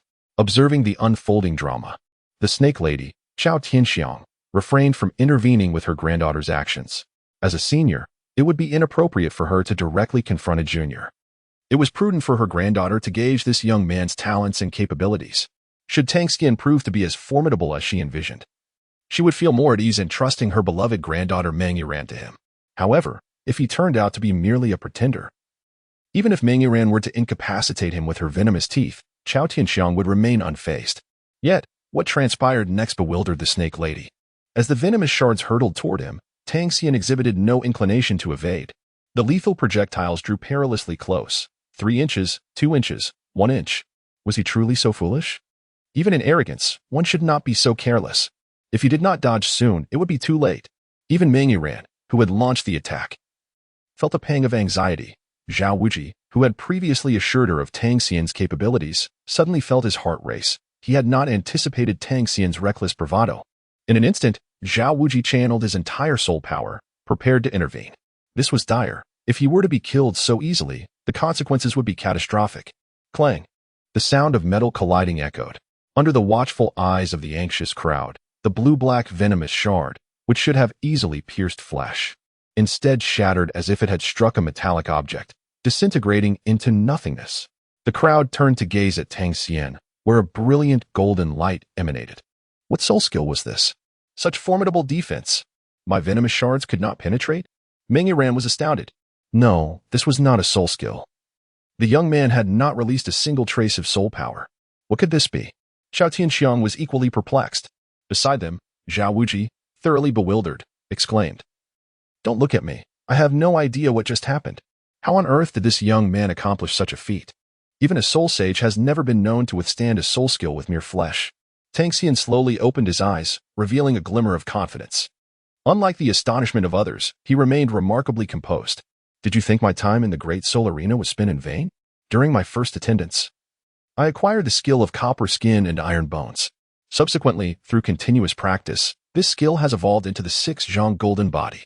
Now, even without utilizing my soul power, it would be exceedingly difficult for blades and axes to inflict harm upon my flesh, let alone a mere venomous fang. Meng Yiran, do not gaze at me so. I merely possess a physique that is somewhat sturdier than the average. If you are curious, you may touch it and see for yourself. Shall we? Your body is merely a tad more resilient than others? Is that even permissible? A physique that cannot be penetrated by soul skills. How many such formidable bodies exist across the vast continent of Douluo? Tang Xian's words were incredibly hurtful to her pride. Meng Yiran felt her cheeks flush with indignation upon hearing them. Tang Xian, you are utterly shameless. I can no longer probe you. You are nothing but a monster. After expressing her grievances, Meng Yiran returned to her grandmother, Snake Granny Xiang, pouting her delicate lips, and began to seek her grandmother's support in restoring her dignity. Grandmother, you must help your granddaughter teach that shameless boy a lesson. He is vile, he is despicable, and he must be made to pay for this. Ha ha ha. My dear granddaughter, I understand.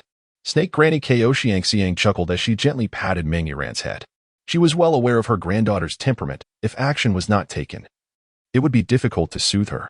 However, this put her in a rather awkward position, for that scoundrel, Tang Xian, had not truly committed any wrongdoing.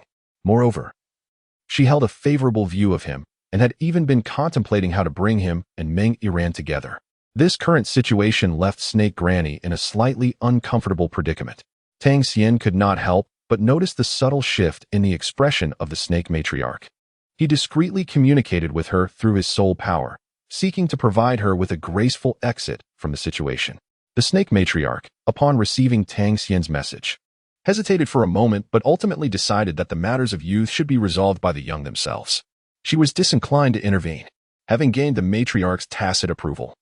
Tang Xian suddenly surged forward, launching himself at Meng Yiran.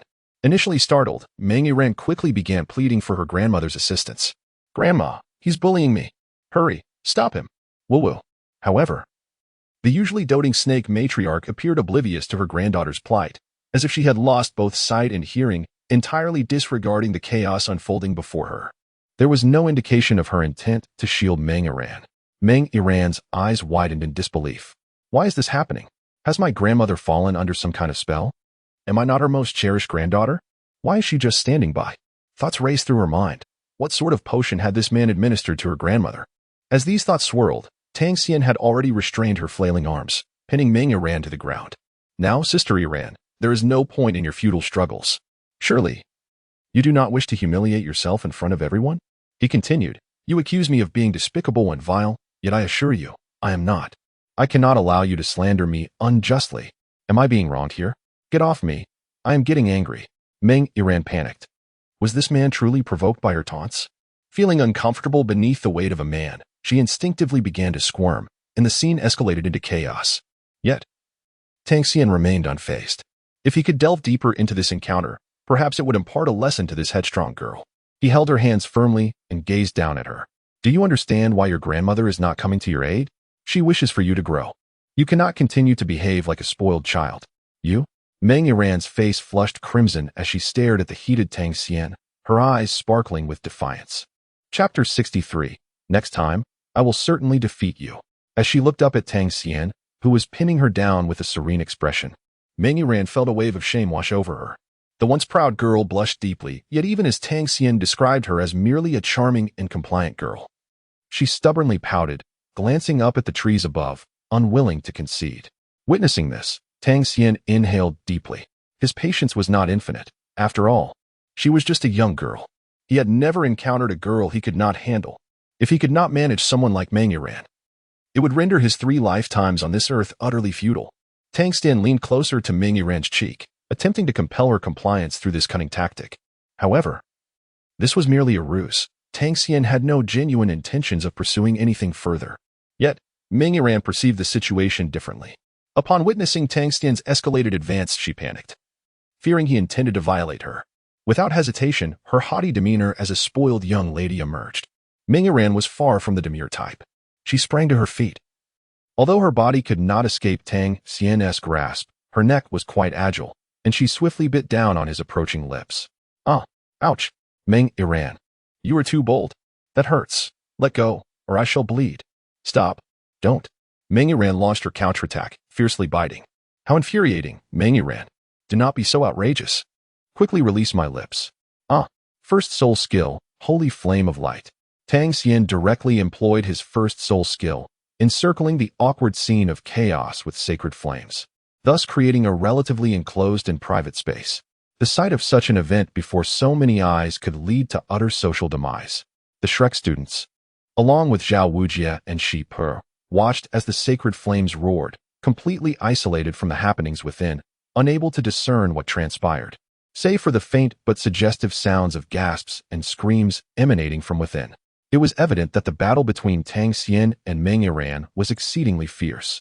Witnessing this scene, the Shrek students exchanged glances, unsure of how to respond. Beside them, Xiao Wu cleared his throat and initiated the conversation. Senior Shipa. It is better to resolve enmity than to deepen it. If this continues, both parties will lose face. Indeed. Xiao Wu was well aware that Tang Xian's audacious advance on Meng Iran, disregarding Shipa entirely, suggested that he must have received Shipa's tacit approval. To ease the tension, it was imperative to first gain Shipa's consent. Upon hearing this, Shipa nodded slightly, recognizing that if things continued this way, the young lad's reputation would surely suffer. It would be detrimental to let the situation escalate further. Consequently, both Xiao Wu and Shipa summoned their soul power. One shattered Tang Xian's first sacred flame skill, while the other, with formidable strength, managed to separate the entangled young couple. Even so, Meng Iran felt unsatisfied. Akin to a wild little lion, she erupted in fury. Tang Xian, remember this. I am merely returning the favor in kind. Should you persist in your shamelessness, I shall outdo you in audacity. You will forever remember me, becoming a nightmare that haunts your dreams. At this moment, Meng Iran had lost all composure, disregarding her image entirely. During the fierce battle, her garments had been torn in several places, exposing a patch of fair skin. Yet, as she claimed, Tang Xian was far too flustered to concern himself with anything else, his urgency palpable. Meng Yiran, you wretched creature, you truly bite at everything. My little brother nearly met his end. As if I have a 6-zhang golden body. Tang Xian was engulfed by a wave of apprehension. Just moments ago. Within the secretive space of the holy light, Meng Yiran had unveiled a wild side, transforming from a docile girl into a ferocious little wildcat. It was utterly exhilarating. Had it not been for the fact that she was the cherished granddaughter of the illustrious dragon and serpent couple, Tang Xian would have dealt with this little vixen on the spot, rendering her incapable of walking. However, he restrained himself. He could not be excessively harsh, as the dragon and serpent were to be courted by Shrek Academy in the future. Contemplating this, Tang Xian decided not to dwell on Meng Yiran's earlier outrageous behavior. Instead, he calmly approached Xiao Wu, offering a leisurely smile as he remarked, Meng Yiran, well done. I shall remember you. Yet, as a magnanimous adult, I shall overlook this incident this time. However, should you persist, it will not be easily forgotten. One stroke. You think you can simply erase it? Upon hearing this, Meng Yiran was incensed. She turned and pouted at her grandmother. Grandma, look, that guy is despicably shameless.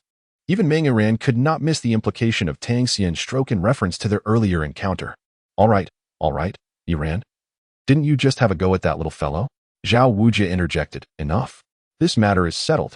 He then cast a meaningful glance at Tang Xian, young one. Quite impressive. We shall meet again. Xiao Wu had affirmed that Tang Xian was now a student of Shrek Academy, so there was no need for excessive concern about him going astray. The paramount task at hand was to quickly reunite with her grandfather, Long Gong Mingshu, to discuss her intentions regarding Tang Xian. In comparison, Long Gong would have no objections. Afterward, they could pay a visit to Shrek Academy without worry, as the bond between Tang Xian and Meng Yiran had already been irrevocably forged. Then I shall bid farewell to my esteemed elder. Indeed, Tang Xian, I, Meng Yiran, shall not easily let this matter slide. Mark my words, one day, I will utterly defeat you. With your 6-meter golden body, I have already discerned your weaknesses. Next time, if I cannot vanquish you, I shall not bear the surname Meng. Upon hearing this, Tang Xian tightened his legs. This girl was formidable, and he truly should not have provoked Meng Yiran. After the Serpent Matriarch took Meng Yiran away, Dai Mubai and the others raised their thumbs in admiration. Brother Tang, that was incredible. Indeed, you managed to subdue such a fiery girl. They couldn't help but express their relief, with even Ma Hongjin sweating bullets in support of Tang Xian. Xiao Wu also sighed in relief. Although the Serpent Matriarch was merely at the Soul Emperor level, if a true battle were to erupt, Long Gong would surely intervene. As a soul sage, he could not withstand the onslaught of the renowned dragon and serpent couple. It was thanks to Tang Xian's cleverness that the situation had not escalated further. Tang Xian, I owe you one this time. However, when did you acquire that 4th soul ring? 100,000 years, nonetheless. Xiao Wu finally posed this question. Even Xiao Wu, Dai Mubai, and the others were taken aback. Chapter 64. Fantasizing about mushrooms. When questioned about the origin of the 100,000-year soul ring, Tang Xian remained unfazed, casually responding, Let me share a secret. I can generate soul rings on my own. Upon hearing this, the others exchanged knowing glances, clearly skeptical of his claim. This led them to speculate about Tang Xian's talents and potential, considering he might be an heir of some prominent family or sect, with a soul ring possibly bestowed by the powers backing him. Who among them did not harbor a secret or two? They all understood this implicitly, especially Xiao Wu, who immediately thought of the Haotian Douluo Tang Hao. In Xiao Wu's eyes, the 100,000-year red soul ring on Tang Xian was likely a gift from Tang Hao. Otherwise, he could not fathom how a child could possess the capability to hunt such a formidable soul ring.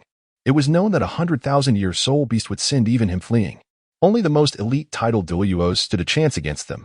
Ning Rongrong, Zhu Xing, Dai Mubai, and others grew increasingly convinced of Tang Xian's inscrutable background. Only Xiao Wu, with her innocent belief, accepted Tang Xian's words wholeheartedly. And indeed, this was the truth. Aside from the first soul ring, the second and third had been direct rewards from signing in at the Soul Hunting Forest, and this time in the Stardow Forest. He had directly signed in for a 100,000-year soul ring. After all, the Stardow Forest was a realm beyond comparison to the Soul Hunting Forest. Cough cough, Xiao Wu cleared his throat, interrupting their delicate speculations. Tang Xian's identity could not be so easily revealed. He swiftly changed the subject. Tang Xian, what do you think of Meng Yiran's charm? The best way to resolve a problem is to create another. Xiao Wu was alluding to the earlier incident where Ming Yuran had pressed her lips against Tang Xian's in a fit of passion. Upon hearing this, Xiao Wu clenched her tiny fists, and Ning Rongrong shot daggers with her eyes. If looks could kill, Tang Xian would have been slain 1,000 times over. Meanwhile, Zhu Zhuqing, leaning in the shade of a tree, growled, "You vile man." Tang Xian's face turned ashen. "I do not wish for this either. You all witnessed it." Ming Yuran was the one who initiated the confrontation. Tang Xian engaged in a frenzied dispute, claiming that he had also made significant sacrifices. Just as he found himself in a state of utter helplessness, a thunderous roar erupted, accompanied by a powerful surge of soul energy. Oscar, who was in the process of absorbing the Millennium Phoenix-tailed coxcomb serpent's soul ring, finally completed the absorption, successfully acquiring his third soul ring and officially stepping into the ranks of soul respect. As Oscar's soul power was unleashed, 2 rings, one purple and one yellow, pulsated rhythmically around him. Tang Xian hurriedly approached Oscar, who was basking in the aftermath of recent events. He was the first to offer his congratulations, exclaiming, "Congratulations, Oscar. You have successfully become a Soulmaster. How does it feel?" Oscar's first soul ring immediately drew everyone's attention back to him, allowing Tang Xian to escape a potentially awkward moment. Daimubai, brimming with curiosity, inquired, "Little Oscar, what intriguing ability does your third soul skill possess?" At the mention of this, Ning Rongrong, Zhu Zhuqing, and others felt a pang of anxiety. They hoped it would not be another one of those revolting food-related soul skills. Upon hearing this, Oscar's expression shifted subtly as he covered his mouth, stifling a laugh, and said, "Rest assured, this time it will not disappoint. My third soul skill surpasses the additional effects of the past. Behold, the flying mushroom sausage." He recited the not-so-outlandish soul incantation, and in an instant, a peculiar mushroom sausage with 2 wings appeared in his hand, maintaining the same rather unsightly shape. Oscar elaborated, "Do not underestimate my flying mushroom sausage. This third soul skill integrates the flight characteristics of the phoenix-tailed chicken-crowned snake. Consuming the sausage grants the ability to fly like the phoenix-tailed chicken-crowned snake." Daimubai and the others gazed in astonishment at the flying mushroom sausage, surprised that such an unassuming object could possess such extraordinary effects, namely, the ability to fly. Unable to contain his curiosity, Daimubai asked, "Little Oscar, how long can this sausage maintain its effects?" Oscar scratched his head, a hint of embarrassment on his face as he replied, "It isn't very long, really. It can achieve a high-speed burst for 1 minute. 1 minute. Even Xiao Wu expressed surprise. In high-stakes combat, a minute could very well lead to the climax of a battle. With Oscar's flying mushroom sausage, the Shrek Academy students would undoubtedly find themselves navigating their future battles with ease and exhilaration. It is worth noting that flight capability is a rarity, typically reserved for soul masters with specific flight-related martial souls, such as Ma Hongjiwen's evil fire phoenix. Other types of soul masters acquiring flight abilities is exceedingly rare. Oscar's third soul skill could be considered quite extraordinary, as it enables others to possess flight capabilities through a food-type soul skill. Those impressive soul masters who soar gracefully through the skies generally require at least 6 rings to obtain the ability to fly. This supportive skill, even among the renowned 7 Treasure Glazed Tile School, famed for its exceptional support capabilities, left Ning Rongrong in a state of shock. Given time, Oscar might very well emerge as the premier support soul master of the Douluo continent. Excellent work, Oscar. You have acquired a truly remarkable soul skill. Your martial soul still holds immense potential for development. Keep it up. Xiao Wu praised Oscar with great satisfaction. Ning Rongrong felt a sudden surge of pressure. Even Xiao Wu, who was usually stringent with his students, held Oscar in high regard, which left her feeling a sense of discomfort regarding her family's expectations. Tang Xian approached Ning Rongrong with an air of calmness, gently patting her shoulder. One could easily imagine how Ning Rongrong's immense pride had been once again pricked by the display of Oscar's remarkable talent. Rongrong, do not forget that the illustrious reputation of the 7 Treasure Glazed Tile School as the foremost auxiliary in Douluo has remained unchallenged for a considerable time. You must also believe in your own worth, Tang Xian softly reassured her. Upon hearing this, Ning Rongrong looked up, her gaze directed towards Tang Xian's clear eyes, which were elevated due to the height difference. "I will," she affirmed. Now, the Stardow Forest is fraught with peril. Since Oscar and Tang Xian have already acquired the soul rings they sought, let us tidy up and return to Shrek Academy, Xiao Wu stated matter-of-factly. The Stardow Forest was no safe haven. Even a soul saint, known as the Unmoved King, would hesitate to explore recklessly within its depths. given the multitude of formidable soul beasts that resided therein. Moreover, he had the responsibility of ensuring the safety of the students. As if on cue, Dai Mubai stammered, Teacher Xiao, my soul power has also reached level 40, and I need to acquire my 4th soul ring. Xiao Wujing raised an eyebrow. It was not surprising that Dai Mubai, who had always possessed the highest soul power, was spurred on by the presence of the extraordinary Tang Xian, achieving level 40 so swiftly. Very well then, we shall remain in the Star Doe Forest a bit longer to secure a suitable soul ring for Mubai before we depart. Just as he finished speaking, Tang Xian suddenly halted, sensing something amiss, and gazed towards the core of the Star Doe Forest. Brother Xian, what is it? Is something wrong? Xiao Wu inquired, noticing his unusual demeanor. I'm not sure, but I sense an inexplicable heaviness, he replied, a hint of concern in his voice. Really? Perhaps I'm overthinking it, he mused, before tenderly enveloping the delicate Xiao Wu in his embrace, gently pinching her soft cheeks. Xiao Wu instinctively leaned into his touch, relishing the sensation that filled her with a profound sense of security. This gentle caress was akin to a luxurious indulgence, an exquisite comfort that made her long to remain forever nestled in Tang Xian's arms. Meanwhile, deep within the Star Doe Forest, a colossal beast began to awaken. It's enormous. Blood-red eyes snapped open, scanning its surroundings, while intricate crimson patterns manifested upon its forehead. In that instant of awakening, arcane markings of its beastly lineage glimmered across its body. As if sensing a familiar presence within the Star Doe Forest, it emitted a low, resonant growl unique to soul beasts. However, this sound sent tremors of fear through the other soul beasts in the core area, a display of the overwhelming aura reserved for the apex predators. Xiao Wu, is it time for you to return home? Splendid. I shall go and fetch you. The giant beast surged forward, its massive form charging towards the middle outskirts of the Star Doe Forest, each step shaking the ground beneath. A terrifying aura began to spread rapidly from the core area, rippling outward like waves, targeting a specific direction, the very area where Xiao Wu and the others from Shrek Academy were situated. A profound sense of impending crisis enveloped everyone. How could such an aura manifest in the outskirts of the Star Doe Forest? The most alert among them was undoubtedly Xiao Wujing, their guiding teacher. In an instant, as the dangerous aura surged forth, Xiao Wujing appeared before the Shrek students, his 7 colorful soul rings materializing around him. In a flash, the formidable martial soul of the great strength King Bear enveloped him, providing immediate protection for the young ones. Roar, something's amiss. Mubai, be ready to lead everyone to safety. Regardless of what approaches, I will buy you some time. Xiao Wujing commanded. Dai Mubai felt a chill run down his spine. The aura was overwhelmingly terrifying. Even the residual pressure nearly left them breathless. The unknown menace was surely formidable enough to challenge even Xiao Wujing. Understood, Teacher Xiao, Dai Mubai acknowledged, realizing that their priority was to heed Xiao Wujing's orders and evacuate to safety. Could it be that the formidable dragon serpent seeks revenge? Dai Mubai speculated, feeling the unsettling presence that surpassed even that of a tidal Douluo. As he pondered, a powerful gust of wind surged towards them, toppling massive trees within the Star Doe Forest. The ferocious winds were so strong that even Dai Mubai and his companions struggled to maintain their footing, shielding their eyes with their hands. In an instant, all of Shrek's students unleashed their soul rings to withstand the onslaught. Yet, without Xiao Wujing's protective presence as the great strength King Bear, they would have been knocked unconscious by the violent gale. This is bad, Mubai. Do not worry about me. Take the little ones and flee, Xiao Wujing proclaimed, maximizing his defense to absorb as much of the risk as possible. However, just as Dai Mubai and the others showed signs of retreat, the powerful aura erupted in fury. Humans, wicked humans, you shall not take my Xiao Wu.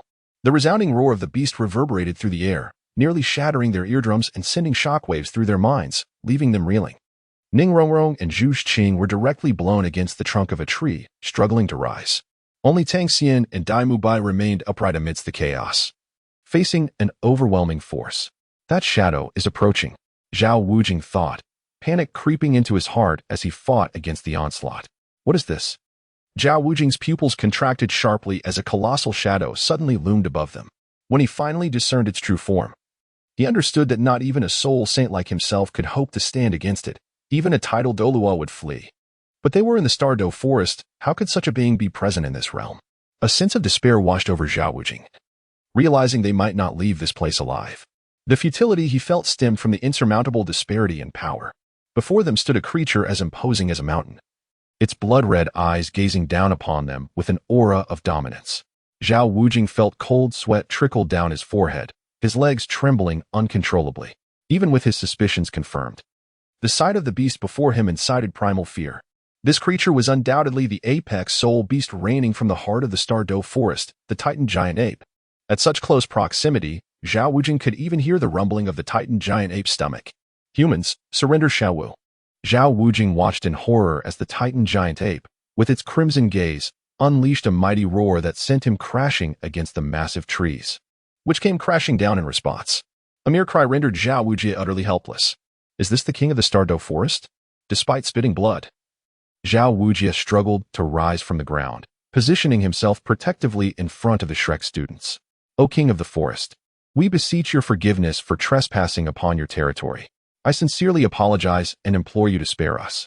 We promise never to set foot in the Stardow Forest again. Please, mighty ruler, grant us mercy. Xiao Wujie bowed his head in humility, for nothing was more paramount than preserving his life. Chapter 66. Tang Xian's Fury Against the Titan. Xiao Wujie knelt before the Titan great ape, yet the colossal creature paid him no heed, its gaze fixated instead on the petite figure of Xiao Wu behind him. Observing the Titan's unusual calmness, Xiao Wujie dared to hope for clemency, believing he had secured the Titan's tacit approval to depart this perilous place. Suddenly, the Titan emitted a deafening roar. Xiao Wu, you have returned at last. In the blink of an eye, a massive paw lunged forth with astonishing speed, aiming directly for Xiao Wu. While others may have been oblivious to the reason for the Titan's attention and fury, Tang Xian was acutely aware that this forest king, dwelling solely in the core region of the Stardow Forest, was none other than the soul beast that had grown alongside Xiao Wu. Other soul beasts might not discern that Xiao Wu had transformed into a human, yet the Titan's familiarity with her essence was unmistakable, unwavering in its recognition despite her complete metamorphosis and prolonged absence from the forest. Is this the Titan's way of welcoming Xiao Wu home? Tang Xian furrowed his brow in contemplation. Just as he pondered this, the Titan's enormous paw surged forward. In that instant, Xiao Wujie's thunderous shout echoed, martial soul, true form, mighty diamond bear. A towering figure radiating golden light abruptly shielded Xiao Wu and Tang Xian. With a resounding impact, a powerful shockwave erupted as Xiao Wujie's muscles bulged, the sound of tearing fabric filling the air as his clothing was completely shredded. Do not touch my students. You shall pass only over my dead body. Xiao Wujie, oblivious to the bond between the Titan and Xiao Wu, recognized that should the Titan seize them, their fate would be sealed. He stepped forward without hesitation, even at the risk of his own life. The dark golden armor of the diamond bear gradually enveloped Xiao Wujie's form. He was prepared to sacrifice everything. His 7 soul rings pulsated with immense energy. Yet, in the face of Xiao Wujie's defiance, the Titan merely unleashed a single punch. Boom. Another explosion resonated. Mubai, what are you waiting for? Quickly take the little ones and flee. Do not concern yourself with me. Enraged, Xiao Wujie swore vengeance if the Titan refused to relent, even if it meant his own demise. Big fellow, prepare to experience my 5th soul skill, gravitational compression. The Titan's fur was instantly compressed by an invisible force. As it retracted its paw, it cast a disdainful glance at the insignificant humans beneath. These audacious beings dared to show him disrespect. Their audacity was truly astounding. The Titan's fury reignited. In the next moment, unlike before, it unleashed a punch imbued with countless crimson veins, a manifestation of its beastly bloodline, infused with unparalleled ferocity. It slammed downwards with earth-shattering force. A violent clash of soul power and raw strength erupted, sending a chaotic wave of energy radiating from the Titan. Like a tempestuous tsunami, it overwhelmed the Shrek students, who found themselves tossed like fragile boats in a storm. Damn it, it's too powerful. Brother Tang, hurry. Take Xiao Wu and Zhu Zhuqing and escape. Dai Mubai understood the gravity of the situation. Someone had to remain behind to buy time for the others. Just as he prepared to follow Xiao Wujie's lead in a noble sacrifice, Tang Xian stepped in front of him.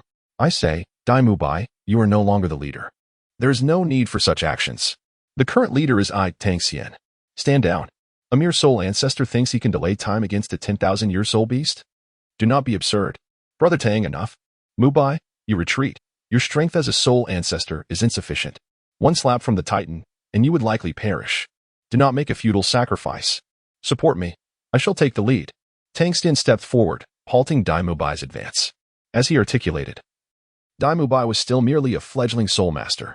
Although Tang Xian also belonged to the realm of Soulmasters, the disparity between them was simply insurmountable. Indeed, Dai Mubai had long recognized Tang Xian's superior prowess. Tang Xian had consistently been a stronger presence. However, despite his confidence in Tang Xian's abilities, they were currently confronted by the formidable Titan Great Ape, a creature that even Teacher Xiao could scarcely withstand. "Brother Tang," he remarked, "our strength can only serve to provide support to you and Teacher Xiao from the rear, alleviating some of the pressure. To engage directly would only invite chaos." Tang Xian nodded slightly. "Then let us assist from the rear." With that, he stepped forward, striding towards Xiao Wuji, who was valiantly attempting to block the Titan giant ape. As he moved, 4 exceptionally radiant soul rings, 3 black and 1 red, manifested before him. In an instant, the 4 black and red soul rings flickered in a frenzied dance, a vivid manifestation of the rapid surge of soul power coursing through him. Tang Xian was well aware that Erming harbored no ill intentions towards Xiao Wu. However, should he allow Erming to take Xiao Wu away without any intervention, the nature of their relationship would undoubtedly raise suspicions. Thus, even though he recognized the futility of resistance, he felt compelled to thwart Erming's actions. This also served as an opportunity to test his peak combat prowess. Indeed, Erming was a rare adversary. With his first soul skill, Radiant Sacred Fire, a hum resonated as a constricting circle of flames enveloped the Titan giant ape's feet.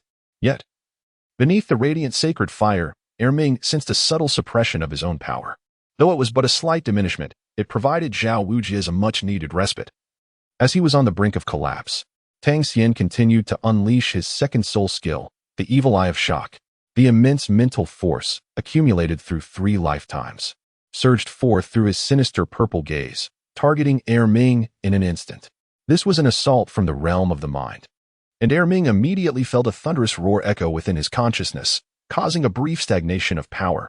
Xiao Wuji sensed a significant reduction in the pressure he faced, experiencing for the first time a sense of relief. The 3rd soul skill, Blade of Slaughter. The 4th soul skill, Azure Silence Thunder. The Peepa bones of Tang Xian sprouted 8 crimson hands, each resembling a blade of sanguine angelic steel, summoning a total of 8. Simultaneously, Tang Xian gripped the Xuantian hammer with both hands, channeling the 4th soul skill, Azure Silence Annihilating Thunder. Instantly, the obsidian Xuantian hammer became enveloped in a tempest of raging thunderous energy. With a mighty roar, a cerulean sphere of lightning coalesced atop the Xuantian hammer, beckoning the celestial thunder, illuminating the air with flickering silver serpents. The Xuantian hammer descended with tremendous force. Boom. Chapter 67. Pursuit of Ming in Search of Xiao Wu. Strike. Strike. Strike. Boom. Boom. Tang Xian regarded Erming as a mere testing ground, exerting every ounce of his prowess. At this moment, his soul force had gradually transformed from a radiant hue to a terrifying rose red. Tang Xian's eyes were bloodshot. With every strike, the area where the Titan giant ape resided erupted with a fierce shockwave, akin to cannonballs crashing upon the surface of a tranquil lake. Caught at the heart of the tempest, Xiao Wuji found himself utterly liberated in the grip of the Titan giant ape, yet before he could catch his breath, he was once again hurled away by the violent aftershocks. Fragments of leaves danced chaotically through the air. Tang Xian was struck down by the Titan giant ape with a single, powerful blow, leaving a vast trench carved into the ground where he fell. At that moment, he appeared as disheveled as Xiao Wuji, his face flushed and blood surging within him. It was evident that the recent counterattack had been overwhelmingly forceful, even with Xiao Wuji, a soul sage, standing in front of him. Tang Xian felt as though his internal organs were on the brink of shattering. Fortunately, both Xiao Wuji's formidable bear spirit and Tang Xian's 6-zhang golden body were exceptionally resilient soul skills, which had shielded them from immediate demise at the hands of the forest sovereign, the Titan giant ape. Xiao Wuji's expression was one of utter astonishment. He marveled at Tang Xian's explosive power. He turned to gaze at Tang Xian, who lay in the trench, his complexion as pallid as his own, both having exhausted their soul power and rendered incapable of further combat. At that moment, Tang Xian knelt on the ground, wielding the Xuantian hammer, while his companions, Dai Mubai and Zhu Zhuqing, watched in sheer shock from a distance. Tang Xian has indeed reached an astonishing level, surpassing his peers by a considerable margin. Although he currently appears somewhat disheveled, the admiration from the onlookers towards Tang Xian is palpable. Is this truly the extent of Tang's formidable prowess? The soul sage from the Four-Ring Soul Sect had just endured the initial onslaught from the Titan giant ape alongside Teacher Xiao. Brother Tang will forever remain the esteemed elder brother. Dai Mubai reminisced about their first encounter at the Rose Inn, where Tang Xian had mentioned that Dai should challenge him only upon entering the Soul Sect. Back then, Dai Mubai was filled with anticipation and determination. However, that sentiment has now dissipated, as he has wholly relinquished any thoughts of competing with Tang, recognizing the overwhelming disparity in their abilities. This impression has indelibly etched itself in the hearts of every Shrek Academy student present. To be candid, they had never imagined that a Soul Sect member could unleash the power of a Soul Sage in a fleeting moment. The Titan Giant Ape's peculiar reaction clearly indicated that it had been influenced by Tang Xian's 4 soul skills, resulting in its erratic performance. This synergy allowed Xiao Wu and Tang Xian to unleash such destructive force. Meanwhile, upon witnessing the swirling leaves and the battlefield's chaotic state, Zhu Zhuqing's pupils constricted. The king of the forest, the Titan Giant Ape, has vanished. Ah, wait, Sister Xiao Wu is also missing. Ma Hongjun immediately realized that their leader had disappeared and exclaimed in alarm. This is bad. Xiao Wu must have been captured by the Titan Giant Ape. Zhao Wujuan's expression grew grave as he spoke. Yet, a question arose within him. Had the Titan Giant Ape's gaze been fixated on Xiao Wu all along? Was this merely an illusion? After hearing Zhao Wujuan's words, the Shrek students, still reeling from their brief survival against the Titan Giant Ape, felt a renewed tension in the air. Xiao Wu is a vivacious and charming girl. Although their time together at Shrek Academy has not been extensive, they have forged profound bonds of friendship. This reflects a heartfelt concern for a friend in distress. However, who among them could possibly pursue the Titan Giant Ape now? Oscar, bring me the sausages. Tang Xian was the first to shatter the impasse. Without any hesitation, he addressed Oscar. Ah, yes, just wait a moment. I shall provide you with the grand sausages to restore our spirits. Oscar loudly recited the soul incantation, distributing the grand sausages to both Tang Xian and Master Xiao Wuji. I want more. I desire the newly developed dreaming mushroom sausage. Tang Xian eagerly exclaimed to Oscar once he regained his soul power. Although puzzled by Tang Xian's insistence on the dreaming mushroom sausage, Oscar felt compelled to comply, for Tang Xian had saved their lives, and he was willing to grant any request in gratitude. Tang Xian seized Oscar's Fei mushroom sausage and swallowed it whole. What is Brother Tang trying to achieve? If Tang Xian consumed the sausage to restore his soul power and regain his state, it would be understandable. However, the fact that he now ingested the Fei mushroom sausage left him somewhat perplexed. Could it be that Brother Tang intends to restore his soul power and immediately pursue the Titan Giant Ape in an attempt to rescue Xiao Wu? Indeed, everyone, await my news. As Oscar had surmised, Tang Xian's actions directly confirmed his speculation. Suddenly, a pair of resplendent golden 6-winged angel wings, more magnificent than a phoenix's crest, erupted from Tang Xian's back, synergizing with the flight speed enhancement granted by the Fei mushroom sausage. Tang Xian dashed towards the starry forest, akin to a golden crow, racing towards the remnants left by the Titan Giant Ape. Dai Mubai and the others were utterly astonished. Was Tang Xian courting death? However, reflecting upon Tang Xian's profound connection with Xiao Wu, their hearts were stirred. Just moments ago, when confronted by the Titan Giant Ape, Tang Xian could have easily fled. It was clear that he had chosen to confront the Titan Giant Ape to buy Xiao Wu a moment's respite. Now, once again for her sake, he pursued the Titan Giant Ape without a hint of hesitation, fully aware of its terrifying nature. It was the very same Titan Giant Ape that even the combined might of Zhao Wujia and Tang Xian had failed to inflict any significant damage upon. Now, Tang Xian was pursuing it alone. Even if he managed to catch up, facing a soul beast of 100,000 years was a certain path to demise. Zhao Wujia, deeply troubled by this, wore a grim expression and said nothing. Throughout history, heroes have often found it difficult to overcome the barriers posed by beauty. Such an extraordinarily gifted child as Tang Xian is actually contemplating a double suicide with Xiao Wu. Tang Xian, you truly present a formidable dilemma for me, old Zhao. It is evident that as a teacher of the academy, he must prioritize the safety of all the students above all else. However, Tang Xian is someone personally instructed by the esteemed titled Douluo Tang Hao. If anything were to happen to him, while the students may be safe, his own fate would be far from assured. Zhao Wujia instantly recalled that fateful night on the back mountain. Should Tang Xian truly encounter misfortune, he would be left to endure the excruciating humiliation from the Lord Haoyan. With this thought, Zhao Wujia gritted his teeth and addressed Oscar, saying, "Little Ao, concoct a flying mushroom sausage for me. Mubai, you take everyone and leave first." Xiao Wujia's expression was grave, yet within his heart, he clung to a glimmer of hope. Tang Xian, this child, possesses remarkable intelligence and agility. He would not act without purpose. His impulsive pursuit suggests that he must have already considered a means of self-preservation. The urgency in his solitary chase may indicate he possesses strategies unknown to me. However, that is the Titan giant ape we are dealing with, and Xiao Wuji remains apprehensive. Chapter 68. Slaying the 3,000-year-old faced demon spider. 1 minute later, the acceleration effect of the flying mushroom waned, and like a golden meteor, its velocity gradually diminished, yet it remained exceedingly swift.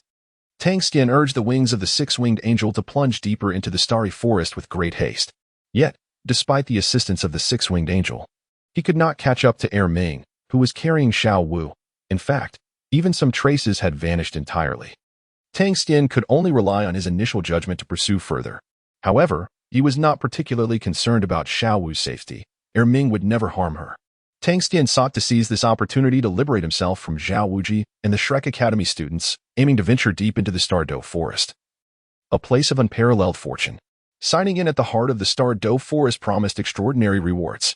Moreover, this was the home of Xiao Wu, which piqued his curiosity. As he pondered these thoughts, a massive web suddenly materialized before him. Tang Xian charged forward at an astonishing speed, yet the web proved to be remarkably resilient, ensnaring him within its silken strands. Tang Xian's expression shifted in alarm. This is bad. I've fallen into the trap of a soul beast. Tang Xian felt an ominous premonition as he found himself ensnared in a web. Suddenly, he turned his head to gaze at the intricate strands, and a chill ran down his spine. Before him loomed a grotesque spider, its body measuring over 1.5 meters in diameter, enveloped in a glossy black-purple exoskeleton. With 8 elongated legs resembling spears, each exceeding 3 meters in length, it fixated on him with predatory intent. This soul beast, with slender legs that silently pierced the ground with each step, exhibited a menacing sharpness. On its lower abdomen, intricate white patterns starkly contrasted its dark form, coalescing to form a sinister visage. 8 small eyes, glimmering with an eerie purple light, were ominously affixed to its underbelly. Tang's pupils constricted in disbelief. A 30,000-year-old faceless demon spider. He never anticipated that this creature, having failed to ensnare Tang San, had instead targeted him. Such ancient beings are exceedingly rare even within the Stardow Forest, for their propensity for violence often leads to their demise at the hands of more formidable soul beasts. To say that one could cultivate to 1,000 years in the Stardow Forest is an extraordinary feat. The faceless demon spider before him, having attained the formidable age of 30,000 years, possessed the ability not only to conceal its physical form, but also to shroud its essence, rendering it imperceptible even to mental probing. It is no wonder that Tang found himself ensnared in its trap. Below him, the 30,000-year-old faceless demon spider advanced along its silk threads, poised to claim its peculiar prey of the day. However, it was abundantly clear that Tang was no ordinary quarry. Tang Xian scoffed, "Holy light fire." With a resonant hum, the pristine, snow-white threads surrounding him were engulfed by the holy light fire. Both Tang Xian and the human-faced demon spider descended to the ground simultaneously. Hiss! The human-faced demon spider emitted a piercing shriek, its terrifying visage and eerie eyes becoming exceedingly ferocious. Tang Xian brushed off the ashes from his attire and redirected his gaze towards the human-faced demon spider, a 30,000-year-old specimen. It appeared rather impressive. This soul beast, as a soul ring, possessed the qualities of a superior grade. Tang Xian possesses 3 martial souls, the Radiant Holy Dragon, the Xuantian Hammer, and the 6-winged angel. At present, only the Radiant Holy Dragon has absorbed a soul ring, while the other 2 martial souls remain devoid of any enhancements. Currently, Tang Xian has attained the rank of Soulmaster at the 40th level, yet the 2 martial souls still require soul rings. Tang Xian gazed with a playful glimmer in his eyes at the soul beast before him, the face-devouring spider. At this moment, he felt a surge of confidence in his ability to confront a soul beast that had existed for 30 millennia. A spark of brilliance flickered in his gaze. Thus, you shall serve as the first soul ring of my 6-winged angel. Tang Xian could sense an uncanny affinity with the faceless demon spider. As he spoke, he unleashed his first soul skill, the sacred fire of light, enveloping the 30,000-year-old faceless demon spider in radiant flames. The second soul skill, Blade of Slaughter, manifested as 8 blood-red, octopodic demonic blades sprouting from his wrist. In terms of appearance, they bore an uncanny resemblance to the faceless demon spider itself. The creature was momentarily taken aback by the surrounding inferno, only to witness the human conjuring 8 demonic blades out of thin air.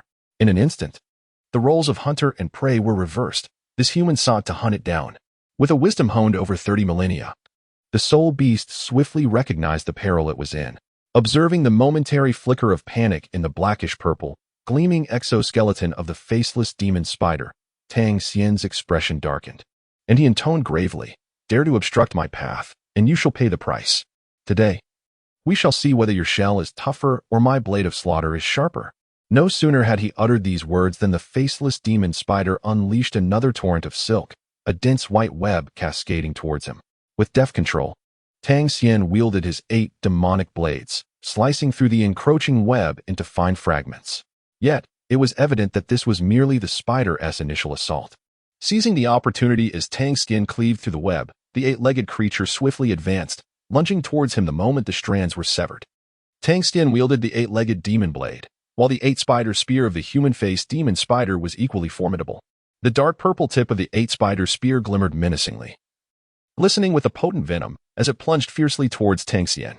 Tang Xian swiftly retracted the 8-legged magic blade that spanned before him.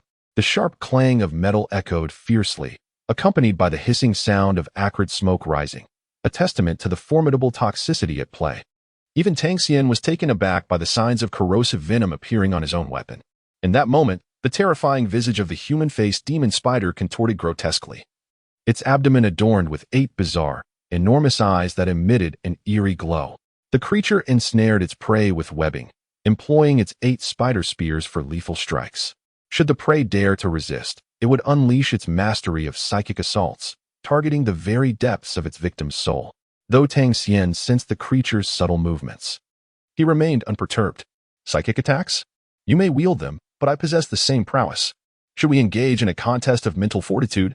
I, Tang Xian, fear no adversary." He invoked his second soul skill, Dark Gaze of Terror.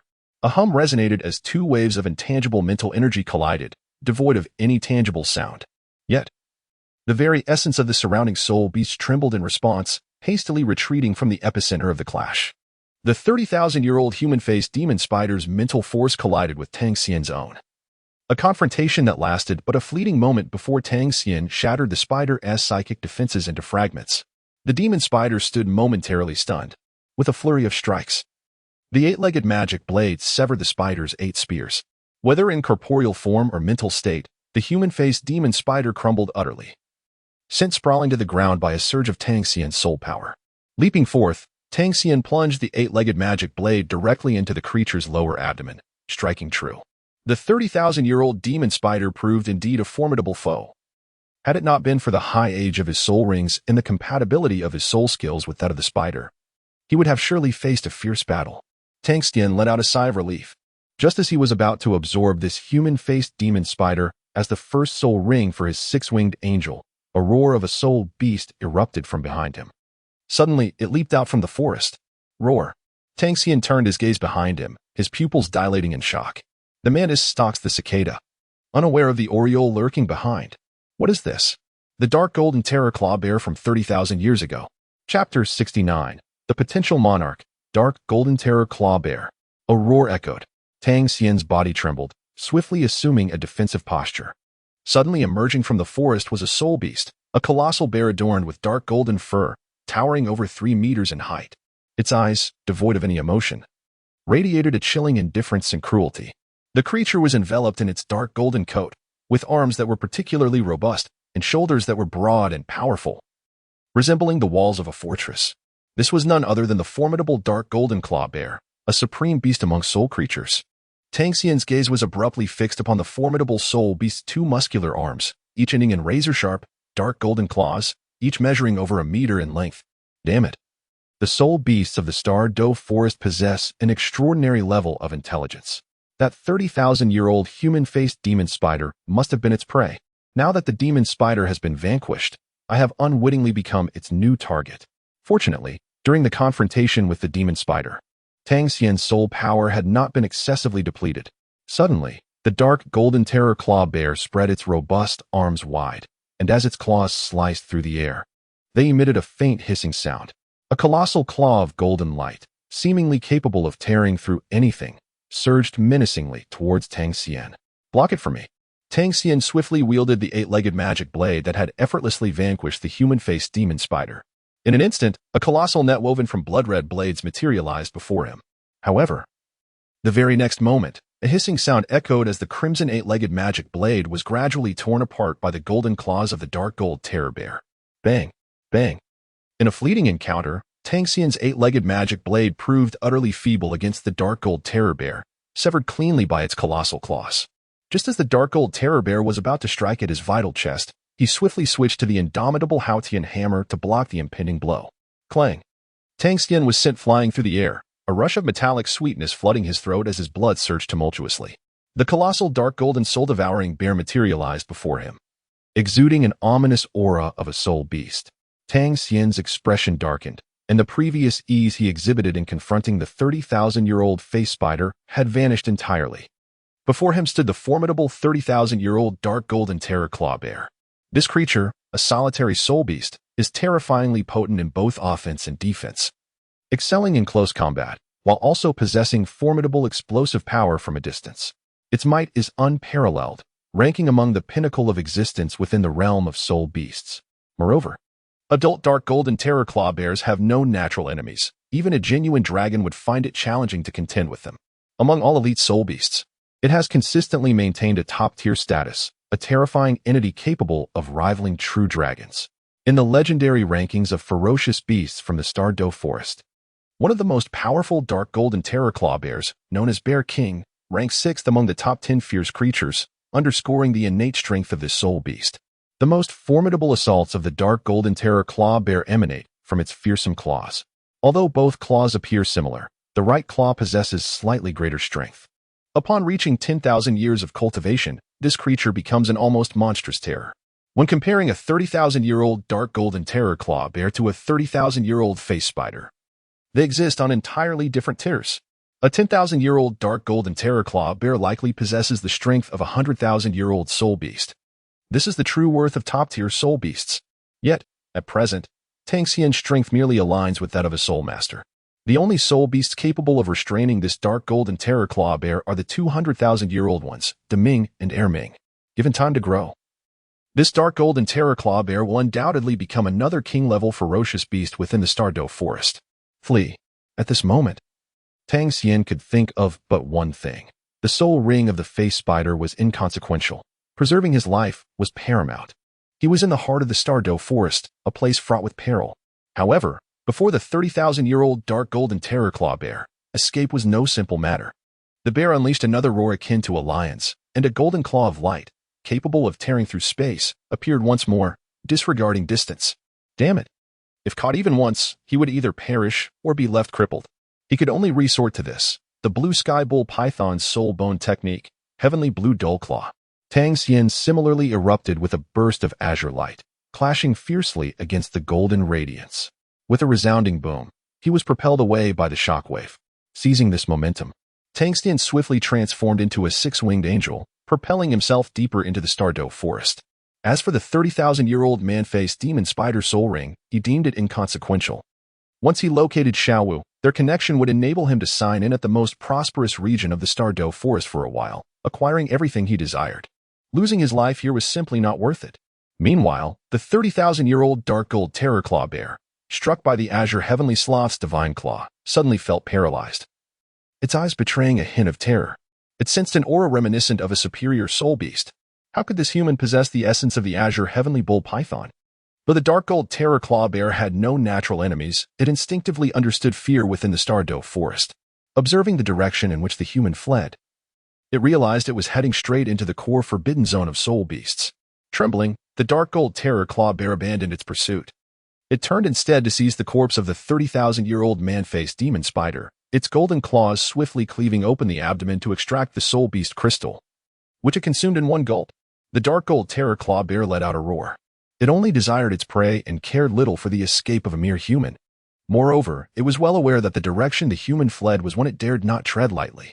After flying for a considerable distance, Tang Xian finally sensed the danger had passed and let out a sigh of relief. It had been a harrowing experience. The formidable soul beasts of the Stardew Forest were no trifling matter. The earlier Dark Gold Terror Claw Bear was likely a being that even a titled Douluo at level 95 would struggle to defeat. Had it not been for the Azure Heavenly Sloth's claw inheriting a trace of the Azure Heavenly Bull Python's essence, it might have pursued him. In just a few moments, Tang Xian once again felt the looming threat of life and death.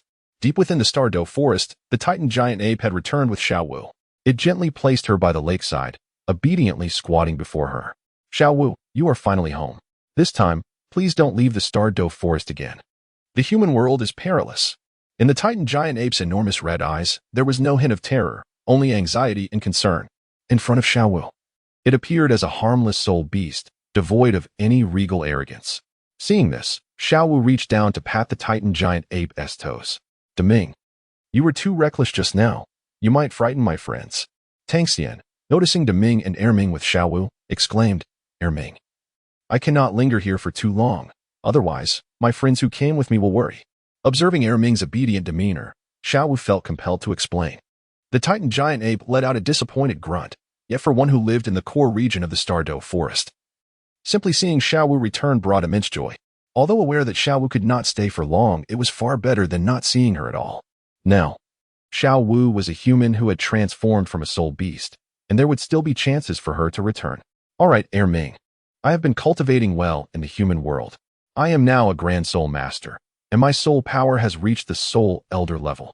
Since I am back, I might as well break through here. I need to acquire my third soul ring. If I don't cultivate quickly, I will fall behind my extraordinary brother Xian. Xiao Wu had entered the Stardow Forest with the intention of finding a way to break away from the group to facilitate her third soul ring acquisition. Little did she expect to encounter Erming, providing the perfect opportunity to break through to the third ring Soul Elder. All right, Xiao Wu, I will protect you. With me here, you are safe, the Titan giant ape assured her confidently. Seeing this, Xiao Wu sat down by the lake in the core area, adjusting her breath to initiate her breakthrough.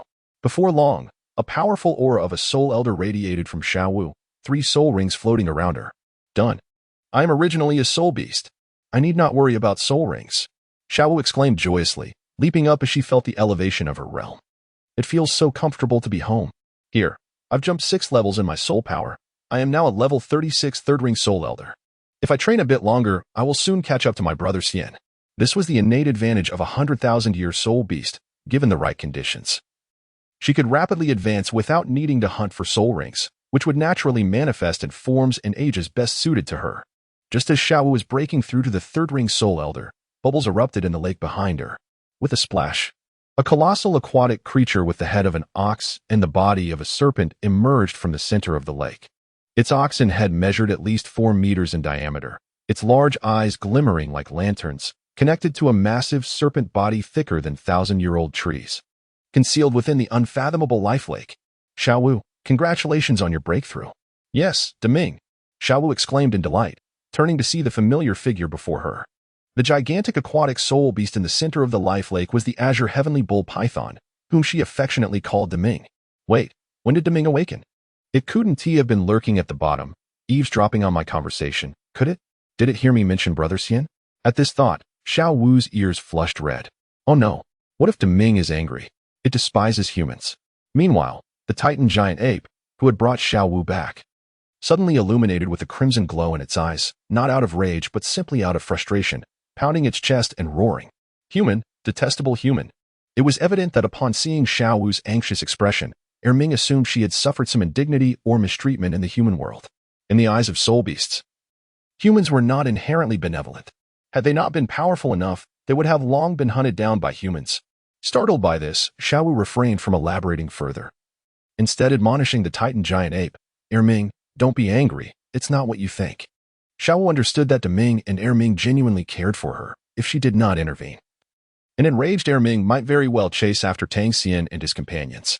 Given Erming's strength, he could easily overpower them. And with Tang Xian only at the Soul Zone level, he would stand no chance if Erming's wrath was ignited. Xiao Wu. Upon hearing Xiao Wu's gentle reproach, the Titan giant ape looked at her in confusion. Just as it pondered how to explain her relationship with Tang Xian, a familiar voice echoed, Xiao Wu. You've broken through? Tang Xian, with his 6-winged angelic wings unfurled, hovered in the distance, exclaiming in delight.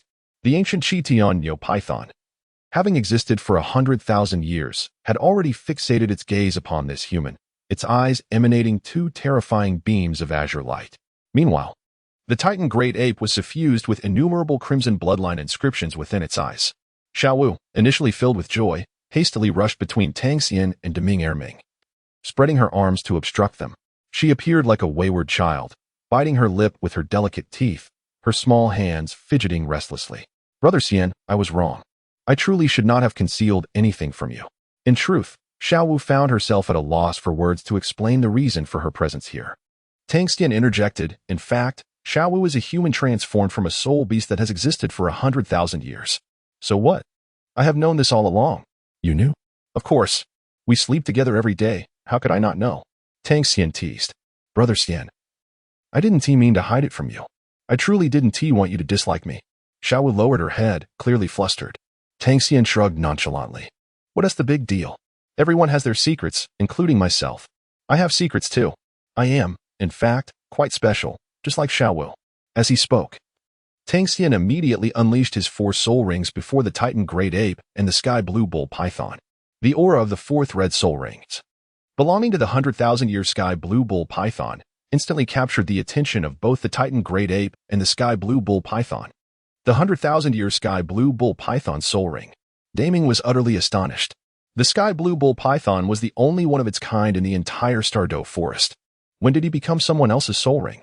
No, that is not possible. Otherwise, he would have perished long ago. What on earth is going on with this human? Tang Xian smiled faintly, because, like Xiao Wu, I possess the ability to generate my own soul rings. Could it be that he is also a soul beast that is transformed into a human? The 100,000-year-old Skylark Bull Python couldn't help but entertain this conjecture. Tang Xian shrugged his shoulders and said, I can only tell you that my mother is the legendary 10,000-year soul beast, the Blue Silver Emperor. A 10,000-year Blue Silver Emperor. Xian Gu. Even Xiao Wu was quite astonished. Chapter 71. Dual cultivation with Xiao Wu in the core region. Tang Xian smiled gently and said, My mother is also a soul beast. If we were to discuss it, I, like Xiao Wu, am not an ordinary person either. Xiao Wu's eyes sparkled with surprise, clearly taken aback by Tang Xian's candid confession. Tang Xian gently flapped his 6-winged angel wings, descending beside Xiao Wu and embracing her slender waist. Softly, he spoke in truth. It matters not whether Xiao Wu is human or a soul beast. To me, there is no distinction. We should be candid with each other, should we not?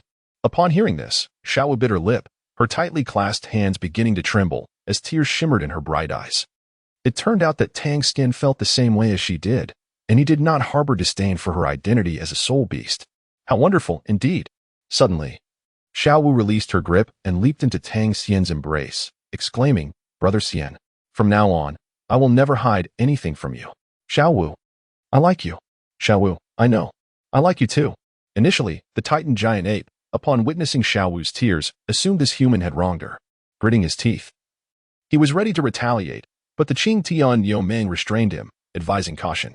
Eventually, through subsequent dialogue, they learned the true nature of the situation.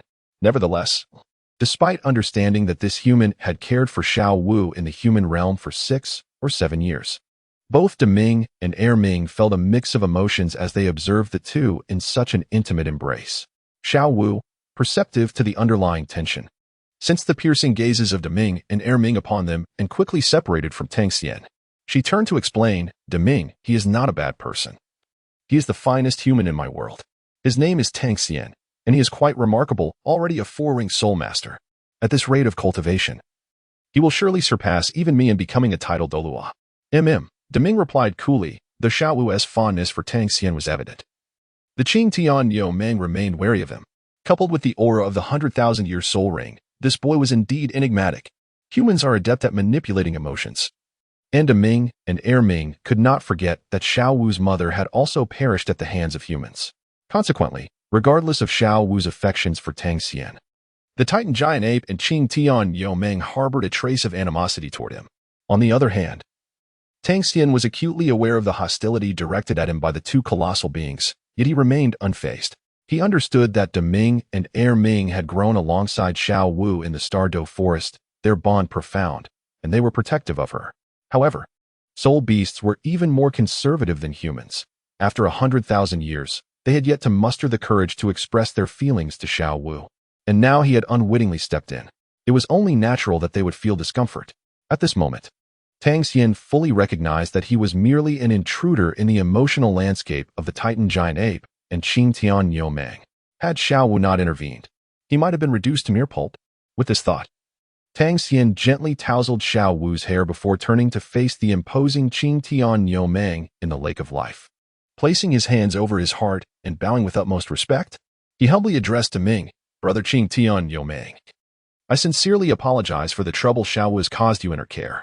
And to you, Titan Giant Ape, Xiao Wu misses you dearly. Although she cannot stay long this time, I will encourage her to spend more time with you. That is more like it. Rest assured, as long as I, Tang Xian, draw breath, I will ensure that Xiao Wu is never in peril, even when venturing outdoors. Here and now, I swear before the heavens that Xiao Wu's life is my own. I will take good care of her." Seeing Tang Xian's earnest demeanor, the hostility in the eyes of the Titan Giant Ape and Xuantian Treasure diminished considerably. Even soul beasts understood the gravity of a human's oath. Humans placed immense importance on their vows. Furthermore, making an oath to the heavens was a grave matter. For to breach it could result in dire consequences, be it the inability to cultivate or worse, divine retribution. Human, you would do well to remember your words today. Should anything happen to Xiao Wu, even if the heavens do not claim you, we will ensure your demise, along with anyone by your side. Deming, Xiao Wu exclaimed, her temper flaring as she stamped her foot. How can you say such things? She shook her fist at him.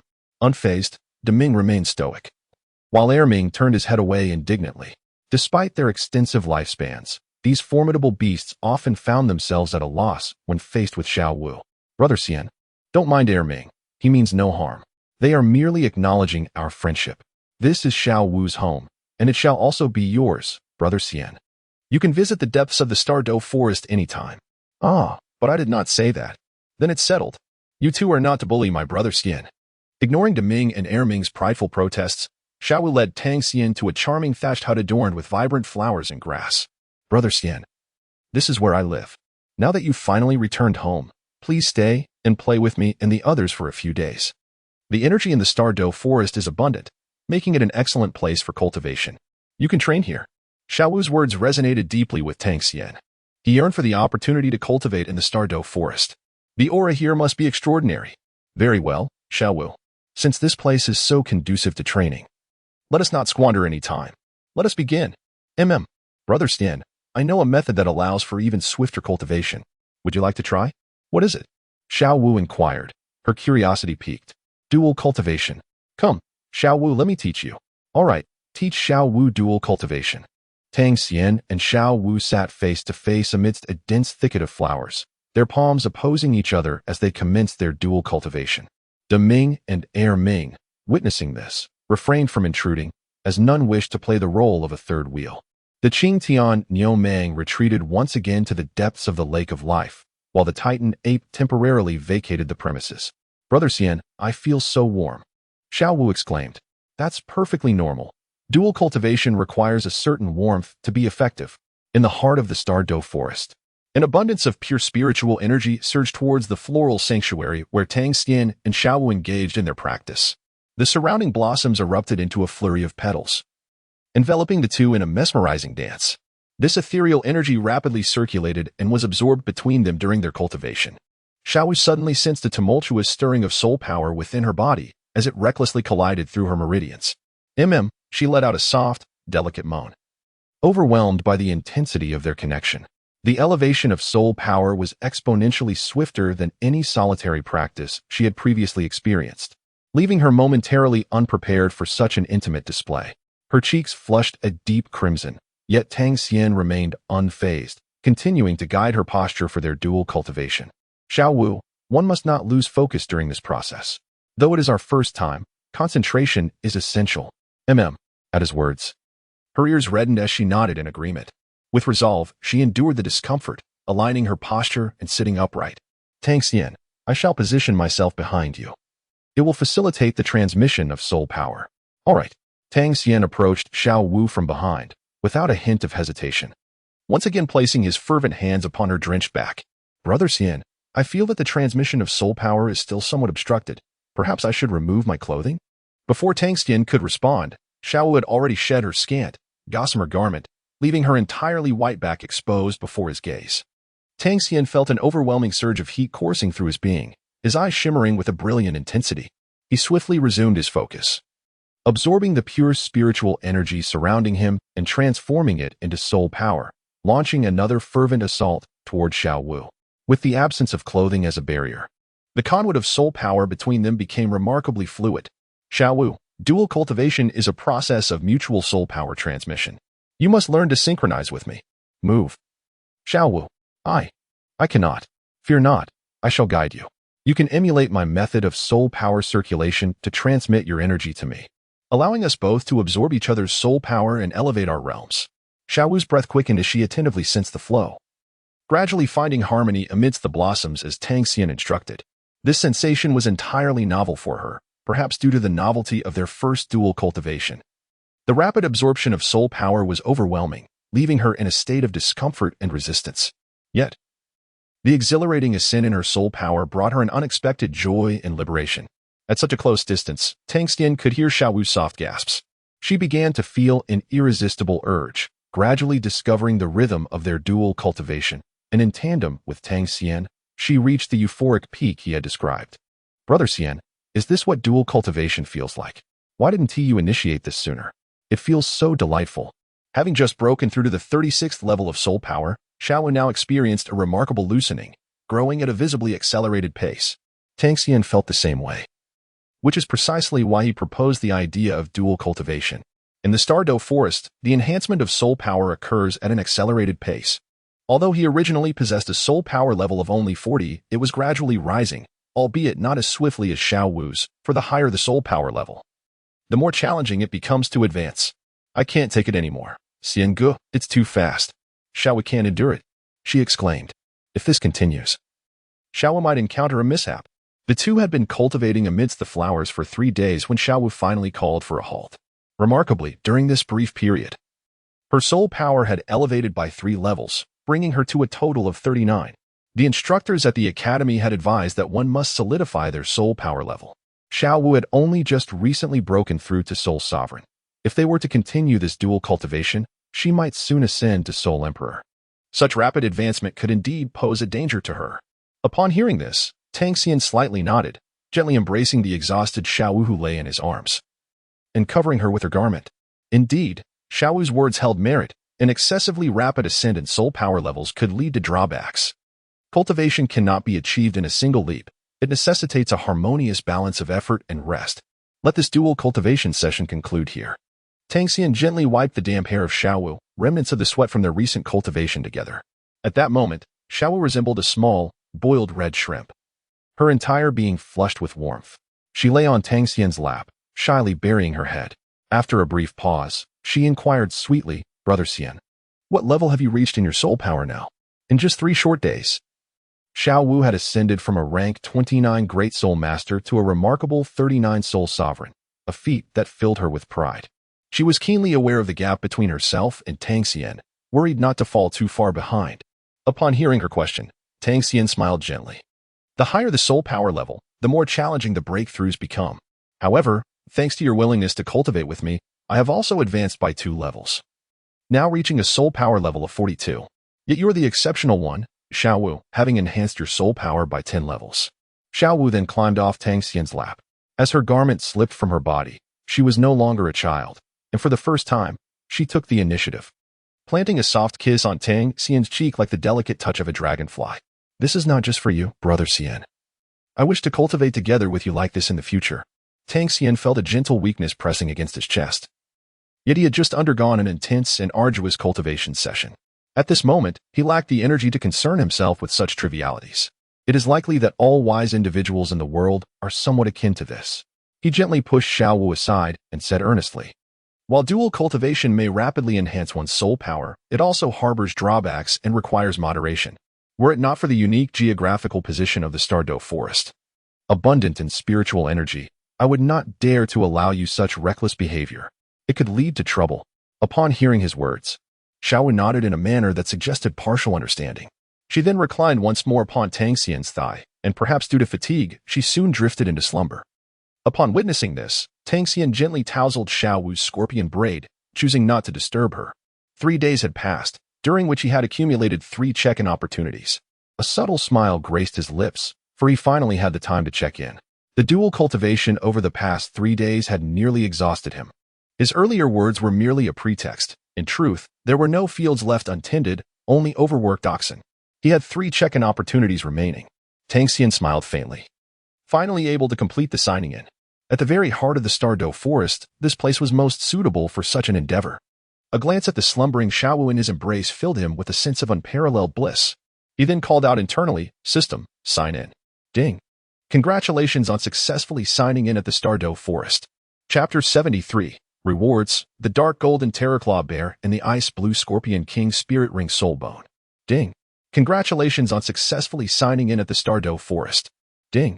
Congratulations, you have received a level 4 reward, the External Soulbone. The right palm bone of the 10,000-year soul beast, Dark Golden Terrorclaw Bear.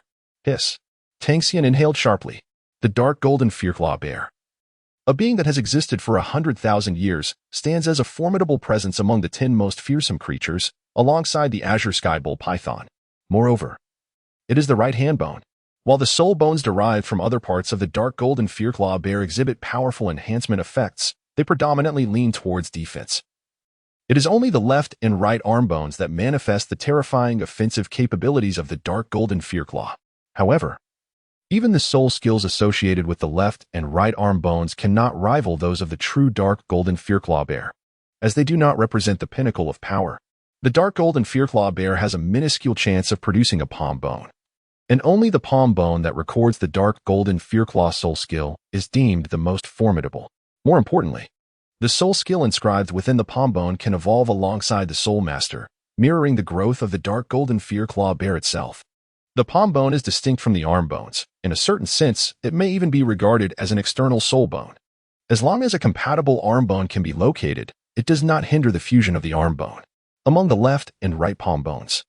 The right palm bone is recognized as the highest quality soul bone that the Dark Golden Fearclaw Bear can produce. The reward obtained from this sign-in is none other than the right palm bone of the 100,000-year-old Dark Golden Fearclaw Bear. Tang Xian's palm was suddenly enveloped by a radiant golden light, revealing a terrifying dark golden claw.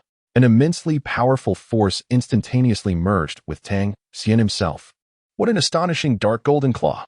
I finally comprehend why the Dark Golden Claw Bear is regarded as one of the 10 ferocious beasts. This claw is simply extraordinary. Accompanied by the Soulbone skill, Skyrending Claw. This skill represents the Dark Golden Claw Bear's most formidable strike, unleashed from the right palm, capable of projecting 5 razor-sharp claws. Available in both ordinary and soul skill attack modes, its might is capable of tearing apart dragons and shaking the very heavens and earth. This Soulbone skill, when combined with the 100,000-year-old Sky Blue Bull Python's right arm soulbone, is nothing short of perfection. Truly, this is the most auspicious core area of the Stardow Forest. Thus far, this has been the finest reward obtained from the sign-in. And this is merely a level 4 reward. Tang Xian was filled with immense excitement, his anticipation heightened as he realized he still had 2 more opportunities to check in. Unable to contain himself, he let out an internal cheer once again. System check-in. Ding. Congratulations. You have successfully checked in at the Stardow Great Forest. Ding. Congratulations. You have received a level 4 check-in reward, the bone of the 400,000-year-old Ice Emperor Scorpion's torso. Ice Emperor Scorpion Torso Bone.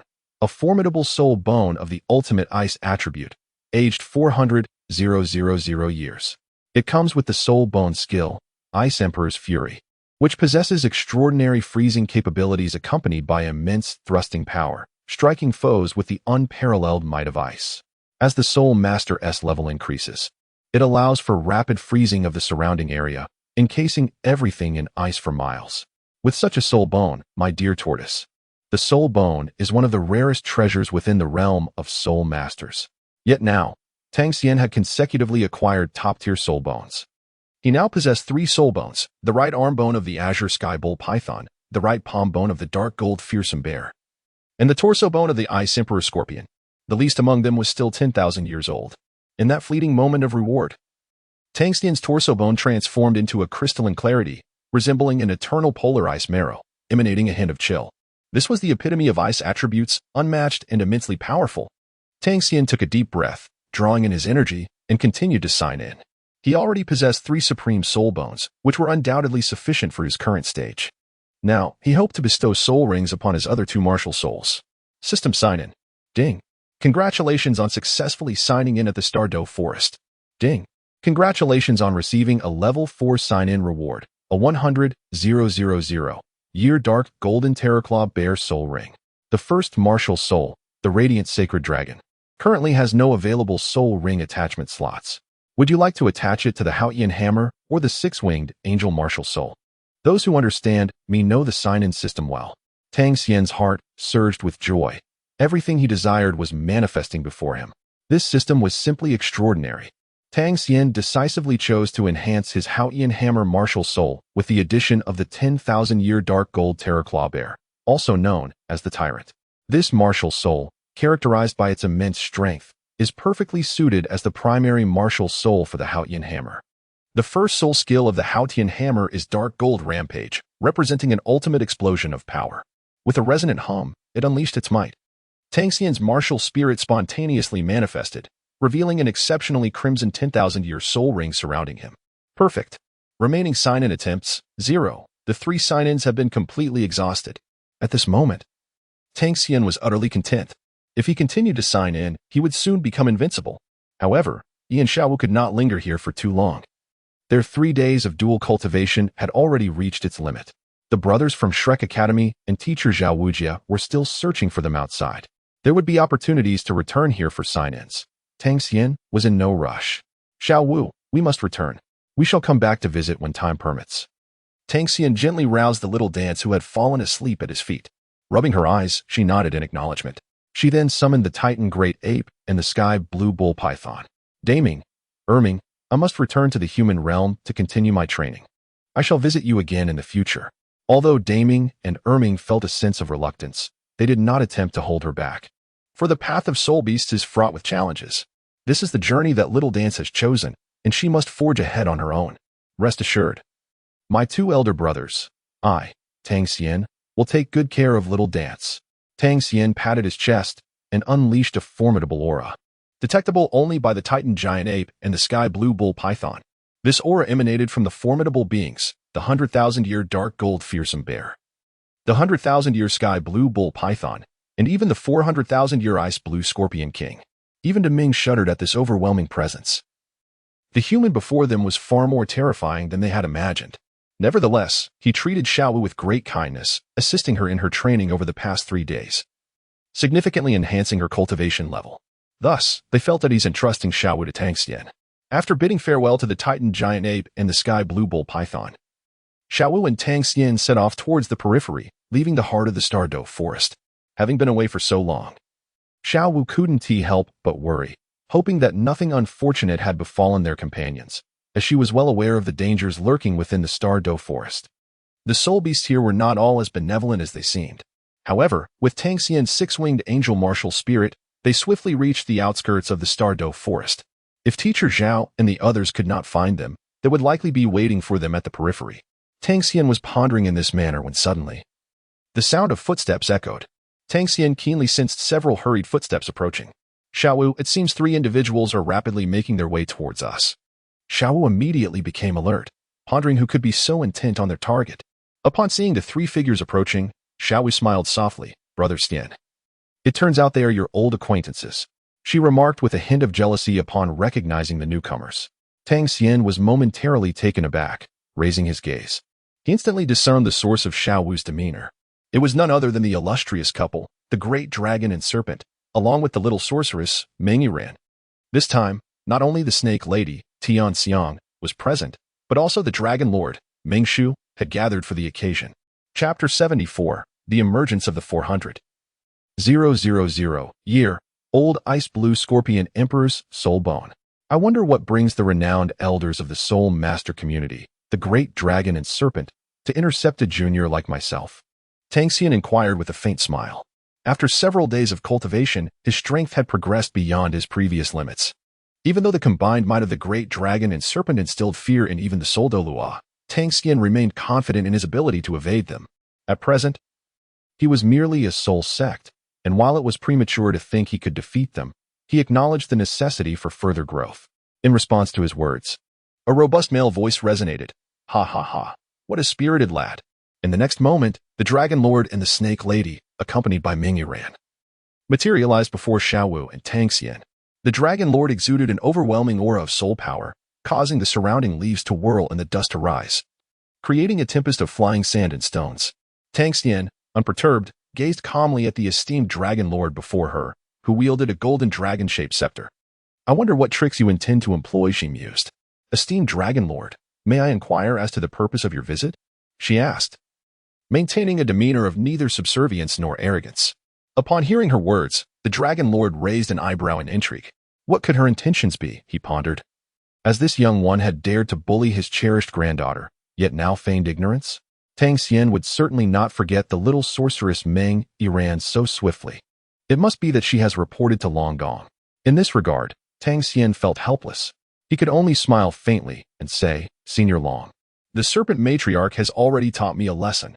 If you were to intervene again, it would be rather unreasonable." This fellow.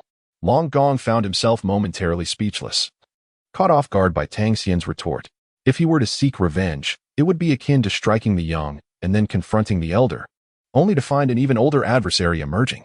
However, despite this, Tang Xian's tone was irksome to Long Gong. "It has been quite some time since anyone has dared to speak to me in such a manner. Do you presume that because the Shrek Academy stands behind you, I would not dare to act?" The two dragon whiskers at the corners of Long Gong's mouth twitched upwards. In the next moment, he clenched his dragon whisker staff tightly, raising it to strike the ground, unleashing a formidable surge of soul power directed straight at Tang Xian. A lesson must indeed be imparted. This surge of soul power was at least at the Soul Emperor level. The Serpent Matriarch had mentioned that although this young man was a Soul Sect, his combat prowess was extraordinary. Even a Soul King might not be his match. So, what of a Soul Emperor? Long Gong's strike was evidently intended to gauge the depths of Tang Xian's strength. The elder truly was excessively irascible, Tang Xian whispered. Yet he comprehended the intent of the Dragon Lord.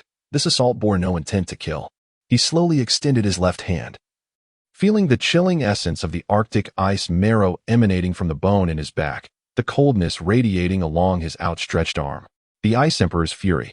A soul bone skill of the Ice Blue Scorpion Emperor. Crack. Boom. Boom. At the instant the soul bone skill was activated, a massive crystalline ice armor materialized before Tang Xian and Xiao Wu, serving as a formidable barrier.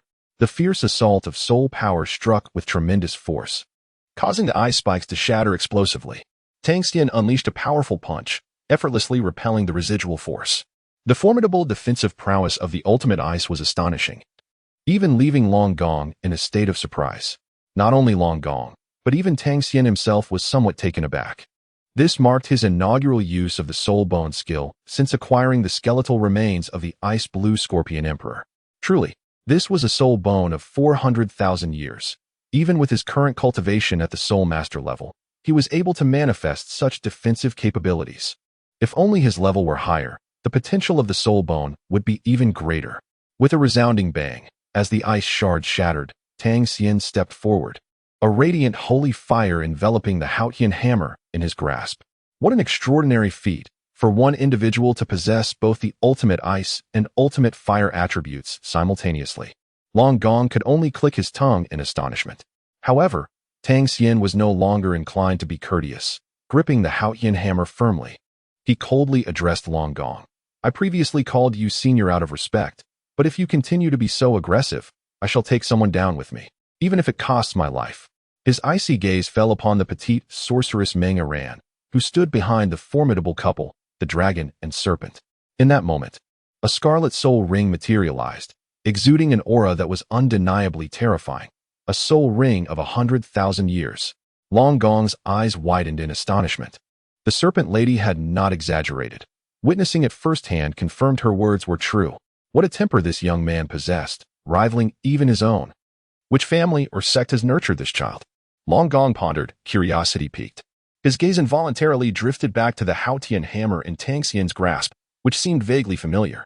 However, obscured by the holy fire, he momentarily failed to connect it with the Xuantian sect of the three upper sects. The serpent lady, with her astute intellect, discreetly prodded Long Gong's back and whispered, "Such a prodigy could only have been cultivated by the three upper sects. Do you not find the fire hammer in this youth's possession rather peculiar?" With her gentle nudge, Long Gong's robust frame trembled. Suddenly, a realization dawned upon him. igniting a glimmer of suspicion within his heart. Could it be that this lad was truly a direct disciple of the Xuantian Sect's old-timers? Upon contemplating this, Long Gong's expression softened considerably. If Tang Xian were indeed a descendant of some hidden prestigious family or one of the three upper sects, it would not be a disservice to his cherished granddaughter. Conversely, if Tang Xian were merely an unconnected genius, it would be even more advantageous, as he could be welcomed into their family and nurtured, destined to become a titled Douluo. If they could recruit Tang Xian and he achieved the titled Douluo status, their family's standing in the Spirit Master realm would be transformed. After his earlier probing, Long Gong had already begun to formulate some conjectures and hopes. However, he was merely a Soulmaster at present, while he had long been renowned as the formidable dragon and serpent.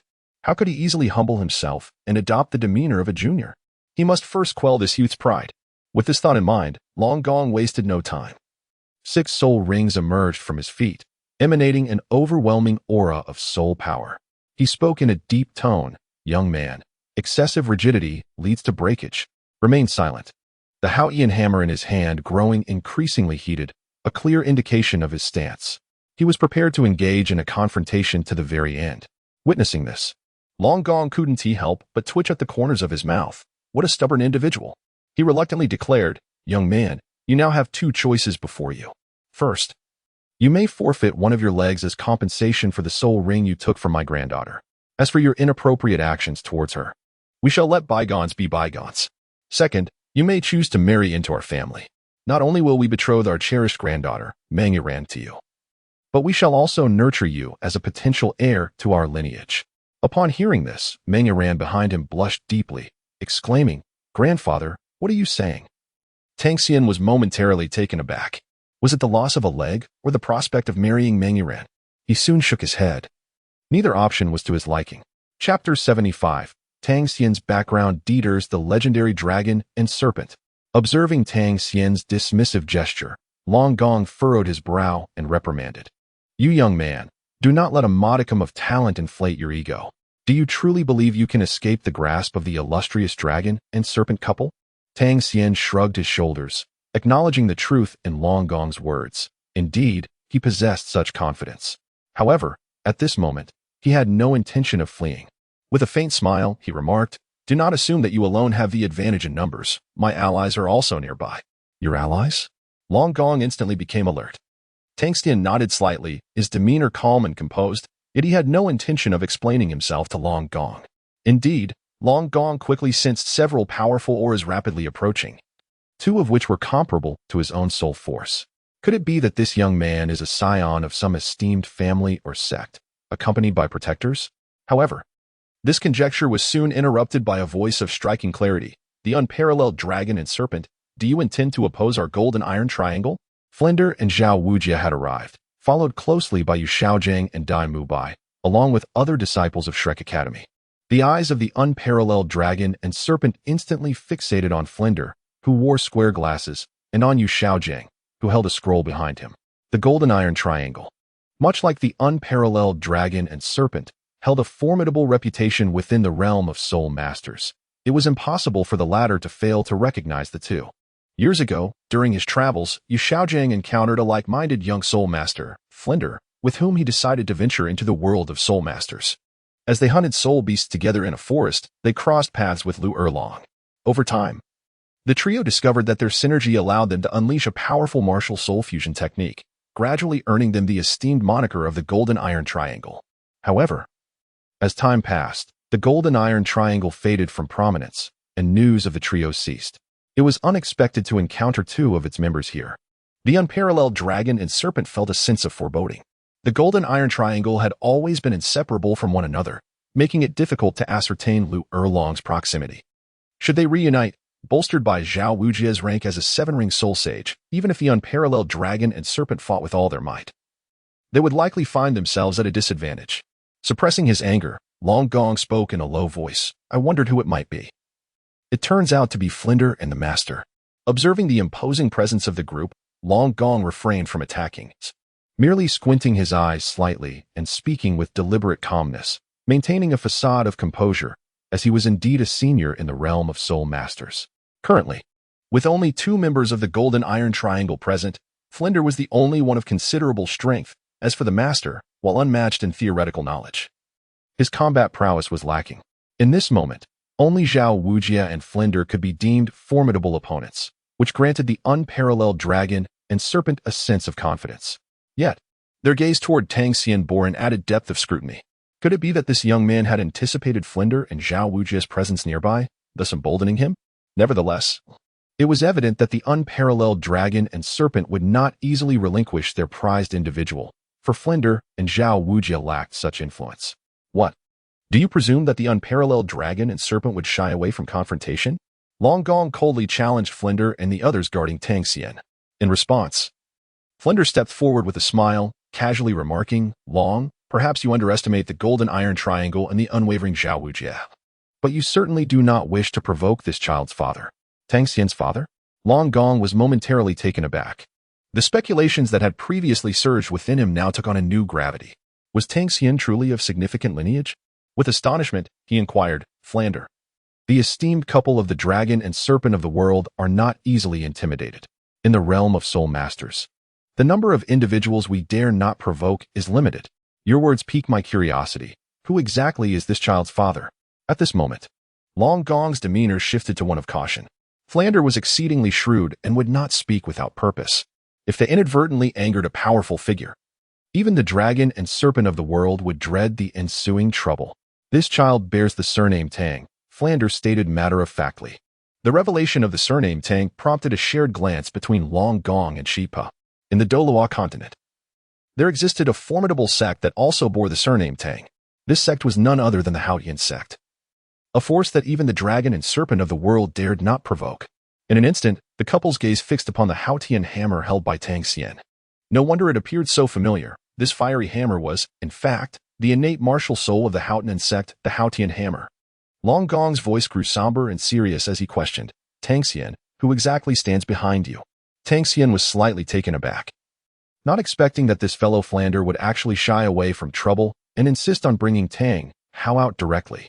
However, is he truly someone who relies on his father? Tang Xian pressed his lips together, remaining silent, utterly embarrassed. However, his silence did not prevent Flinder from speaking. He declared with precise enunciation that Tang Xian was the son of the titled Dueling, Xuantian Dueling. Upon hearing the name Xuantian, the couple, the great dragon and serpent, were visibly shaken, their hands trembling around their staffs. This was a man who had dared to confront even the former pope of the Spirit Hall. The Dragon Lord drew a sharp breath, and his gaze toward Tang Xian transformed dramatically. So this child is the offspring of Xuantian Douluo? No wonder he possesses such remarkable talents. Each generation surpasses the last. Flinder observed the Dragon Lord's reaction with a subtle smile. The reputation of Xuantian Douluo in the world of spirit masters eclipsed that of the great dragon and serpent, as well as the golden iron triangle. The couple swallowed hard in unison, cold sweat trickling down their brows as they recalled their previous treatment of Tang Xian. They were fortunate not to have engaged in any truly harmful actions. This was a matter not to be trifled with. It was not merely a firm surface. It was akin to a hammer capable of crushing their toes. Had they pressed their luck further, they might have faced dire consequences. Ahem. Flinder cleared his throat twice. Since this was a misunderstanding, I trust the esteemed elders would prefer to avoid escalating the situation. In the end, Flinder provided an opportunity for the great dragon and serpent couple to retreat gracefully. Upon hearing this, the Dragon Lord quickly seized the moment, responding, Indeed, indeed. It is all a misunderstanding. We merely wish to greet this talented child, Tang Xian. The Dragon Lord, no longer aggressive, wore a solemn expression. In the face of such a prestigious background, how could he afford to lose face? Those who dared to confront Xuantian Douluo were often left unaware of their impending demise. He then turned to Tang Xian and remarked, I never imagined your father would entrust you to Shrek Academy, where you have received guidance from the Master. The Master's theories on martial souls are second to none. Under the tutelage of Flinder and the Master, you are destined for greatness. Tang Xian rubbed his forehead, realizing that Yu Xiaogang had gained an undeserved favor without any effort. However, he chose not to elaborate further, considering the matter to be of no concern to him. Since Long Gong was willing to downplay the situation, he was disinclined to stir up trouble. He merely nodded in understanding. Yet, just when everyone believed the issue had been resolved, a dissenting voice rang out. I disagree. Grandfather, how can you let this reckless scion off so easily? Even if he has connections, I cannot let this go. Grandfather, you have always favored Iran. You must stand up for her. Iran. Silence. This time, Long Gong, who had always indulged his granddaughter, not only refrained from defending Meng Iran, but also reprimanded her for her lack of understanding. Taken aback by her grandfather's reaction, Meng Iran felt a sense of injustice wash over her, tears welling up in her eyes. With a simmering anger, she glared at Tang Xian, declaring, Tang Xian, just you wait. Once I attain the rank of Soul King, I will ensure you pay for this. Upon hearing this, Tang Xian shrugged his shoulders and remarked, the Soul King, you say? By that time, I may no longer even be part of the Soul Sect. Are you the only one capable of a breakthrough? Will you truly be able to contend with me then? Frustrated, Meng Iran found herself at a loss for words, her delicate fingers stamping in agitation. Grandfather, Wu. Ultimately, unable to articulate her feelings, she clung to her grandfather, indulging in a fit of tears filled with grievance. It's all right, Iran, we are still quite remarkable. Long Gong could only pat Meng Iran's head in a comforting gesture. Yet, what more could he do? Tang Xian's innate talent was far too exceptional, rendering him incomparable to Meng Iran. Tang Xian's words were not unfounded. Even if Meng Iran were granted time, she would still be unable to catch up with Tang Xian's pace, for this child has already attained the formidable rank of Soulmaster at level 42. Upon witnessing her beloved grandfather's lack of response, Meng Iran, in tears, dashed towards the outskirts of the Dueling forest. The Serpent Matron, feeling somewhat embarrassed, had no choice but to pursue her. Long Gong, too, found himself in an awkward predicament. He had initially intended to salvage his granddaughter's dignity. Yet the situation had escalated into such chaos. With a forced demeanor, he declared, let today's events be set aside. Friends, it is through conflict that we become acquainted. If fate permits, I shall come to apologize in due time. Having spoken, Long Gong made a hasty exit, fleeing the scene at lightning speed, his pride deeply wounded. When had he, Long Gong, ever shown such humility? However, in comparison to his dignity, preserving his life from the consequences of his rashness was of greater significance. After all, they were entangled with none other than the Xuantian Douluo, who held even the spirit hall in contempt. Flinder and the others stood in astonishment, gazing at the receding figure of the legendary dragon serpent, exchanging bewildered glances. Those who had not overheard the telepathic exchange between Flinder and the legendary dragon serpent, Dai Mubai, Zhu Qing, Ning Rongrong, and the like, were even more perplexed. Good heavens, what had just transpired between Dean Flinder and the legendary dragon serpent? Did the master, Xiao Wu, and Flinder along with the golden iron triangle wield such immense influence? And yet, they had departed so swiftly.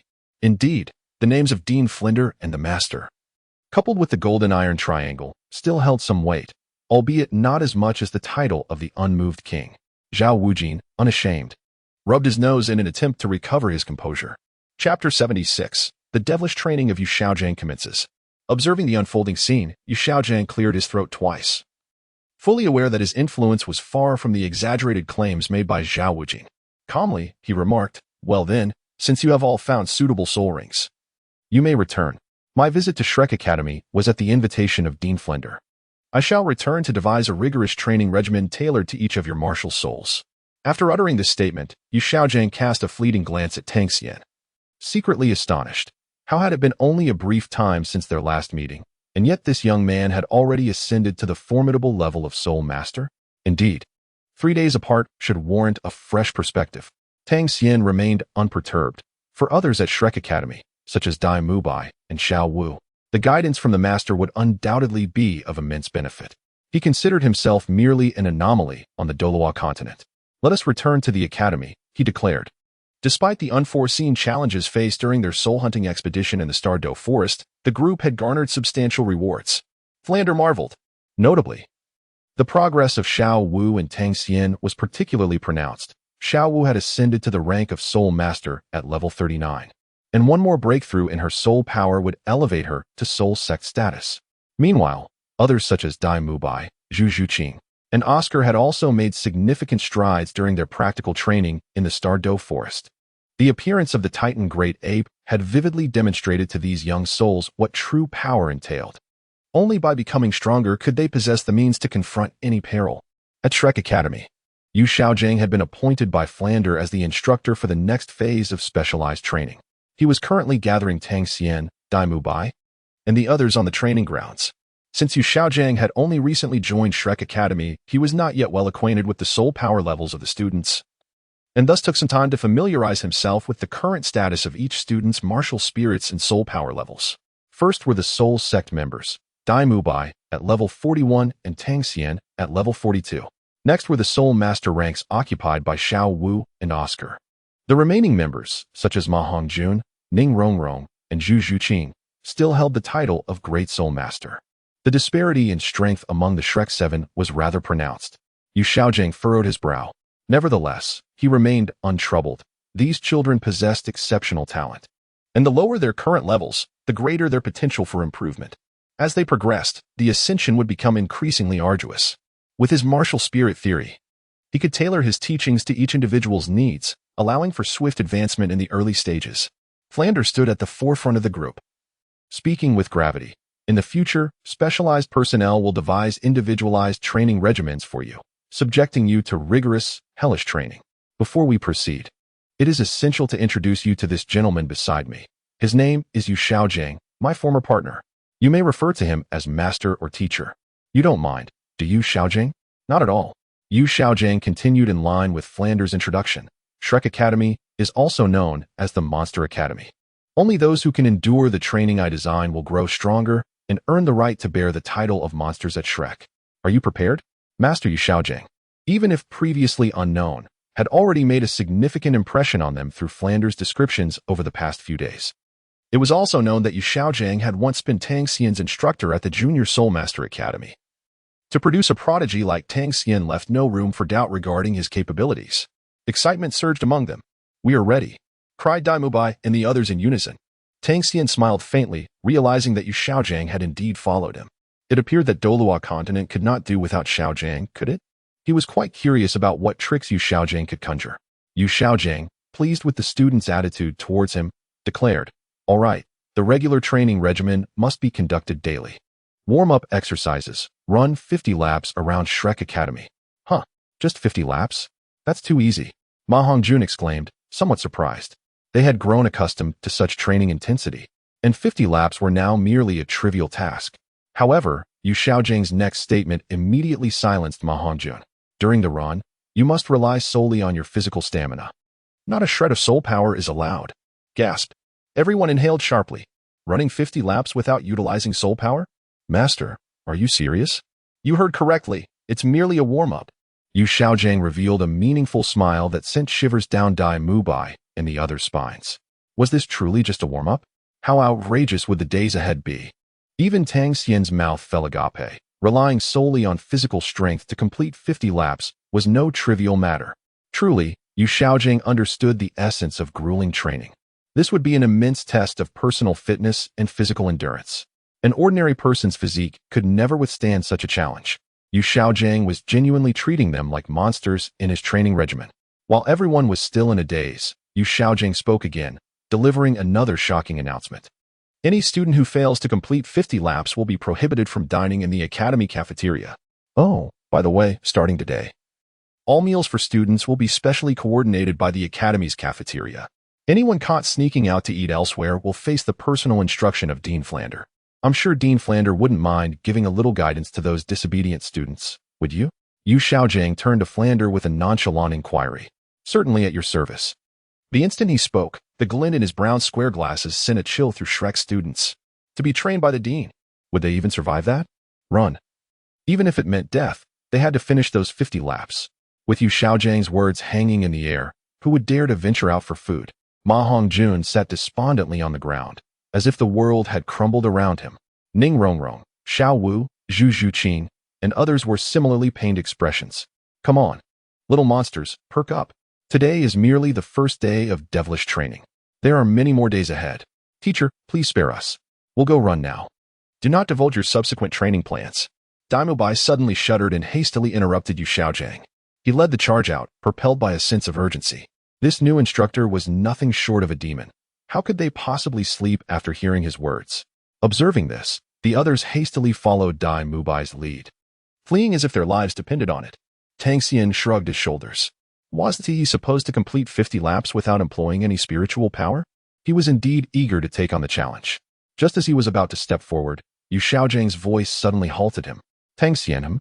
Tang Xian turned his head, looking at Yu Xiaogang with a hint of confusion. Master, is there something you need? Yu Xiaogang, feeling somewhat embarrassed, scratched his nose and, with a flushed face, managed to utter, the Academy's funding is limited. You wouldn't want to eat poorly, would you? Upon hearing this, Tang Xian's expression darkened. It was evident that Yu Xiaogang was aware of his financial means and was seeking funds from him. However, accustomed to a life of abundance, he found himself in a predicament. Both Yu Xiaogang and Flander knew that Tang Xian possessed a considerable amount of soul coins, speculating that they might have been left to him by Tang Hao. Tang Xian clicked his tongue, yet he did not pay it much heed. To him, soul coins were merely external possessions. The most abundant and superfluous rewards he received during his daily check-ins were those copper, silver, and gold soul coins. Currently, his Shumi ring was brimming with them. Tang Xian casually produced a sack brimming with soul coins and tossed it to Yu Xiaogang, remarking with an air of nonchalance, Xiaogang, do ensure that the food is of good quality. Everyone is still in their growing phase. With a resounding thud, Yu Xiaogang nearly fumbled the heavy sack. Utterly astonished by the unexpected weight of such a fortune, he had suspected that Tang Xian was affluent, but he never anticipated such an abundance. His initial intent had merely been to test the waters by calling out to Tang Xian, yet he was met with an astonishing reward. Tang Xian, you are truly extravagant.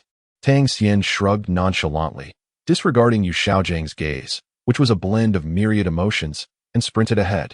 Chapter 77. The Shrek Internal Conflict, 1 against 6. After completing 50 laps, every member of the Shrek Academy was panting heavily. Tang Xian was no exception, collapsing onto the ground, utterly exhausted. Relying solely on physical strength without the aid of soul power was a formidable challenge for everyone. My waist and legs feel as though they no longer belong to me. They are completely numb, and my entire back feels as rigid as a slab of rubber. I cannot go on with one more move. I feel as if I might perish. This new teacher is utterly terrifying. Life will be unbearable from now on. Oscar, stop lying there and quickly prepare some sausages. At this point, I could consume even the most repulsive food. Ah, you all are squeezing every last drop out of me. Little Ao, grant me a moment's respite. Dear brothers, pain, pain, pain. I fear I lack the strength even to make it to the dining hall. Each individual who completed the 50 laps lamented incessantly. Tang Xian had reached his limits, yet due to his practice of the Xuantian technique, he was able to acutely perceive the benefits that such extreme exertion bestowed upon the body. These advantages flowed like a gentle stream. Perhaps they were not immediately apparent, but in a month, 2 months, or 3 months, they would solidify his foundation immeasurably. After every training session and meal, Tang Xian would silently return to his dormitory to cultivate the Xuantian technique, reinforcing his own foundation. During this period, his soul power had surged at an astonishing pace. This was a process of internal refinement, a necessary journey that required time. The other members of Shrek Academy also experienced growth through their repeated training. Of course, in addition to diligently completing Yu Xiaogang's training regimen each day, Tang Xian remained committed to signing in at Shrek Academy, a ritual he upheld daily. Ding! Congratulations on successfully signing in at Shrek Academy. You have received a level 2 reward of 1,000 years of soul power growth. Ding! Congratulations on successfully signing in at Shrek Academy. You have received a level 2 reward of 1,000 years of soul power growth. The first martial soul of Tang Xian, adorned with 3 10,000-year black spirit rings, steadily advanced toward the coveted 100,000-year red spirit ring, day by day, through the rigorous training at Shrek Academy. Meanwhile, Yu Xiaogang ensured that none of the students remained idle, devising specialized training regimens for them. This included, but was not limited to, top-tier medicinal baths, elite dietary programs, and exceptional massages. Even many of Shrek's instructors underwent targeted training sessions with Yu Xiaogang and the little monsters on a one-on-one basis. As 3 months swiftly passed, Dai Mubai, Ma Hongjun, Zhu Zhuqing, Xiao Wu, Ning Rongrong, Oscar, and Tang Xian all experienced breakthroughs in their spirit power. Those with initially lower levels made rapid advancements under Yu Xiaogang's guidance, resulting in a noticeable reduction in the disparity of levels among the Shrek 7 monsters. At this point, completing 50 laps of intense training felt as effortless as drinking water. They were no longer as disheveled as they had been at the beginning. Their foundations had grown immensely. Observing this progress, Yu Xiaogang felt a profound sense of satisfaction with his training results. Gather! With a sharp whistle, the Shrek 7 monsters assembled on the training field. Yu Xiaogang stood at the front of the formation like a commanding officer, his voice deep and authoritative. Tang Xian, step forward.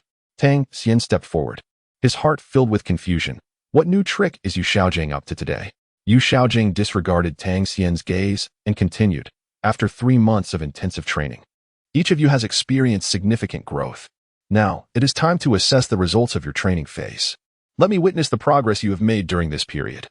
A cold glint flashed in his eyes as he turned his attention to Tang Xian and the others, proclaiming loudly, Tang Xian, you possess the greatest strength and have integrated the soul bones and other treasures of the Spirit Master realm. You will serve as the champion in the upcoming battle of the Shrek Academy. The Shrek Academy arena competition?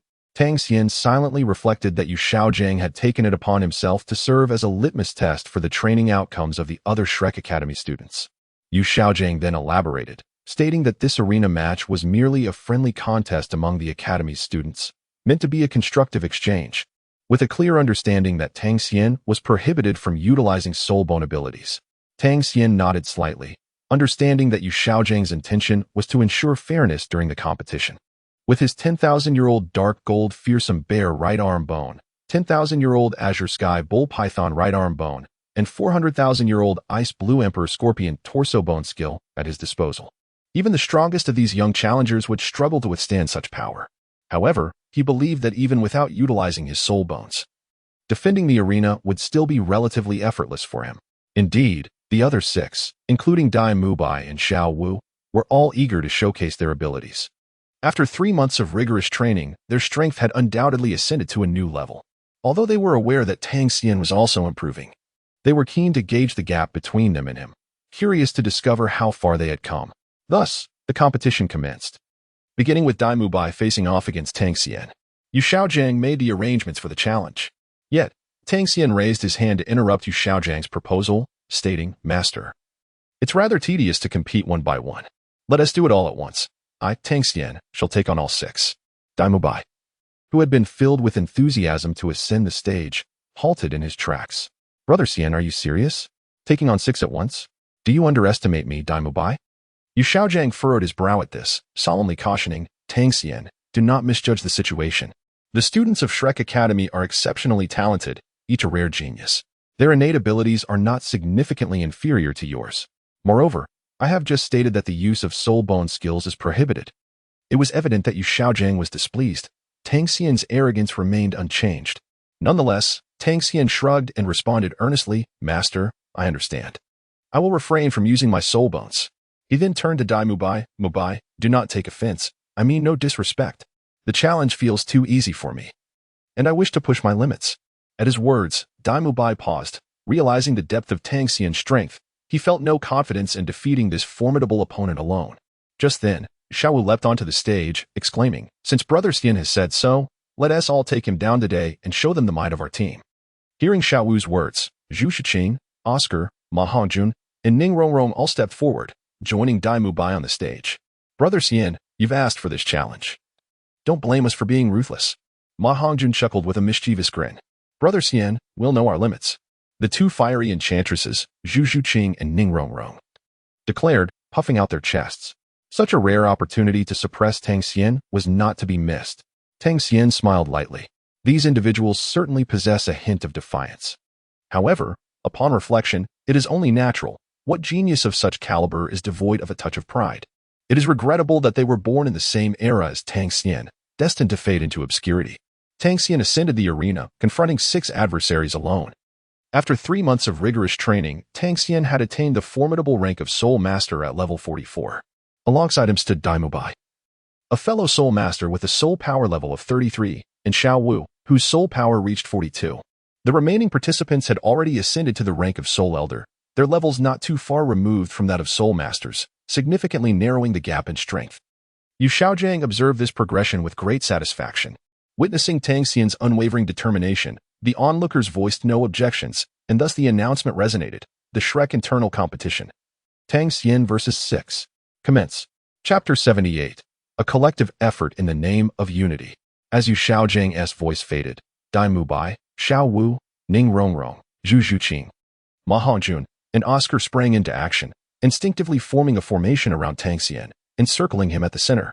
Fatty, Shiqing, you two will spearhead the assault with me. Dai Mubai naturally assumed a tactical command. Xiao Wu, ensure the protection of our esteemed support, Ning Rongrong and Oscar. There are two paramount auxiliary forces. Ning Rongrong, be prepared to amplify our strength at any moment. And Oscar, stop dawdling and conjure your grand sausages. No sooner had Dai Mubai completed his tactical deployment than Tang Xian sprang into action, executing the Ghost Shadow Misty Steps with an ethereal grace, darting swiftly towards Ning Rongrong and Oscar. In battles amongst Soulmasters, the initial objective must be to neutralize the opponent's auxiliary Soulmasters. Observing this, Dai Mubai, Ma Hongjun, and Zhu Zhuqing unleashed their full power, intent on eliminating the support, but first, they would inquire whether their opponents consented. The first soul skill of the Phantom Cat, Phantom Thrust. The first soul skill of the Evil Fire Phoenix, Phoenix Fire Line. In the split second that Tang Xian advanced towards Ning Rongrong and Oscar, Zhu Zhuqing and Ma Hongjun launched their surprise attack from behind, executing a strategy of encircling the enemy to rescue their own. Tang Xian, left with no choice, turned to deflect two incoming attacks. Although Zhu Zhuqing was a soul master of the agility attack type, her strikes were not exceedingly powerful.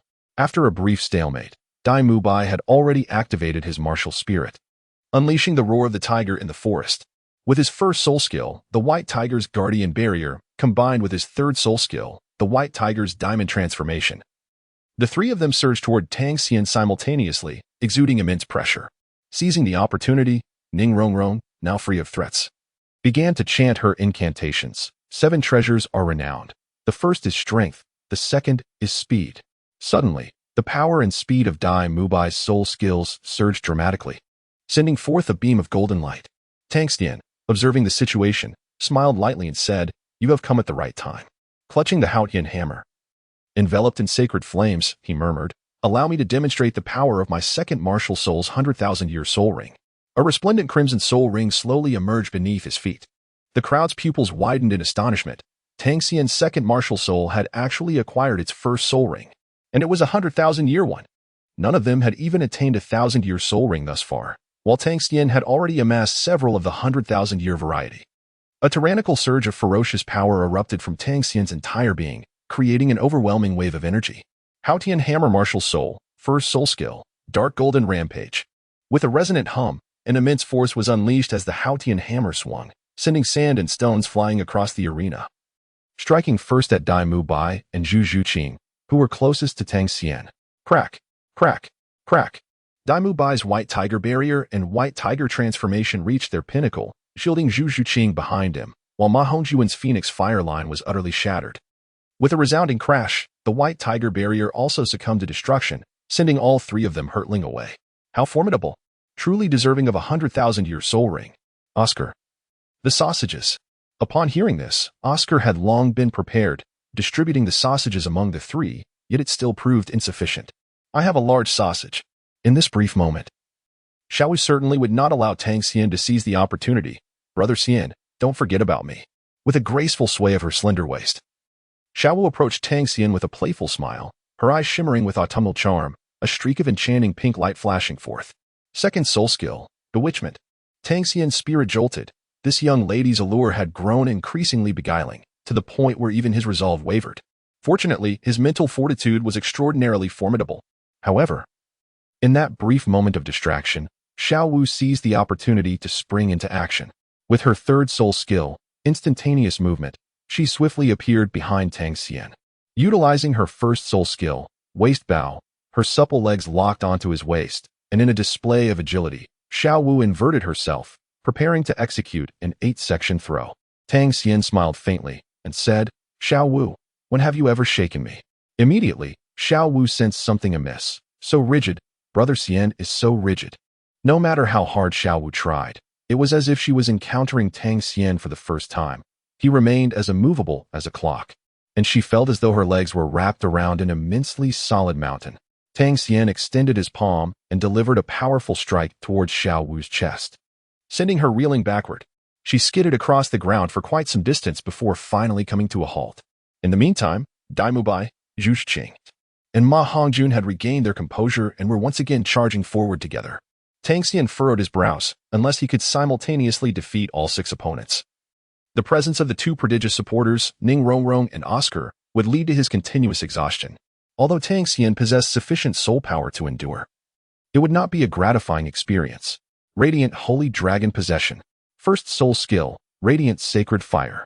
With a hum, everyone found themselves ensnared within Tang Xian's fiery circle. And all those targeting him instantly sensed a profound stagnation of soul power. Such an impressive domain soul skill. Tang Xian's lips curled into a smile, indeed. During these 3 months of sign-ins, the first soul ring of the Radiant Holy Dragon has also reached a remarkable 10,000 years. The domain-type soul skill, Radiant Holy Fire, has once again been enhanced. The 3 figures instantly became rigid with astonishment. Meanwhile, within the domain, Tang Xian moved with unparalleled ease, although he lacked any supportive attribute enhancement. The weakening of his opponents felt akin to an accumulation of strength for himself. With a ghostly elegance, he executed the ghostly shadow steps, effortlessly evading the onslaught of the 3. His target was clearly defined as he advanced towards Ning Rongrong and Oscar. Oscar, don't come any closer. Ning Rongrong furrowed her brows, her voice low as she instructed the remaining 4, protect our support. Daimobai, Ma Hongjun, Zhu Zhuqing, and Xiao Wu were suddenly alarmed. If their support were compromised, defeat would be inevitable. The 4 exchanged glances, instinctively producing the flying mushroom sausages created by Oscar's 3rd soul skill, swallowing them in unison. Wings sprouted from their shoulder blades, and they rushed to provide assistance, shattering the constraints of the domain with ease. Beneath their feet, various colored soul rings emerged, shimmering in a dazzling display as they flickered in rapid succession. In an instant, everyone's soul power surged to its utmost limit. With the 4th soul skill, Invincible Golden Body, Xiao Wu utilized her teleportation to stand protectively before Ning Rongrong and Oscar. With a thunderous roar, Tang Xian unleashed his 3rd soul skill, the Blade of Slaughter, from which emerged the terrifying 8-legged demon blade, ready to clash head-on. A resounding clang echoed as crimson and golden light collided fiercely. Behind him, Daimobai and his companions surged forward. The 3rd soul skill, White Tiger's Radiant Wave, combined with the 4th soul skill, White Tiger's Meteor Shower, unleashed approximately 1,000 orbs of light, each locking onto Tang Xian. The 2nd soul skill, Phoenix and Flames, intertwined with the 3rd soul skill, Phoenix Wing Ascension. The 2nd soul skill, Netherworld's White Claw, merged with the 3rd soul skill, Netherworld Slash. The 7 treasures have their renowned virtues, strength, speed, and soul. Ning Rongrong devoted all her efforts to assist, releasing a cascade of vibrant light. Amplifications surged forth. The overwhelming aura erupted instantly, as every warrior prepared their most formidable strike. The fate of the battle hinged on this moment. Witnessing this, Tang Xian braced himself resolutely. Come forth, let the storm rage even more fiercely. Chapter 79. The Holy Light Azure Dragon Transformation dominates the battlefield. Tang Xian let out a thunderous roar, and the 4th soul ring of the Radiant Holy Dragon Martial Soul, a crimson ring of 100,000 years from the Celestial Bull Python, manifested.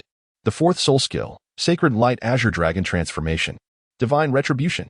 In an instant, the heavens changed hues, and an overwhelming aura of destruction spread forth. Enveloped by a kaleidoscope of soul techniques, a cerulean thunderbolt burst forth. With a resounding boom, the ground trembled as if struck by thunder.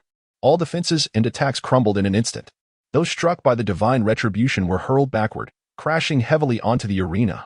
Daimobai attempted to rise, but found himself utterly drained, collapsing heavily once more onto the ground. The others fared no better.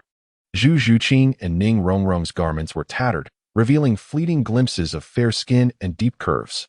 Zhu Zhuqing pouted, "We have lost." Ning Rongrong, filled with embarrassment, exclaimed, "Do not look." Tang Xian, feeling helpless, first lifted Xiao Wu and placed her gently upon the lounge chair, before draping his coat over Ning Rongrong's shoulders. He then retrieved a cloak he usually wore from the Shumi ring and wrapped it around Zhu Zhuqing. Acknowledging the situation, he turned his gaze towards Yu Xiaogang. At this moment, Yu Xiaogang was parched and exhausted. The recent sparring session had far exceeded his expectations. It was truly exhilarating. Especially remarkable was Tang Xian's displayed talent and combat prowess. Even his father, the Hades Douluo, could scarcely have achieved such feats at Tang Xian's age. Tang Xian is undoubtedly a rare genius in the Douluo continent, one that appears once in a millennium, or rather, once in 10,000 years. Yu Xiaogang clicked his tongue in astonishment, and only then did he react, distributing medicinal pills to Daimobai, Zhu Zhuqing, Ning Rongrong, Xiao Wu, and Ma Hongjun. who had all exhausted their spirit power in order to help them regain their composure. Once restored, each individual cast a gaze of reverence toward Tang Xian, who had single-handedly defeated 6 opponents with overwhelming prowess. With a trembling voice, Yu Xiaogang declared, "The victor of this Shrek Arena match is Tang Xian. All 6 of you have failed to breach the arena." Observing the scorched figures of his comrades, charged from the heavenly lightning, Yu Xiaogang announced the final outcome. Brother Xian will forever be Brother Xian. The leader of Shrek is indeed awe-inspiring. Ma Hongjun expressed, showing no signs of discouragement, but rather an increased excitement. If that fatso doesn't start working harder, we might not even catch a glimpse of Brother Xian's shadow. Dai Mubai teased. The disparity in their abilities was undeniably vast. Brother Xian is truly formidable, Xiao Wu remarked, sitting up from her lounge chair, her admiration growing. Ning Rongrong sighed. Such talent is unmatched, even by the 7 treasure-glazed Tang Sect. Zhu Zhuqing observed Tang Xian with keen interest, pondering if he had truly surpassed them by such a margin. As even Dai Mubai could only look up to him, Oscar maintained an optimistic demeanor, reasoning that as a support spirit master, he had no quarrel with a powerful assault spirit master. Although Yu Xiaogang had just announced their defeat, the group felt little negativity. Instead, their enthusiasm surged. They were not disheartened by their loss to Tang Xian. In an academy, having a target to strive toward is a positive thing. Moreover, the reason they could still stand here and ponder was entirely due to Tang Xian's earlier decision to hold back significantly during their battle. Had it been a true fight, they would have perished countless times. After all, Tang Xian possessed the unparalleled spirit bones of the Spirit Master realm. Many of the spirit bone skills had gone unused. No, it was not merely a matter of holding back. He had essentially granted them a grand opportunity. While they maintained a positive mindset, Yu Xiaogang, however, wore a grim expression as he gazed at them, causing their hearts to flutter. Damn it, are we facing punishment again? Indeed, as they suspected, Yu Xiaogang, in frustration at their lack of diligence, proclaimed, "Since you are aware of the disparity, you should strive even harder.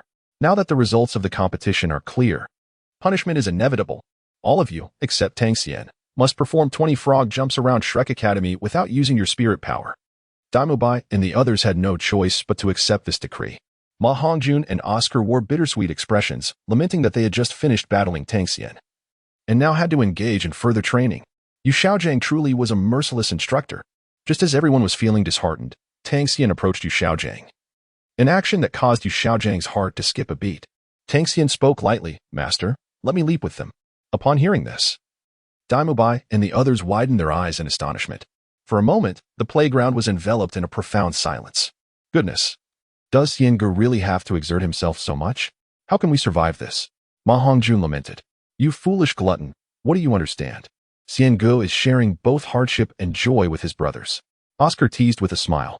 Overwhelmed with emotion, Dai Mubai could only concede. Zhu Shiqing and Ning Rongrong immediately erupted in concern. Tang Xian, are you injured? If your stamina is insufficient, don't push yourself. Tang Xian had not consumed a single pill since earlier. In contrast to the others' raucous banter, Xiao Wu displayed a deeper concern for Tang Xian's well-being. Hearing this, Tang Xian straightened his back, declaring, "Xiao Wu, what nonsense are you talking? When have I ever faltered? A man must never admit weakness."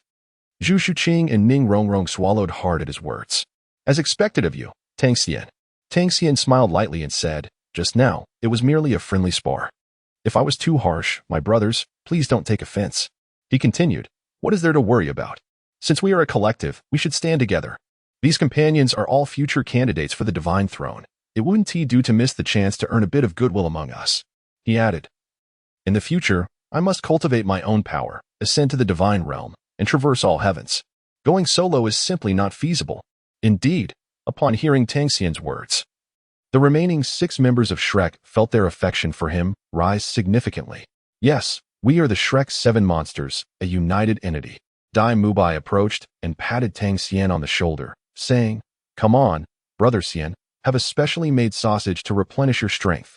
Oscar, too, drained the last remnants of his soul power to present the sausage.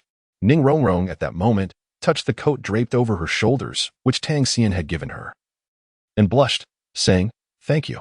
Zhu Zhuqing froze for a moment. Her cloak was also Tang Xian's, though it was torn by him, so it felt quite natural. On the playground, Dai Mubai and the others began to hop like lively frogs. "Hurry up and jump, 20 laps. Let us hope we can enjoy the finest delicacies from the cafeteria tonight."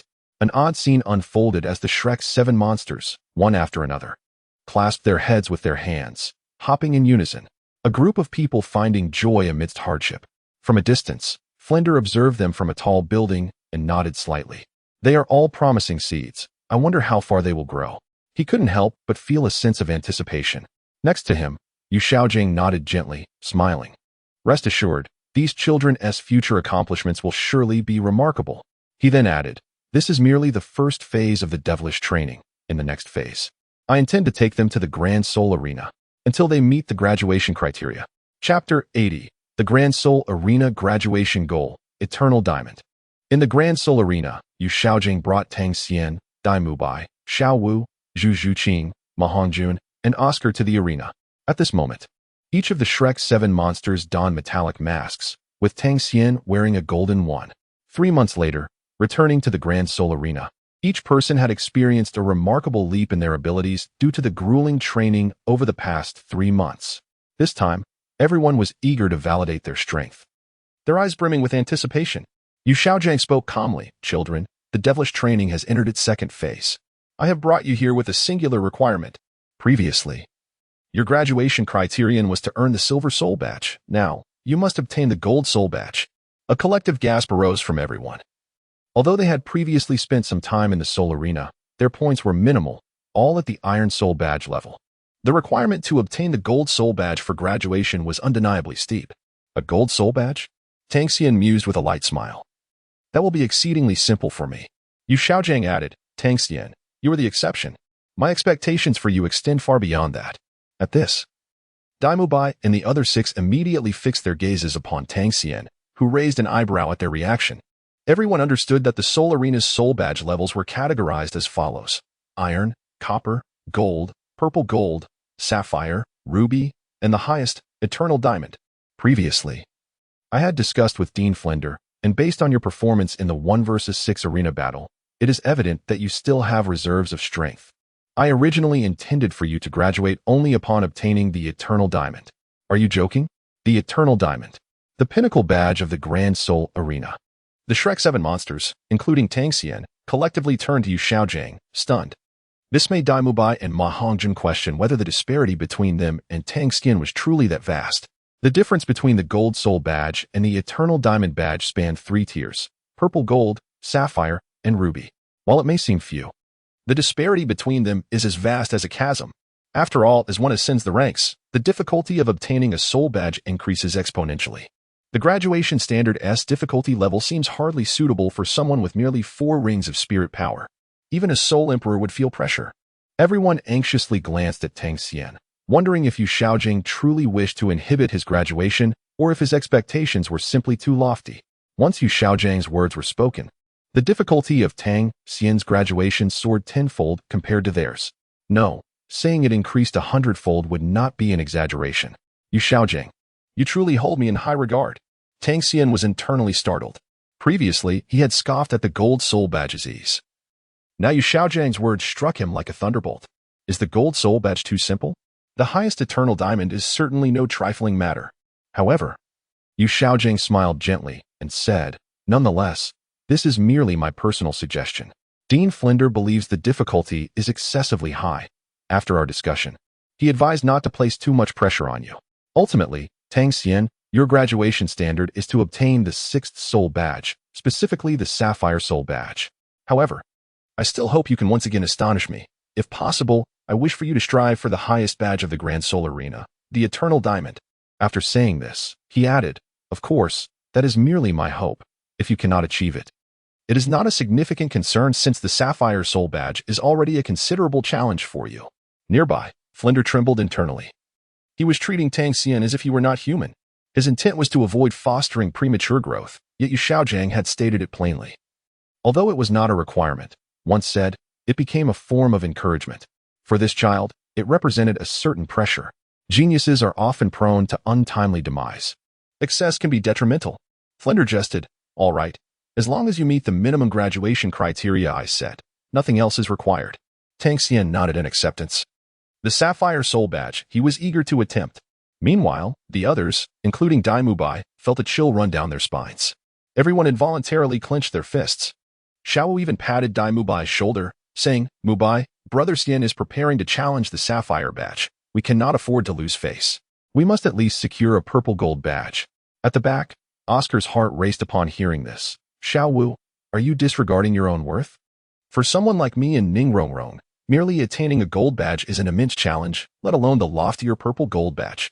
Beside them, Zhu Xing gritted her teeth, asserting, "We must first obtain the gold badge. If possible, we do not wish to lag too far behind Tang Xian." Ning Rongrong pouted, "We can also be quite formidable." Ma Hongjun rushed to stand behind Oscar, declaring, "Brother Oscar, I believe you are correct. Let us simply aim for the gold badge. Shrek Academy must not allow this matter to foster an unhealthy competitive atmosphere." Hearing this, Dai Mubai's lips twitched in response. "You lazy glutton. Are you trying to shirk your responsibilities?" Tang Xian could not help but chuckle at the jest of his companions, promptly stating, "Let us all do our utmost and strive for an early graduation." Yu Xiaogang boldly declared, "Should we fail to meet the graduation martial examination requirements, you shall face my Level 10 Martial Soul Theory examination." Upon hearing about the Level 10 Martial Soul Theory examination, the crowd shuddered in unison, vigorously shaking their heads. The Martial Soul Theory examination was merely a paper tiger, impressive in appearance yet utterly ineffective, a quintessential example of rote education devoid of practicality. In the Douluo continent, strength reigns supreme, measured by the might of one's fists. Otherwise, the esteemed Yu Xiaogang, master of martial soul theory, would have long been invincible across the Douluo realm. Observing the reactions of the crowd, Flanders smiled subtly. Xiaogang had achieved his objective. With the matter laid bare, they had no choice but to pursue the martial examination. Dai Mubai and the others gathered around Tang Xian, offering him encouragement with hearty pats on the back. Tang Xian felt a sense of helplessness. The Sapphire badge was merely a minimal standard for him. Although he disdainfully disregarded Yu Xiaogang's so-called expectations, he held himself to exceptionally stringent standards. Yet, the Sapphire badge, in his view, represented an insufficient level of self-demand. "I, Tang Xian, strive for excellence, and the Supreme Eternal Badge here is my ultimate aspiration." Tang Xian let out a cold snort, his fingers brushing against the golden mask adorning his face. 3 months prior, he had donned this very mask, transforming into an unexpected contender, igniting fervor among the gamblers of the Grand Soul Arena. A faint smile crept upon his lips beneath the mask as he murmured, "Grand Soul Arena, I have returned to continue my undefeated legend. I, the Warhammer Tang Xian, am back." Chapter 81. The Dark Horse Warhammer versus Dominant Sword Xiaoyan. The announcer's voice resonated with enthusiasm as he delivered a passionate commentary. "Ladies and gentlemen, today the Grand Soul Arena welcomes the return of a heavyweight dark horse. Do you remember that man who, just 3 months ago, achieved over 20 consecutive victories in a single day, remaining undefeated to this day? Yes, the infamous Warhammer. He has returned to battle in the Soul Arena." As the announcer's words echoed, the audience momentarily paused. 3 months had passed, and many had come and gone. Only a handful of seasoned viewers recalled the Dark Horse from 3 months ago. Those unaware were quickly informed of this formidable warrior. The crowd began to stir with excitement. "Ha ha ha, Warhammer, that little brat who made me lose everything. This time, I'm counting on you to turn your luck around. Did I hear that right? Warhammer, ladies, open your eyes wide and see how magnificent my future husband is. Warhammer, the genius we discovered earlier. Stop dawdling and report this back to the sect. They have been searching for 3 months and still haven't found the prodigious Warhammer. This time, the sect will surely not let such a talent slip away." Of course, these sentiments were shared by those who followed Warhammer. However, there were also skeptics among the audience who had never witnessed Warhammer's prowess in the Grand Soul Arena, dismissing the fervent praise as mere exaggeration. "You're exaggerating too much. If he is so powerful, why did he vanish for 3 months? If that Warhammer truly had skills, why didn't he keep winning? Yeah, he probably just had a lucky day. He must have taken some kind of enhancement, and it was a one-time deal. The turtle who hid for 3 months dares to show his face in the Soul Arena? I'm not underestimating Warhammer, but if he can maintain a 20-win streak today, I'll perform a ridiculous act for everyone." "I agree. I don't believe it either. Just look at the competitors in the Soul Arena today. They are all seasoned veterans in 1v1 battles, with soul power levels at the Soul Sect rank. None of them are pushovers. Any one of them could crush that Warhammer. That kid is sure to lose tonight. Enough talk. I'm going all in tonight." As the golden masked Tang Xian absorbed the varied evaluations of the audience, he remained largely indifferent. Whether dragon or tiger, all must bow before him. Even the local tyrants would be subdued by a powerful dragon. With a cold snort, Tang Xian strode directly into the preparation area, approaching the entrance of the Soul Arena. As the gates slowly opened, Tang Xian confidently stepped into the Grand Soul Arena. Arriving at the center of the arena, his eyes gleaming with fierce combat intent. Upon seeing Warhammer enter, the announcer paused briefly before resuming, and here he is. Our dark horse contender, Warhammer. Now, let us see who his opponent will be. As another gate swung open, a man emerged, carrying a heavy black iron sword on his back. The announcer gasped in astonishment. Warhammer's opponent was none other than the formidable Swordmaster Xiaoyan, a level 46 4-ring Soul Sect. With each step taken by Swordmaster Xiaoyan, the ground shook subtly, underscoring the immense weight of the black iron sword he bore. Swordmaster Xiaoyan has previously achieved a record of 30 consecutive victories. Ha ha ha, Warhammer's luck is truly unfortunate. Swordmaster, slice that Warhammer in two with your sword. How intriguing. It appears Warhammer's first match upon his return is against the renowned Swordmaster Xiaoyan, known for his ruthlessness. Those who spar with him either perish or are gravely injured. Tonight, Warhammer may very well meet his match. Indeed, once Swordmaster Xiaoyan unsheaths his black iron sword, he is nearly unbeatable among his peers. Warhammer, assessed to also be at the Soul Sect level, may find himself in a precarious situation. Sir Master, Xiaoyan, as both competitors entered. The audience erupted into a frenzy of cheers. The announcer, fueled with enthusiasm, declared, and now, the first 1v1 soul combat match of the night, featuring Warhammer against Swordmaster Xiaoyan. Let the battle begin. As soon as the words left his lips, all attention was riveted on the two figures in the Grand Soul Arena. Beneath the golden mask, Tang Xian was momentarily taken aback upon hearing the name Swordmaster Xiaoyan. Quickly locking his gaze on the Soul Master before him, he observed the red-haired Xiao Yin casting a disdainful glance in his direction. The heavy black iron sword effortlessly resting on his shoulder, its size starkly contrasting with his physique. Is this flamboyant individual really Xiaoyan, a weapon spirit Soul Master? Tang Xian noticed faint traces of fresh blood dripping from Xiaoyan's sword, a remnant from his previous opponent, while the aura of dominance radiated from Xiaoyan, embodying his name. The Sword Master. He seems quite formidable. Yet, such prowess is only impressive in comparison to others. Swordmaster Xiaoyan slammed his sword down onto the ground, lifting his chin in arrogance as he coldly remarked, "Kid, it seems your luck isn't very good in the presence of me, Swordmaster Xiaoyan. Your 20-plus consecutive victories seem rather insignificant. Don't think I'm being unkind. If you admit defeat and sever an arm, I shall spare your life." 3 months prior, while Swordmaster Xiaoyan was out honing his skills and absent from the Grand Soul Arena, he was taken aback by the rise of this Warhammer upon his return. Much of his fame had been appropriated. He had longed to teach this Warhammer a lesson. However, after that day, the Dark Horse had not reappeared in the Grand Soul Arena, leaving Xiaoyan with no outlet for his frustrations. Now that this individual had resurfaced, there was no way Xiaoyan would let him off easily. Yet, he hadn't anticipated that the formidable figure he envisioned would be merely a youthful boy, seemingly no older than his teenage years, despite the mask obscuring his features. This revelation left him somewhat disappointed. How could such a child achieve over 20 victories? In his view, this boy must have relied on enhancements or was merely a product of the Grand Soul Arena's manipulation, a mere fade created through monetary influence. However, facing the derision from Swordmaster Xiaoyan did not provoke Tang Xian in the slightest. He chose to disregard the words directed at him and turned to the referee, inquiring coolly, "Referee, may I blow the whistle?" The referee, momentarily taken aback, soon announced, "The battle begins." Instantly, a flicker of fire ignited in Tang Xian's eyes as the Xuantian hammer, cloaked in divine radiance, materialized in his grasp. Though both wielded weapon spirits, the hammer enveloped in holy flames exuded far more majesty than Xiaoyan's coal-like black iron sword. With your pitiful sword daring to claim the title of Swordmaster?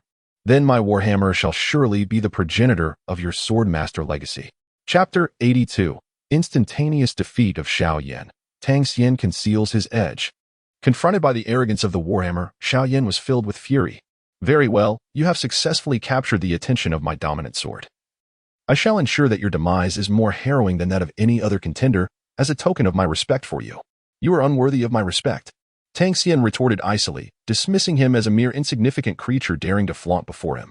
Upon hearing this, Xiaoyan withdrew the dominant sword, which was deeply embedded in the arena, his forehead instantly pulsating with veins inflamed by Tang Xian's words.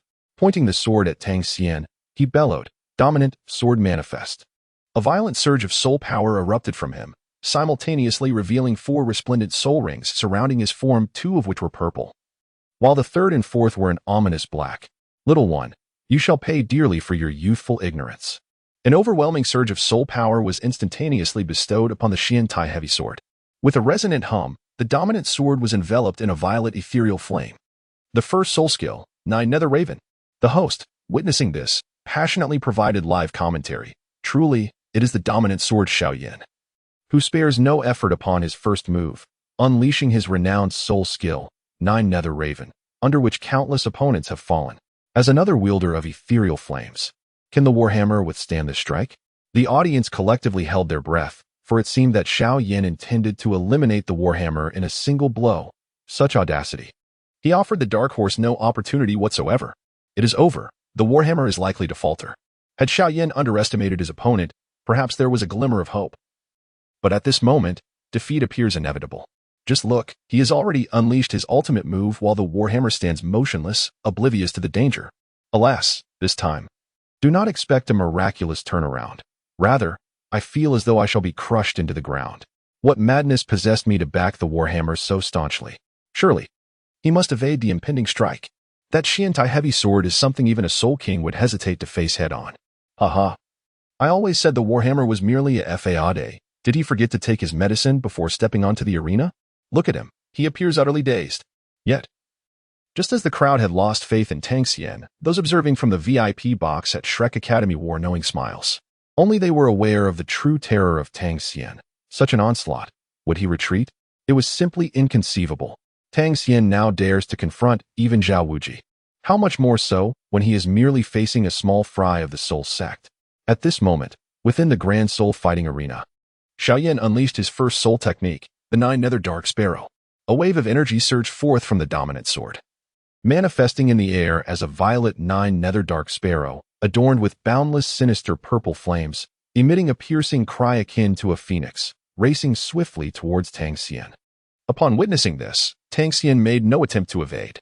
He positioned the Haotian hammer defensively before him and, without even invoking a soul skill, forcefully thrust it forward against the oncoming Jiao Yuming Quebec. With immense strength, he shattered the golden-hued sacred fire, obliterating the purple nether fire that would be insufferable for an ordinary individual to endure. He effortlessly blocked the overwhelming sword aura without breaking a sweat. With such a meager display of power, you dare to boast about leaving me with an arm? How utterly absurd.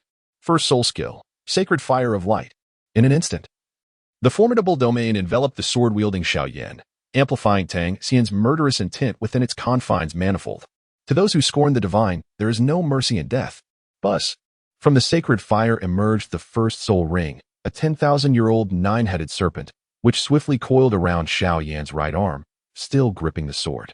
Hiss, hiss, hiss. Tang Xian, with a dismissive glance, turned away and coldly remarked, "Noisy, take him away." As onlookers remained bewildered, their gazes shifted towards the radiant circle of the holy fire, where the once arrogant Xiaoyan stood, his formidable sword, the Dominator, crashing heavily to the ground with a dull thud. Simultaneously, a heart-wrenching wail echoed throughout the Grand Soul Fighting Arena. Xiaoyan's entire arm had been devoured by the 9-headed serpent. Ah, how could this happen? My arm! My arm! The referee, standing nearby, swiftly declared the results. The Dominator is no longer fit to continue. The victor of this match is the Warhammer. Following this, the referee's frantic voice rang out, "Medical team, hurry onto the stage. If we don't stop Xiaoyan's bleeding, he will perish here." A contingent of rescuers, equipped with stretchers and medical kits, rushed to carry the Dominator off the arena. In that moment, silence enveloped the Grand Soul Fighting Arena, including the host, as the audience was struck dumb by the rapid unfolding of events. They had barely witnessed the Warhammer's strike before the Dominator was vanquished. No, not merely defeated, but utterly dismantled. With one blow after another, the once unrivaled Xiaoyan was thoroughly crushed. Was this the Dark Horse, the Warhammer, that had made waves in the Grand Soul Fighting Arena 3 months prior? Gasps of astonishment filled the air. The Warhammer seemed even more formidable than before. A swift annihilation. The commentator, momentarily at a loss for words, quickly regained composure, his voice trembling as he proclaimed, Incredible. The Warhammer has triumphed. He has returned. That man has returned, and he has not disappointed us. He remains the greatest dark horse of 3 months ago, eliminating the Dominator Xiao Yan in a single move. Let us congratulate the Warhammer. Warhammer. Warhammer. As the host's fervent voice stirred the crowd, the audience's emotions surged, igniting a passionate fervor among both new and seasoned spectators. This was true dominance. What was the Dominator Xiao Yan? Did you not see him turn back with confidence after the Warhammer struck? A decisive kill. Such arrogance. This is the aura that a true powerhouse should possess. Just moments ago, the Dominator had boasted about leaving an arm behind in exchange for the Warhammer's life, only to find himself bereft of his arm, leaving instead his own life at stake. Among the VIP viewing platform, Shrek Academy students, including Ma Hongjun, scoffed if that Dominator hadn't made such a boast at the start. Perhaps Brother Xian would have shown him some grace, but he was too arrogant. Upon returning to the viewing platform, Tang Xian overheard Ma Hongjun's remarks, immediately facing a barrage of playful jests from his friends, who were patting him on the back with great enthusiasm. All right, enough with the flattery, he finally retorted. Finding a seat to rest, opposite him, Yu Xiaogang silently observed the battles taking place in the Grand Soul Fighting Arena. He then turned to Tang Xian and remarked, "This is too easy for you. After one match, you have hardly expended any soul power. It does not serve to hone your skills. Tang Xian, moving forward, you must engage using only 50% of your soul power." Yu Xiaogang reiterated a stringent demand. He continued, "Next, there will be a 2v2 soul fighting match. You and Xiao Wu should team up and test your cooperation. A battle with 2 participants?" Tang Xian took a sip of tea and glanced at Xiao Wu, declaring without hesitation, "No problem." Chapter 83. The Duo of Xian and Wu versus Ming Ho Yuji. The host's impassioned voice reverberated once more throughout the grand arena. Next, we shall witness our thrilling doubles match, featuring the Dark Horse, the Hammer of War, accompanied by his partner. Oh no, I mean his teammate, the contestant Xiao Wu. It seemed to be the first time the Hammer of War was participating in a doubles match, leaving one to wonder about the prowess of his partner. Would she be a burden or a source of explosive power? Let us await the outcome with bated breath. The mischievous host, standing atop a colorful television set and wielding a microphone, energetically stirred the audience's emotions, drawing everyone's gaze to the center of the arena. Hammer! Hammer! Hammer! Yet, despite the fervent cheers, the name of the Hammer resonated far louder, overshadowing Xiao Wu, who had been relegated to the role of a mere supporting character. However, Tang Xian remained unfazed by the clamor, fixating his attention solely on Xiao Wu, whispering, "Xiao Wu, in this doubles match, your performance will be the key." As Yu Xiaogang wisely said, one must learn to conceal their strengths to gain experience and growth. I shall support you while you take the lead. Upon hearing this, a smile blossomed on Xiao Wu's lips. Finally, it was her turn to take the offensive, and she was determined to showcase her skills before her brother Xian. As the words left his lips, the gates of the preparation area for the 2v2 Grand Soul Arena gradually swung open. The host announced, "First to enter the arena is our greatest dark horse, the God of Slaughter, the Hammer of War, who has defeated the 30-time champion, the Blade Master Xiao Yan. Accompanying him is the 4-ring Soulmaster, the Gentle Bone Charm Rabbit." The spotlight instantly focused on a pink-clad girl, while Tang Xian quietly followed behind her. As the less renowned Xiao Wu stepped forward, gasps of astonishment rippled through the crowd. My goodness, who is this girl that even the Hammer of War, a formidable figure, walks behind her? What divine being is this Gentle Bone Charm Rabbit? The identity of Xiao Wu instantly sparked speculation among the onlookers. Tang Xian rubbed his forehead, recognizing that positioning indeed reflects one's status. However, they seem to overlook a crucial aspect, the role of the anchor, regardless of whether it's a rabbit or a dog. With a Warhammer player in the mix, the odds of victory are undoubtedly elevated to 80%. My brothers, I shall take the lead in this match. Yet, where does the remaining 20% of failure originate? Someone inquired, puzzled. Fool. In a 2v2 team battle, synergy and cooperation are paramount. If the elegant bone charming rabbit cannot serve as the Warhammer's right hand, it would create a detrimental bond. Not only would it fail to yield complementary effects, but their combat effectiveness would also plummet. Seasoned gamblers, well-versed in the intricacies of 2v2 battles, swiftly executed a counter-move, scoffing, a bunch of naive players. They should consider who their opponents are, none other than the Underworld Lord and the Moon Princess, both of whom possess Soul King-level prowess. Even if the player named Elegant Bone Charming Rabbit performs adequately, should they falter, the Warhammer might hold its own in one-on-one combat. but in a 2-on-1 scenario. The disparity is insurmountable, 9 defeats in 10 matches. Nearby, a multitude of indecisive fence-sitters, upon hearing this flawless analysis, promptly shifted their allegiance. Damn it. Even if we root for the Warhammer, can it compare to the Blood Axe King and the Moon Princess? The latter two are seasoned partners who have honed their skills together for a decade. Indeed, the synergy between the Underworld Lord and the Moon Princess has reached an impeccable level, with some proclaiming them the successors of the next generation of unparalleled champions. Before the contest had even commenced, discussions surrounding the lineups of both teams reached a fever pitch. The initial overwhelming support for the Warhammer and Elegant Bone Charming Rabbit suddenly matched that of the Underworld Lord and Moon Princess, with whispers of the latter potentially overtaking them. Seeing this, Xiao Wu was infuriated, stamping her foot in anger as her rabbit ears stood upright. How dare they underestimate the Xianwu duo? Today, we shall blind them with our brilliance. Upon hearing this, Tang Xian gently removed the rabbit ears that Xiao Wu had perked up, offering soothing words. Xiao Wu, why waste your temper on those lacking insight? We are members of the Twin Soul Sect, although our opponents are the Twin Soul Kings. Let us not forget that we are formidable students of Shrek. It is but a trivial matter to slay foes of a higher rank. Today, let us enlighten these frogs at the bottom of the well. Now, let us observe Xiao Wu's forthcoming performance. I assure you, she shall not disappoint her brother Stan. So, the Soul King, is it? Just watch as she brings him to his knees. Tang Xian observed the exuberant state of Xiao Wu. Realizing he had successfully activated her competitive spirit, he then cast a meaningful glance towards the VIP viewing room of Shrek Academy. Oscar, who was watching from above, instantly understood and turned to shout at his companions. What are we waiting for? Bring out all your valuables and bet on Xiao Wu's victory. This is a golden opportunity. Even Dean Frank and the other 5 Shrek monsters rushed towards the betting table, clutching their small fortunes. Even Yu Xiaogang, who stood nearby, was momentarily taken aback but quickly regained his composure, swallowing hard at the enticing prospect. He felt compelled to wager all his remaining gold coins. Musing to himself, so this is how Tang Xian amassed his wealth. If Tang Xian were aware of Yu Xiaogang's thoughts, he would surely remark, you're thinking too small. Xiaogang, allowing my brothers to experience the thrill of sudden wealth is also my way of giving back to them. I do not mind if some take advantage. At this moment, both sides of the Grand Spirit Arena had entered and were prepared. They quickly transitioned to the familiar banter phase. A robust and imposing man, with a pallid face and an aura of malevolence, approached, accompanied by a voluptuous woman, Yu Ji, who sauntered over with a sultry gait. Her allure was distinctly different from Xiao Wu's charm. It was more sophisticated, leaving onlookers transfixed. Little sister, with such shallow skills, you dare to compete with me for business? You can only blame your misfortune. Your spirit rank has matched us 2 spirit kings. Yuji taunted, her moist tongue teasingly lashing out, as if the outcome of the battle was already decided. Clearly, both the Underworld Lord and Yuji perceived this encounter as 2 kings facing off against mere novices. Yuji's enticing voice continued, Underworld Lord, this little sister appears quite appealing.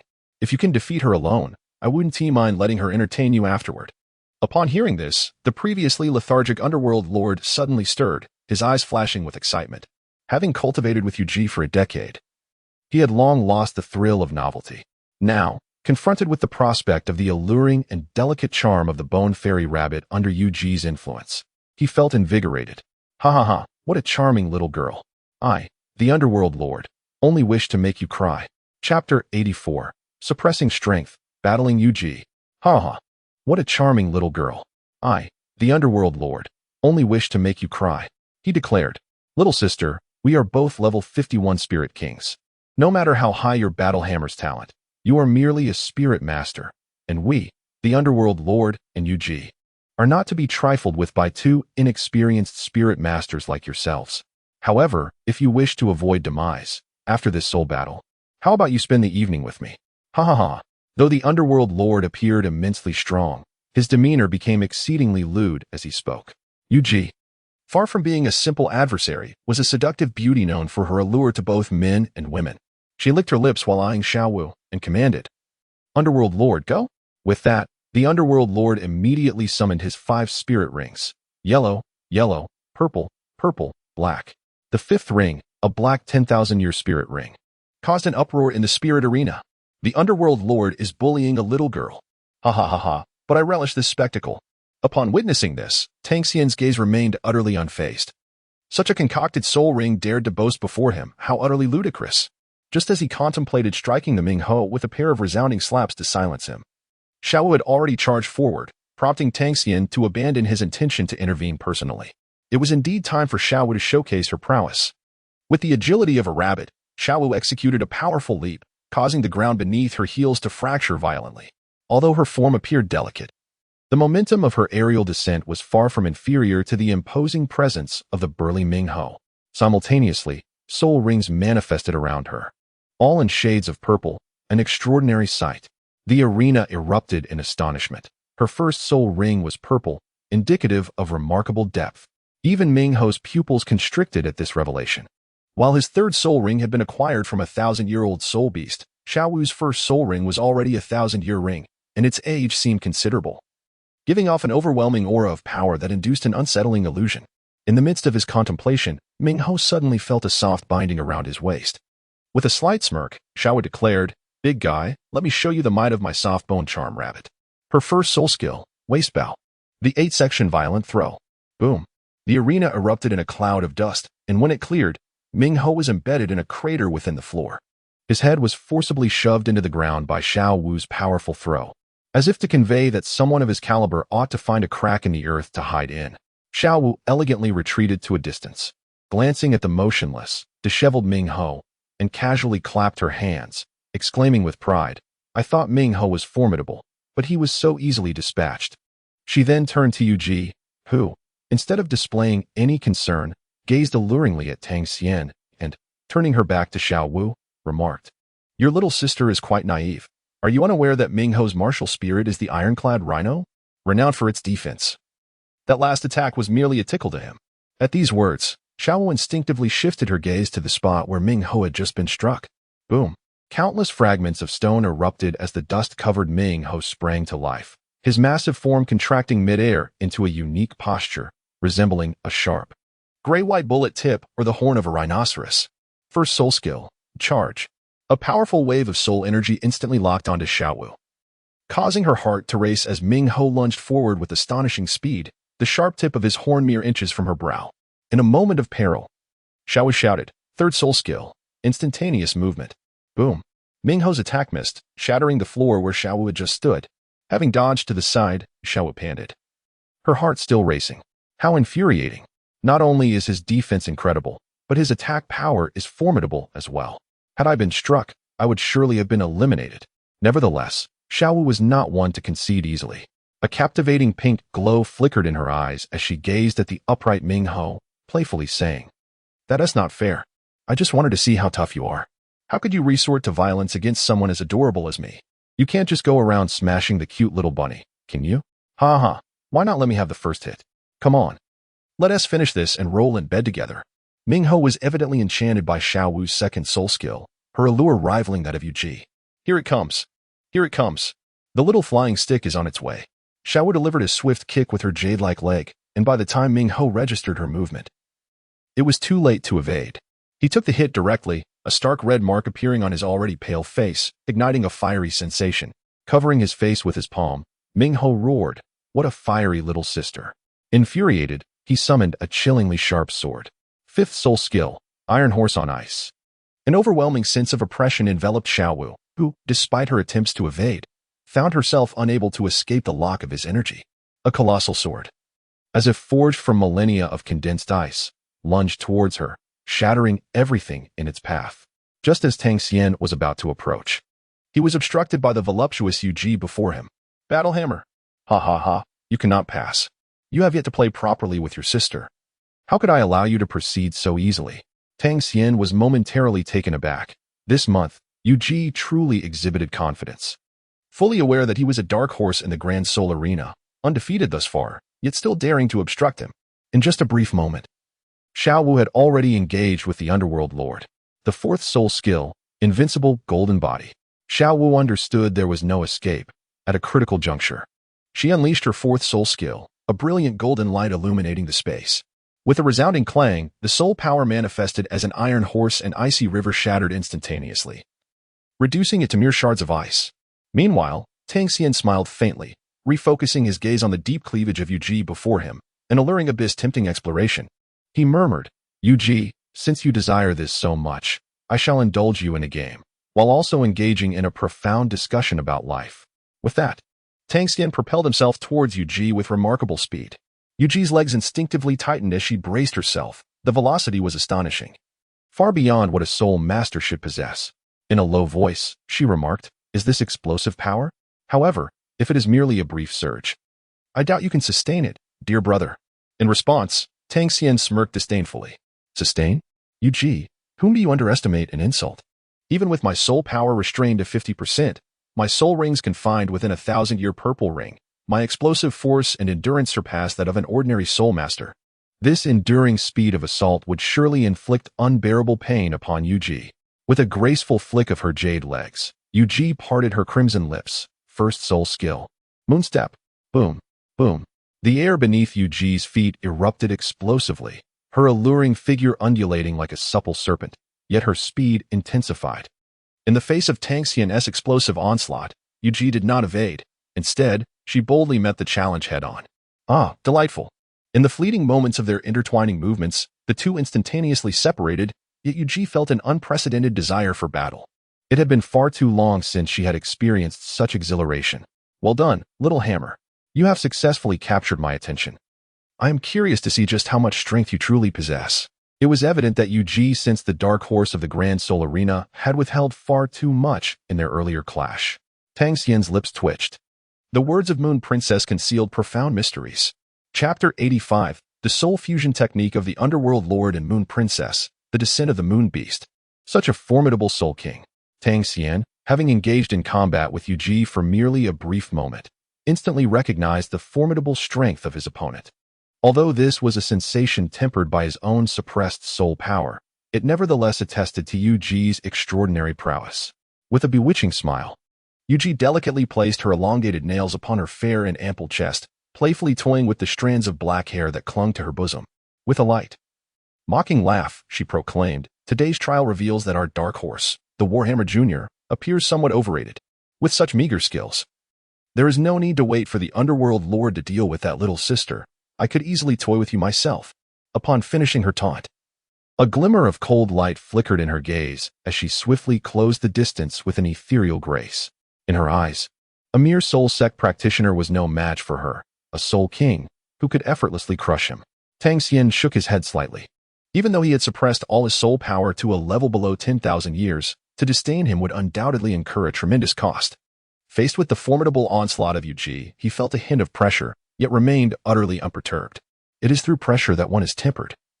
And this was precisely Tang Xian's intention. With the embodiment of the radiant sacred dragon, a brilliant golden light enveloped Tang Xian, shrouding him in a layer of sunlight. As faint sounds of dragon roars echoed around him, simultaneously, for soul rings, dark purple to the point of nearly black, emerged beneath his feet. Radiating waves of immense soul power. Yu, who had just approached, was immediately struck by an intensely scorching aura. Such colossal soul power. She gasped, feeling an inexplicable sense of oppression, despite the fact that all of his soul rings were merely of the 1,000-year grade. Her gaze sharpened, as she sensed the overwhelming pressure emanating from his extraordinary beast martial spirit, perhaps linked to his martial soul's nature. With no time to ponder, confronted with Tang Xian's sudden outburst of soul power, Yu had no choice but to react. Soul power? Competing against a Soul King in soul power, young man. You are exceedingly arrogant. Yu snorted coldly, then softly intoned, nine-tailed fox embodiment. As her words fell, a chilling aura of soul power spread forth, and 5 soul rings materialized beneath her feet, yellow, yellow, purple, purple, and black, as a 5-ring Soul King. While the quality of her soul rings may not match the uniformity of Tang Xian's, her 5th soul ring was indeed a 10,000-year ring. And her martial spirit was the nine-tailed fox, which was but a whisper away from being an extraordinary beast martial spirit. The nine-tailed fox martial spirit, as legends say, possesses the ability to harness lunar energy, an exceptionally ethereal martial spirit. When the searing flames collided with Yu, a cold moonlight instantly enveloped her, forming a barrier that perfectly insulated her from the heat. Such a chilling presence. It can actually withstand my radiant sacred fire? Tang Xian furrowed his brows. But soon he noticed that the barrier's exterior was becoming somewhat thin under the relentless scorching of the sacred flames. A slight smile graced his lips. I knew it. The moonlight cannot compete with the brilliance of the sun. It merely relies on the soul power advantage of a soul king to hold on. After suppressing the age of his soul ring, although Tang Xian's soul power was slightly lacking, he had never feared anyone when unleashing his explosive strength. With the Xuantian hammer, he wielded the might of 1,000,000 pounds. Tang Xian wielded the heavenly hammer, enveloped in sacred flames, and with a swift motion, he unleashed a formidable strike without the slightest hesitation. The endless flame-infused hammer collided fiercely against the barrier formed by lunar energy in front of Moon Princess.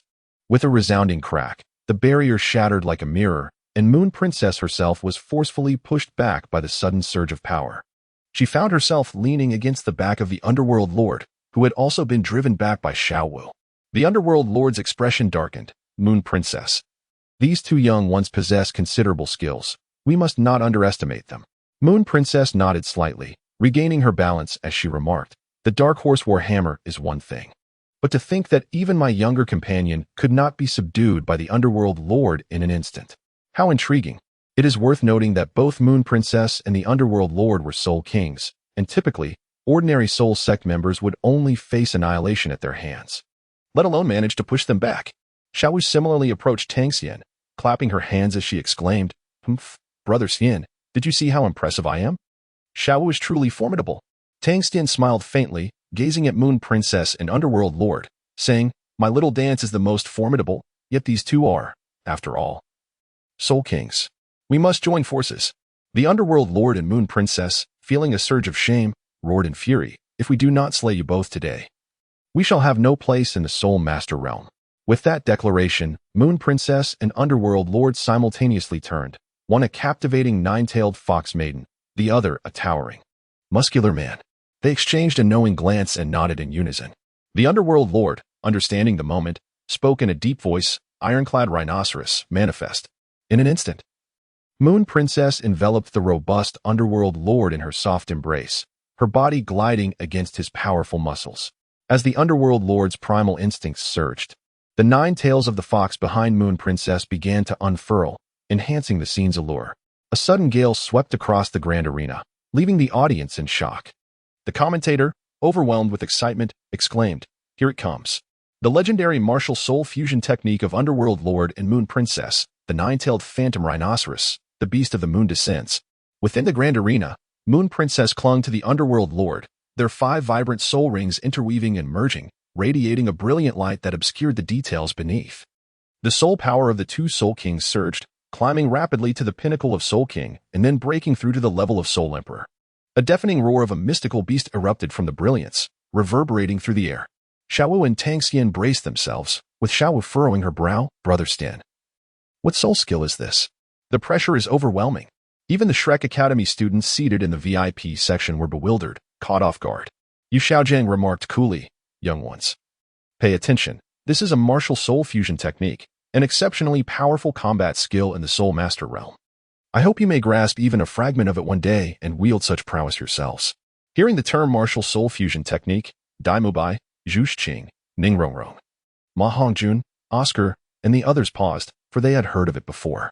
Not long ago, during their soul hunting expedition in the Stardow Forest, they encountered the formidable heavenly dragon serpent, renowned for its martial soul fusion technique.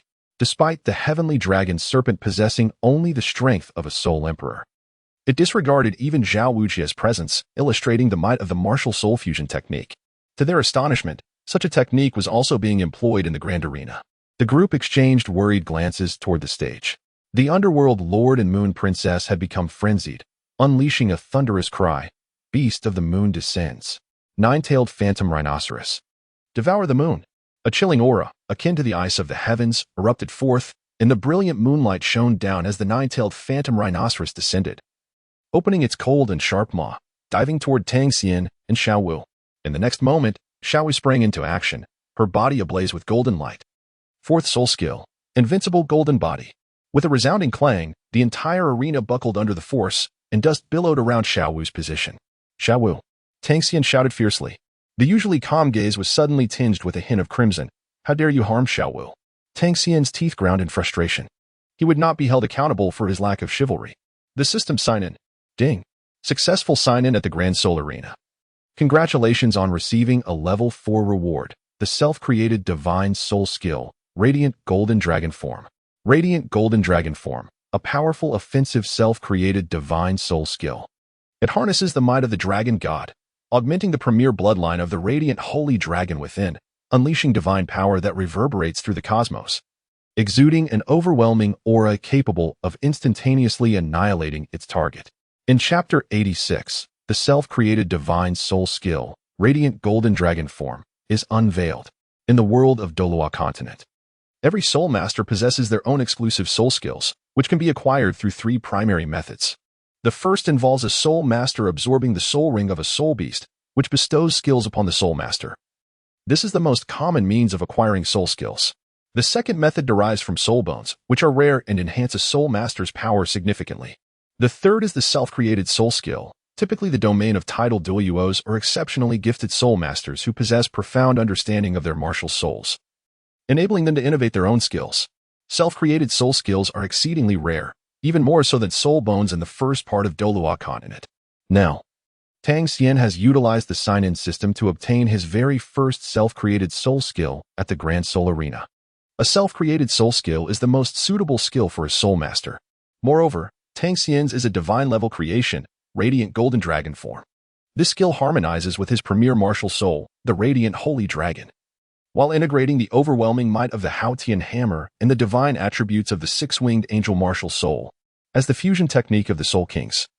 Ming Hao and Yu Ji, the Moon Beast, shattered the dust clouds of the Grand Soul Arena and surged toward Tang Xian. The nine-tailed ghostly rhinoceros opened its fearsome jaws, launching a fierce assault. From the ruins of the arena, Xiao Wu cried out, "Brother Stin, dodge," coughing violently. It was evident that she had suffered a grievous blow from the fusion technique of Ming Hao and Yu Ji, yet she did not forget to warn Tang Xian loudly. The fusion technique was overwhelmingly powerful. It was beyond the capabilities of Soul Masters at their current level to withstand, especially since the Soul Masters executing it were an entire rank above them, being Soul Kings. Having just comprehended the self-created divine soul skill, Radiant Golden Dragon Form, Tang Xian felt a surge of emotion at Xiao Wu's words, a glimmer of cold light flashing in his eyes. He sheathed the Xuantian hammer and stood resolutely in the arena. The spectators, witnessing this scene, felt their pupils constrict. Would he truly concede? Even the formidable Black Horse hammer seemed powerless against the fusion technique of Ming Hao and Yu Ji. It was already impressive. The fusion technique was invincible in the Grand Soul Arena. How could a newcomer possibly resist it? Wait, why hasn't the referee declared the match over yet? The referee, caught in a dilemma, was bound by the rules of the Grand Soul Arena. Unless one party voluntarily conceded, the match would not cease until one was defeated. The hammer had not conceded. Was he truly going to endure the assault of Ming Hao and Yu Ji's Moon Beast? In a fleeting moment, a myriad of discussions erupted within the arena. Ming Hao and Yu Ji, observing Tang Xian standing motionless, snorted coldly, "Since you are so unyielding, do not blame us for being ruthless. Devour the moon." In an instant, the nine-tailed ghostly rhinoceros moon beast swelled dramatically as a white, intensely expanding sphere of light coalesced within its maw. Moonlight blossomed, and a luminous moon appeared in the Grand Soul Arena, seemingly intent on consuming all. With an unruffled demeanor, Tang Xian suddenly opened his eyes, which transformed into radiant golden orbs, emanating a tangible aura of murderous intent. Tang Xian spoke in a low tone, "I shall create a divine-level soul skill, the radiant golden sacred dragon manifestation." With a resounding hum, Tang Xian, who had previously retracted all his aura, was suddenly enveloped in a brilliant golden light, starkly contrasting against the cold, white moonlight. The audience held their breath as they witnessed a faint manifestation emerging behind Tang Xian. Initially, it appeared as a mere illusion, lacking clarity, however. The figure behind him began to swell in size. What began as a mere glimmer of gold rapidly expanded within moments, solidifying into a golden manifestation. Gradually, the manifestation took form, revealing a resplendent golden sun that slowly emerged, surrounded by radiant sacred dragons that circled around it, emitting dragon roars. Ultimately, the entire manifestation hovered majestically above Tang Xian's head, transforming him into a figure of immense solemnity, akin to a celestial deity descending from the heavens. Tang Xian clasped his hands together, his golden heterochromatic eyes gazing forward, while behind him loomed an immensely colossal golden sunwheel. The brilliance of the moon beast and the lunar wheel, formed by the fusion technique of Moon Princess Ming Hao's martial soul, was utterly overshadowed by the resplendent golden sunlight. Tang Xian admonished. How could the light of the stars contend with the brilliance of the sun? With that, he clasped his hands together and slowly extended one palm. The resplendent golden sun unleashed a mighty roar as the radiant holy dragon surged forth, directly colliding with the moon beast. To devour the moon? It was hardly sufficient to satiate Tang Xian's holy dragon, for in a mere instant, the nine-tailed, ethereal rhinoceros moon beast was consumed whole, without a trace of hesitation. The moon princess and the lord of the underworld were left aghast, their faces etched with disbelief. What kind of soul skill is this? They pondered. Their own martial soul fusion technique had been so effortlessly countered. Before they could regain their composure, Tang Xian scoffed, a frog at the bottom of a well. Without offering any explanation, he swiftly extended his other palm and solemnly declared, radiant golden holy dragon form. In the very moment when Tang Xian's palm extended forth, the radiant holy dragon manifestation behind him surged downward, entwined with the golden sun wheel, diving towards the moon princess and the underworld marquee. A resounding crash echoed through the grand soul arena, causing the front row spectators to be violently toppled to the ground by the fierce gusts of wind. Alas, before the moon princess and the underworld marquee could utter a plea for mercy, their shrill cries were abruptly silenced. Though seasoned in their experiences, they could scarcely comprehend in that final moment that what they faced was a self-created soul skill more rare than soul bones. Yet, they could not fathom how such a technique could wield such overwhelming power. In the next instant, their moon beast was utterly shattered, and they themselves were struck by ferocious blows that were nearly insufferable. Their garments were rent asunder, and though no tangible force assailed them, the bodies of the moon princess and the underworld marquee inexplicably began to cave in, their bones shattering and blood spraying forth in a gruesome display. Indeed, it was not until the golden holy dragon manifestation had finally subsided that the audience beheld the horrific demise of the underworld marquee and the moon princess. With a thud, Tang Xian collapsed to the ground, utterly drained of soul power. He had not anticipated that the self-created divine soul skill, golden holy dragon manifestation, would consume so much energy. While invoking the golden holy dragon manifestation, Tang Xian had no choice but to release the suppression of his soul power, supplying it with all his might. Yet it was still depleted. It is worth noting that even his lowest-ranked soul rings boasted ages of several tens of thousands of years, highlighting the tremendous consumption of this self-created divine soul skill. Such a technique should not be employed lightly when soul power is insufficient. Tang Xian instantaneously comprehended this truth. However, the formidable prowess of the radiant golden sacred dragon caught him by surprise. Even the moon princess Mingho, who had employed a martial soul fusion technique, was effortlessly vanquished. That was indeed two soul kings. Xiao Wu had already teleported to Tang Xian's side, her eyes brimming with concern. She then turned her gaze towards the referee, who was equally stunned. Have we won? May we descend now? The referee finally regained his composure. Glancing at the ruins where the two bloodied and lifeless figures of Mingho and Moon Princess lay, swallowing hard, despite being oblivious to the precise events that had transpired, he excitedly announced in a trembling voice, "In this match, the Warhammer and the Gentle Bone Enchantress have triumphed." His resounding proclamation echoed throughout the Grand Soul arena. Here, the victors are sovereign. People are eternally inclined to remember those who sacrificed themselves for glory, while the fallen are scarcely acknowledged. The entire Grand Soul arena erupted once more in fervor. The creation of a unique soul skill is undoubtedly a remarkable feat, one that can only be comprehended by a titled Douluo. It is indeed a skill of exclusivity. It was unprecedented, a display of unparalleled fervor in combat. Even the martial soul fusion technique was instantaneously dismantled by this self-created soul skill. Who else could rival this? Warhammer, Warhammer, Warhammer. Chapter 87. Warhammer's Victory Streak, Ticula. Warhammer, Warhammer, Warhammer. The cheers of the Grand Soul arena continued unabated. Yet Tang Xian did not allow Xiao Wu to linger on the stage for long. He promptly directed her back to the VIP viewing chamber. Tang Xian did not return with Xiao Wu, as he was scheduled for several more one-on-one soul battles. Thus, he opted to wait backstage. For his challenges were far from over. His ambition was to obtain the Eternal Diamond Soul Badge.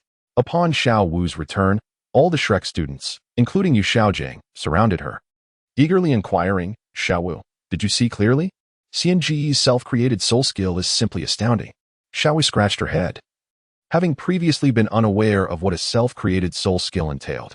However, during the recent duel competition, Both her opponents and Tang Xian had exhibited remarkable prowess. Not only were they formidable, but the Ming Hou and Yu Ji were rare soul masters capable of executing soul fusion techniques.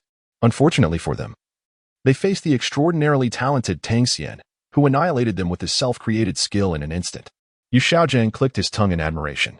Hearing this, Daimu Bai and the others were filled with envy, promptly forming teams to engage in their own soul battles, striving for progress and breakthroughs.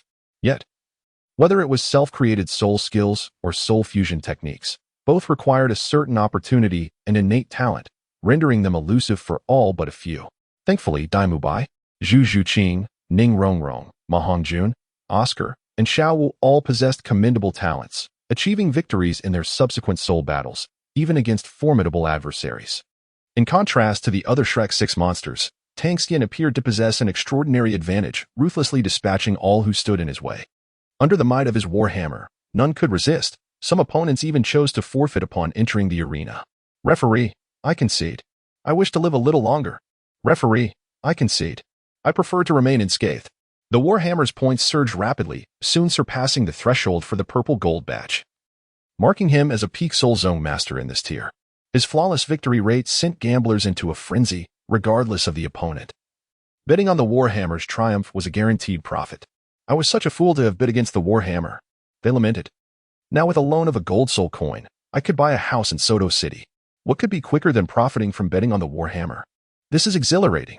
The officials at the Grand Soul Arena, however, regarded the mounting losses with grim expressions. A soul sage in charge spoke solemnly. We cannot allow the warhammer's matches to continue being so easily won. They resolved to lift the bans on the brutal individuals previously blacklisted, permitting them to compete, with promises of substantial rewards for defeating the warhammer.